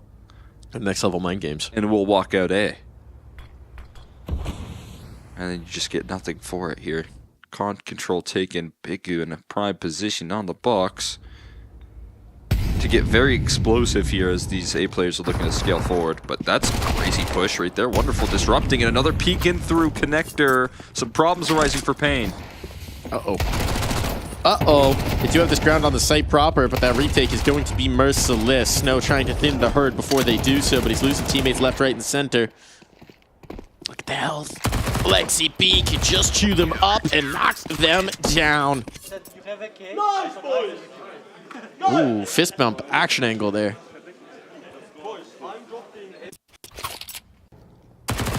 That was a very forward-facing fist bump. There's the wonderful kill. I was wondering how he was able to thread that one in, but he was boosted up in the window early on. And he gets on top of those bricks, able to succeed. A lot of presence in connector, ready to go there for the Na'Vi camp, and that's both pistols now 1 for Payne on this map. But this time you can't quite get that big start off the back of it. You do like a conversion, don't you?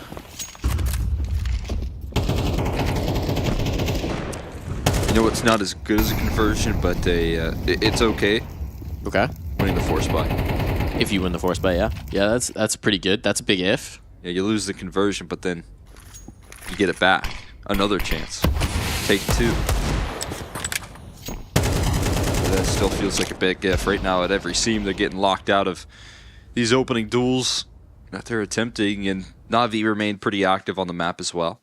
See this underpass crawl come in? That could be a way that they start things off. Smoke mixed up in towards window as well. Wonderful. Not going to be able to help out his teammates with this setup. It's a bit reliant on these kills looking sharp. Underpass is a bit of a vulnerability. JL comes through and fills the gap just in time. They've got all their bases covered. The Na'Vi setup, well, it looked like it could have been problematic there, remains incredibly strong.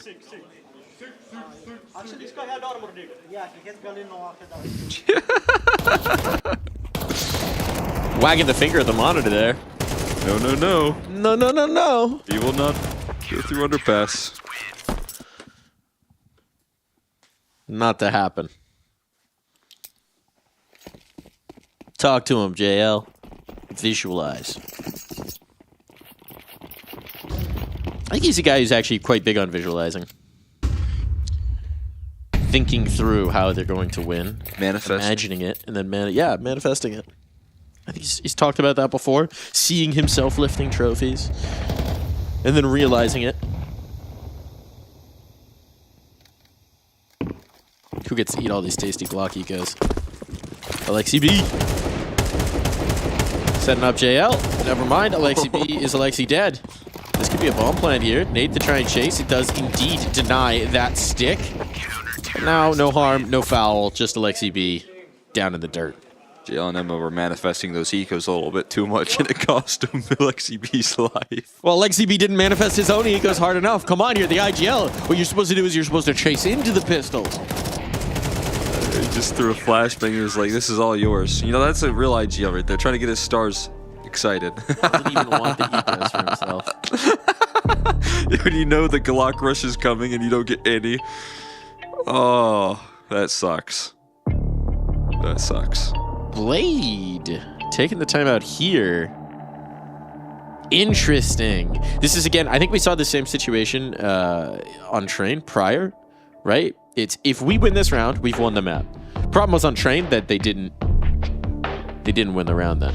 They didn't convert after this particular timeout at I think 10-8, I want to say. Was it 10-6 as well? Seems like it. Oh, 10-8 would have been because Payne had 7 on I think it was 5-7 at the half, right? Yeah. So 10-8. Called this timeout. Then it went to overtime. Let's see if it works this time a little bit better. Yeah, this CT side as well, you know, probably going to be looking a lot more comfortable rolling out in this half on Mirage, right? You can see the setups here. Na'Vi just so fluid with the way that they move around this map. And they are super aggressive with some of these mid moves. Win that connector brawl on round 2 looks good. Flashbang setup. Oh, didn't quite catch the David Deas underpass lurk, so he gets a nice little opening duel here. And now Bit trying to fill in this gap towards connector. The Bigu might have just heard a little inchworm, a little footstep being made, and yeah, they're gonna really laser focus in on this position. I think they salt barrel. Still gets a dink out of it, which is impressive to say the least, and then his teammates follow up the kills. So, not too bad. The walk through the catwalk smoke, spots the bomb, drops it down. Now recovery is going to be a big task. And Alexi B's got vision in towards window, so how do you even get past this, right? Biguzera's so low, Biguzera done. Snow's gonna phase the smoke. Straight into Alexi B's gun.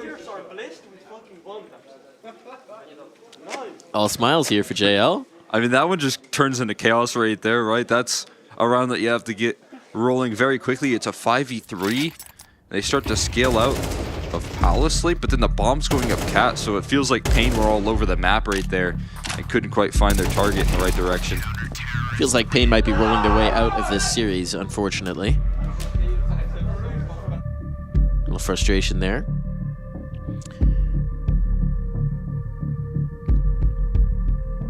All right, hear me out. Content idea. We put Snow and JL in a room. They can't talk. First one to make the other one laugh purely off of facial expressions wins. I feel like, yeah, that'd be hard. I feel like JL would just lose though. Well, they're both quick laughers. Yeah. They're both big smilers, and they're both very expressive. Although, you know what, JL does have, like, I think JL was got the more quicker to emotive laugh, but he's going to be able to do, he's going to have bigger range when it comes to, yeah, you know, facial movements and such. We hit them with the you laugh, you lose, and it's just each other. That could be good. No talking. See some quick motions out towards the stage side here. A lot of talking being made right now in the Na'Vi camp and a lot of distraction from Bit. It sets Emma up for success. It's a complete shutdown.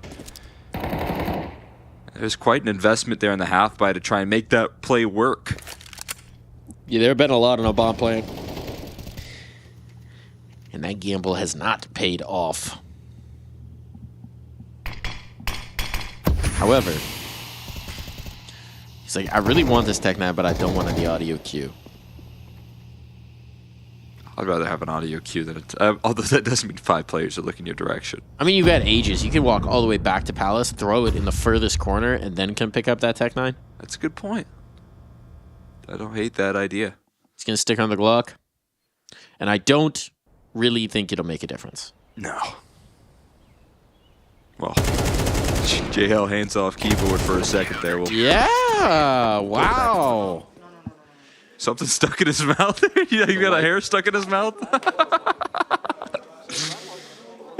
Did lose a tooth at Cato. Got something in there. Little bead hair in. What is that?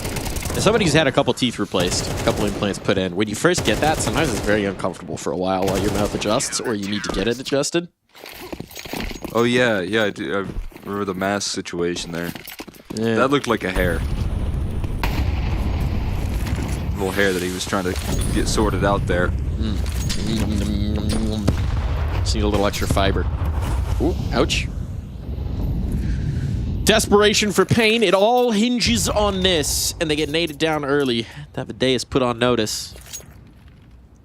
And so this A-ramp aggression not going to come through early on. Big Uzera, though, he's cooking in middle.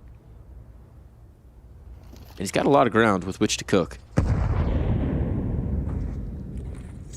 It's an interesting route into underpass. Through middle. Looking delayed to activate here as the rest of the squad trying to make the way out of A main. Just not really taking much initiative just yet. Waiting for Davides to get around here. Now they start to make the move. Bit to peek in is brilliant. Spots 2 and the bomb as well. So there's confirmation on, and Bit is just lethal. You can't get past this, man. You cannot do it. Devastation, demolition. It's been the story all map long, and it will not be stopping here. Big Uzera can give them a chance, but only for a moment. Davides has to ascend. Has to be the deity, as implied in his name. But they know where he's coming from. Nades to harass. The audio cue was given up. They've got the reads, and as Alexi B slides into the ladder, he will slide Pain on out of this series. Na'Vi go through. 2-1 now. It's looking good for Na'Vi. Yeah, great bounce back here off of the back of the opening loss there for Solid. Adding in Train to a victory here for them as well in this series overall. And looking good on Mirage, looking great on Mirage right up against this Pain squad. Great CT side rolling through, only losing that pistol round and then being able to close it out from that point forward. That's a beautiful look on the bounce back for Na'Vi. For this Pain squad, they'll still be kicking, but obviously what looms ahead of them here is a bit of a scary spot there now. Kind of every series they play from this point forward going to be fighting against elimination. But I mean, no I feel strangers to it. They are. That was their whole stage 1 as well, right? Rocky all over the place, just eking it out. They got some resilience, we know that. They do have some resilience, but we did see in this series that a big part of that resilience and structure is the map Nuke. It's what they've lived on in EPL so far. It's what they've lived on in this year so far. And when that's not an option afforded to them, you know, maybe things get a little bit more dicey. Na'Vi going to be one of those teams here to target that. So, time to keep working on that train. Time to keep working on that. Time to keep bringing that through. I do think there's more to them, but you're right. This is a Pain team that has shown that maybe they need a little redefinition. Maybe they need a little time back in the tool shed working on this, retooling, re-engineering. Meanwhile, for Na'Vi, I don't think that train was exactly the most confident map you'll ever see. But if they can continue to work on that, that's their first official rep on the map. If they can continue to bring that into the pool, this team only gets more lethal. Yeah, I'm with you on that one. That's a really exciting prospect for Na'Vi, a team that, you know, as you highlighted there, was always getting rid of Vertigo there, and now is willing to, at least in this series, play Train. And as we've highlighted, this is a team that has had a little bit of struggles on Nuke in their own right, so maybe this is kind of a series head-to-head that we're seeing out of these two teams, where we're seeing that priority come through up against Pain in particular. But in the future, if they're practicing, if they're looking good on Train, and it felt like they were looking good on Train, it looked like they were well practiced, aware of the angles, aware of how to coordinate as a team, could open up the idea of you know, Blade on the 7-map pool. Dangerous business. Dangerous business. Spread that knowledge all the way around the map pool. Work on everything. This team only becomes more deadly, more difficult to veto against, more difficult to game plan for, frankly, if they have that flexibility on. And speaking of flexibility, we saw some... I don't know if flexibility really works here. We saw some good contributions from the young guns as well, right? Bit monstrous on Mirage. That ace with the Hero AK is just disgusting. Wonderful was the Kingpin on Train, the key piece that kept them fighting into overtime and then made them close it out as well. So I think very encouraging here for Na'Vi. We expect it from Bit consistently. Yeah. Wonderful's been a little bit more up and down, but if he can continue the up and up and up, this is a Na'Vi team that is defending the Season 20 title here at ESL Pro League, and they'd love to tack on 21. Yeah, I mean, and now they're in a position to, again, set themselves up well for playoffs here. You know, now they're just a series away from qualifying and looking good doing so here with a couple of series wins in a row. They're taking down some competition that you would expect them to look comfortable on, but that's what we thought day one. That wasn't the case, right? That was what we thought a map deep into day one, and that wasn't the case for them. So interesting to see Na'Vi coming back and looking so much stronger. I like the vision. I like the long term here. And again, you know, Wonderful on Train, looking as good as he is. Maybe that's, again, one of those specialty maps that he can now play in the future for this team as well. Yeah, sometimes you just need to get a little smack to get the blood flowing, get the brain going, and maybe that's what Saw delivered to them. Just a little cheeky smack. JL said, you know, that the opening interview there, that it was difficult for, like, day one matchups for them. Like, that's something that they maybe aren't super comfortable with, and, you know, I think the Swiss stage sort of forgiving in that sense, but, you know, bouncing back here from that point forward, they're looking stronger and stronger as they go on. That they are. That they are indeed. And we've got an interview here with a man who's been on a mission. We got Emma coming on in. Congratulations on the win today, man. Thank you. Let's start off talking about it. Train. First Train official. How you liking Train? It's been a nice experience, I would say, to have first official on it. Obviously, it was a bit of messy. But we got the win, so it's good.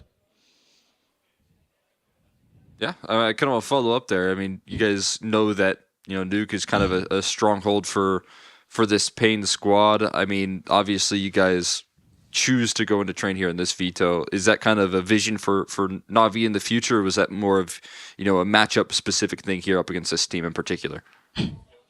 I mean, I'll not go into details because I don't want to give spoilers, but we wanted to play it. We were ready to play it, and then, like I said, I hope I'm very happy that it worked out.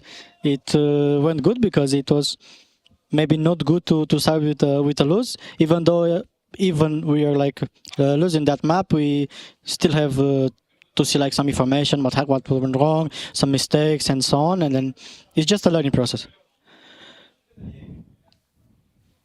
Speaking of the process, I'm sure you saw the clips that made their way out into public that may have circulated around, drawing a little bit of attention. Peek into the comms. It felt like in that game against Tyloo and in some of the games that we've seen so far, there's been maybe a surprising amount of frustration in the communication from the outside looking in. Can you shed any light on that? What's going on? You guys are coming off of a break into this tournament. Is there some frustration? Is there some friction, or are we missing context?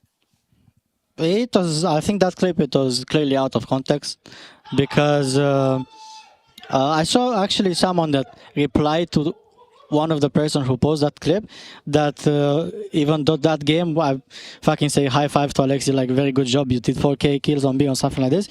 But obviously it was very out of context, which we don't like. Like ECL put, I think Alexis said at one point that what the fuck, we are happy, we are smiling, cheering everyone for each other, and then we have one discussion, let's say, and then they post this clip, which is not a good way in our opinion, but it is what it is. They post it, and then people will speak about it, you know. Oh, it's the reality of an entertainment project, man. You gotta bring the juicy drama. We gotta get the juicy drama. So I guess we'll send you with a parting question. Here's the question: it can be your drama, it can be your team's drama, it can be anyone's drama. Do you have any juicy drama that you've heard around the EPL studio for us?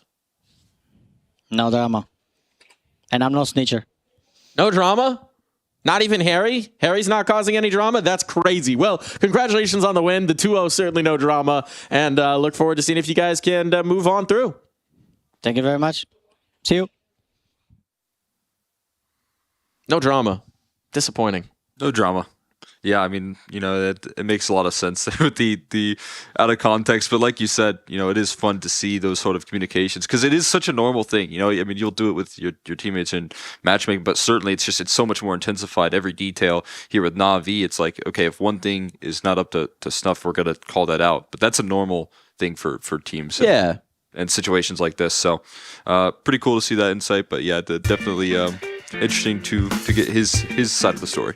Always better to get a little context around it. The context right now is we're going to take a quick break, and when we come back, another game is underway.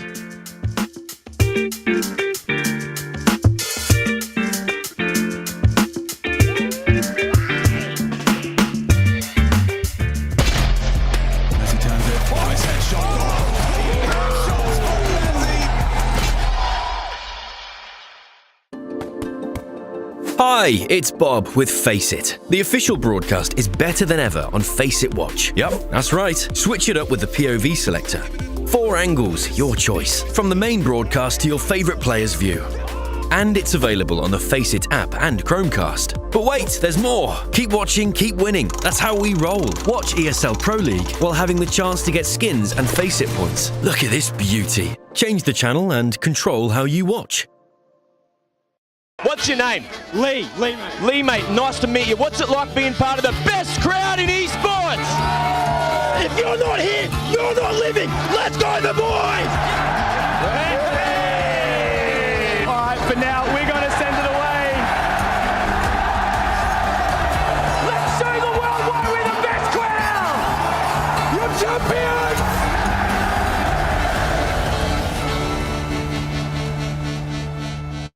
Opening incision, Jimmy down, and we could start the wrap right now. Well, I'd give it a second. There's still a bit of closing to do. It's closing time. I don't know the rest of the lyrics. Na, na, na. As I always hear to close, moving up on the catwalk while they lay up these smokes. The formalities about to be ordered with extra sauce. Mal's move out middle now. They need a mid to B, but Rob's the second orb has struck another. It's only Torshi. Aura will not save you now. It is all vitality. Straight to the playoffs, 3-0. Don't break a sweat up against Mal's, and they take down their former player in Spinks as well. Got to feel good for Apex and Zaiwu, who brought the smack talk. He brought the performance in the server. 26-8. Damn good day for the Woo. And look at them handing out kisses at the close. Lovely time for Vitality. Straight into those playoffs, keeping up the good form to start this year. After a bit of a hiatus, Vitality don't wait long to get back into a playoffs. They're also one of the squads on the run to that Intel Grand Slam. So this event has some pretty serious ramifications for Vitality with 2 wins already. Now playoffs locked in. That race is heating up, Chad. That's a good point. This is a team that I thought would skip Melbourne, but I guess that it's going to be a bit of a possibility. They're now going to give it their best shot. But this one had it all. The highlight moments, the smack talk, the beef. And we're going to be getting some players on the couch. I'll be joining it too. We're going to head over to Trace, Stunner, Saranthus, and Yanko. I was wondering about that new nickname. I didn't know which way it was going to go, but it went the way it provided. As he turns it, nice headshot. Furia, it's Skulls. It's a Brazilian affair here as Furia take on MIBR. Now, you guys only played 1 week ago. It was a statistical anomaly. 4 to the 5 MIBR players with negative KD, yet they still won 2-0. In fact, 2 of your guys had higher ADR. What was the discussion like after that match? I mean, I remember that day we weren't really a team. I mean, we committed a lot of mistakes and it got into us a lot. So we basically didn't moved on. And I think, I mean, it's a Brazilian matchup. So of course, there's going to be a lot of stress, a lot of new stuff happening and stuff that we can't expect. So, I mean, basically we just talked about being a better team and yeah, just being more united, I guess. What's the scrimming situation like in Brazil? I know that you guys spend a lot of time over in Europe, but when you guys are back home, are you competing with a lot of these guys in terms of scrims very often? Not really. I think there's, of course, some teams that we practice, but I don't think like we practice a lot against MIBR. Maybe like 1 or 2 times in the boot camp maximum. But yeah, I mean, these matchups, they just tend to happen like in tournaments all the time. So we never know. And of course, going into this after a loss, and considering the statistical anomalies, what have you guys actually discussed in terms of today and the approach? I think now we are really more like connected as a team. I guess that we started to play more structurized. We have more security, like on the stuff that we like to do. So, but still, at the end of the day, like it's an elimination game. So of course, there will be a lot of emotions. And there's going to be a lot of mental part of the game, so we just need to be stronger. Good luck. Thank you. Need to be stronger. It was MIBR who were stronger last time around, but here on the Brazilian stream, aka the B stream, we've got the Brazilian matchup, the Brazilian derby to survive here in the ESL Pro League. Yeah, once again, but the good news is, one team's going to move forward into the Swiss stage, guaranteed here, so Brazil fans can rejoice. And so we brought in the most Brazilian casters of all, 2 gringos. Coming on through to bring you the action of this matchup, I'm Darth Mike. This is Axner, in case you forgot who we were since the last match. And we're going to be wrapping up the day with Furia MIBR. Now, here's the question, right? MIBR, the 2-0, that's a very nice one last time. But there is always the danger to playing the same team in quick succession. The other team's been stewing on this loss. You learn more from a loss than a win. You've been thinking about that. You've been turning that over. Fallen's been waking up at night thinking, it's Saudi. Trying to think about how to solve this problem, this particular puzzle. And I may have just frozen our camera here. Oh no, what have I done? What have I done? What have I done? Hold on. I kicked the wrong thing. You unplugged the camera. What's going on? Hold on, Cole. Talk to the people while I try and fix this. Well, as you said there, it's going to be a case here so far. Furia coming in, understanding all of the adjustments that they need to now react to what MIB are going to do. Maybe shifting things up in the veto as well, which could be an interesting thing to look into. But overall, it's Furia setting their sights on a revenge matchup here. A team in MIBR of kind of younger players, less proven players, but they're beating Furia consistently. And I think that's a bit of a problem there. Last time 2-0 and doing so in pretty confident fashion. So for MIBR, looking to replicate those results, especially if it means the extra pressure looming ahead of them of this being an elimination matchup, it's going to matter a lot. And I think that's where Furia are going to even further feel confident. Darth Mike, host, caster, stage host, interviewer, and broadcast engineer of his own slightly janky studio here in the basement broadcast. Camera's back on. Camera's back working. We got it fixed. Woo! We got it fixed here. What happened was... We were staying really still. I was getting very antsy, and I might have kicked one of the light tripods into the cord that connects the camera to the computer. It's a little cramped in here. It's just a little bit. I think roomy enough. There's so much space on the water. So much room for activities out here on the banks of Stockholm. If any of the players are listening to this and you get a chance, go walk through the city. It's such a great walk. I love usually when I'm traveling to the Stockholm studio, I have the first day, the flight that I wind up taking gets in at like 7 a.m. I don't have a hotel room yet.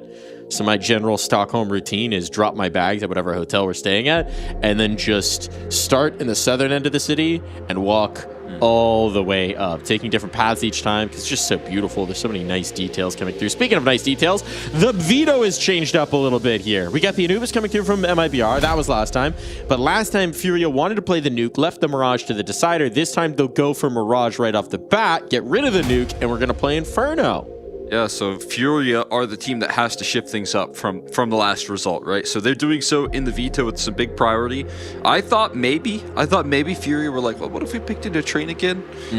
But they played it in between there, and it hasn't looked as good. So they're not going to do that. They're going to play into Mirage here, see what they can make work on this map here. And it still feels like sometimes Mirage a little bit shaky here for this Furia roster, but that's their solution here. It's switching up the veto, trying to catch MIBR off guard in that department, and that to me is going to be a bit interesting. You know, on the subject of somebody who's been a common thread between Fury and MIBR, did you see where Drop is headed? His new team's been announced. Red Canids. Your favorite roster for young rising talents, Red Canids. Listen, man, at least, you know, at the end of the day, we don't have Colts Eric Collin. That's a good sign. He can focus all of his priority on just fragging. Yes, indeed. Yes, indeed, until he needs to take back the reins. We'll see. We'll see how that one goes. I mean, that's a team that's been trying a lot of different solutions, but we'll focus in on the two teams that we have in front of us. Exit taking up the reins of calling. It's been solid enough returns for MIBR early on here. We were all a little concerned that it could just be disaster, and that hasn't been the case. That's what I was worried about, man. I honestly thought that some of these roster changes were going to be the first in some time where I was really questioning the direction of MIBR. I apologize. I think they earned the right of my trust from this point forward in terms of these adjustments, because they have looked like they've been able to improve here in a certain sense, right? Be able to, you know, take on some of that European competition, make it from stage 1 here into the second stage. And then, of course, looking really good up against some of that domestic competition as well. And here's the other thing as well when we talk about domestic competition, when we talk about the Americas. The VRS, we haven't touched on it yet. They've already beat them once in the last week. If they beat them twice, Furia might be finding your place in the totem pole usurped by MIBR. I think they were just one spot back. Number 3 and number 4 in the Americas here. So if you could be the new number 3, who's to say how high you might fly for MIBR? Lots on the line. Revenge for Furia. And we will start on Anubis, MIBR's home turf. That it is. The CT side here start for them. So last time, yesterday versus Liquid, Fury were off to a hot start. Very quick in the first 5 rounds. But it slowed down from that point. Can they continue that pace here? Look at this head-on collision right now. All of these players meeting in the main. It's a very condensed duel, and it comes out in favor of Furia. This is like so often do. Just a gentleman's agreement. Pistol rounds are dumb. You want to just fight B main? Exit. Gonna try and still say something about this. The late round player does love that. Bomb has been able to cross. Queserado made sure of it, but now Exit knows he's nicely to fight with Queserado, but that is never a fight you really are too eager to take. Nice shots from Mr. KS Sarato. Kaiki bringing that one through. Taking that one home right there. It is quite nice, though. I mean, as you said, a gentleman's agreement to, you know, do the duels head on right there. You know, just trade shot for shot. Turn-based Counter-Strike, but... Turn-based Counter-Strike. That would be interesting.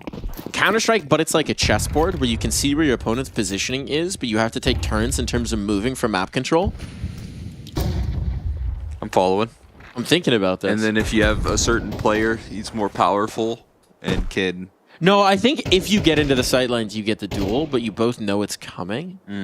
So then how would you like deploy... I'm gonna need to let that one cook. I don't think I've got... There's something to it? There might be. I was thinking of like a card game where, you know, you throw out a Queserado and he does like 90 damage of health. Okay, so we're doing like Magic. Yeah. Yeah, okay, I'm gonna tap my lands and summon Queserado. Yeah. Unkillable. Yeah, Donk's like 120, takes down like multiple players. He's got haste. He's got first strike. Really everything. Double strike. Yeah. Honestly, just give him every ability. Death touch. Just ridiculous. Broken. Please nerf. He's actually banned from standard editions, from standard competition. Fallen is banned from this round. He has discovered the stack by way of his face. But Cello is going to be able to farm up these kills, and now they will make sure that Fallen is the only victim. Well handled. You've activated my trap card. Now we're going Yu-Gi-Oh! Were you a Yu-Gi-Oh! Kid ever? I actually did play it when I was like real little, like 4 or 5. God, you're so young. But you watched the show at all? No. No. Yug! Never watched the show, but I did have the cards. The baby wagon. I never played Pokemon either. I was more of a Yu-Gi-Oh! Kid than a Pokemon kid. Ever played Pokemon? That's universal. That hasn't aged out, I don't think. Although I have been learning because my niece is really into Pokemon. It's important. That was how I immediately bought Cool Creds with Sarah's nephew. Is my knowledge of Pokemon. There you go. The Fiend, a fanatic. I got a lot of knowledge from back in the day. I had a leg up in the first Pokemon craze, because you know my initials are MEW, Mew. Oh, yeah, that was a good one on the schoolyard. Coolest kid out there. Some are saying. You know, it seems a little bit hot on Anubis. Got some mollies everywhere we look. Everywhere we look. They continue to be dropped in here. That's some good pressure out of Furia late into this round. Well, this flash peak could be huge. Who's on the point? It's Bjarnason. And he's got a teammate with him as well, so they're going to double up into this. They get the spot. They realize there's a player below. The second flash is good to get them out of there. And it's going to put Spots the bomb. Fury on notice. Now they come back in towards the aggressive cave fight. This is a huge bet from Breno, and yeah, as the molly spreads, that's a little bit too much to ask. Still, there's presence here. Rotations aren't quick at hand, so Lukowski needs to go huge. And he'll only find the one. Can't set up the second either. Lukowski and Insani not really getting the value out of their positions, and that's going to be a third round for Furia. I feel like MIBR really had a pretty big advantage there with Molly still ready to go in the back of the site. And then finding out that there's a bomb on location towards that B side as well. You know, they've got the information that they need. They've got some utility to hold off and buy a little bit more time for some extra assistance, but they also got Fallen ready to go with that AWP, covering off some good lines onto Insani. The entrance from Yuri and Skulls on the rifles. And it's in safe hands, despite a bit of a scare offered up early from this MIPR squad in the info gathering. Well, no, safe hands are on the other side of the server. Ah. Yuck, yuck, yuck, yuck, yuck.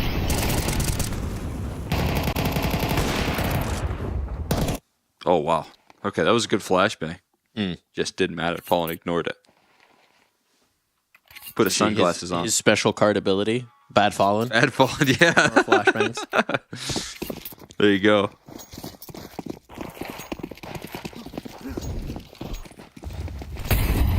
The perfect ability to pull out right there. It's a good one. More pace on the play. Boosted up right now could be interesting. And it does knock down a kill. It costs him a lot of HP there, but gonna have to back out of this one now. Utility continues to rain down B. Do they want to actually push off the back of this, though? Not seeming too eager just yet. It's maybe a bit of an oopsie. They get the rifle out of the wounded player into Lukowski's hands as well, right? So that M4 can keep fighting. And they've gone for the full risk stack here for MIPR, which, great decision in the limited weaponry. And obviously, from what we see, Furia don't have a bailout option. They have no information elsewhere on the map, so they're likely going to commit into this or go for a very long rotation on that bomb. Kisserado entertaining the possibility, but he's just checking to make sure the fast flank isn't coming in. They are going to double their efforts in towards B. And with 2 smokes, Molly, 2 flashes still available, this is a pretty good spot for MIPR to be in. There's that smoke. Where's the Molly go here? Gotta go towards the back of Plat. Try and flush out these players. In a word, this round is telegraphed. You know exactly where they're coming from. You are ready for this. You got the bodies in place. You just have to get the kills. Lukowski not going to be able to do so. And, well, when push comes to shove, Furia shove back. But there's still a little bit of something in this, and that's quickly answered. Disappointing for MIPR. They have everyone in place. They have everything in place. They have the utility to make it work. They have enough firepower. They just can't actually get a lot of kills. I'm looking at that flash play right there that you see late to the round. I thought it was a great idea, but I think it was also a little bit poorly timed, or maybe that flash location wasn't perfectly communicated because 2 players pushing through that smoke on the CT side. One of them had the rifle, is fully flashed by it. And, you know, so were a lot of the Furia players. It still buys enough time for them to gain access into the bomb site. Definitely the right move there, but MIBR couldn't execute on it. They have all the ideas in the world. All the right ideas. It feels like they're playing some sound Counter-Strike here fundamentally, I feel like, on Anubis. You know, they're getting information, they're identifying even where the bomb is in some of these gun rounds. It's all about just closing out with those, you know, information pieces. being able to land the shots to back it up at this point, right? Still lots of time. And as we well know, it can be grueling to find these CT rounds. But that's going to be a big missed opportunity. If this map winds up coming close, that's going to be a round that you're looking back on and saying MIBR should have probably been able to capitalize.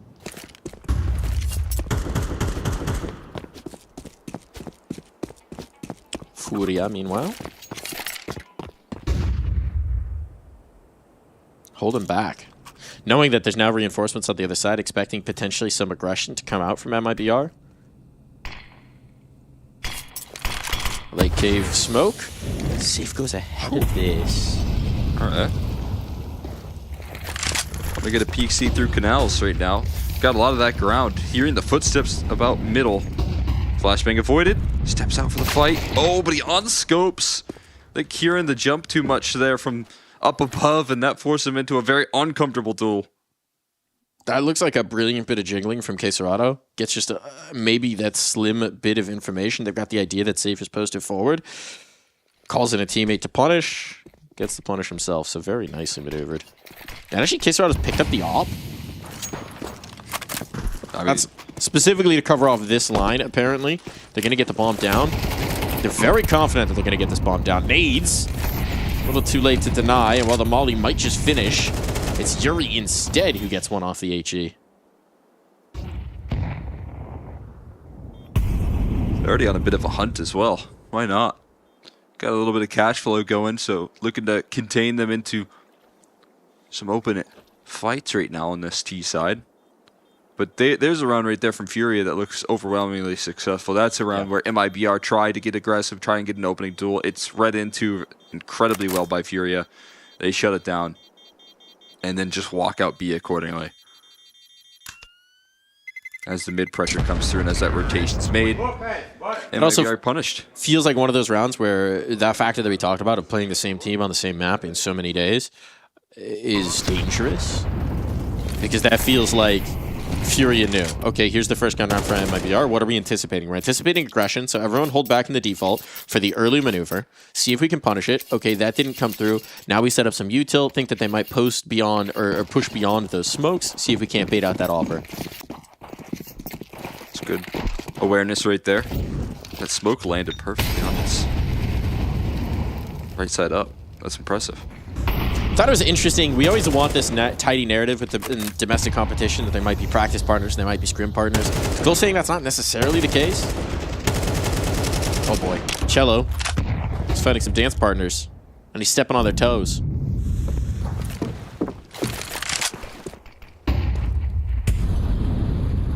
I mean, Furia really don't have to be in South America or in Brazil for all that often. I mean, not for qualifiers, right?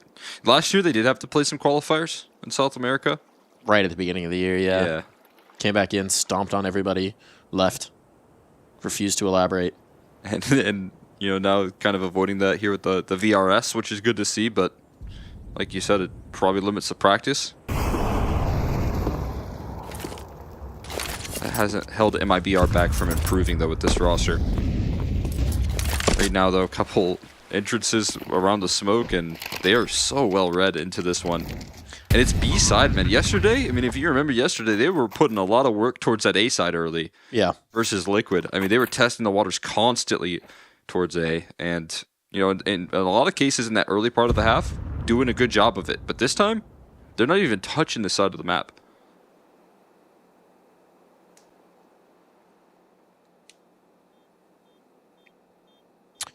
MIBR is another team that's been on these extended Euro tours.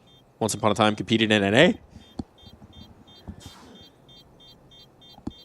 Excuse me. Bless Been you. spending a lot of time in Europe. That's a pain. This is the problem of World of Counter-Strike these days, is the best of your region, they gotta go abroad. They gotta do it.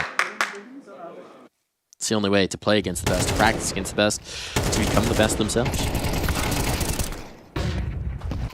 That's why in NA, you just got to bring the competition here.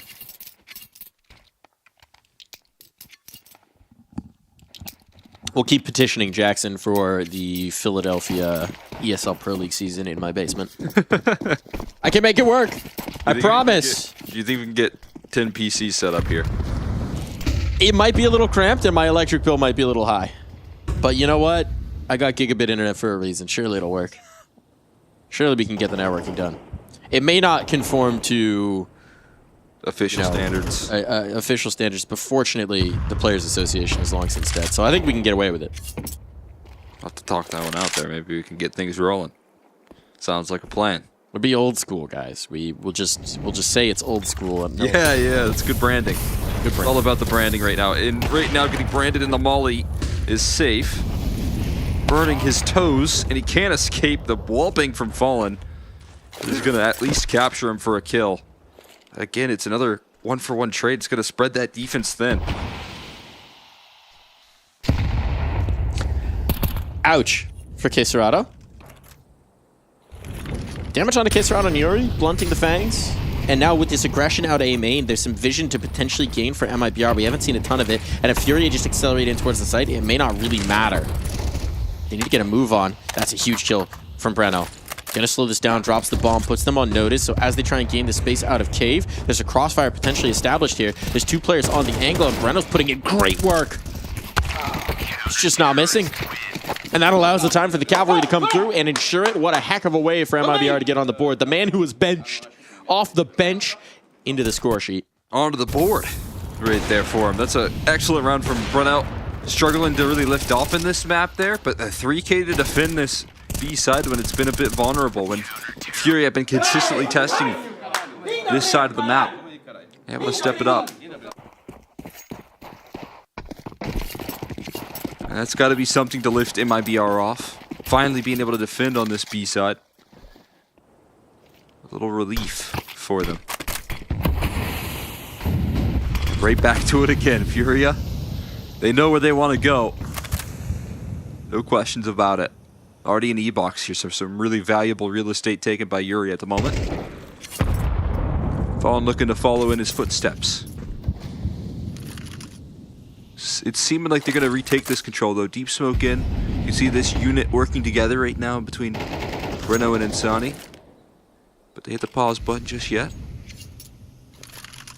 Insani going to be maybe tossing the utility? No, just dry swings. What? That'll do. That'll do. Just win it.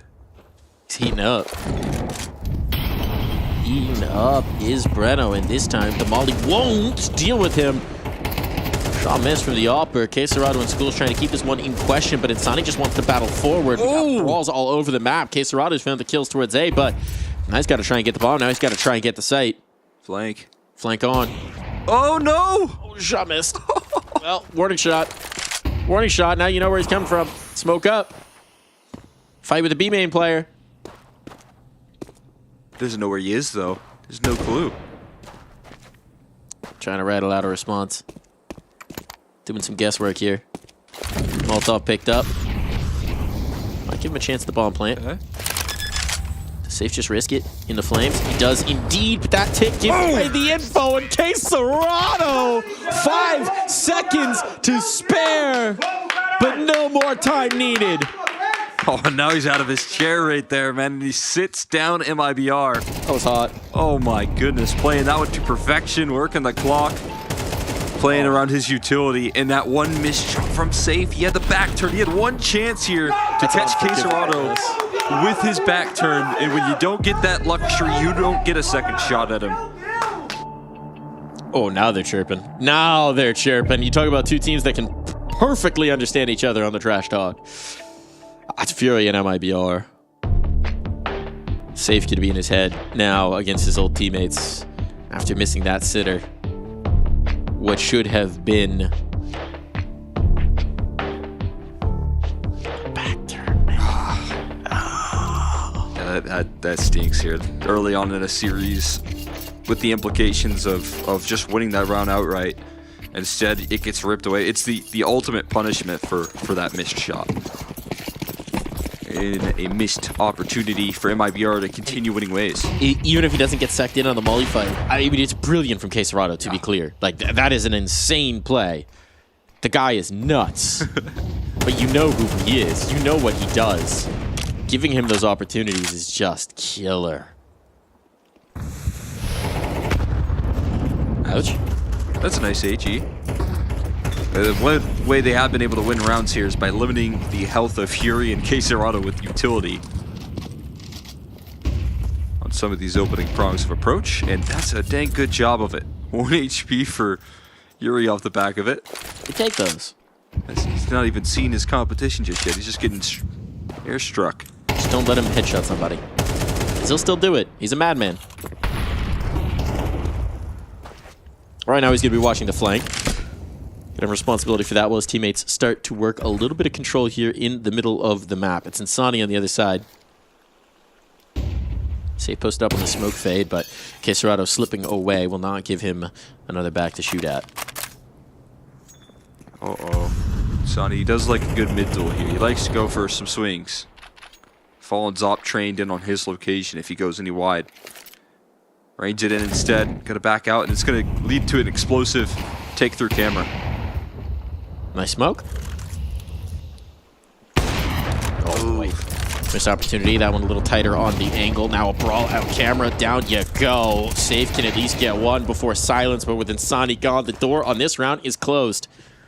MIBR staring down a 7-1 deficit, by the way, between two Brazilian teams. Classic. Nice. Are still going to have to save. Look at the health. Yuri, 1 HP the whole damn round. He still gets a kill. Cello, down to 5. Oof. Yeah, that's going to be just so close, but not enough.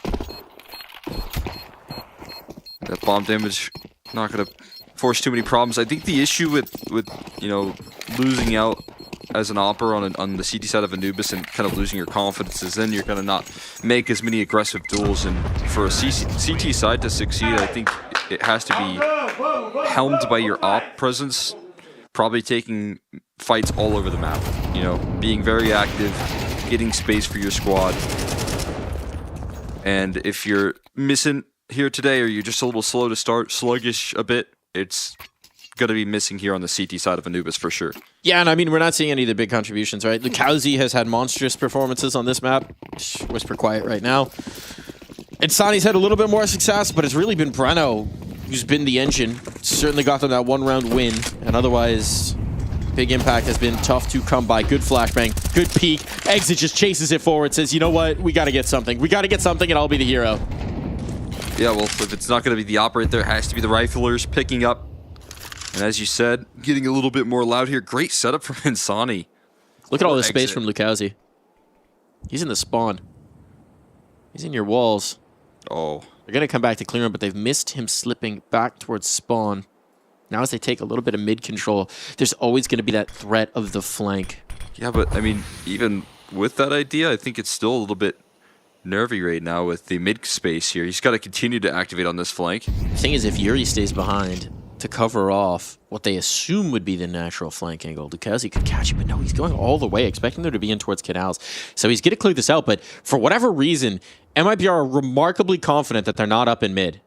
They're holding back from the sites. It's going to be exit to hold it passive, and I just don't know what they've seen that makes them so confident about this. So now this nucleus of threat from Furia is going to come through, and it's Insani to hold him off with a FAMAS. Oh boy, yeah, this is still hasn't found him. Most vulnerable that you could be right now. Oh my god, and they lose the opening duel. Exit gonna be on the outside looking in if there's just a single smoke or a Molotov. There's the molly. He's gonna try and be a hero and into the crosshairs of Cello. Now next to Pat is Lukowski, who never got to lift off on this flank. Can he get anything? Flash in his face, he's blinded up, but the chase isn't there just yet. Gonna eventually get traded though. Another flash comes through. Lukowski only a single kill out of the monster flank that looked to put a skewer in this Furia camp. Now Cello tucked into the back of Cake. Could be overwhelmed by this camera position, and they still recover it, but it was dicey as all get out for MIBR in a 3v5 with so much map control. MIBR can exhale, but what the hell were they thinking in that round? I don't understand what the thought process was. They just completely discounted the possibility that the players could be mid. Is that off of Lukowski's information? He doesn't have the info. He doesn't really even go to check it at all. Oh boy, that's egregious. In a 5v3, I mean, look great. Great that they don't lose it. Yeah. Exit does tremendous work on the initial move. Yeah, it's a sigh of relief right there that they close that out. Should never be that close. Maybe, I mean, again, maybe that's communication right there. I mean, it has to be, right? But that almost feels like they knew the mid was open, right? Because Insani's going back to check. He thinks someone could be in his spawn.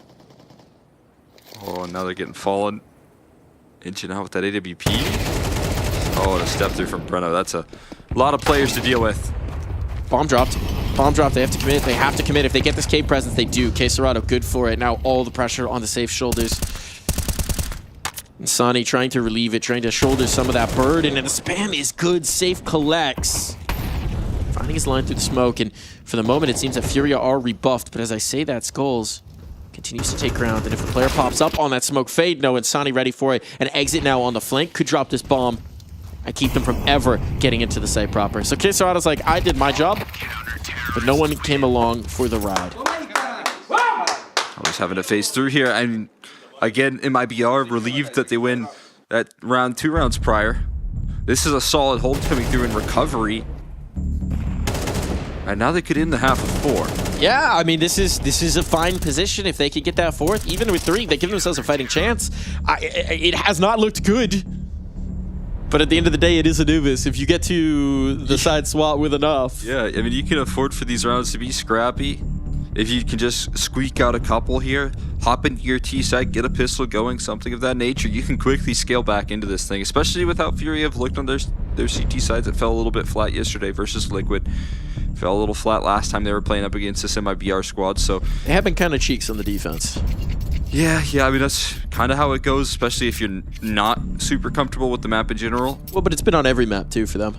Yeah, it has, but it's those pesky Tech 9s. This was just this Tech 9s, man. It's those pesky Tech 9s, man. In your face. Every team's struggling with these pesky Tech 9s. Fury, it's been like, do we win 10 in the first half? No? Okay.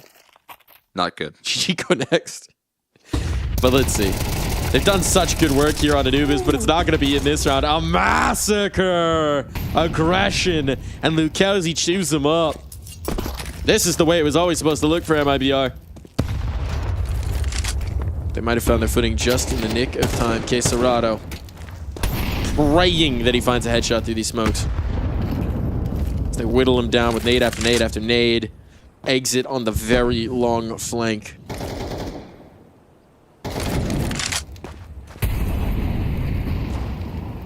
Try and fight forward.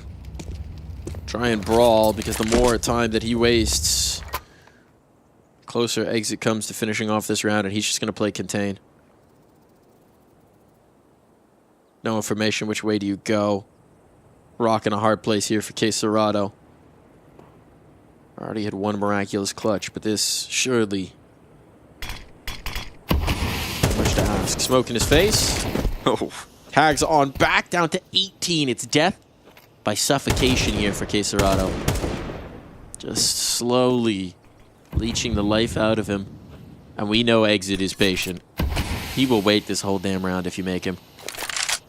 I just heard some typing. Peek me, bro. Please. Not gonna happen. Exit, not even required. Insani finds it through. 4 rounds for MIBR. Recovery might have been enough.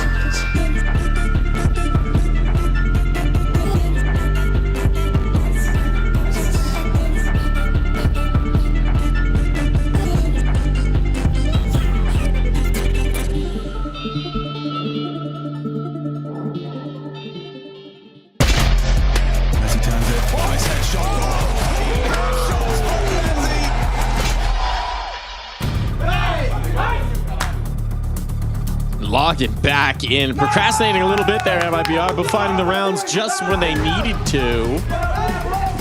And Cello, it's been a while since he was chirping, actually. Yeah, when those losses start coming through, you get a little quiet. 3 of the last 4. And we've seen the struggles for Furia on these defensive halves. Let's just say they're definitely not out of the woods. Is this enough of a lead, Cole? I don't think it's enough here. They would have liked more, but if they can, get activated here early, if they can rely on Caserado playing as good as he did in that first half, it should be enough. So you're saying it's enough unless it isn't? Yeah. Thank you for that insight. Yeah. Walking that line. He's just very conclusive with that statement. They could win, they could lose. Oh, yeah. All right. This is why they pay you the big bucks, Cole. It's the confidence. See, look at this USP. Oh, I hate it, yeah. Gun charms are dumb and bad. And especially when you put them in such a place that they're just ridiculous. Flipping up. Extremely obnoxious. Well, we'll see if it affects the USP usage here, because there's going to be some decent utility. Maybe tossed out exit still hanging about. He's got the utility belt, but he's not throwing it. And they're going to walk into the setup here. There's a lot of resistance ready to go. Fallen running low on ammo. Got to use that backup USP on the back of his gun right there, because Caserado, his backup available, offering up even more resistance. They're playing dodgeball right now with these positions around the door, and eventually found out here. Breno strikes up A main, and they get enough access, and this is where it gets a whole lot scary. Oh, yes, it does. Bomb down. Yuri will attempt this clutch, but a lot of ground to cover, and the first test is getting past Lukowski, who will slip away before that smoke fades. Good call. No reason to give him a fight isolated. I want to go back to their last Anubis and see if they just ran the same pistols back, because both pistol rounds we've seen just, massive stacks on the CT side. Everybody's going to fight here. Versus massive stacks on the T side, and they're like, what if we just stacked up the same bomb site that they hit last time? Or we stacked mid because they went mid on the pistol. Gentleman's agreement to just hit shots win it. That'd be insane if they did the same pistol. But it would maybe be so insane it just might work. The Insani? Insani. It might just be Insani enough.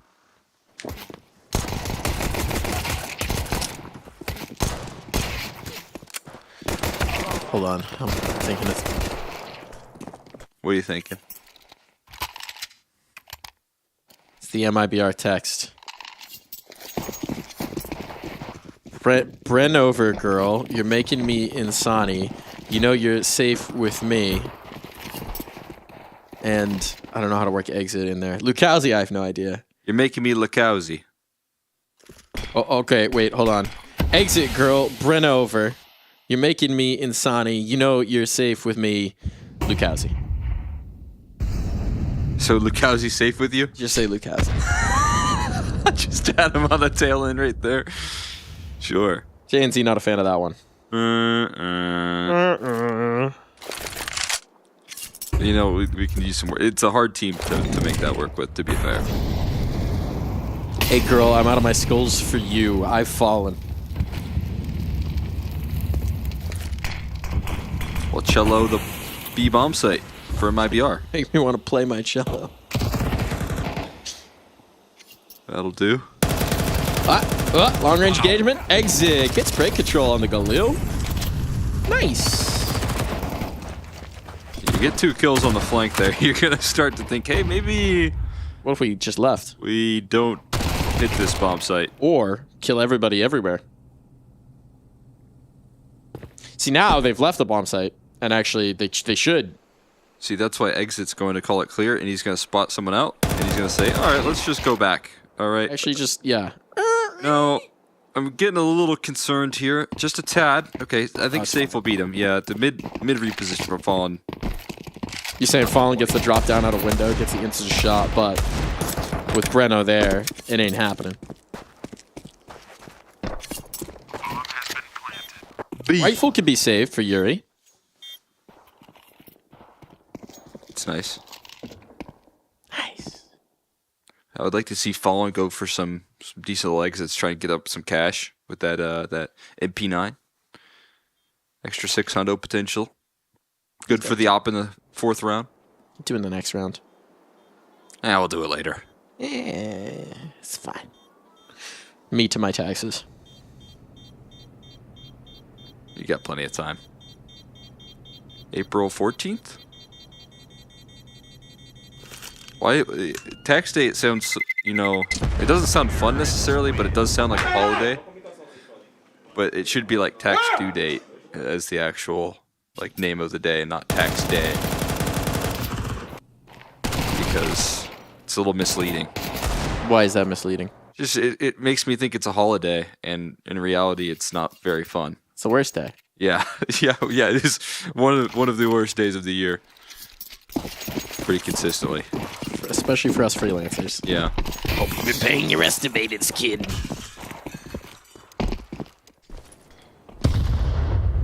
We got the CT tax coming on right now for Furia. That is an expensive one. They've been trying to lessen it. Valve's trying to cut them. Famas cheaper. So Stank Tech Bunch is championing the $200 kit these days. Subsidies for CT side. I was thinking of making kits droppable, but I can see how that could be a problem. You just drop it in a heavy rotation position, and you only ever have to buy one kit, kind of. The conversation I saw was you only need 2 kits, and you just drop one on both sides. Yeah. And then, as long as someone doesn't accidentally run over it. I think it'd be interesting in practice if you could like test it out, because there is like situations where retake, you know, takes long enough that if you have to go and hunt that kit, or if the kit drops from a player picking it up in a weird location. What if the T's can shoot the kits? They can move them, but it's really light impact. They don't like move that much. But I try it on pistol rounds. When I see a kid on the ground, I try and shoot it away. If there's enough time. If there's not, you know, you look a little silly. But you know, if you're on a 5v3 on the A side of Mirage, just get rid of that start kid. Punching that kid away from CT spawn. Because you know your teammates are going to troll it. There is a free path towards the B site, but it is not a path that MIBR are taking. Instead, they want to fight. They want to brawl. They're into the stack, and now this might spell disaster. Need these kills quickly. There's only 14 seconds.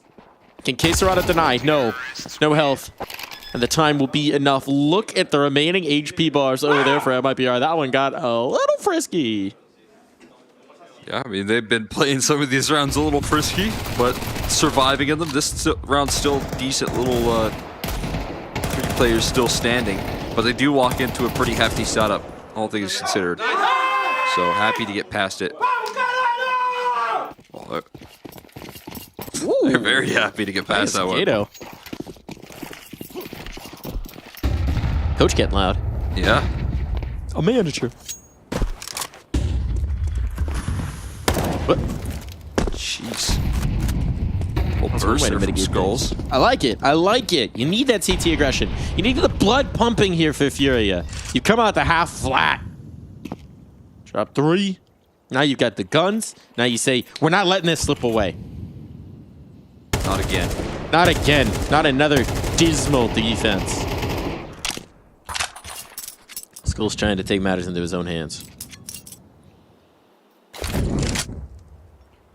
If this is another day of Furia, I mean, again, this is elimination here. So if this is another day of Furia struggling on their CT side, you got to start to question, you know, what the long-term vision is here and adjustment for those defenses. It was pretty rough versus NRG. They did look better yesterday, though, to be fair, on the CT side in particular.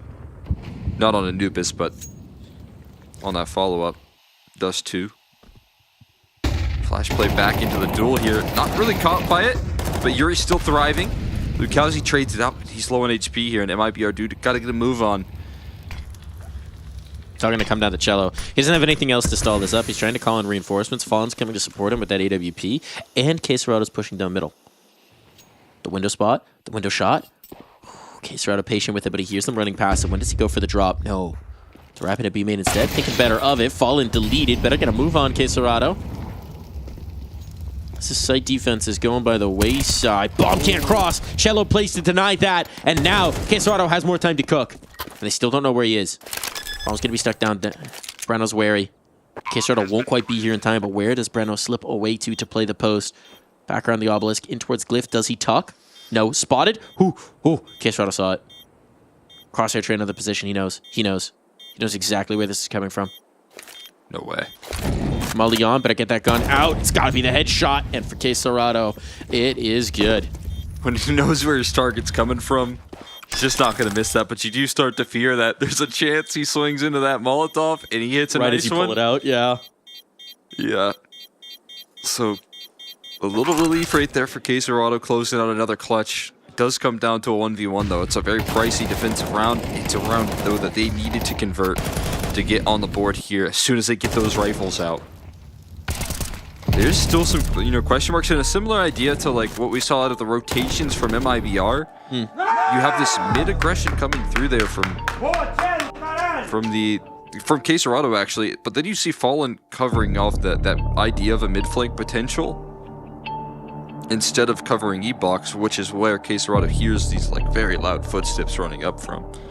So I'm surprised to see him not quite in a position there to operate successfully with that AWP.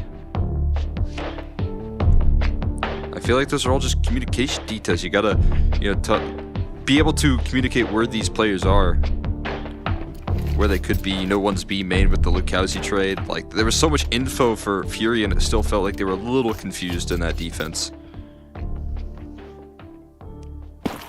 Quesarado gets the job done in the end. That's what matters.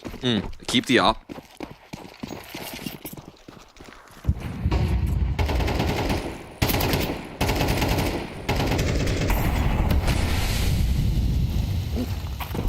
Smokes. Peeks. Kills? Not quite. Mollies. Uh-oh. Ow! I think that CT Molly wouldn't have even it might have spread, but I think he was didn't get him initially. I'm not sure. Tried to get out of there. Fallen now demolishing it. This is looking very good for Furia indeed. A lot more confident than the last. They have to fight forward as a result of those mollies. Don't want to give up the real estate and walk through the smoke. That's going to be punished, and this one's a disaster for MIBI. They got nothing. Just a lot of damage done here. No kills converted. Lukowski left to try and offer up some punishment, but this is on, so many different chances to pick up better weaponry here for these MP9s. And while it came down to the wire, just one round to go here. This one going to be cleaned up nice and tidy. Fallen to drop Lukowski. No casualties on the defense. And MIBR going to be finding themselves a little bit nervous. Money is going to fall flat here for them. And that could just allow Furia to get to the finish line.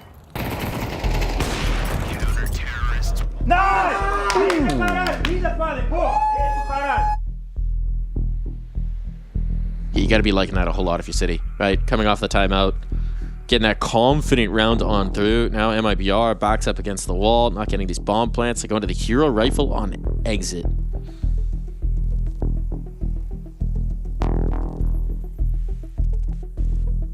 Had that one round of the first half where he sort of took command, and they still needed a desperate 2-on-2 to win it. What are we going to get here? What are we going to have as MIBR are just running out of room? Quesarado has his name on his sleeve in case he forgets. That's pretty cool. That's what you got to do. Return to... Well, you probably don't want your address on it because it is on broadcast. It is on... You do not dox yourself, kid. But I do like that, in case anyone doesn't know who he is when they see the player cams, you know who he is. But let's be real. He's pretty good at making himself known. Yeah, one of the more recognizable names and faces in Brazilian Counter-Strike at this point. Okay. Going to recognize Cello's face. And eliminate it. You got your hands on an AK, Insani. Now you get no health to play with it. Better be hitting those headshots. Toss into Lukowski. He's got a little bit more to work with. It'll be the sacrifice here likely. I like the reaction here from Fury. Spotting a lot towards middle. Take that B space off the back of it here. And now Yuri, I think, going to be set up just nicely in this corner. 1-for-1 trade's not all that bad.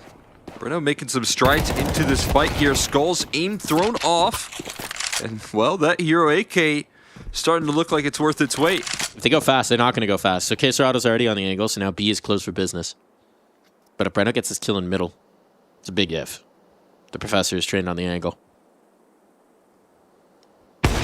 And he will not be missing from behind his lectern. Bails back out towards A as well to not give the angle. Queserado's coming forward into the fight. Safe thinks this is clear. He's running, he's sprinting, and it's absolute devastation on Furia. Bringing us towards that conclusion here. Just 2 more rounds required. Oh, great patience right there from falling on the line. Spot where you might feel shaky after a little while. But it might be out doing a lot of damage here with just a single rifle invested. They do make it worthwhile. With a lot of damage, a lot of kills. Putting the pressure.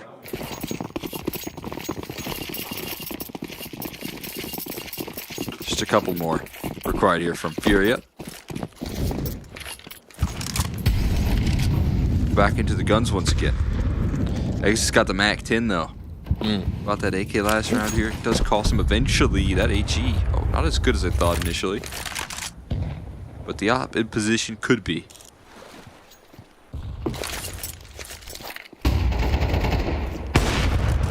A shot. A second. And Fallen is just holding Port here in towards A main. You give him a tight, constrained shooting gallery, and he is not missing today. No Molotov to rumble him, nothing to unseat him from that position, so you just have to bail out MIBR. And they bet everything. They bet the farm on this one, and they're about to be some homeless farmers. Farmless, even. Farmless farmers. Where will they put the chickens? There's a reason the chickens have been forced out on the street. They're bean farmers. Where will they keep their beans, Cole? Looks like they got some bags for them. What, are they just going to carry the beans with them forever? They need to plant them. They need to plant the beans so the beanstalk can grow, and then they can go get the golden goose. If you don't have land, you can't plant the beans. You can't get the beanstalk. It's the first step of the get-rich-quick scheme. That is the first step, and you got to get the golden goose. Got to get the goose. Fee, fi, fo, fum, and all that. What about the golden chicken? It lays a golden HE.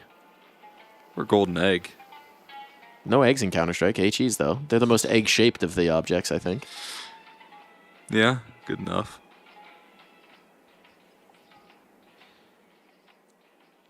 There's those. Isn't there snowballs that you could throw? Yes. Snowballs are a thing. Once upon a time. So they've got egg-like figures. You just have to wait for that operation. Aha, yeah. You said a word that doesn't exist anymore. Sorry, battle pass. That you could get a unique deagle that looks really bad. I got a battle scarred, man. They didn't give me nothing out of that. Missions? You don't want operation missions? You could get this heat-treated deagle. Looks kind of like someone beat all over it. But in the off chance that you do get that blue pattern, you should probably still losing money. Yeah, most likely. Economics, kids. Economics. Looking to make some money moves. It might be alright. That's just fight for survival on this D side. Fury have quickly cleaned up House on the defense, and it's fast towards B. Fury on the back of the pillar here, able to offer up 2 quick kills, looking for his 3K, but bested eventually, and they're starting to get their access into this B side of the map here. Plant as well. Oh, good bank shot, but look how he's healthy. He can tank it. Can indeed. And locked out. I mean, there's money here. But you don't want to throw it away needlessly. See how much use this molly gets here for Queserado.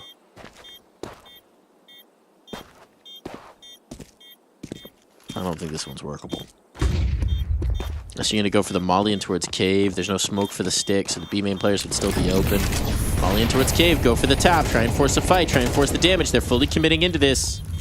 And now time is truly too far gone. They want to keep the bodies here to maybe take the rifles away. They will do exactly that. The bomb's going to find a lot of victims. It's only Lukowski who makes his way through. So not a lot claimed here for MIBR, but the round at the least. Yeah, so it's fighting for your life right here from every point forward. So just being able to hang in there despite this effort from Yuri in the back of the pillar. Almost gets a 3K if it was just allowed by Insani, but he'll hide back, rein in his aggression, let his B main presence take the next point of contact here. Plenty of money to go around for Furia, so even though they all fall, they are going to be holding on to some great weaponry.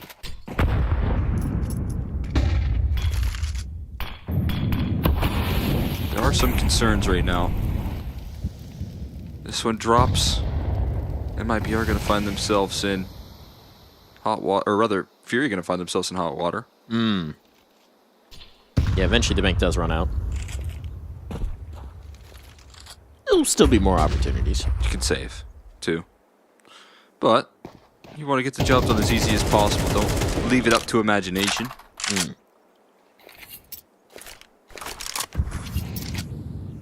Imagination.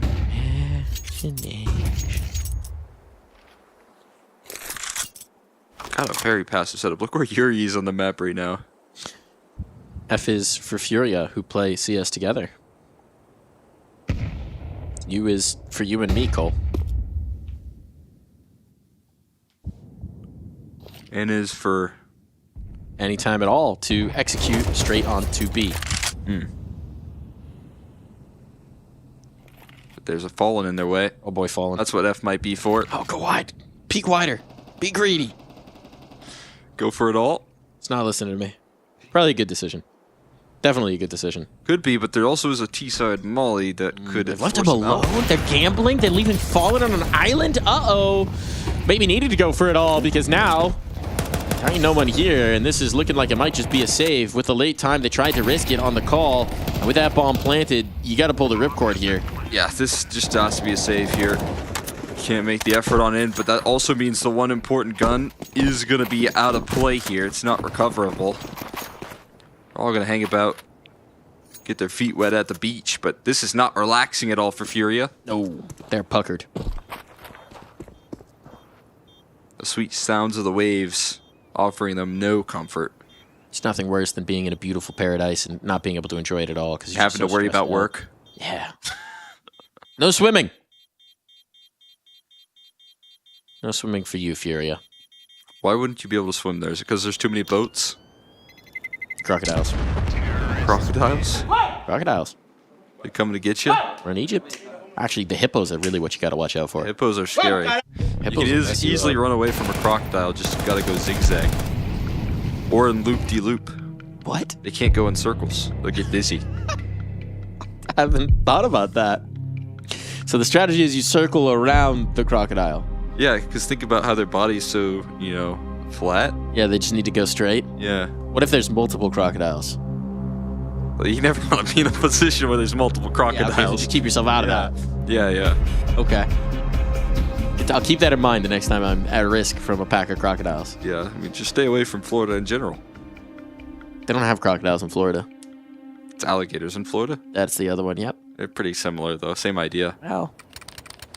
What's it like? The nose is different? You know how to, there's a few different things. Yes, alligators have a narrow nose versus a wider one. Crocs have irregular teeth, whereas alligators have like parallel teeth or like symmetrical teeth, rather.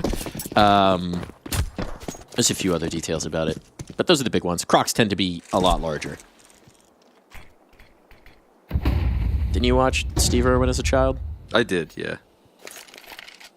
R.I.P. Got ourselves a gator. Well, that's a bit of a taken right there from Bruno. Not followed up on, though. Smoking out, the problem. But I feel like that's an interesting smoke to work off of for a T side. It's a bit shallow. You could walk through the left side, try and sneak through.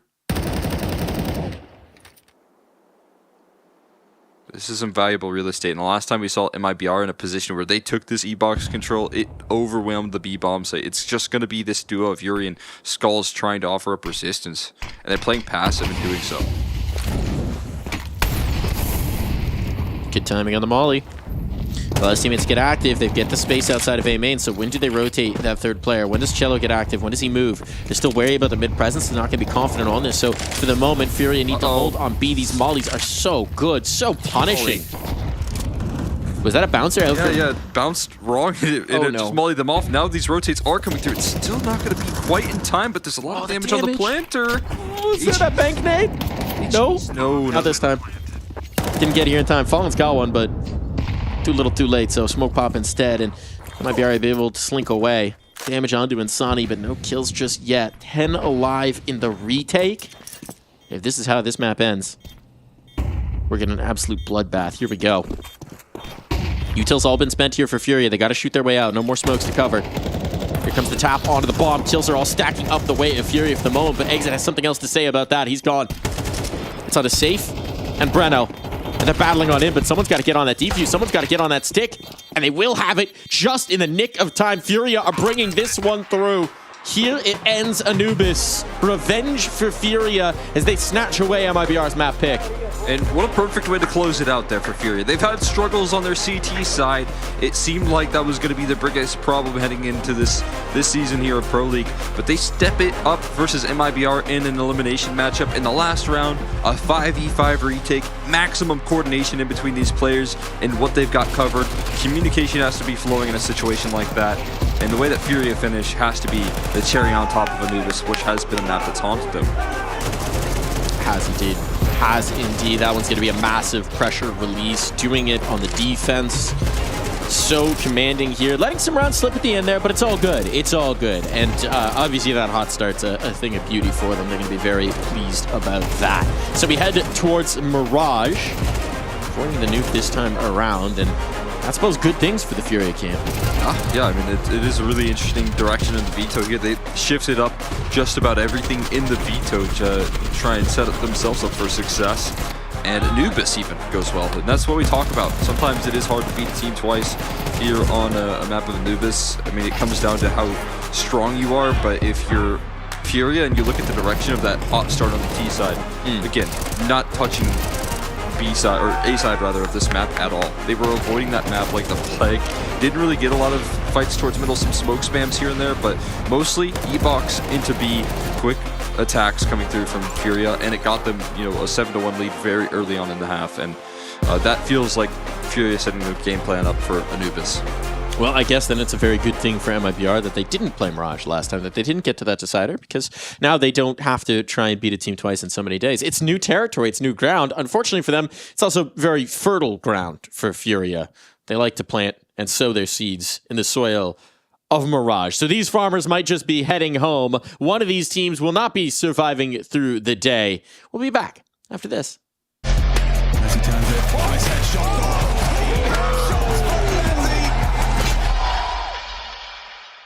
What's your name? Lee. Lee, mate, nice to meet you. What's it like being part of the best crowd in esports? If you're not here, you're not living. Let's go, the boys! All right, for now, we're going to send it away. Let's show the world why we're the best crowd! You're champions!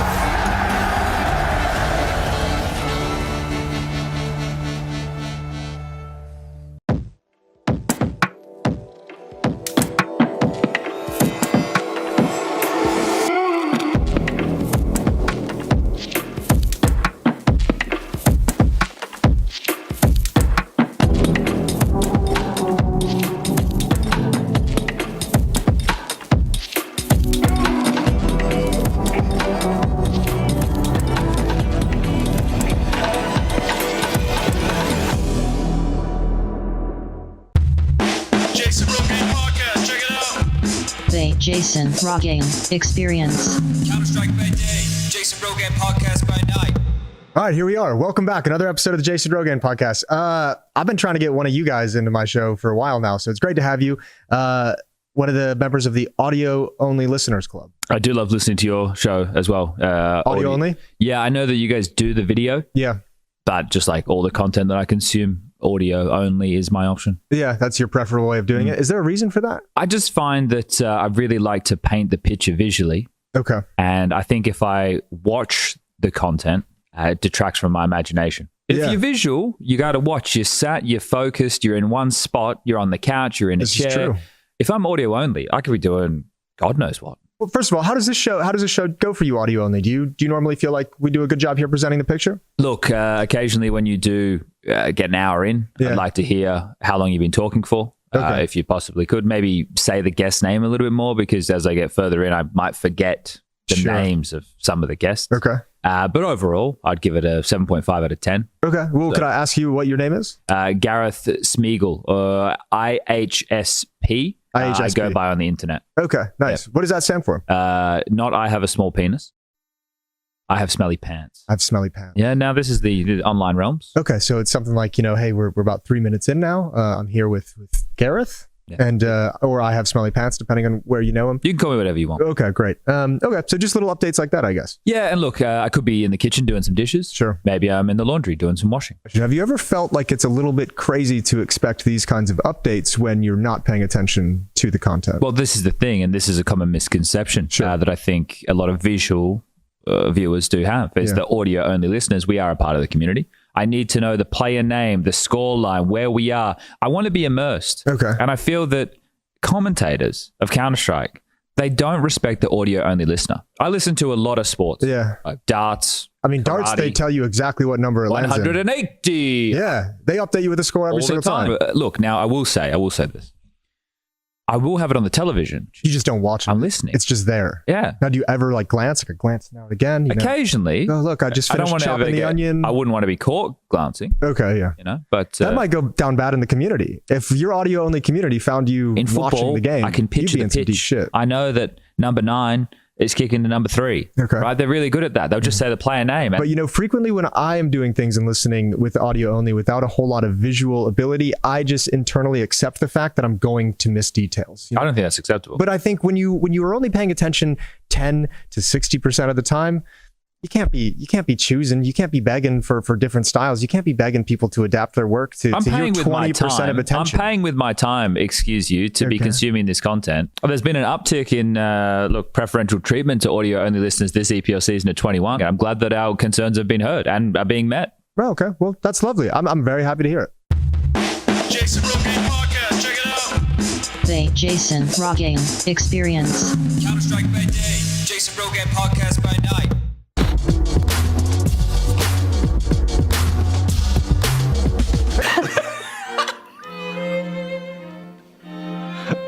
But as stupid as it sounds, I always thought I was cool, even though I definitely wasn't. So, face to face with you. What a day, Sorry, no English. Fuck.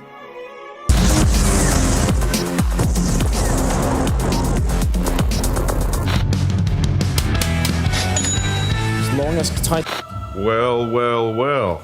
I'm sorry, Dad. I'm sorry. Taco one's closer. AWP, and he's done it. Neo's hit both. We're going to overtime.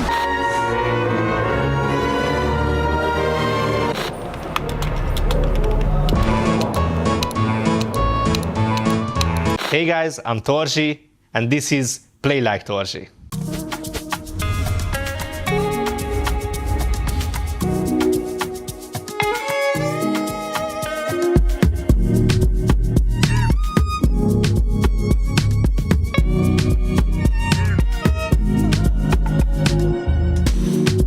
Anytime you call my number, feel like say I chop piloto. Anytime you hit the lampa, I'ma show my dark from Jojo. Anytime you call my number, feel like say I chop piloto. Anytime you hit the banker, I'ma show my dark from Jojo.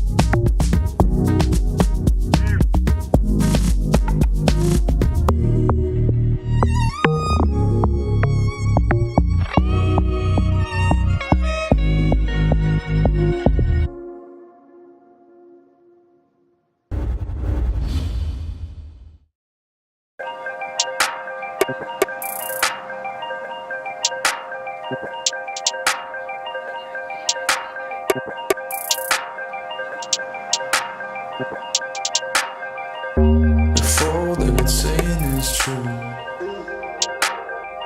There's a wall before your eyes. Tell me, can you see right through? Right through, right through. Down through the wires and the pipelines. We go disconnecting from the city and the skyline.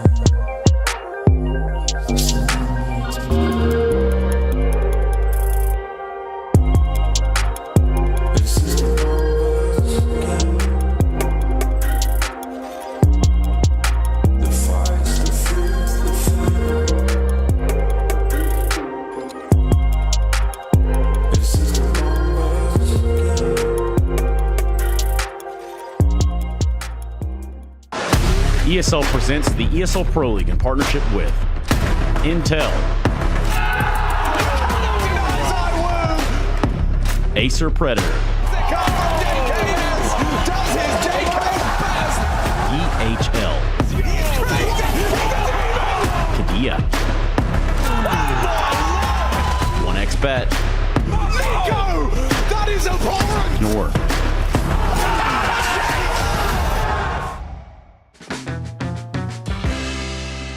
Welcome back here. We're going to be diving into the Face It Watch. There was one clutch that was an absolute thing of beauty out of that last map. So, we have to go back and watch it. And just think about which players are highlighted here. This might be critical. Every clutch, sometimes it has an opposite and equal reaction. So we're going back to watch this from the perspective. Furia coming in, blah, blah, blah, blah, blah. I don't really care about the beginning of this round, to be honest. We're going to skip. We just want to see the clutch. This is clear back in towards K. Brado gets all the damage. Oh, it's looking good for MIPR. Then suddenly Skulls and K Serrato, they find what they need. K Serrato finds a lot of damage on the A main player. So now he's killed 2. He's killed 2 coming out of A main. Right? Did I do that math? Did he just kill 1? I think he just killed 1. Outside of B main, I think, right? Outside of A main. No, K Serrato was killing him outside of A main. They found the damage outside of B main, but he doesn't think the second player is coming through. And here's where things get a little weird. So we're going to make Safe the mainstream right now for reasons that will soon become apparent.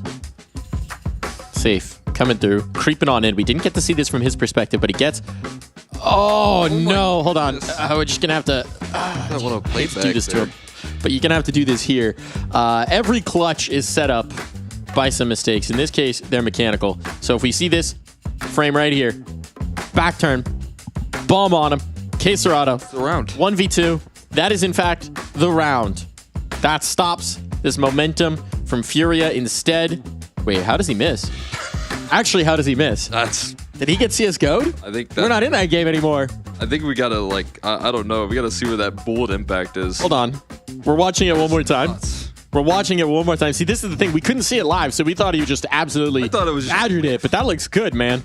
It does look on. All right, so right now it's not on. That is on. Okay. How is he missing? What? That's on. Oh. There's like a tiny micro movement from K Serrato right before. Yeah, maybe that does actually the trick right there, gets him out of the line. But that looked on. I feel like I'm Dan M right now trying to sleuth through this. Yeah. Crisp, clean. The shot. Crisp, clean lock. Okay, so there's a tiny stutter here from K Serrato. He does in. Oh, look at this. Okay, on the zoom in, we can see the bullet will pass right through the butt of the AK and miss his elbow. This is when he shoots. Wow. Wow. I got to give you some credit right there. That was some good pause work.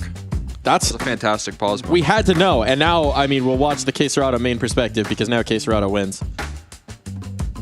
This is mainstream. Actually, we'll watch his perspective. I don't think we swap off of it because our observers are godlike and they know who to watch here because this was an absolute thing of beauty from K Serrato. So now he gets saved with the full reposition. He's redeemed by that replay, I think. More unlucky than bad. Important to know the distinction, but now he makes the tick in the Molotov, and that sets up K Serrato, and then he instantly reads where the second player is going to be based on that reposition. Thing of beauty. The pop-off is here, and it is Furia to go up 7-1. So, shoutouts to K Serrato for that one. Very unfortunate for Safe. I'm glad we got to the bottom of that. I feel like we've redeemed him a bit. Yeah. Not as bad when you look at it from his perspective. Fortunately, we saw it from Quesarado's, and it was as good as it gets for him. On that map, didn't have as much of an explosive second half, which I thought would be more of a requirement. But what we did get is a lot of team cohesion there, a lot of unity in the roster. Fallen hitting some nice opening duels as well, putting some pressure on himself. And, overall, you got to be happy there heading into now Mirage, your map pick. Prepared, ready for this map coming through, and I want to see now if we see the rise continuously on these CT sides. We got it on Anubis. Now can we get it on Mirage as well?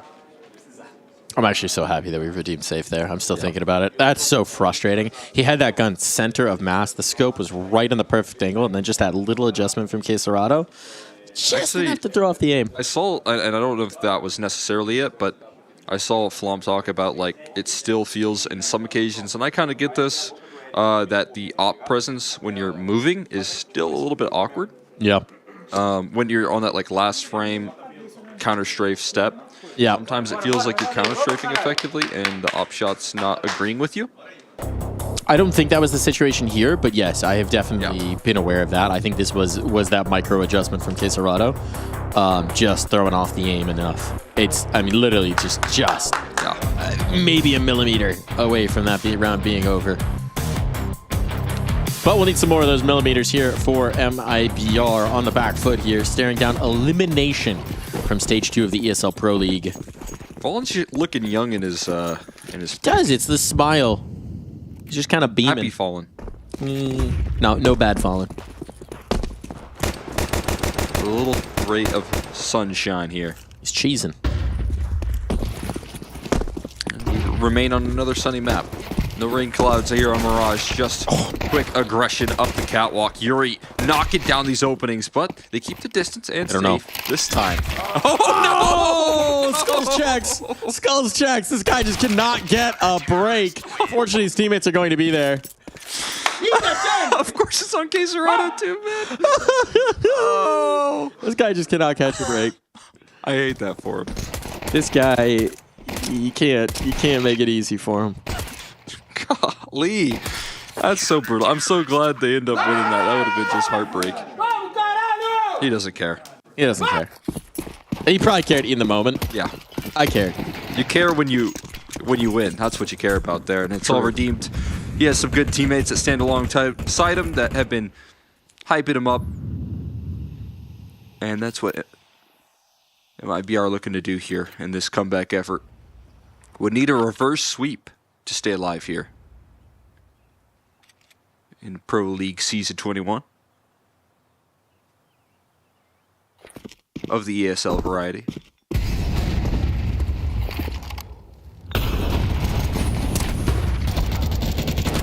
Quick A play here rolling out there. The pistol's not really gaining too much traction, and the rifle's keeping the range effectively. Safe now whipping out the sidearm.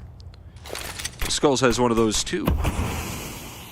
And HE do the trick. Nice little dunk from Lukowski. And that's a well-handled anti-force buy right there coming through from MIBR. Good cohesion. Do you like to see it? None of these 6-0 starts here for Furia. We're going to get one of our own. Little revenge, perhaps. I will say Mirage doesn't feel like a map that's too one-sided in this series, right? MIBR love a bit of Mirage as well. Play a fair chunk of it. It's the fact that we lost Nuke is why this pick is coming through, right? That's what it feels like, as opposed to anything to do particularly with the desire to play this team on Mirage.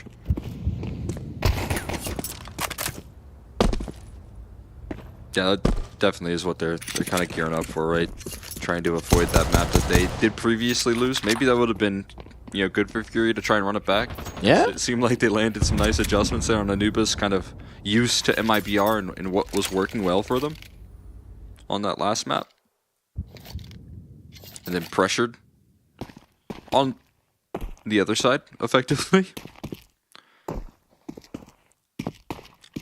It has largely been a lot of targets on Breno's bomb sites. Wee! Wow! Oh. All that jump spotting just to get one deeged. Ouch. Ouch. Oh, no ammo for save. Save, you do need bullets. You do need bullets. Oh, he's going to get some. At least get some impact here. Keeps the numbers even. This boost up on the bricks is cheeky.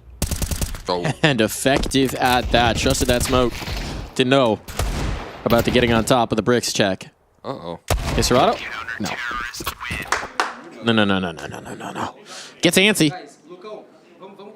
Some really good damage with just a deagle invested. I mean, Yeah. That's something you'll take every day of the week. Give Serato that deagle and let him cook. See this one again. Bop. Perfect crosshair placement to punish that particular jump. There was that clip a while ago of Donk getting really hyped with his op, getting the jump spot. And I don't think I've ever killed anyone jump spotting. I mean, I don't really go apps on T-side, but I don't think I've ever gotten that. I would get excited too. Serato should be. But now, Exit needed some teammates to get excited about rotating over because he is in the danger zone here. Still able to offer up a single. Pushing past into the bench smokes, though. They're all swinging through the smoke. And to somewhat success, somehow Insani is tracking him on Tetris. I don't know how he managed to make that work, but they come out the other end in a 2v1 versus Yuri. Ooh, hold on. They're going to group, and Yuri's actually coming their way. Yuri's coming straight into them, seeing if he has the access point. The two crosshairs on the angle. I don't mind the idea, but they anticipate it beautifully from MIBR. Oh, and Gitto's letting him know. Let him know. Pretty good hype man there standing behind him. Getting loud. They really did just want to brawl here, huh? Look at that. Sonny reading into that. Oh yeah. Sonny feeling the heat. Getting loud, getting proud about that site defense, but it's right back into another purchase here. Still great economy for that Furia side with max loss now as a luxury for them. And it's used effectively. Skull's instant onto exit this time around. Oh boy. Skull's heating up. Skulls is heating up. Doing this more consistently for Furia. And considering how many bodies were lost in the last, don't know how much of an appetite MIBR is going to have. Not much is the answer. Audi. And I ain't talking about cars. Or belly buttons. Or belly buttons. Are you an innie or an Audi? I'm an innie. What about you? You don't remember. What you got? You don't remember what your belly button looks like? It's only been there your whole life. I think I'm an innie. That does look like an innie, in my expert opinion. Yeah. Of knowing what belly buttons look like. What if you were an Audi and then you just really pushed it hard? Could you pop that thing, innie? Oh. Could you invert? Invert the balloon knot? Hope not. Yeah, you got space in there. Guess it depends on the person.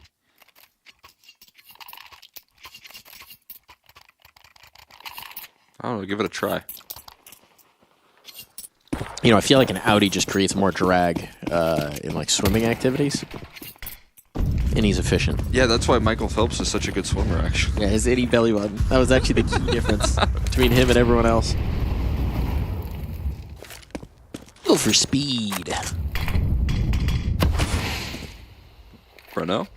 Gonna be under pressure this time around. Ooh, but they're past the smoke. Great opening duel, but the trade comes through eventually. Serato sharp, but it takes a lot of his health for his troubles. They're gonna move past this into the site. Yeah, Lukowski's going in. Head first. When does Lukowski strike? Utility's getting dumped, getting deployed. Lukowski now ticks. Now they got some information. Fallen's found another. They realize he's out towards bench. They do now. Nade would have found it if Fallen didn't. And this is again looking like a situation where MIBR might just need to pull the plug. Serato walking through. Oh my god. Ooh, safe. Can't escape him, man. He just can't escape him. Oh boy. Demon just haunts you. This is now a commanding succession of rounds, so MIBR might be grateful they got these rounds off the pistol because life's getting more difficult from here on out. Yeah, things getting a bit challenging for them. And so far, it's Fury just keeping that up-tempo Counter-Strike that we're seeing. Very aggressive. You know, off-spawn, calls for 3 rounds in a row of taking A twice, attempting it, and then now into the B play with conviction, with utility, all to back them up. I'm liking this kind of pace here Furia squad as well. It's fun. Seeing Caserado there, kind of working as a pack cello, tip of the spear, trying to get aggressive. Because I think, you know, the value here is that Caserado, if he needs to, he's so good on those trades, he's going to be able to bring that.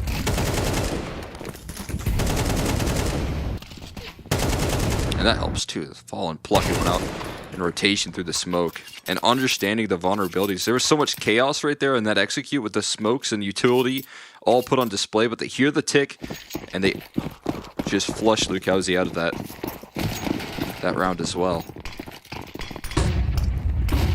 Now let's go for some mid brawls. Got a fun HE. It's in apps, but you've got a fun HE. Ooh. Smoking around the bricks. Hold on. Does this set up exit? Does this set up exit in the ladder? Imagine we got another flash for Cello. There it is. There's the second flashbang. Now they know where he is. Oh, still gonna get him. Still going to be able to catch. There's more work to do with this one A1S. Oh, or with another, and the AK is going to be picked up. There's another AK drop down towards ladder as well. Breno gonna grab that one. The rifles are now being retrieved here. But the A site is conceded in return. Problem is there's no more smokes. You can't cover off these sight lines, so you can't plant safe. You have to plant somewhere. Maybe you're gonna stick it front of default.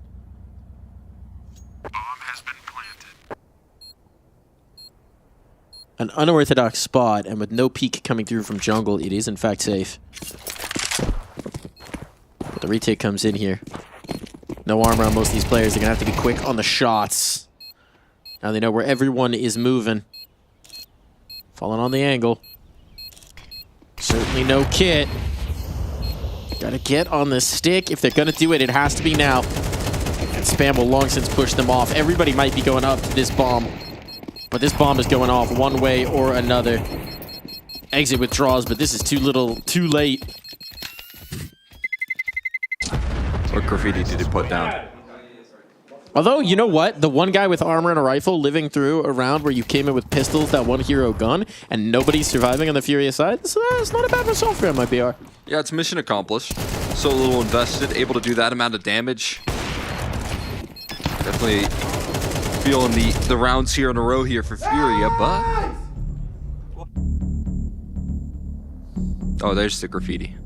I don't know if that round merited a nice. Maybe just a little nice. Listen, as long as you get the round win. No, you got to get the scale. It's always a nice. Okay, I see what you're saying. I see what I mean, I guess technically that's a clutch, but it's not like a good... It is a clutch. Not a clutch you feel good about. So if you pull off a hype clutch, then you hit the massive nice. If you just win a round commandingly, you can hit the demoralizing for them. Nice! Just making sure they hear it. But if you kind of just barely eke out around mostly against pistols, you can just go, nice, nice. Great work, guys. Just let that one go. But then, you know, the enemy team's thinking, we did a good job in that last round. Whereas if you scream that nice, you know. Maybe put the doubt in them. Yeah. And then when you lose a round, you hit the no ice. No ice. Not nice. Not nice. No ice. Are we in Europe?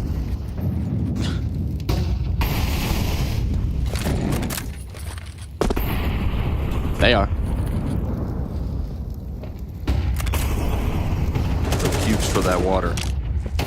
Just lukewarm, as is that peak there. A little bit dry, but still collects a kill. The issue is there's a close by Yuri and Caserado, and it's tough to take down both. Many have said.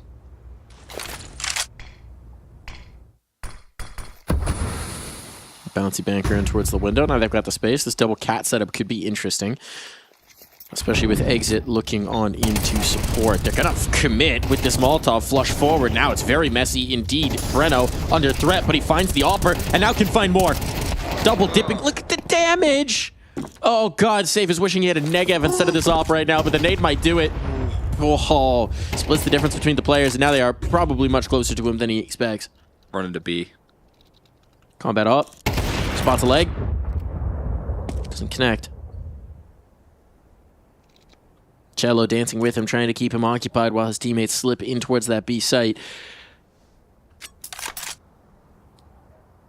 But he's so wary about his own life right now.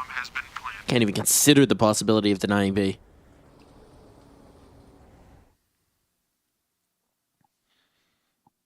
He is absolutely stuck in CT. The issue is, right now, if you want to let that timer tick a little bit further down before they maybe go hunting. Yeah, he's not doing this. Question is, how does he expect to save? Position known. Compromised. Misses the first shot. Won't get the second.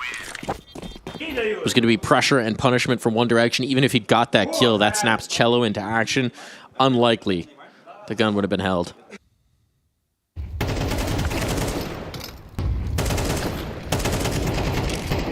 Look at this. I mean, it is a lot of MIBR just trying to run up catwalk.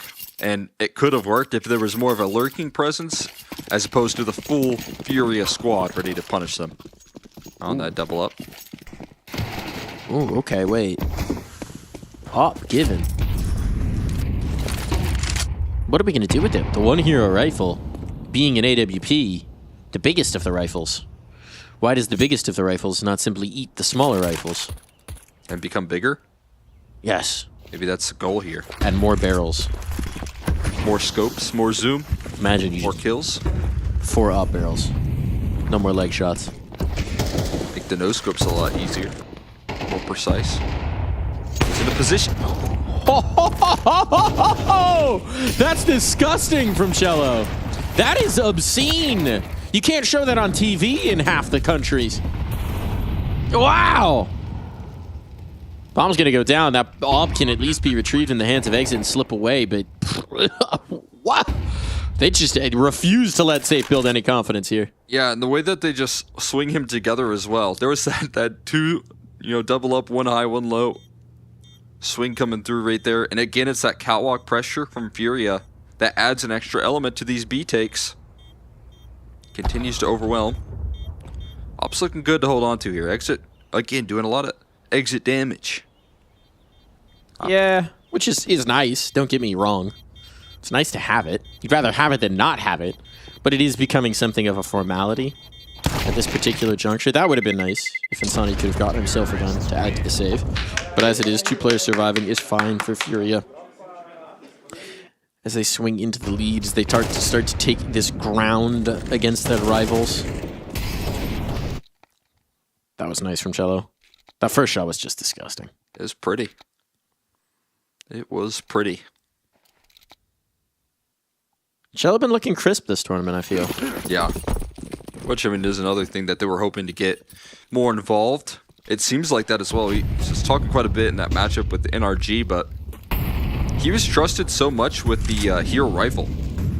He was given that a lot in those matchups. So I think Fury as well entirely placing a lot of trust in Cello as the aggression continues here for him, as he tries to open things up for this squad. A lot of resources once again tossed in towards middle, so or utility, in towards connector. And there goes another swing, this time not so successful. So Lukowski holds the line on the catwalk there and blows open the smoke for more. Takes 2 with him. Oh, but this slide out from Quesarado is looking to get a little bit of redemption here in this round. He's made his way in towards Sandwich. How has he routed around this here? Exit. Is he going to catch any timing? Okay, he does get a visual on him eventually. And this time, Safe. Not going to let him slide any further. That has to be a relief for him. Why do you think he was just... Do you think he was thinking that it was a heavy mid setup because no one had checked him to that point in the round? Gains so much space that he walks back into the CT opper. Yeah, absolutely. It's a bit tough right there. Was set up with a flashbang, but Yuri denies him that late info play. Don't think it's going to cost him anything in this round, though. 20 seconds left, bomb holding on in spawn. So just an extra gun taken down here. But MIBR back on the board. Credit to Lukowski. I mean, the mid setups here have been a bit of a difficulty here. And in some of these rounds, despite Insani having some, good numbers right now, it all came in those early rounds. And now Lucchese finding himself, or rather Insani finding himself struggling to fight up against the resistance that's thrown at him towards middle. But Lucchese able to pick up the pieces here and have a little bit more impact. How'd they get my brain scan? Static. Is that what's going on right now? It is spring forward time. I don't know if that necessarily means we gained an hour of sleep or lost an hour. We lost an hour. Did we? Yeah, but because Europe doesn't do it for a month, so we're even. So we're even. We're even on this scheduling. Yeah. But you and I still woke up at the previous. I night did 'cause we wake up at the forgot. same time. Forgot that worked. There's this beautiful month where Europe doesn't do daylight savings time. It is glorious. US does, and it makes life very difficult for figuring out your schedule when you're a caster who works remote with a lot of Europeans. Yeah, it's that Central European time that we go off of typically. CET. CET phone home. I do know that one. Better than CTE. Yeah, that it is. Although then your brain will be television static. Yeah. Unfortunately, you don't catch a lot of that in playing video games. Only if your head slamming into the desk. Yeah. Which I have seen usually players it's only do. hands. The punching yourself in the face I have seen before. Yeah. Don't recommend it. Here's one thing I'm wondering. We've got Slapster with the heavy high fives. We got a lot of players who like to get very boisterous with the high fives. Have we ever had a player slap their teammate in the face on LAN to wake them up? Like if a player's having just a really rough game and then they go, "Hey, hit me." Get the blood flowing. Have we ever had that? Has that ever been recorded? I feel like it has to have occurred at a LAN sometime. That's just the next step. We haven't gotten to that point in in maximizing player potential. It's like a boxing match, you don't. We just not gotta really get in more it of till you those get a little blood flowing. Those 10 a.m. games. That's when the slaps are necessary. Oh boy, but Insani, a little bit of sleep there towards jungle, not prepared for the peak early from Cello, and another one, and a great flashbang to provide safety for this bomb plant. Safe, exposed, mollied out of position. They have to run. Well, they just running away. They didn't slap their teammate, but Cello did come in and slap MIBR. Yeah. Bah! Right across the A setup. Little bah, bah! Cold splash of water to the face. It's always a good one. Are you a cold shower guy? No. Me neither. I listen, there's a lot of things that I try and do to mentally prepare myself for mornings. Yep. It'll never be cold showers. Never. I get enough of those on boats. I'm actually too much of a bath guy. You're a bath guy? Yeah. You just like to make soup out of yourself. Cold soup. Cold soup sounds like the worst thing that they would serve you in West Virginia. We're all out of ramen noodles. You a bubble bather? Not really. What do you do in the bath? Just water? If I'm really feeling the luxury, if I've had a nice, long, hard week, yeah, might toss in a bath bomb there. Oh, bath bomb. All right. I go HE out and then I throw it in the bathtub. Tries to throw from across the bathroom. I missed my lineup. It's just in the toilet. No. Disaster. Guys missed the window smoke. Someone's gonna have to toss me one of theirs. Bathroom lineups. Oh boy. Exit. Okay. Utility usage here. Delete the player firebox. At least got that information on the player dropping out of Balk. But the bodies are here for MIBR, and they are ready to fight. Exit in particular. Right into the action. His life traded. Continuing to find scalps from that Furious side. Yuri trying to push them back in towards jungle. You've got this forward spacing, but you need to activate it on Skulls. He'll be unable to do so. Nice response from Lucchese. It all falls to Yuri. Lucchese having a whole lot of impact in this one. Denied the cross there, and that's how it closes. Safe. Bringing home the knotted up half here. We're going to be tossing this one off to a quick break. We'll swap sides.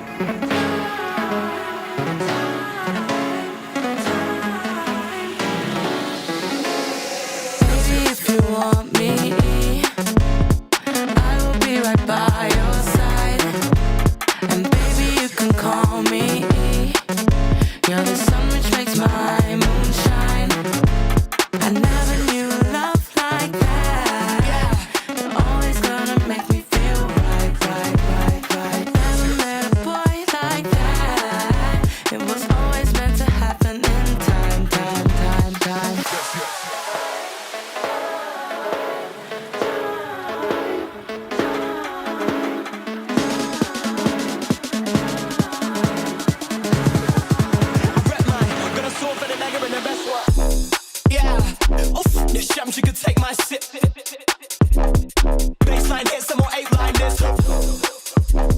Buy me a whip, then I take my pick, then I find me a chick I can make my darkness in motion. It's a 16 bar from the dark of the ocean. Flow penetrates egos with the dark and the broken. Meanwhile, in the hill smoking, won't let me get my roaching. Been promoting the green and the purest herb. FPs get vexed and they swear they weren't. On daytime telly, but they blur with her like work. I rep mine, got a sword for the dagger and the best one. If you want me, I will be right by your side. Baby, you can call me. You can call me. You're the sun which makes my moonshine. Having you love like that, you're always gonna make me feel right. I never met a boy like that. It was always meant to happen in time.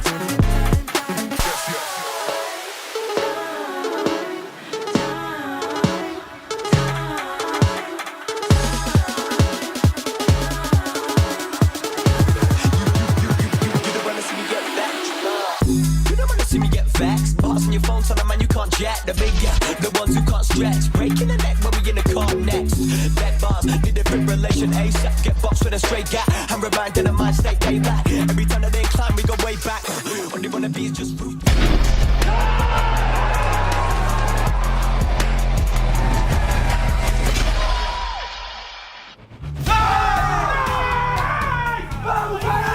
Oh, that's a good nice. That's a good nice. Good long nice out there. We are neck and neck as we head into the second half of play. MIBR, if they can't pick it up here on the attacking half, they will be eliminated from the ESL Pro League. It's all on the line. Does come down to a Furia CT side. Oh, we're getting a straight B popper. B play. No subtlety here. And Skulls up on the balcony with these dualies. Could be in the right position. Jump spot from the van. Do they expect Skulls? No, is the answer. They may just circumvent him. Only finds the one. Does drop the bomb for a moment. Stalls this out a tick, but losing his teammate for nothing means that this one's pretty good for MIBR. It is, but there's a little bit too much positioning from Lukowski. And it's back to even numbers. Takes a forward-facing duel there in the market. Loses his life for it. Now the retake all coming through market. That's vulnerable, checking out that E-box position, but it's a great contact play there from Breno. Save can trust his teammates, and now he can lock in that next kill. Cool, calm, comfortable, collected. Capitalized. That's both pistols. That it is. Last time they won the pistol, they got off to a very hot start.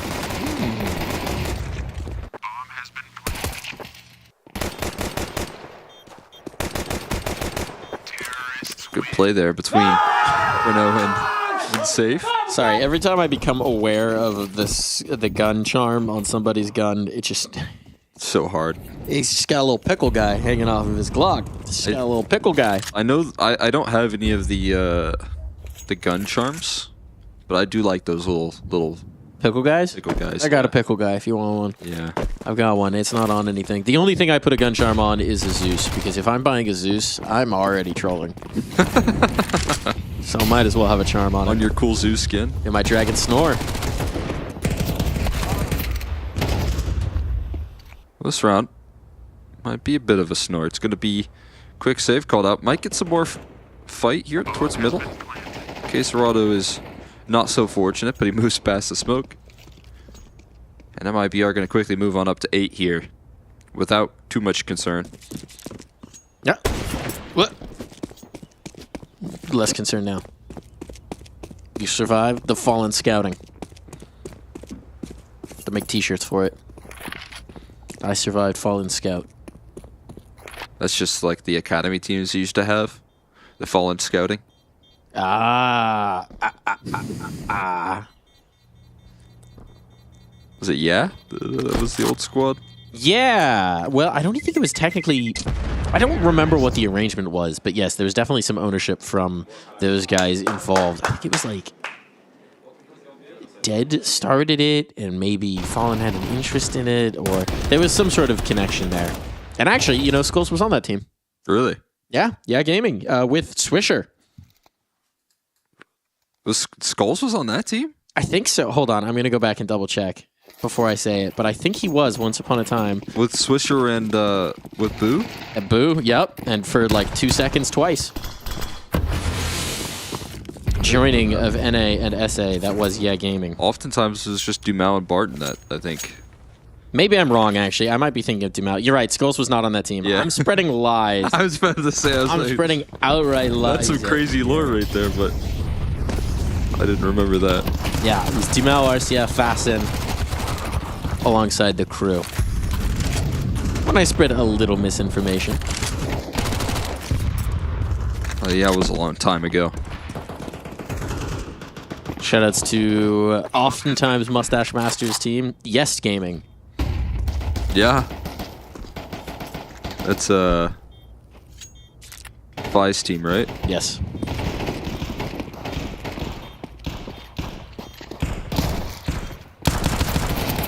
Yes Gaming. Yes Gaming.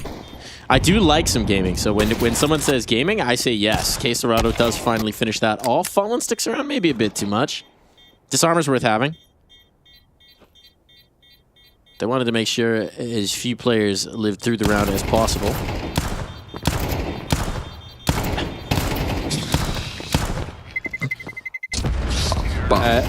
That's one way to take that fight.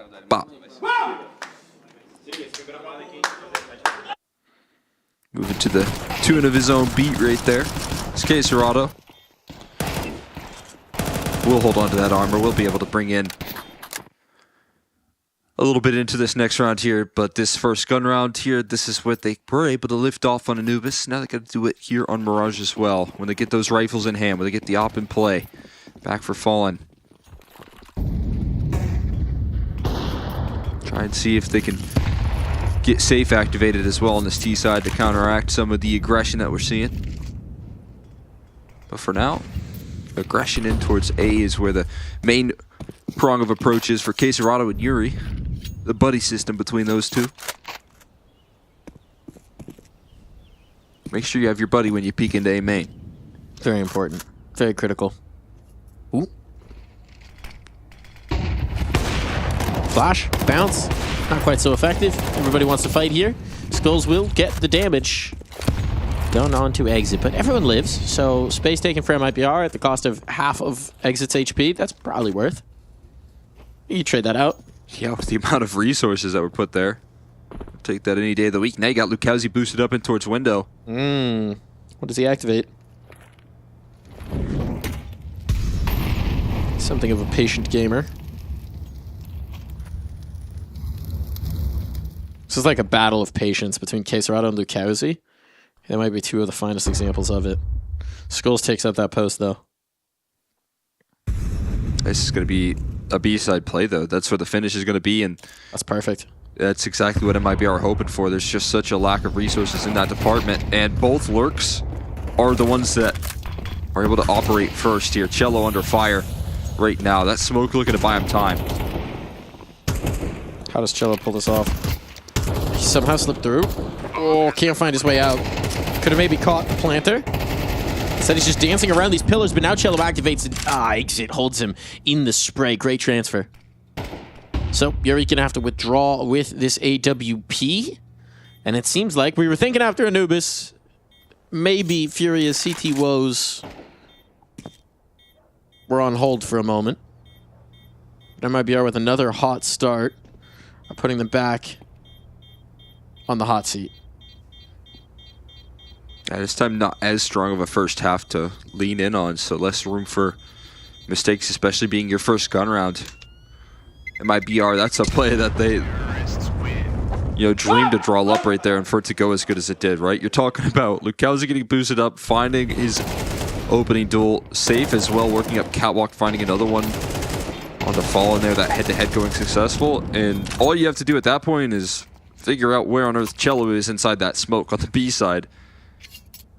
And sometimes that can be impactful there if you're able to play around that smoke, buy a little bit of time. We almost saw it kind of work there for Cello, but it's not easy when your rotation, when your support system is being cut off like that.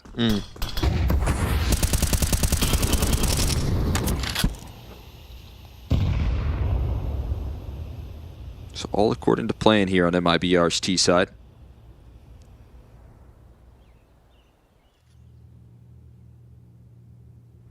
How does Furia throw a wrench in that plan? It's fallen with the op deep apartments. 4A. It's a big wrench.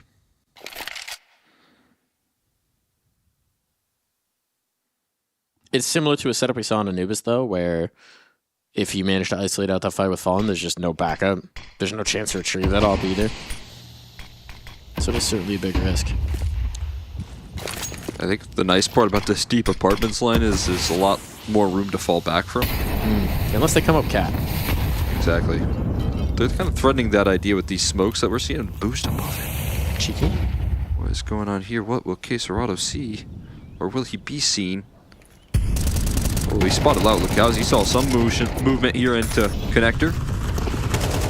A wisp, a pixel, but it does cost Skulls his life. Quesarado able to trade that at the very least. 2 players here stacked under the balcony. They've realized it's the stack now. Or do they just eliminate them all? And Fallen's pulled off. Fallen's pulled off into support, but the bomb's still doubling in 25 seconds. They didn't feel confident about the rotate, so they're going to commit in. So Fury have the numbers in the right place at the right time. That would have been a hell of a deny from Yuri. I'll post it on the Palace player. And that's the bomb dropped. They're out of time. They don't have the time for this. They don't have the time. They don't have the clock. Sonny just has to stick. It's desperation. What a flick. But he cannot win this round, and Fallen knows that all too well. That's a huge lifeline right there, granted by great positioning there. That is the 4-man stack towards A coming in and helping out, offering up that support. There's just too many numbers to successfully get through here. They're stalled out for too long. And Quesarado, I mean, these 2 extra kills are probably the game changer there. If he falls to a trade, it's over. Yeah. I mean, Fallen's going to struggle to find impact through CT with his positions known. So Furia get around earlier than they might have anticipated right there, and they'll start their CT side endeavors with a double op. Intriguing. Cello has been doing more of this. Yeah. Be honest. I don't know that he always justifies it.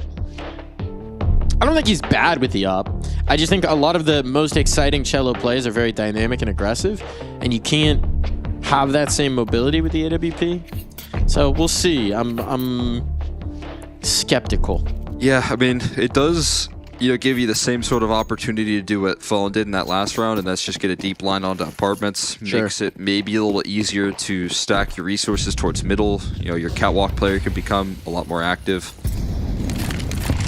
So that always is a added benefit to this op. You just missed the molly. Oh, it looks like it, yeah. It looks like it's I think right there and get right. B molly. Okay. It's not a great start, but no harm, no foul, because no one's in apps. Very glad that that's the case here right now, because there's a very passive setup on B and a very aggressive setup here from MIBR to get connector. Oh, but that's a big pickup, man. What did he even see? Some pixels onto Lacauzi. Enough to take care of business. Smoke pop and a cheeky knee. What more do you require? Spotted more players on that jump. Quesarado now is on red alert. Good flash. One's coming through. Flashbang's perfect. But Fallen and Yuri are going to hold on to their spots, and now they're just picking them apart. The crunch comes in. Prano is in no man's land. Maybe the bomb's retrievable, but that is the first in a long list of things required to make this round anything. Nade's chasing, has to battle through the shutter. And that's why maybe we don't love Cello on the AWP as much. Wait, B. Hold on. He's an option here. He is an option. He's got full ground. It's going to be a late flank coming through from Skulls. So, I mean, now that just opens up a door here for a huge opportunity in the clutch.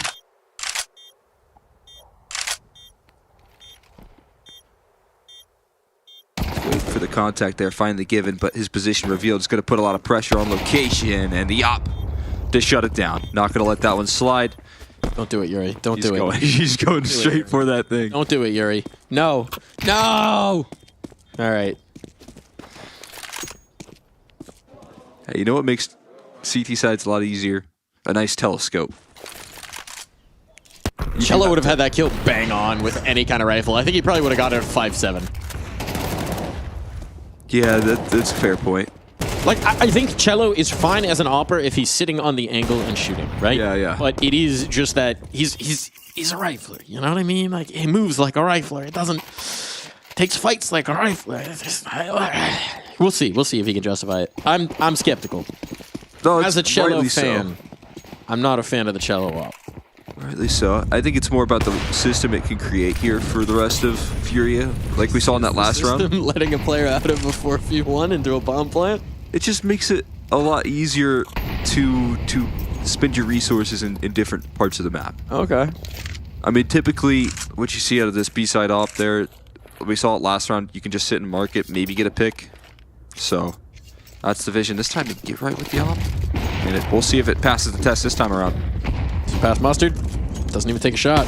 Okay, there we go. There's a connection. Looking for more. They are going to get a bomb plant. There's no one at the market to deny this just yet.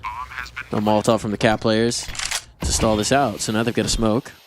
Now they got some chances. They can crunch angles. They've got a player boosted up on the site. Player swinging around, and there ain't no way Cello's getting that kill. Oh man, they're locked out. They're locked out. It's looking good right now, but Fallen is trying to find the key.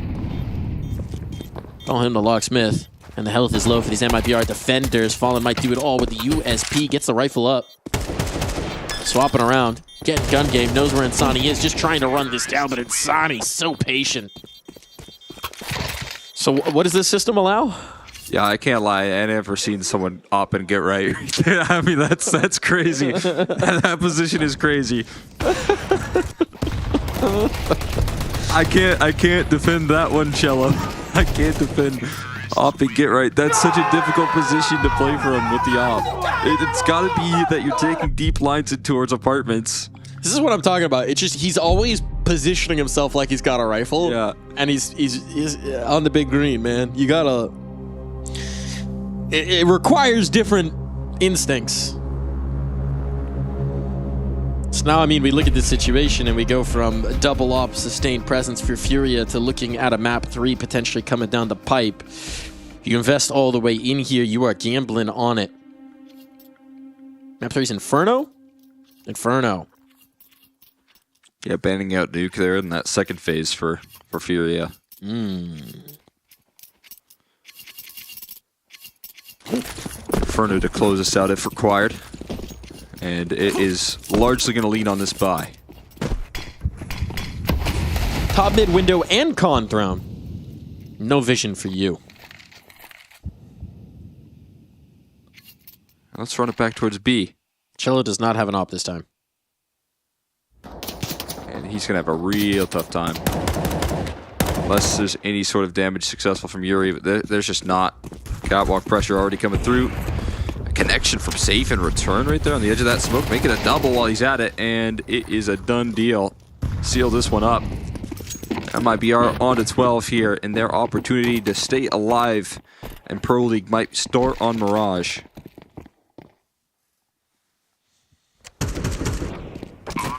Still get a chance to fight for overtime. Money saved on Queserado, Yuri, and a bit on Skulls might make this viable. But from a very confident Anubis, an even split on the first, we again just see these issues with Furia. Their CT setups are predictable, readable. They're pretty consistent, and they do some things that just don't seem to make a ton of sense for their players. And I think we've seen this across a lot of maps of play here at the ESL Pro League. Teams just have a very good idea of what Furia is going to do on the defense. And when you know where they're going to position, when you know where they're going to gamble, where they're going to leave the light side, you're seeing some strong opportunities to punish. Yeah, I think that's the big detail right there. We see a lot of these A-side stacks. I mean, it did get Furia kind of back into this half with a couple of rounds where they stacked 4 over towards that A-side, had fallen off deep apps. But, you know, now we're still seeing those stacks here as we continue throughout the half, right? And that you know, the calls that we're getting off of spawn, these are, you know, very little information to no information calls. Middle. Okay, hold on. This is getting antsy. This is interesting. I like this.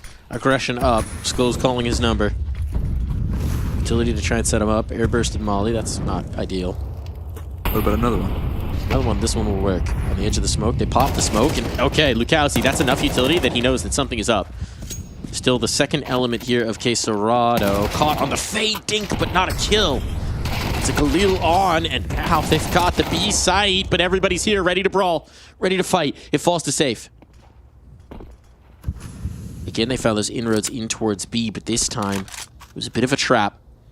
They don't know. Oh, okay, safe. Another last-second adjustment, denying him a kill. The Glock can get a little pressure alleviation. There's a minute to cook, but Fallen will not allow him to entertain the possibility. Furia ain't done. Oh, man, that's brutal. He just, I mean, it just keeps happening. A little frustrated about that one here. So Furia, stay alive. Quesorado, a big piece of that puzzle, though. Completely changing that mid-duel. Being able to offer up a couple of kills. Defending effectively. Cello's still under notice here on that B side. He's been tested quite a bit here in these last couple of rounds. It just feels like he's a little under-resourced in some of these rounds as well. They're starting to get in transition on time. Skulls doesn't spot out the cross. This is Natek. They've already got the space. They've already got the space. And walking around, Lukowski somehow just fades through the smoke and gets a kill. Yuri, though, has held up elsewhere. The bastion of defense on A is good. And so this mid-presence may not cost them, but Lukowski's sure going to try. All going to swing them together here. But he's gotten to the safety right now. They don't know he's still here. They're going to leave him alone. Yuri's flanking now. I mean, he's getting into a very interesting position. Clear. Whoa, how does he continue to find these kills?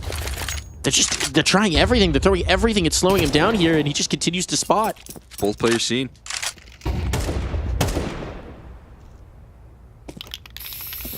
Yuri making no secret about his position. Turning the attention away from safe. Cello gonna back himself up. If they continue to head in the direction of that B side, they'll be on target for the low HP player. They've not got much health themselves. So one spray could take both. They're avoiding him perfectly, man. They're avoiding him so well. If Lukowski checks this is just done. No, he's not looking. He's not looking. Gives up his life. Not prepared for bench, and Yuri 4 massive frags. Defends A, shifts all the way around the map, and locks down B as well. Why not? Oh boy, what a save right there. Scary position to find yourself in, giving a lot of fights to Lukowski and trying to hunt him down and finish him off. Lukowski punishes so effectively in these mid-duels. And he remains elusive. There's no more money. So likelihood that we go 24 is definitely prevalent, but there is that dangerous deagle. Starting to think about it. Starting to think like we might need a few more rounds here, Cole. Yeah? I don't think we had enough rounds. Got that hint? The sniff? Smelling like a little bit of OT. Maybe a little bit of 16 being required here. 0 to 30. See if that's the case here. Lukowski past the smoke could be interesting. Cello been given a bit of a tough time here on the B side treatment. A lot of chances, but I feel like a lot of times here he's either got an op trying to make it work or an MP9. Those are his two guns at option here. Throughout this half. Either one has looked particularly effective. At least this time he has skulls to back him up from the cat, so he's not on his lonesome. Right, the snap around can come through even if they get past Cello. Should be good, and here they move. And Cello with unarmored pistols, that MP9 might as well be an op. Might give him enough money to buy an op in the next round. Is he going to go back to it? Is he gonna double do it? op. Are they doing it? Rifle or up? Rifle or up, Cello? Which one's it going to be? Which way do you want to Can't fold stake? now. Go it again. Round 24. Try it again. Get yourself posted up. The one he buys here is the one that he genuinely, confidently believes. Yep. Okay, we're going back to double up. They fully believe in it. They fully believe in it. Let's do it. You got the good B spawn too. Just take that duel, no apartments. Push if you have to. He's thinking about it. He's thinking about it. He's ready. This time he won't miss the molly. Land the flash behind it. Gain the space. Now he's got the deep angle. Oh, brilliant aggression here. K Serrato collects the first. They won't carry on in towards safe, so at least that bomb isn't threatened, but MIBR put on notice very early on indeed. I mean, Yuri and K Serrato have made that play, 5 times this half so far. So they really like fighting for that control. This boost as well might just offer them an opportunity back here. Instead, it's going to catch him in transition, and that's when Skull can capitalize with the back turned. And Lukowski this time thwarted on his aggression. Starting to look disastrous here for MIBR. The chances to close in regulation, slipping them on by. Trade is instant. K Serrato lost, but now safe and exit in a 2v4. Have to put together the pieces in there. Well, they were going to head into the cello op. No cello op for now. Fallen op instead, perhaps. Or the Skull's rifle, whatever will do. You got choices. You know what you can get in overtime is a whole lot more of that double op. That's true. See where the positioning here lies in. It's actually jump spotting from Fallen. Boosted towards window. Got a little bit of time to work with, not a whole lot though. That's a bomb boosted up. Wait a second. Wait just a second. There's a gap in towards market. Not going to exploit that. Instead, it's an A-side target. Yeah, I mean, you have to do with the player still in con. There's just not enough time otherwise. Fallen can shut this down unless... Do they clear sandwich? Do they clear sandwich? They're not planning for him. Does Yuri try and activate? No, he's going to play his life. Smartly done as well. Skulls plays it. Now a wrap around and Yuri can finish. We are going to overtime. It's all thanks to that cello secondary, baby. He was scaring them off of that B-side. Psychological victory. I think he got 1 kill with it in the half. Maybe. I think 1.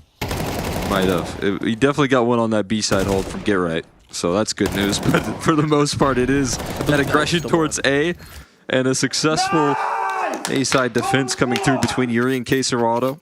A lot of resources in that direction.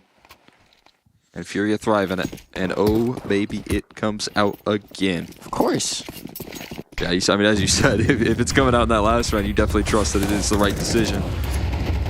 Cap boost here right now coming through from K Serrato. Jumps and lands the jump gracefully. How did that nade do no damage? How did that nade off of Catwalk from K Serrato do nothing? Must have caught the lip of Khan. He's getting stuck. Oh, this is stuck weird. On something. This is weird. Lukowski's passed him. Oh, Yuri's stuck on something. His butt. Yuri's making the hex play. He's in your ass. I'm in your ass. Oh, there it is, baby. Cello's in your ass. And he's got it off. And, and look at him sing. Look at him sing, baby. They're firing up right now. The ops, you just can't get past them. They're unpenetrable. Impenetrable. Impenetrable. Unpenetrated, perhaps. Yeah. After all. You can't get in Furious ass. NRG learned that the hard way. I tried.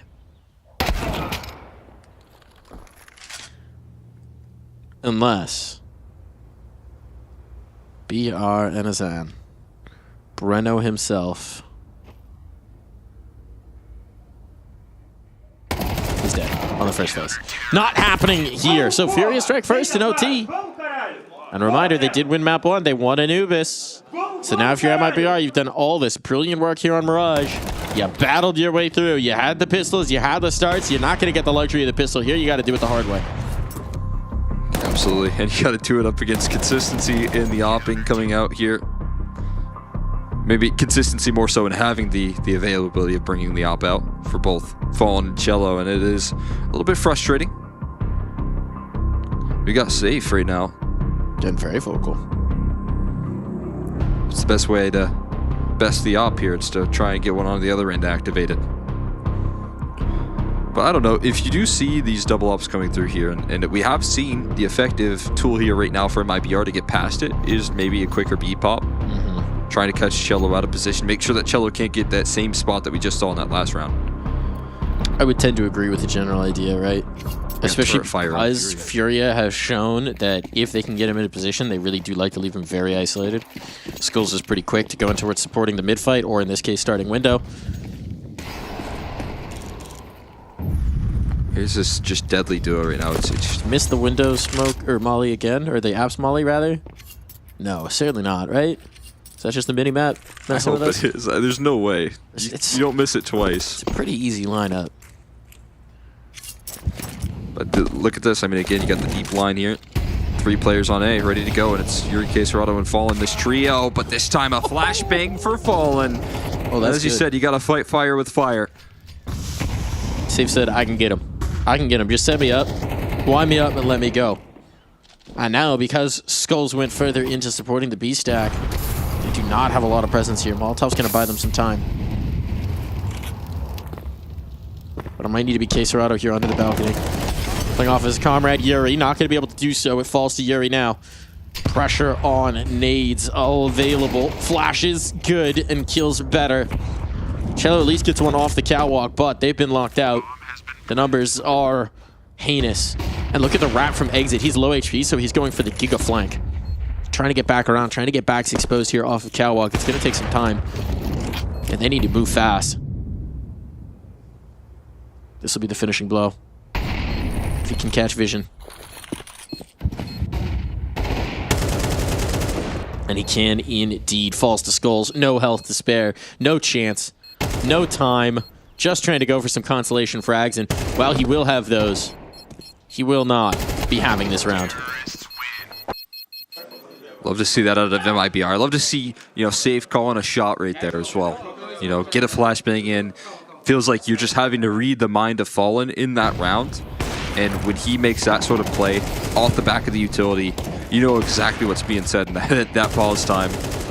And that short little break after the round loss when you see Safe doing a whole lot of talking opens up for the squad. Best his counterpart, one of them at least in this map. Now we've got more aggression out of Safe. He continues to try and run it down here on the aggro. This time it's a miss though. This time Skulls capitalizes, takes care of business. Now Cello getting hit by the B-Rush. Skulls on the scene though, ready to offer up a little extra assistance. Cello, what do you do with this AWP? He's going for cheeky no-scopes around the smoke. Whipping out the 5-7, might not even need the op. Using his sidearm as they move past each other inside the smoke, but he's lost in the sauce. He's tagged up, he doesn't know which way to go. Oh, he's feeling desperate here, and eventually he will be a goner. Yuri, though, we know what he can do. He's been a monster through this series, through this tournament, through this event. That drops the bomb, gives them time, but Yuri can't finish his food. It falls to Fallen. AWP, so the damage may not be enough, but knowing that Exit is tagged up, now going to the rifle, it certainly will be. Fallen puts them up. Furia just 2 more rounds to close to survive this day of the Pro League. Oh my god, what a clutch from Fallen there, bringing it home for the squad, able to close out the 1v2. All started off so well, but it gets chaotic quickly there. And again, some good flashes to make sure that Cello can never operate. He's still playing the op right there. He tosses an underhand smoke. And like, you'd love to have a rifle in that position. That's my point. It's not that like, okay, so some guys can't shoot with the op, right? Yeah. It's a mechanical issue. For Cello, it's not. It's that he just keeps playing like he has a rifle when he's opping. Yeah, I mean, that smoke essentially just gives a lot of different room for MIBR to like get sneaky, try to play around it against your AWP, and like then you're going for no scopes, right? Like, every piece of Cello's instinctive lizard brain is an aggro rifler. Which, if you look at like an opera that's comfortable with playing on the B side, you get flashed off that angle, you're gonna fall back in towards, say, benches, or you're gonna fall back in towards that scopular and try and work from that position. And instead, he underhands the smoke and tries to pull out his pistol. And if he's sick of it's an M4. Right. That's what you like out of the rifle. Just to look, he's had his contributions. He's had his contributions on the op. He certainly. I love it. I love that they keep going for it. He's been a huge piece of getting them on towards 14. I just think he's going to have a better second half here. Cello with an AK in his hands, taking some entry fights, taking some brawls, getting active. That I love. Well, okay. Maybe he should have had an off for that fight. Ooh, not so much. Safe, showing the efficacy of that gun off a catwalk. How you might want to play your B-op. Furia just deleted, bloodied as we start this round. You're going to maybe have to lean on a little bit of that late impact from Yuri once again. Very comfortable around connector. Good line here from Safe. He's doing it all. Protecting that mid side and then transferring it into the B side as well. It's a whole lot of work out of just one single. Up on defense. It's Safe with a lot of great rotations. He's getting it all. He's getting it all. 4 stacked up. It's just Fallen remaining. And if Safe comes back around, the ace is on deck. Here in overtime, Safe is stamping his place on this map. Oh, and he'll finish off the ace. Safe hands indeed. I mean, the 2 rounds that they have in overtime are brought to you by Safe right there. You got the opening pick onto Fallen. He set himself up for everything as well. It was just a peek onto Cello through the top mid smoke. Every one of these fights, it's not like they're being served to him on a silver platter. He's going hunting. He's not missing.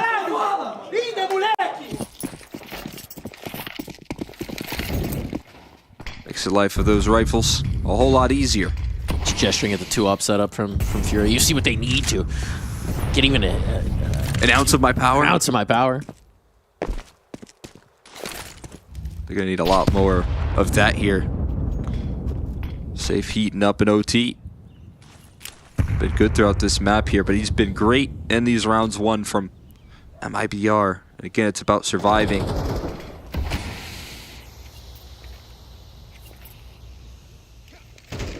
Gonna HE the smoke.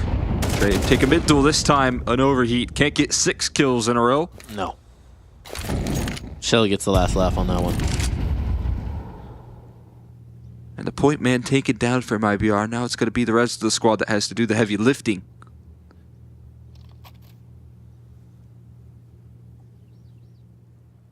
This is some nice positioning here. Maybe a shadow advantage of some sort there, but spotted out early. Top ropes of the peak there. Force exit off the line, but he does get a good smoke down deep. And they're a little bit stalled out right now for Fury, and they don't have a lot of time to rethink the setup here. The interesting thing is Cello is still holding for a late mid push. So this is just going to be a straightforward A take. He's not going to take any of that space in towards mid. We can see that it's being completely given over to them. They will not capitalize on that fact. It's a pretty straightforward execute here from Furia.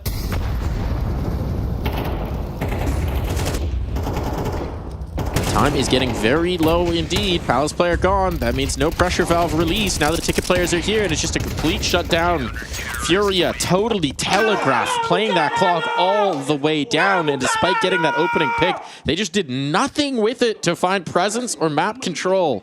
That's incredibly difficult as well for those defenders on A, but what they do so effectively there is as you mentioned, very telegraphed. Insani, though, finding this Palace position first, and then allowing for Exit to take that next point of contact. The Mollies leave 8 seconds left when that final kill takes place. There's not a chance that Fury can make that work because the rotates are already on the scene, and MIBR have delayed and executed well enough.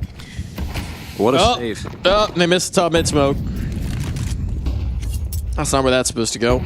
Top and connector. I mean, would get a visual if there was anyone top mid as well, so maybe a little bit of safety in that department. At least avoiding his crosshair. Getting aggressive through the underpass. A little bit of rumble damage here on towards B just to make them uncomfortable, and a player in towards the window. This is quick. Here's the rotated Fallen as well. Skulls catches the jungle player. Now that's going to put the doubt in their mind, but there's still 3 players here towards B, and that's where they want to finish. So they're so wary of Skulls. They have to get active to see this one through. Cello and Breno.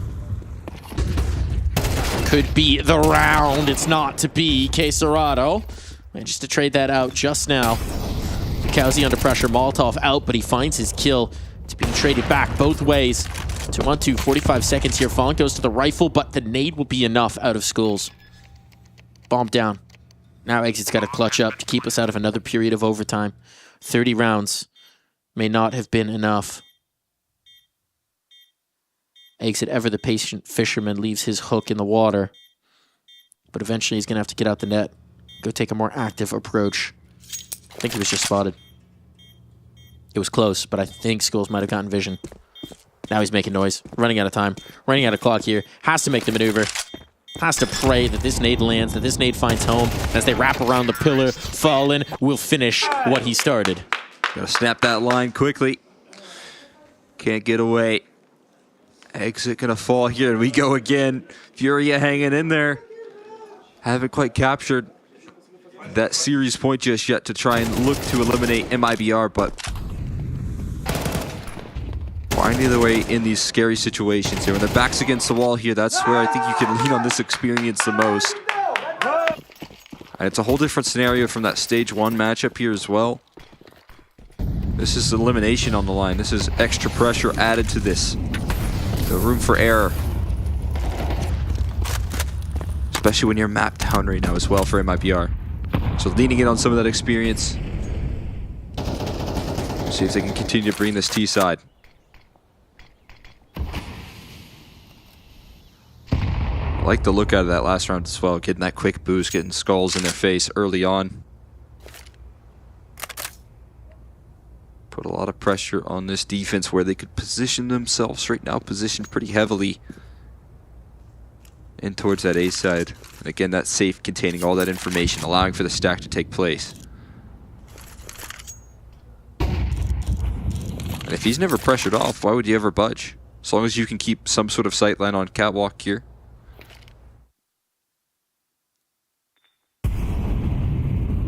They're going to be set up quite nicely here to open things up.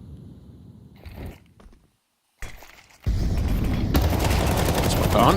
And Sonny pulls the trigger. Finds himself 2, but it's traded out equally as his jungle player goes down. That bomb is dropped for the moment. Might be retrievable, but Lucchese here in Sandwich could be an extra element if they don't realize how stacked up it is. Oh, they don't know. They don't know! Flashbang, though, is perfect! Saves their life! What a stroke of fortune. It wasn't meant for him, but now it's all come apart at the seams. There's nothing that Safe can do. That bomb is planted. He's got to go for a reposition to even have a chance at this one, or at least fake it out. That's disaster for MIBR. A flashbang thrown through. I think that was for Ticket. It was Fallen throwing the flashbang, I think, towards CT, yeah. And somehow it catches Lucchese, and somehow it just completely throws the round into a right. That's a 4-man stack. They had everything. They had the 1-2 punch in the top of connector right there. And they back turned on the Sandwich guy. They got the dream scenario. It was all set up so well by MIBR, but it comes crumbling down. Theory only matters. It could be followed up with execution. And that op doesn't even save through, so nothing. No glimmers here for MIBR. And they're finding themselves again back to the wall. Still early in the second period of overtime, but never feels good when you know you had the exact right setup and you still lose. Yeah, and kind of lose in a convincing fashion there because of the chaos. That's frustration that MIBR are going to have to shake off early here in OT. This time, though, Safe trying to put him in the middle of the map. Look at Insani. Getting aggro. His players alongside him. Nate's in towards apartments to set this up, but a flashbang. They try and stymie. He's got the ground on the fade. Does he try and take it that next distance? Because if so, this they're very ready for now. Yeah, seems like he's going to be patient for an off angle. Lucchesi's going to peek with him. Or just set up the flash. There it is. There's the one, but there's players right around the corner, and the trade is quick. Damage done. Information gained as well. But can Lucchese pay it off? Gonna go ahead and back out there. Maybe happy with all of the resources that Fury have to throw in trying to take this mid control. Not willing to continue that fight up against the amount of info that Insani spotted right now. You will say, though, even with the resources that Fury have devoted, they're winning the utility war right now. Might be fading fast, and out of smokes actually is a big difference. Oh, that's one smoke that is going to be desperately missed right there. Trying to scale up towards connector, and it is punished. Not the time for that utility to be missed right there. Safe on the line here, and Breno keeping that B side away from the Furia hands. It's Fallen trying to recover once again with that AWP scales past the first hopper, jumps around for the bomb plant as well. Can lock in the digits at the very least, and still has an op to operate within the clutch. Okay, Serato trying to keep him at bay here. They're all coming through market. Goes and clears out the flank here. No one on the scene. Smoke to allow for the scale out. Fallen going to try and work these angles now with his AWP here in the footsteps, but that's Caserado making that first point of contact. Could fall to pieces here.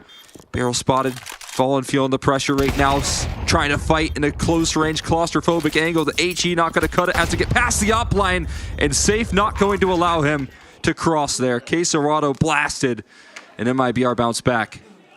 Missed utility is costing Furia rounds.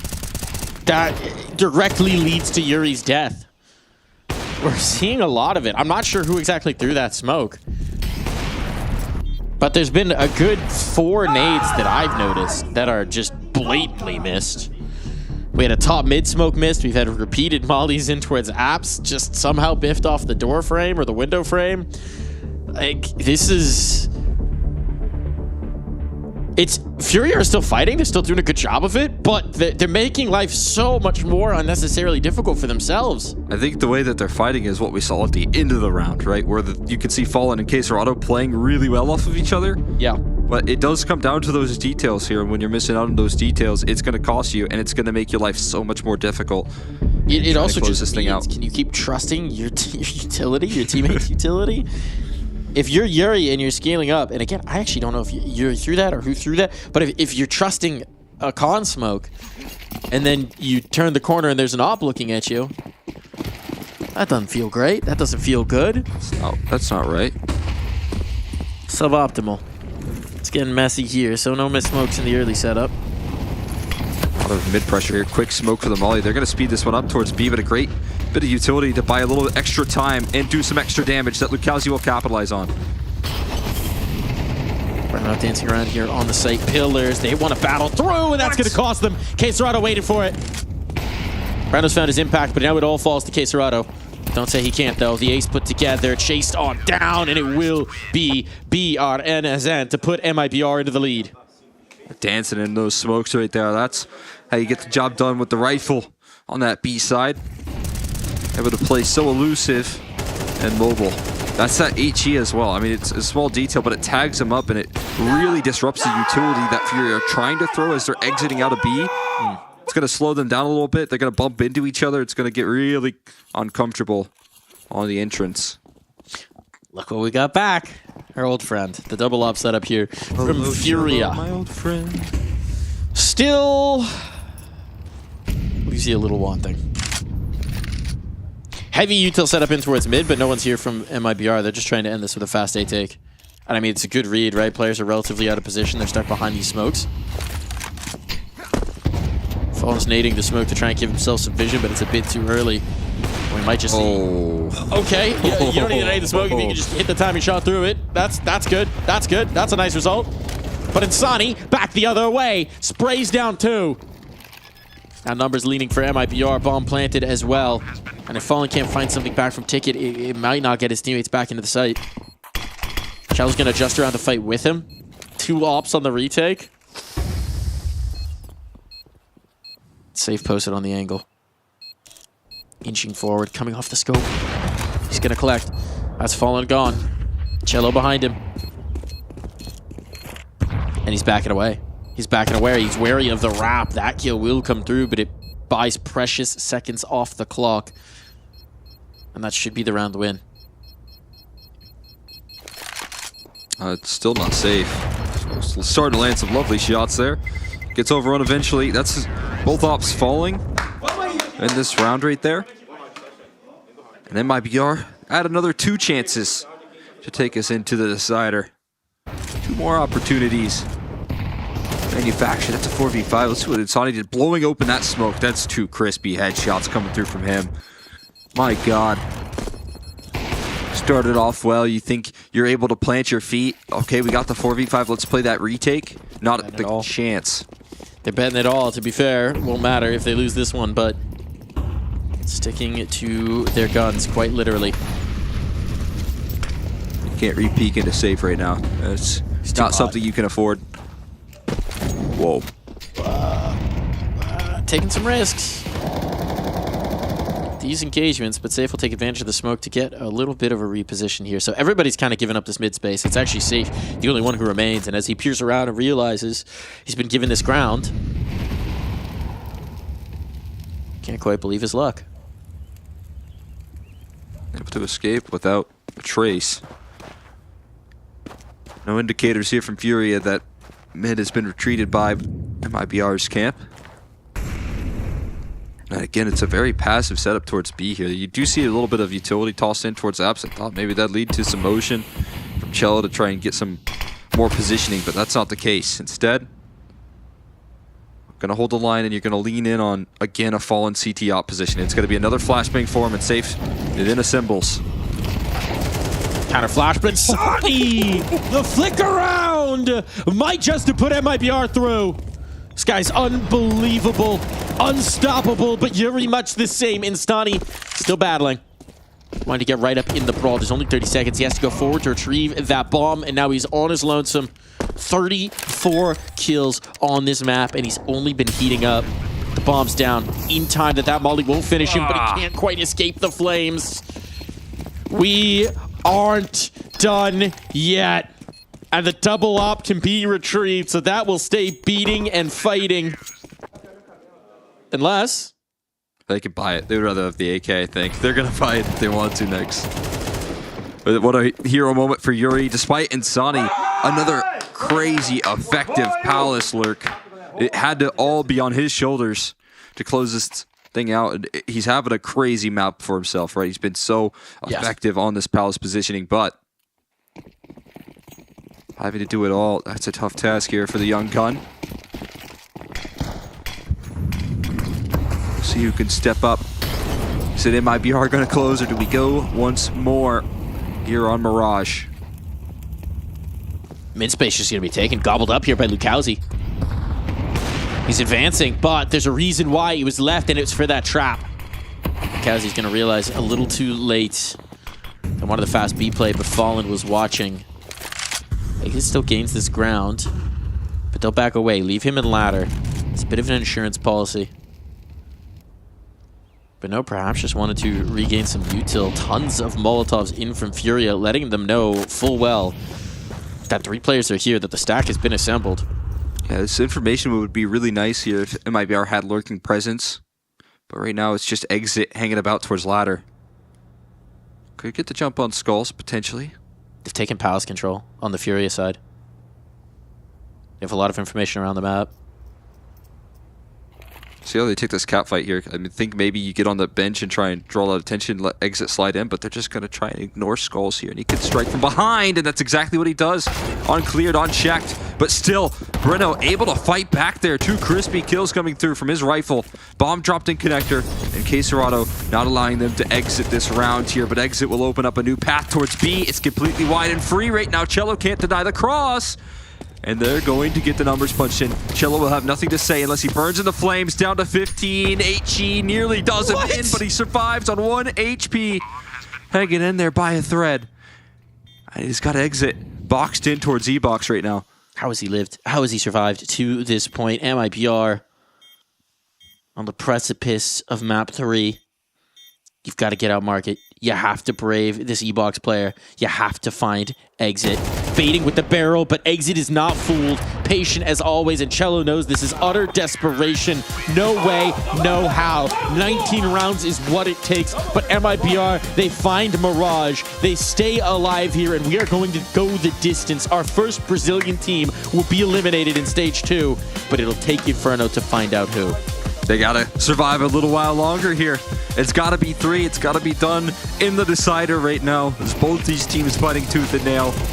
Overtime after overtime, but MIBR able to stay alive here in ESL Pro League, still kicking and doing so in a big fashion here, closing out Mirage, missing out on so many chances. And when you do that up against Fury, it feels like that's a chance for them to close. It's a chance for that experience to come through, for Fallen to start to take control over the server. But instead what we saw is Insani and Safe in these overtimes being able to impact it in a big way. The new guy back in the roster here, and Breno in that last round somehow turning the tides when it felt all lost and that we were going to go again.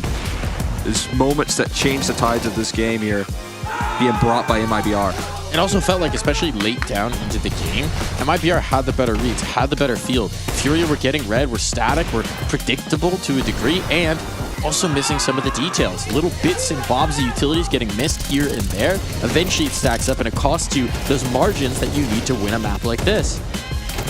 This is a concerning one for Furia. Oh my goodness. Oh my goodness. Shooting from Breno. We hadn't seen it. We knew it had to be quick, but damn, was it nice.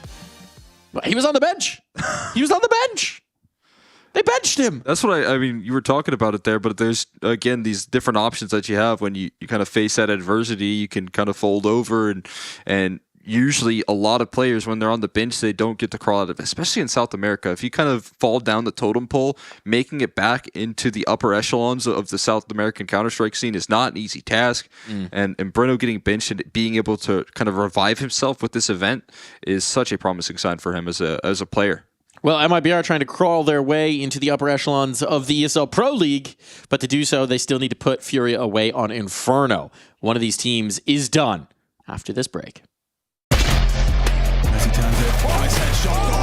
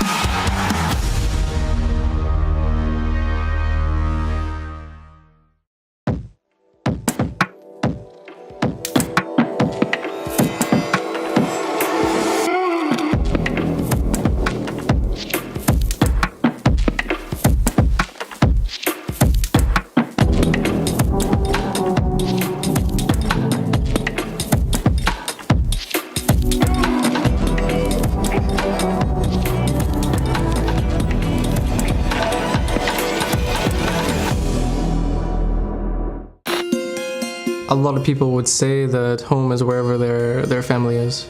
Maybe Alexi Bobo.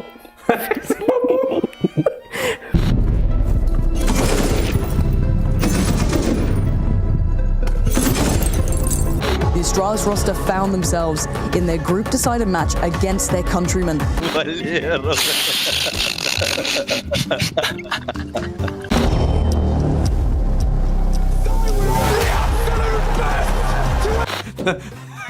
That's a good one though. That's a perfect one. It's the same.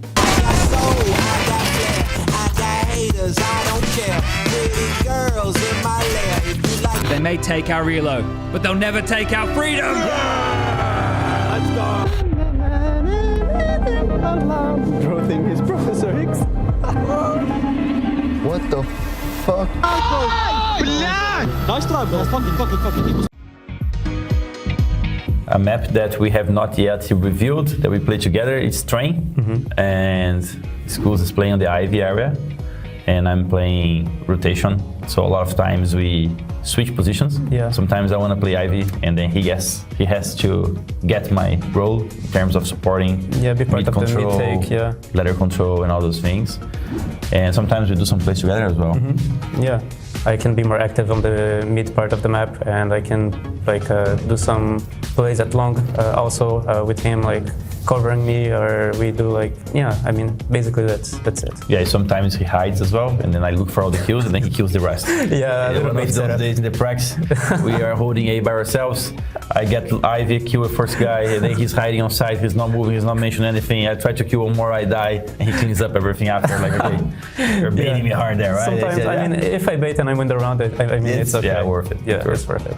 I would say because of the new train, when you got smoked and mollied on the Ivy area, you cannot really participate. But you have other options to play. If you understand that you're doing that, then you just need to adapt, and you need to play in front of them, be a couple of steps ahead of them. And but this is the most annoying part for sure. Yeah, I always think of the flashes as well as someone who has to help him. Yeah. I think the best way to help someone who's playing Ivy is making sure when they get the timings, when they know when the action is going to happen, you can always use some good flashes for them to anticipate someplace. Yeah, I think the most important thing for me to be communicating with them is if I actually am watching Ivy, because most of the times it's more of a lurking position. Yeah, the problem is as well when there are times when they actually use Ivy that the T's are going to put some smokes where he has to play for two types of plays. Yeah. Like the T guys can go either towards CT or they can go towards Hell. And then it kind of creates him a problem because sometimes he can't hold both at the same time. So that's when communication kicks in and he has to say, I'm only going to get T's, the rest is going to be open. Yeah, sometimes that's the beauty of Ivy. Sometimes, you know, you can create problems for the CTs there. Yeah, I think in general I have a lot of freedom. Like as I said, sometimes teams are not playing for Ivy that much, so in that sense I can like just be more part of the mid take because I noticed that like the T's are more heavy on mid takes than Ivy, so I can because they have to take the house control as well. Yeah, so also many that. People. Yeah, I think for Bugs in general, as a rotation player in the Alper, there is a lot of space to get opening kills everywhere. Like go towards Hell, camera. There's a lot of space to get easy kills because people are not too organized in Bugs. Like they're gonna not be smoking every single angle and using every single time in flashes perfectly. So there's a lot of kills you can get. Being supportive as an Alper is very important too because then you can enable some part of controls in your defense that's gonna help the team achieve some objectives that you want early on. So I think the rotation needs to be able to put plays where he can get kills and also understand how he can help the team. And aids us in making split-second decisions. Minus Alexi bot, minus bot, minus Alm. It's another pistol on another double headshot play. It was just at peace, and I felt like there's going to be something for me anyway. Now it's going to come down to Shoxy. It's a running shot, and Neo Shoxy's making it happen. Shoxy is a god. Now this team is looking confident. Really important. Like if you want to rush B, you know, you can just collect your teammates, like hitting the spawn. I have a few snap taps if you're interested. Say, you got any more of those jump throw A-listers lying around? Oh, speed! Guys, speed, please, don't be... Tested you snap tap in ESL Pro League? The fuck was he thinking?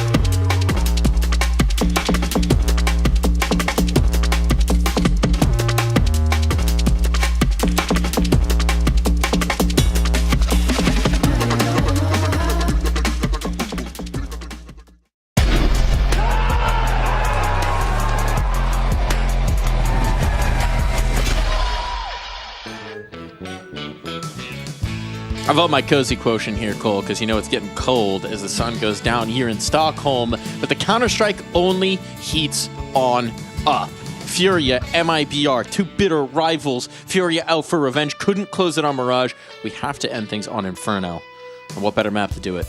Yeah, looking forward to it here. This third map, again, kind of changing things up a little bit. Could have elected into Nuke once again, but they want to avoid that from MIBR's camp, or rather from Fury's camp against MIBR. And now we get to close things out on Inferno here. It's kind of a scary position to be in if you're Fury as well. When you look at the later details of how Mirage closed out, man, felt like a bit of details breaking down in terms of landing utility, being able to coordinate effectively, and just came down to a couple of crunch time moments right there that MIBR kind of thrived in. They just elevated their game as, if you give a team a lot of chances to close out, eventually they're going to land one.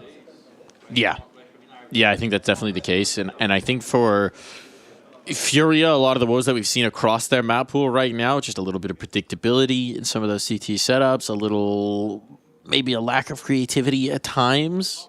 There are change-up pitches thrown in. There's differences. A lot of times it feels like it's Skulls initiating some of those more dynamic moves, which is funny because when you think about what he's done in previous rosters, and in particular in that last stint in Liquid, so often he was stuck as a very passive anchor. But it feels like when they need to throw a rock through a window, get weird, get wild, it's like Skulls flying up mid, Skulls taking that space, which does feel a little bit unusual at times. Oh, we got a massage coming in.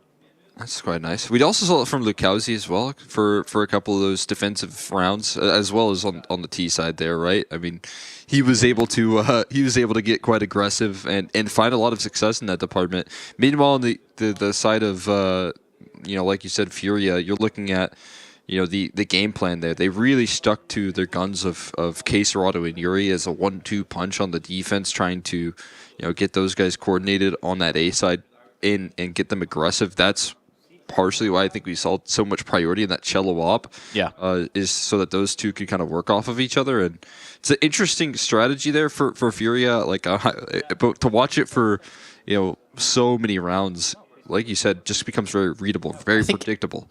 They don't move Fallen at all. Is the other thing, right? Fallen is always starting ticket, always CT every round. You know exactly where he's going to play from. So he's never playing that off of catwalk like we saw from Safe at times. He's never really going for the window fight. He's not even really getting in towards Con. You kind of know where he's going to be. It's going to be the rest of the pieces that are dynamic around him. And it's an interesting one. It's something to keep an eye on. We are headed into Inferno so we can reset, we can refresh. Hopefully we'll have no missed smokes or mollies this time, because that is definitely something that haunted Furia as well. But for MIBR, chance to get revenge again. It's not even revenge. They won last time. It's not a chance to continue the domination, to usurp their regional rivals, show that maybe they should be considered among the best of Brazil. It's been pain recently. If MIBR win this, we're going to have to get that Joel Embiid graphic up of this ain't a rivalry. They always beating our ass. But it's just Pro League results. Ooh, all right, Insani.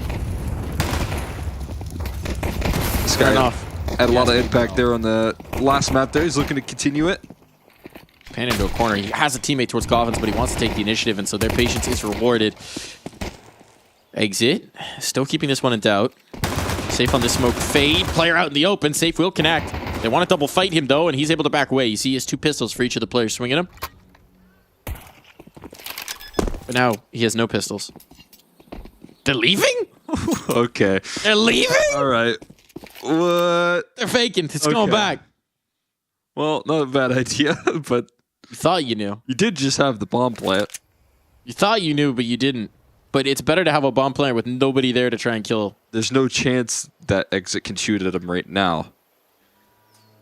No, I think that was a genius move. Exit's in apps.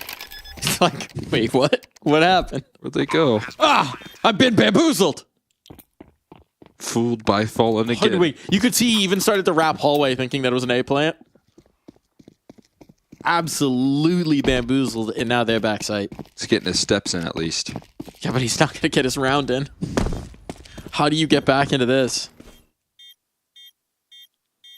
They don't have to peek you. They don't have to fight you. There's not a kit dropped. They are going to peek, though, as a twosome. And that will be Furia taken through the pistol. Nice and easy right there. Hoodwinked. Yeah, completely fooled. Nice start there. It's Sonny again. We saw him level up in OT, but they quickly break apart that setup.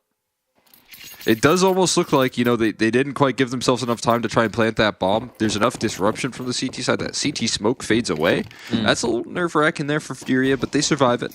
No big deal. And now we get the force buy, and it's running it down middle. And B9's in place. Scout to keep the distance right there, but it is bested by Skulls. There's where Bruno can step in. They handle business, punishing this force buy, punishing the aggression, running past the utility. Capitalizing on the lack of weaponry here. A whole lot more strengths and numbers here on the Furia camp.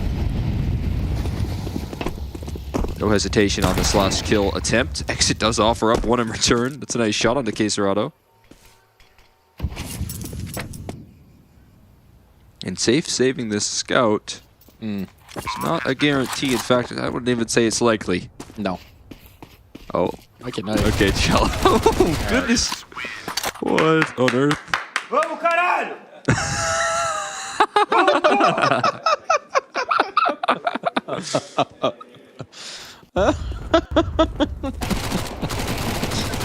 Oh boy. It started out with a menacing stare down. He couldn't hold it for too long. We have to get safe in Cello in a room together and see who cracks first in the smiles.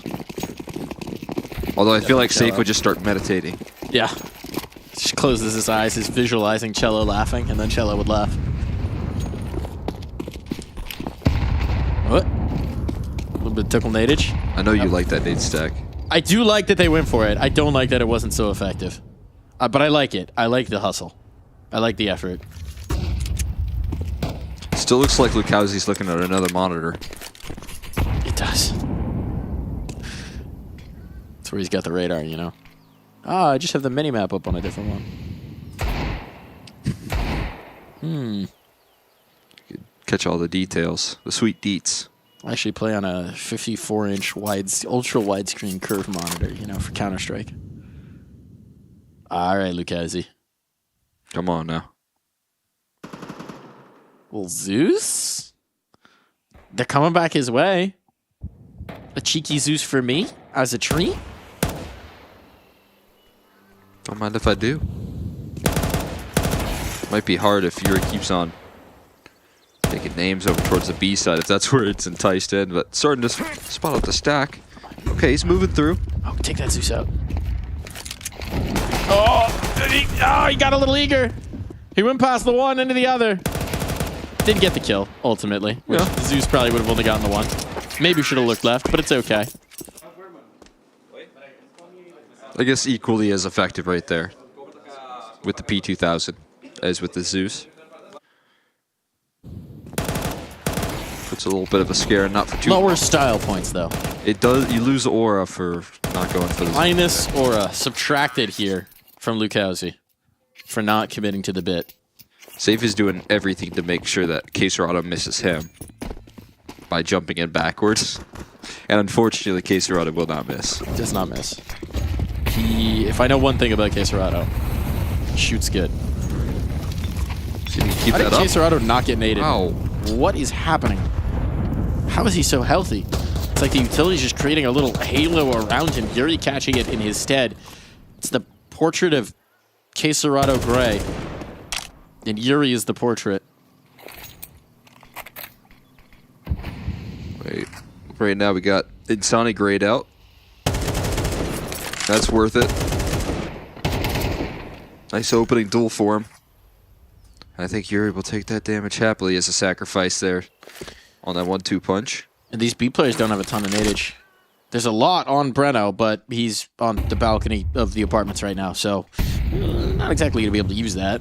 Molotov to stall out. They did block that coffin smoke as well. That could be big. That could change the tides here. Molly's forcing exit out. Utility flashes coming through there, but it also lines up Lukowski, unfortunately. And he takes a lot of damage through that wall. It's going to make his job tough to peek, and exits Molly. Going to burn him out to the open. Labored spray, but not one he will convert on. Caserado gets the double entry now. They're going to have safe access for a plant. Yeah, this is looking like a slip away, if you can, for Lucazzi. Get the heck out of dodge. Smoke fading now. But he's around the corner. And Skulls is going to hunt up. See if he can't take any of these guns away. Lucazzi is a limited health target. At least for the moment. Skulls will wait for his teammates. So they can hunt in a pack. Pack of Panthers. That's called a school. I don't think it is. I don't think they're fish.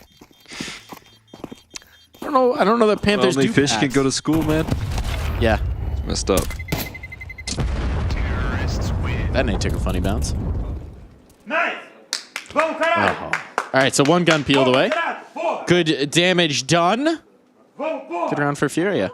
Yeah, not too much sacrifice right there. That's Caserado just leading the charge. That does make the round pretty easy. Like you said, the avoidance of the utility is just nuts from Caserado. But he doesn't just find the first, he transitions it into a second About frag. the premium deluxe armor in that round. It like refracts nades around you. It's just rubber armor. Bending light, but it's just bending nade explosions. Oh. Force field. It's the best way to avoid an HE. Timeout here. A bunch of shrapnel everywhere, right? Yeah. So. It's really powerful magnets pointing away. Reverse polarity. So, you know, you just toss a magnet in a different direction. Yeah? Yeah? There you go. Stash a magnet in your opponent, so then the shrapnel goes back to them. I feel like it'd still have enough velocity to, you know, get some damage. Look, But maybe, I'm not a maybe scientist. Caserado's onto something, though. He might be having that tech out right now. I'm not a scientist, but if anyone could do it, it'd be Caserado. 6-1. Tell you what he's not. Demagnetized from. Frags. He shoot good. He shoot good, Cole. Word. That's what he's doing right now, that's for sure. Lucazzi, he's also tossing in some good utility himself. Lucazzi not so fortunate. He doesn't have the same premium package to avoid all that pesky utility on Banana, so he's down to half. This time, though, doesn't seem like Furia are as interested in taking this space. Blowing open the smoke, though, with Insani, he has absolutely no utility, and now he's down low. You just can't afford to stack over A side with the situation Insani's in now. That's going to be impossible, so they are going to have to spread that defense out a little bit more. And Furia do a good job of forcing that issue.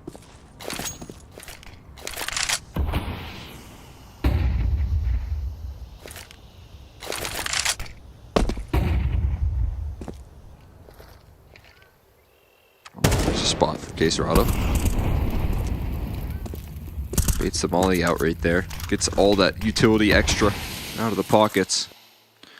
Bit of an awkward smoke here, but I don't think this is the end goal right now with the bomb moving the other direction. And they're moving with pace right now. It is just going to be the duo here of Safe and Bruno locking in this site. Ooh, that's a nice opener. That makes life a whole lot easier. And now that duo is a single. And that single is a deado. And the bombo is a planto. What's Italian right there? Is that how it works? Veni vidi pom plantici. Wait, that's Latin. Just like Italian, but older, right? Yeah, sure. In the shrug. Sure. I thought you were going for that old farm song. Oh, wait, you might be onto something. Ubriaco. Grandi vini della Toscana.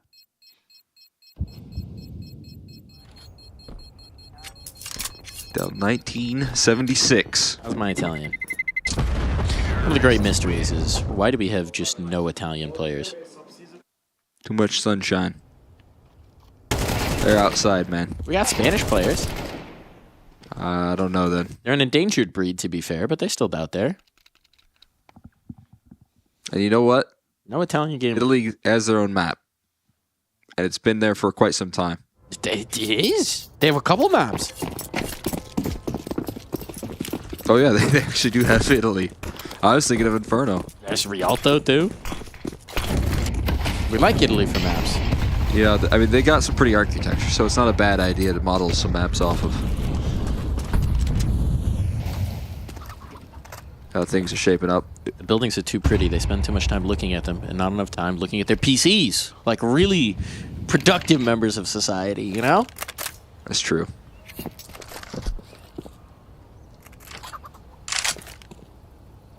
We also got Australian players, so I don't know. Sunshine, maybe not the best excuse. That's true. We'll get there. What it is. Oh, that's a nice nade.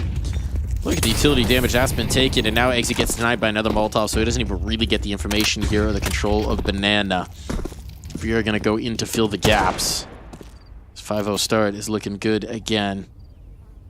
This time there's more utility left in reserve, but MIBR rotating the numbers towards A, having lost the Banana control, may not be the best ask. Still, smoke is thrown there, so it's going to hold their focus towards the R trap, and the bomb is shifting this direction as well. 40 seconds. K-Strada just trying to make some noise here on B, hold these players, maybe find some damage. Break up the setup as his teammates look to A. There's this little smoke lineup there right now, going out towards Arches and Library. But Safe waiting for a flashbang of his own to peek forward. Beautiful connection right there on the cello. And he backs out, more passive, but he's taking care of one of those prongs for now. Need to force off Yuri in this pressure. And he's getting a lot of pressure heading his direction. This site getting overwhelmed. Kills start to flow on through with 10 seconds to spare. Access granted onto this A side. And Insani trying to save the day. He's rushing this retake here. Trying to be a hero, but could become the villain of MIBR. Staying alive. Still tucked into the cub. He's running low on ammo. Chasing down the kill to Yuri, but he can't track it. That MP9 jumping in accuracy costing him. He's able to escape at least, and that might lead to a save. It does. It does. It does. So it doesn't cost them their life. But golly, that one's going to be frustrating for MIBR. They know the damage that they did. They know how tenuous that got and how late it got on the clock as well for Furia. But once again, Furia able to pay off these margin calls that they so very much love on the attacking half. It's classic Inferno, right? Keep them guessing where you're headed up until the last possible second of commitment. And for Furia, the result is simple. It's a 6. For you, big fat 0. MIBR. I mean, that's just great flashes right there because they do get the opening pick. They identify that there is a bit of pressure heading in towards that A side, and even, you know, safe spotting out that second player as well, wrapping. So there's only, you know, 2 players coming in from Porch and 1 in apartments. But one flashbang breaks down the crossfire completely. And that's how they get on in. Utility tossed in though. There's a good flashbang coming through in return. Spam damage back and forth. And it's a 1-for-1. In the early stages, but Safe will pull the odds in his favor. There we go. They needed this. Needed this Cello. indeed. Now Cello's trying to reclaim this space, and he might have it, to be fair, but on this fade. It's going, and Safe is posted up. Oh, he's just not missing. Taking command here once again, and surely now this is enough. See MIBR through, though that was ambitious. For why, Cole? I couldn't tell you that one. For why? You got 3, he wanted 4, and he wanted it bad. Wanted it all right there. If only going to toss that op out. They need and the save money. onto his. So all of that good work here, as you just did in that last round, it will be okay, I think. Exit's got enough money. Yeah. So they'll at least get it out. But that is a bit of a... that's a luxury I don't think MIBR can afford right now. Fallen dropping that up here might hint at him getting a little bit more aggressive in this clutch attempt. I think he's just going to go hide guns. No up for you. Yeah, 20 seconds. It's not going to give him any time here. If he's this careful about the clears, right? You just got to run it down at this point, but... I mean, he might have a window. Smoke for the... Insani's playing a super deep line. He's going to get away with this one. Unless Insani has the right spam. Which he does not. Bombs down. Money gained. And now, if Fallen can make this at all expensive onto the remaining players, even if he doesn't win the round, it is going to be a massive coup. They can't lose this. They can't lose this. Uh-oh. What is that smoke? Oh, this just gives him more cover to play from. This actually works beautifully for Fallen now. Do they read the spot? They do, but here's the tap. Fallen. Oh, you sneaky boy! Oh. Okay.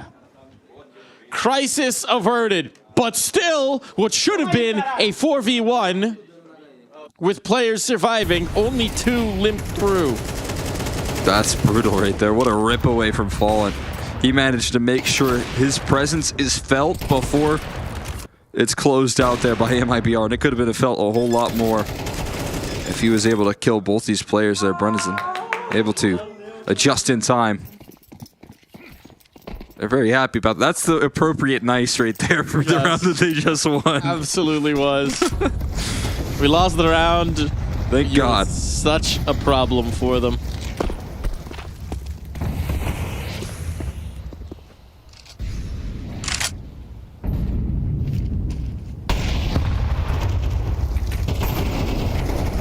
Some deep utility again. They're able to take banana control a lot in that last round. I think there's a bit of team damage there as well.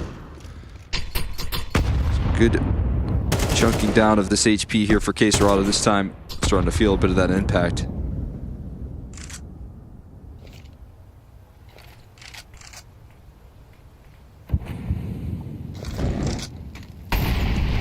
Safe. Threatened by that boiler angle.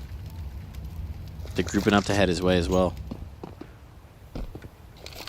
Heavy commitment to this fight for MIBR. With Insani jumping the half wall, now he spots presence. That's going to have to disassemble the stack. Exit has to come in to support his teammate. Wary of the B-take, as he should be. Whoa. Now Fallen just wants to move through. He's braving smoke. Oh That's my so goodness. ambitious. Fallen combat offering. And the Professor is just claiming every life in this round. That's... What year is it, Fallen? He's rolling him back. You can't go for this, Lucchesi. You just got stunted on. He was mad he didn't win that clutch in the last round. That's what he was feeling. He comes in with some energy in the next. And now it's not safe here. Cello in between the saving players. Could offer up a little resistance at holding on to the weaponry. Does just that, but not going to confirm the kills. Safe still with his op here in position, but they do actually best Brent out. Oh, and Safe peeks into the line. He loses his op as well. Lucchesi could recover, but he's still got to worry about his own life here. His own life to live. Op is held onto. That's the only gun they walk away with, though. Oh, boy. My God. Fallen put in the punishment, though. What a round from him. Just takes full charge, running it into the B bomb site. You can't anticipate this. You take that first contact, you get a chance at that peek and CT as Insani was jiggling. You miss it, but you don't just leave it at that. He goes and pushes it forward. He's got to be the can opener of the round. Absolute balls to the walls play from Fallen. Vintage Fallen out on the server. And just domineering presence out of that AWP. He's not even going for the op in this one. They're going for the rifle. So what does this mean? Are they going to get somehow even more aggressive than what we saw in the last? Or are they just recognizing that there might be some limited guns on the other side and wanting to stick onto the AK? The op did live. But MIBR, they need to maximize this round because this half is getting completely out of control. That's these pesky T-sides here from Furia that have continued to be dominant. Continue to have so much influence. We're going to see what the game plan is. There's a luxury that you don't have to worry about that AWP on the other end of the server there for Safe, but he doesn't know that just yet. And he misses the opening opportunity. It is going to be more pacey. Looking like a attempt to try and run out of apartments. That Molly will stall him out though temporarily. Forced to slow things down here. Good news is for Furia, they have certainly forced a lot of repositioning right now. The CT side constantly in motion, shuffling all about. And that's one smoke left here onto Safe. You're going to trust him to keep a deep line towards his B side. You're going to trust him with that smoke, but he's got a lot of weight on his shoulders.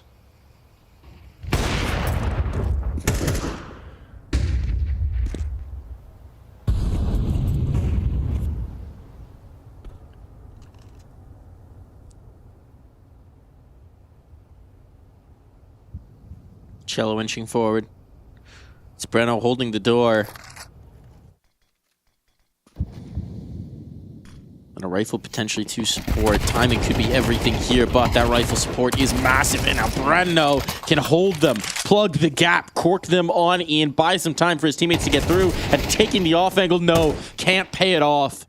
A weakened Yuri able to slip past his crosshair, and now 2-all in the post. Bomb will be down.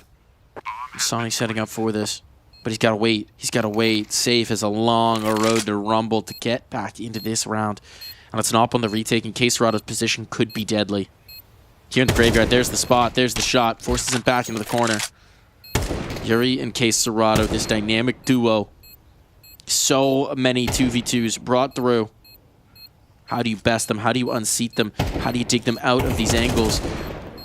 Won't be doing it with the scope. It has to be the rifle. It has to be Insani. He's dinked up. He's dropped down. The 1-2 punch. The left-right hook. That is Yuri and K-Serato. And they're looking to say goodnight right now to MIBR. 8-1. It's taken deep into the night as we go into this third map here, but Furia looking so much stronger, revived after the marathon that was Mirage. Even Breno finding this 3K here. So much impact out of that MP9. But when you get K-Serato and Yuri on the A side of Inferno and they're in a 2v2, man, it's just hard to get that done. It's so well coordinated, so much composure. No one jumps when they start to feel that contact.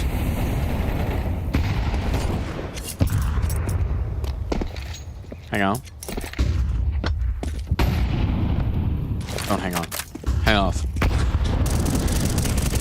Ooh, hanging out towards Banana. That is brutal, man. Trying to go all in on that aggression right there. Just one bullet out of K-Serato's AK does the trick.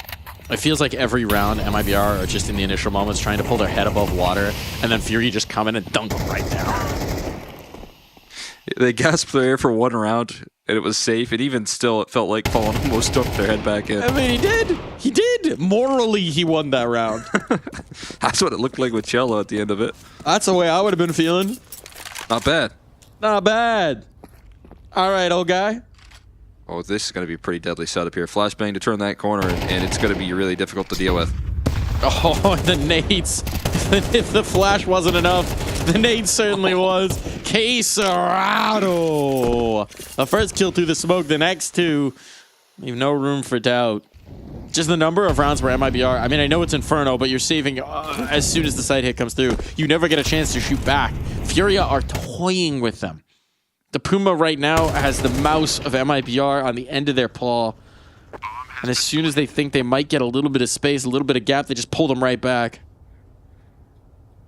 This is a beatdown.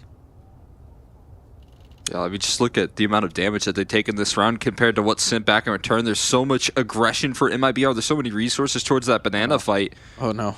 Oh, no, don't peek it. Don't peek it. Oh, it's like watching someone in a horror movie. Just drawn to their demise.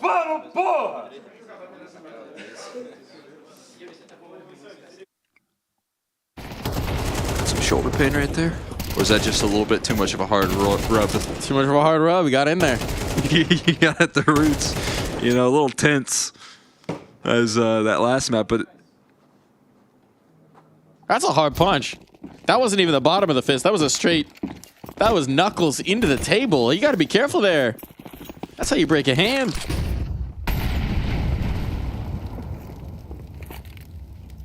Yeah. I broke my hand once. How'd you break your hand? So I was on a field trip in 8th grade, which also happened to be in Vietnam, by the way, for extra context.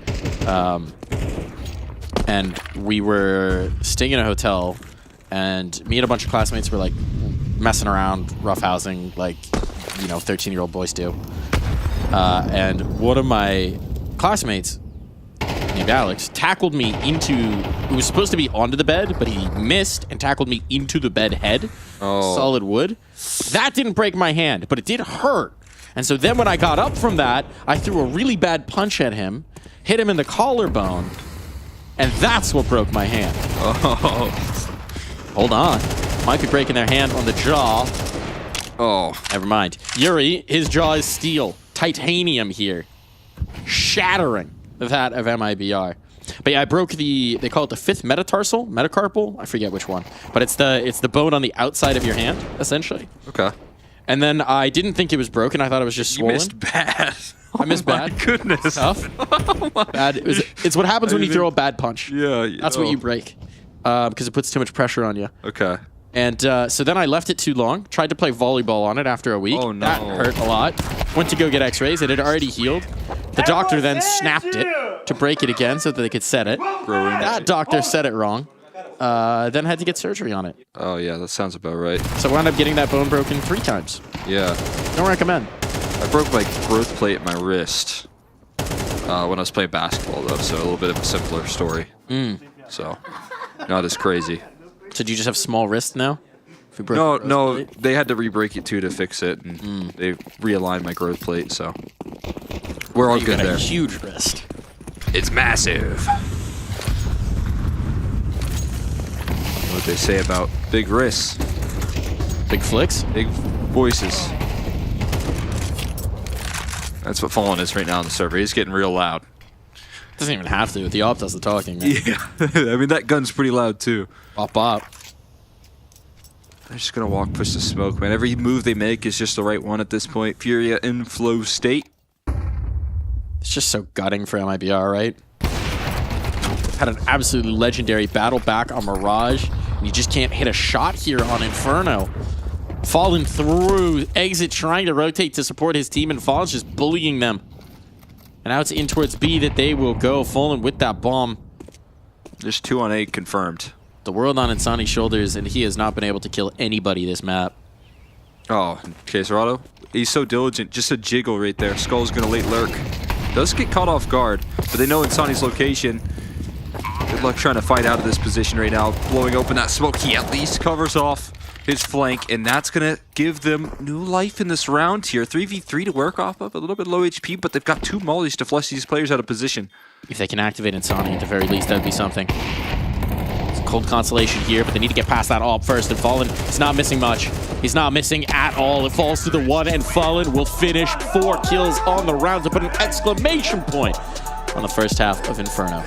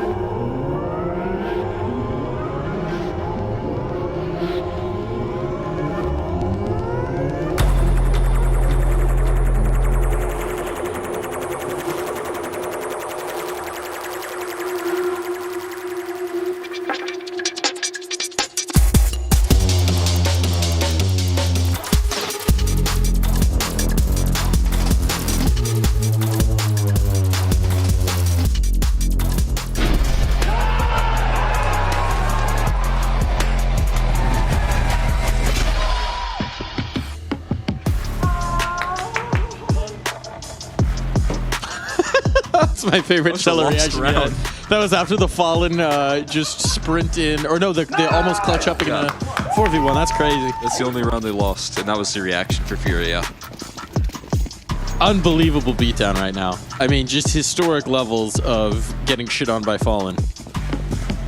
Team hasn't been destroyed by Fallen this hard in a good 3-4 years. Gun buddy, though, to keep Lukowski company. He might need it. Always keep your buddy with you. These gun buddies get affected a crazy amount by movement. There's no way a keychain would do that dramatic a swing just from lightly shifting your crosshair back and forth. I don't know. The movements are pretty jarring when you look at it. I don't know what this guy's doing. The USP. It's still so. That just flips upside down? Yeah. It's crazy. Tech is unknown. But you know what? After Fallen's first half, he can do whatever the hell he wants. Maybe it's powering him up. When you sprint into B with the op and just destroy both players ahead of the smoke, you can do whatever you want. It started to feel like that in the first half. Quesarado was a big part of that as well. Oh, yeah. In the first. Yuri, pretty good, too. Just really, shockingly, with an 11-1 scoreline, not a lot of issues. Yeah. They're being given the bomb plant. Okay, hold on. Get to play a post for MIBR. Drop the dual Berettas and Coffins right now. 4 players on the flank. You're going to think that the reaction is now to take Coffin's control after spotting this flank out. That's the next move here from MIBR. But you're walking into dual Berettas here, and that's what Quesarado anticipated. What a perfect read here on the retake. And now it's a 4v2. A massive advantage here in the numbers game. Can they get the defuse on off, though, is the big question.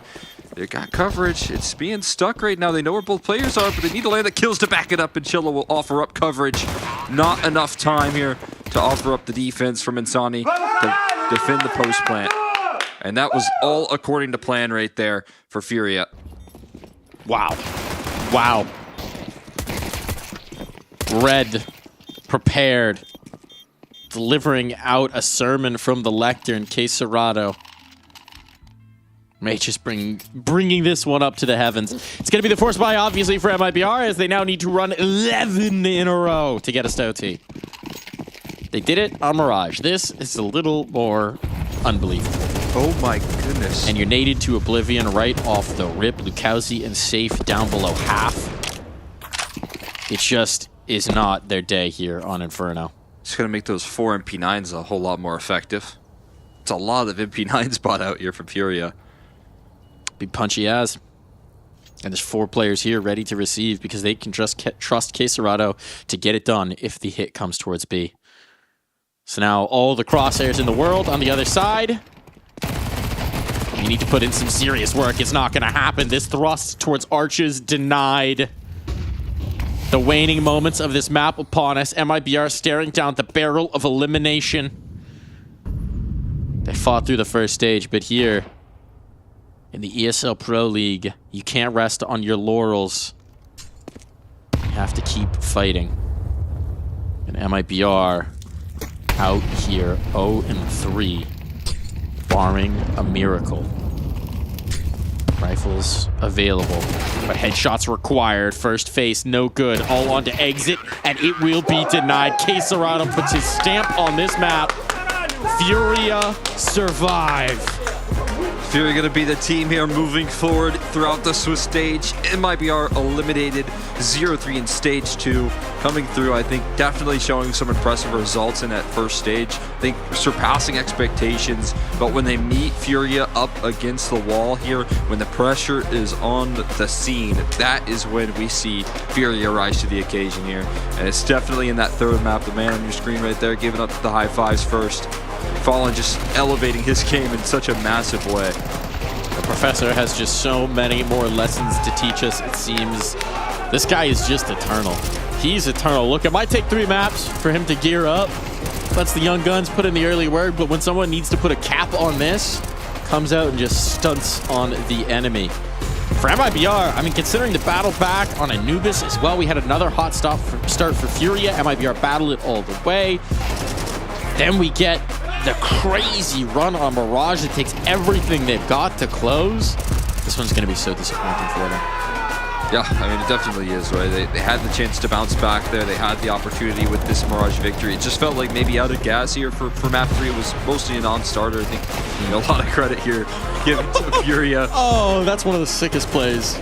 Absolutely sick. Tournament. And I mean, the one thing you were saying out of Fallen and his op presence here is super readable, super predictable on that last map. I like this. Yeah, what are you supposed to do? You can't read that the op is going to push a smoke and try and entry into banana or to B site. That's not something that you ever anticipate in class, and that definitely is not something that you can expect in the server. One of the most insane peaks I've ever seen out of an op. Just the pathing on that, the disrespect, the confidence game to go for that. To say, yeah, no, we might have lost the last. Not going to lose this one. Rock right through. Just disgusting. Really great work shown from Furia. I mean, that last map is just a masterclass. Absolutely stunting on your opponents. MIBR now gone. I think they've shown some good things. I think they've shown that maybe we were wrong to completely panic with Drop exiting the roster, with Bit on out. We're not quite sure what the identity of this team's going to be. We still, to my knowledge, don't know who the coach is that's coming in. There is somebody coming in. Apparently there's a plan for that, or at least it seems like there is. But for now, we say goodbye to them. And instead, we say hello to Fallen, who just showed us some magnificent opping on Inferno. How are you feeling after that one, my man? Hello, guys. Yeah, it was a great series. Tough game against MIBR. Second map was insane. So, yeah, super happy with the win. I think we played very well today. Talk to us about that round on Inferno. I think you probably know the one I'm talking about. The one where you sprint out B ahead of the smoke and opt down the 2-site defenders. What? Why? How? Talk to me about it. Yeah, so basically the way the round went, I think Schools had very good damage on safe, on A, very early in the round. And I knew that they couldn't really play too heavily on B on that round, and there was a chance they could actually play towards A a little bit more. And by the mark of 45 seconds or 40 seconds, I wanted to try to see if Mika, Srot, and Yuri could see something on B. And by the way the CT guy was playing, it felt like I could have a read that they were playing for A, and he was just winning time on B, like just stuffing the entrance. So I didn't have any better plan after playing behind that smoke, because we are too spread out, only 35 seconds on the clock. A couple rounds already being played that way, and we went back for the arch and library smokes, and I couldn't do the same again. So I felt that 1v1 was very important. And then I was kind of lucky on the second one, because there was a guy on coffins, but I didn't know he would be there. So it was kind of bonus one. Bonus one, indeed. That's a great explanation right there, and a good reaction. I want to talk a little bit about more of the adjustments that you guys had into this series, kind of taking a bit of a different direction in the veto here. Last time didn't quite go your way on Nuke. You guys are avoiding it, but picking into now Mirage and seeing what you guys were bringing to the table, I saw a lot of double ops coming through on that CT side. What's kind of the vision that you're getting out of that, and how does it kind of help the system on that CT side? Yeah, I would say that about the veto, I felt like they played a very good Nuke series against us on the last time we faced them. They were reading us very well. Their plays were very good on the CT side. So I thought that we would have a bigger problem playing Nuke this time instead of the other maps. And I think our coach Sid was right about it, because he decided to go for Inferno on the third map instead of Nuke, and it paid off. But overall, the feeling was already that one. Even if the result would be that one, I think the feeling behind the match, before the match, was that one. So going into the Mirage, Shallow is playing back on B now, and he likes to play the double up a lot. And whenever we have money, it's fine. He can do it. So it's the way he wants to play it. He can play the best he wants to do. He can choose. I don't mind. So it's more about that. Yeah. Okay, keeping him comfortable. I do want to ask about those CT sides in general, about defense, because it does feel like overall this tournament, it hasn't always been the case, but those have been the halves that you struggled on. We talked about Teke Serato about it in one of the previous matches. What do you think's happening there? Because we're getting these really dynamic attacking halves, and then once you guys are on CT, it feels like there's a little bit more of a disconnect. There's some more struggles. I would say that most of the CT sides, of course, some maps are going to be a little bit different from each other. For example, Noob is very different from the other maps on the CT side. You have to be more risky, you have to gamble a little bit more and choose some things right. But in a sense, I feel like there is a lot of attempt to evolve the mentality on the team of the CT side. Some of the ideas we sometimes practice in on the practice servers. They do work on the practice servers, but when it gets to the tournament, some of those ideas are flawed. Like that happened on Vertigo as well. There was a couple of times we started a new approach on Vertigo. It was going super well. We went to the tournaments, and we're actually getting super countered on the way we're playing. So we're like, okay, so maybe we're forcing something that doesn't work. And that actually happened on this tournament on Anubis as well. We are trying to do some stuff, and it just doesn't work on the tournaments. So there is some learning experiences coming from the tournament matches on some approach we're trying to see on the CT side. But overall, it's more about the individuals stepping up and making sure they are taking their responsibility on the things they have to think, how they have to react, what they have to prioritize, and how we can do that as a team. So it's a combination of a lot of things, and we're indeed working a lot on the CT side because we know that we have a powerful T side, and we know that if we can get the CT side to a little bit of a bit better level, we're going to get more of a scary team. Well, thank you for all of that insight. Always informative. Congratulations on the win, and it was a real delight to watch the series today. Thank you very much, guys. Thanks for the casting. Thanks for everyone watching. Thanks for the fans. Thanks for the support. See you guys tomorrow. Let's go for the 2-2. Let's do it. Let's do it. Fallen always got all the insight. Got all the insight. Just one of those brains that you love to pick in the game of Counter-Strike. Yeah, I mean, listening to him talk a little bit about that opening that he envisioned right there, and it was like, even with 30 seconds left, it was the only avenue into a win round right there. It's always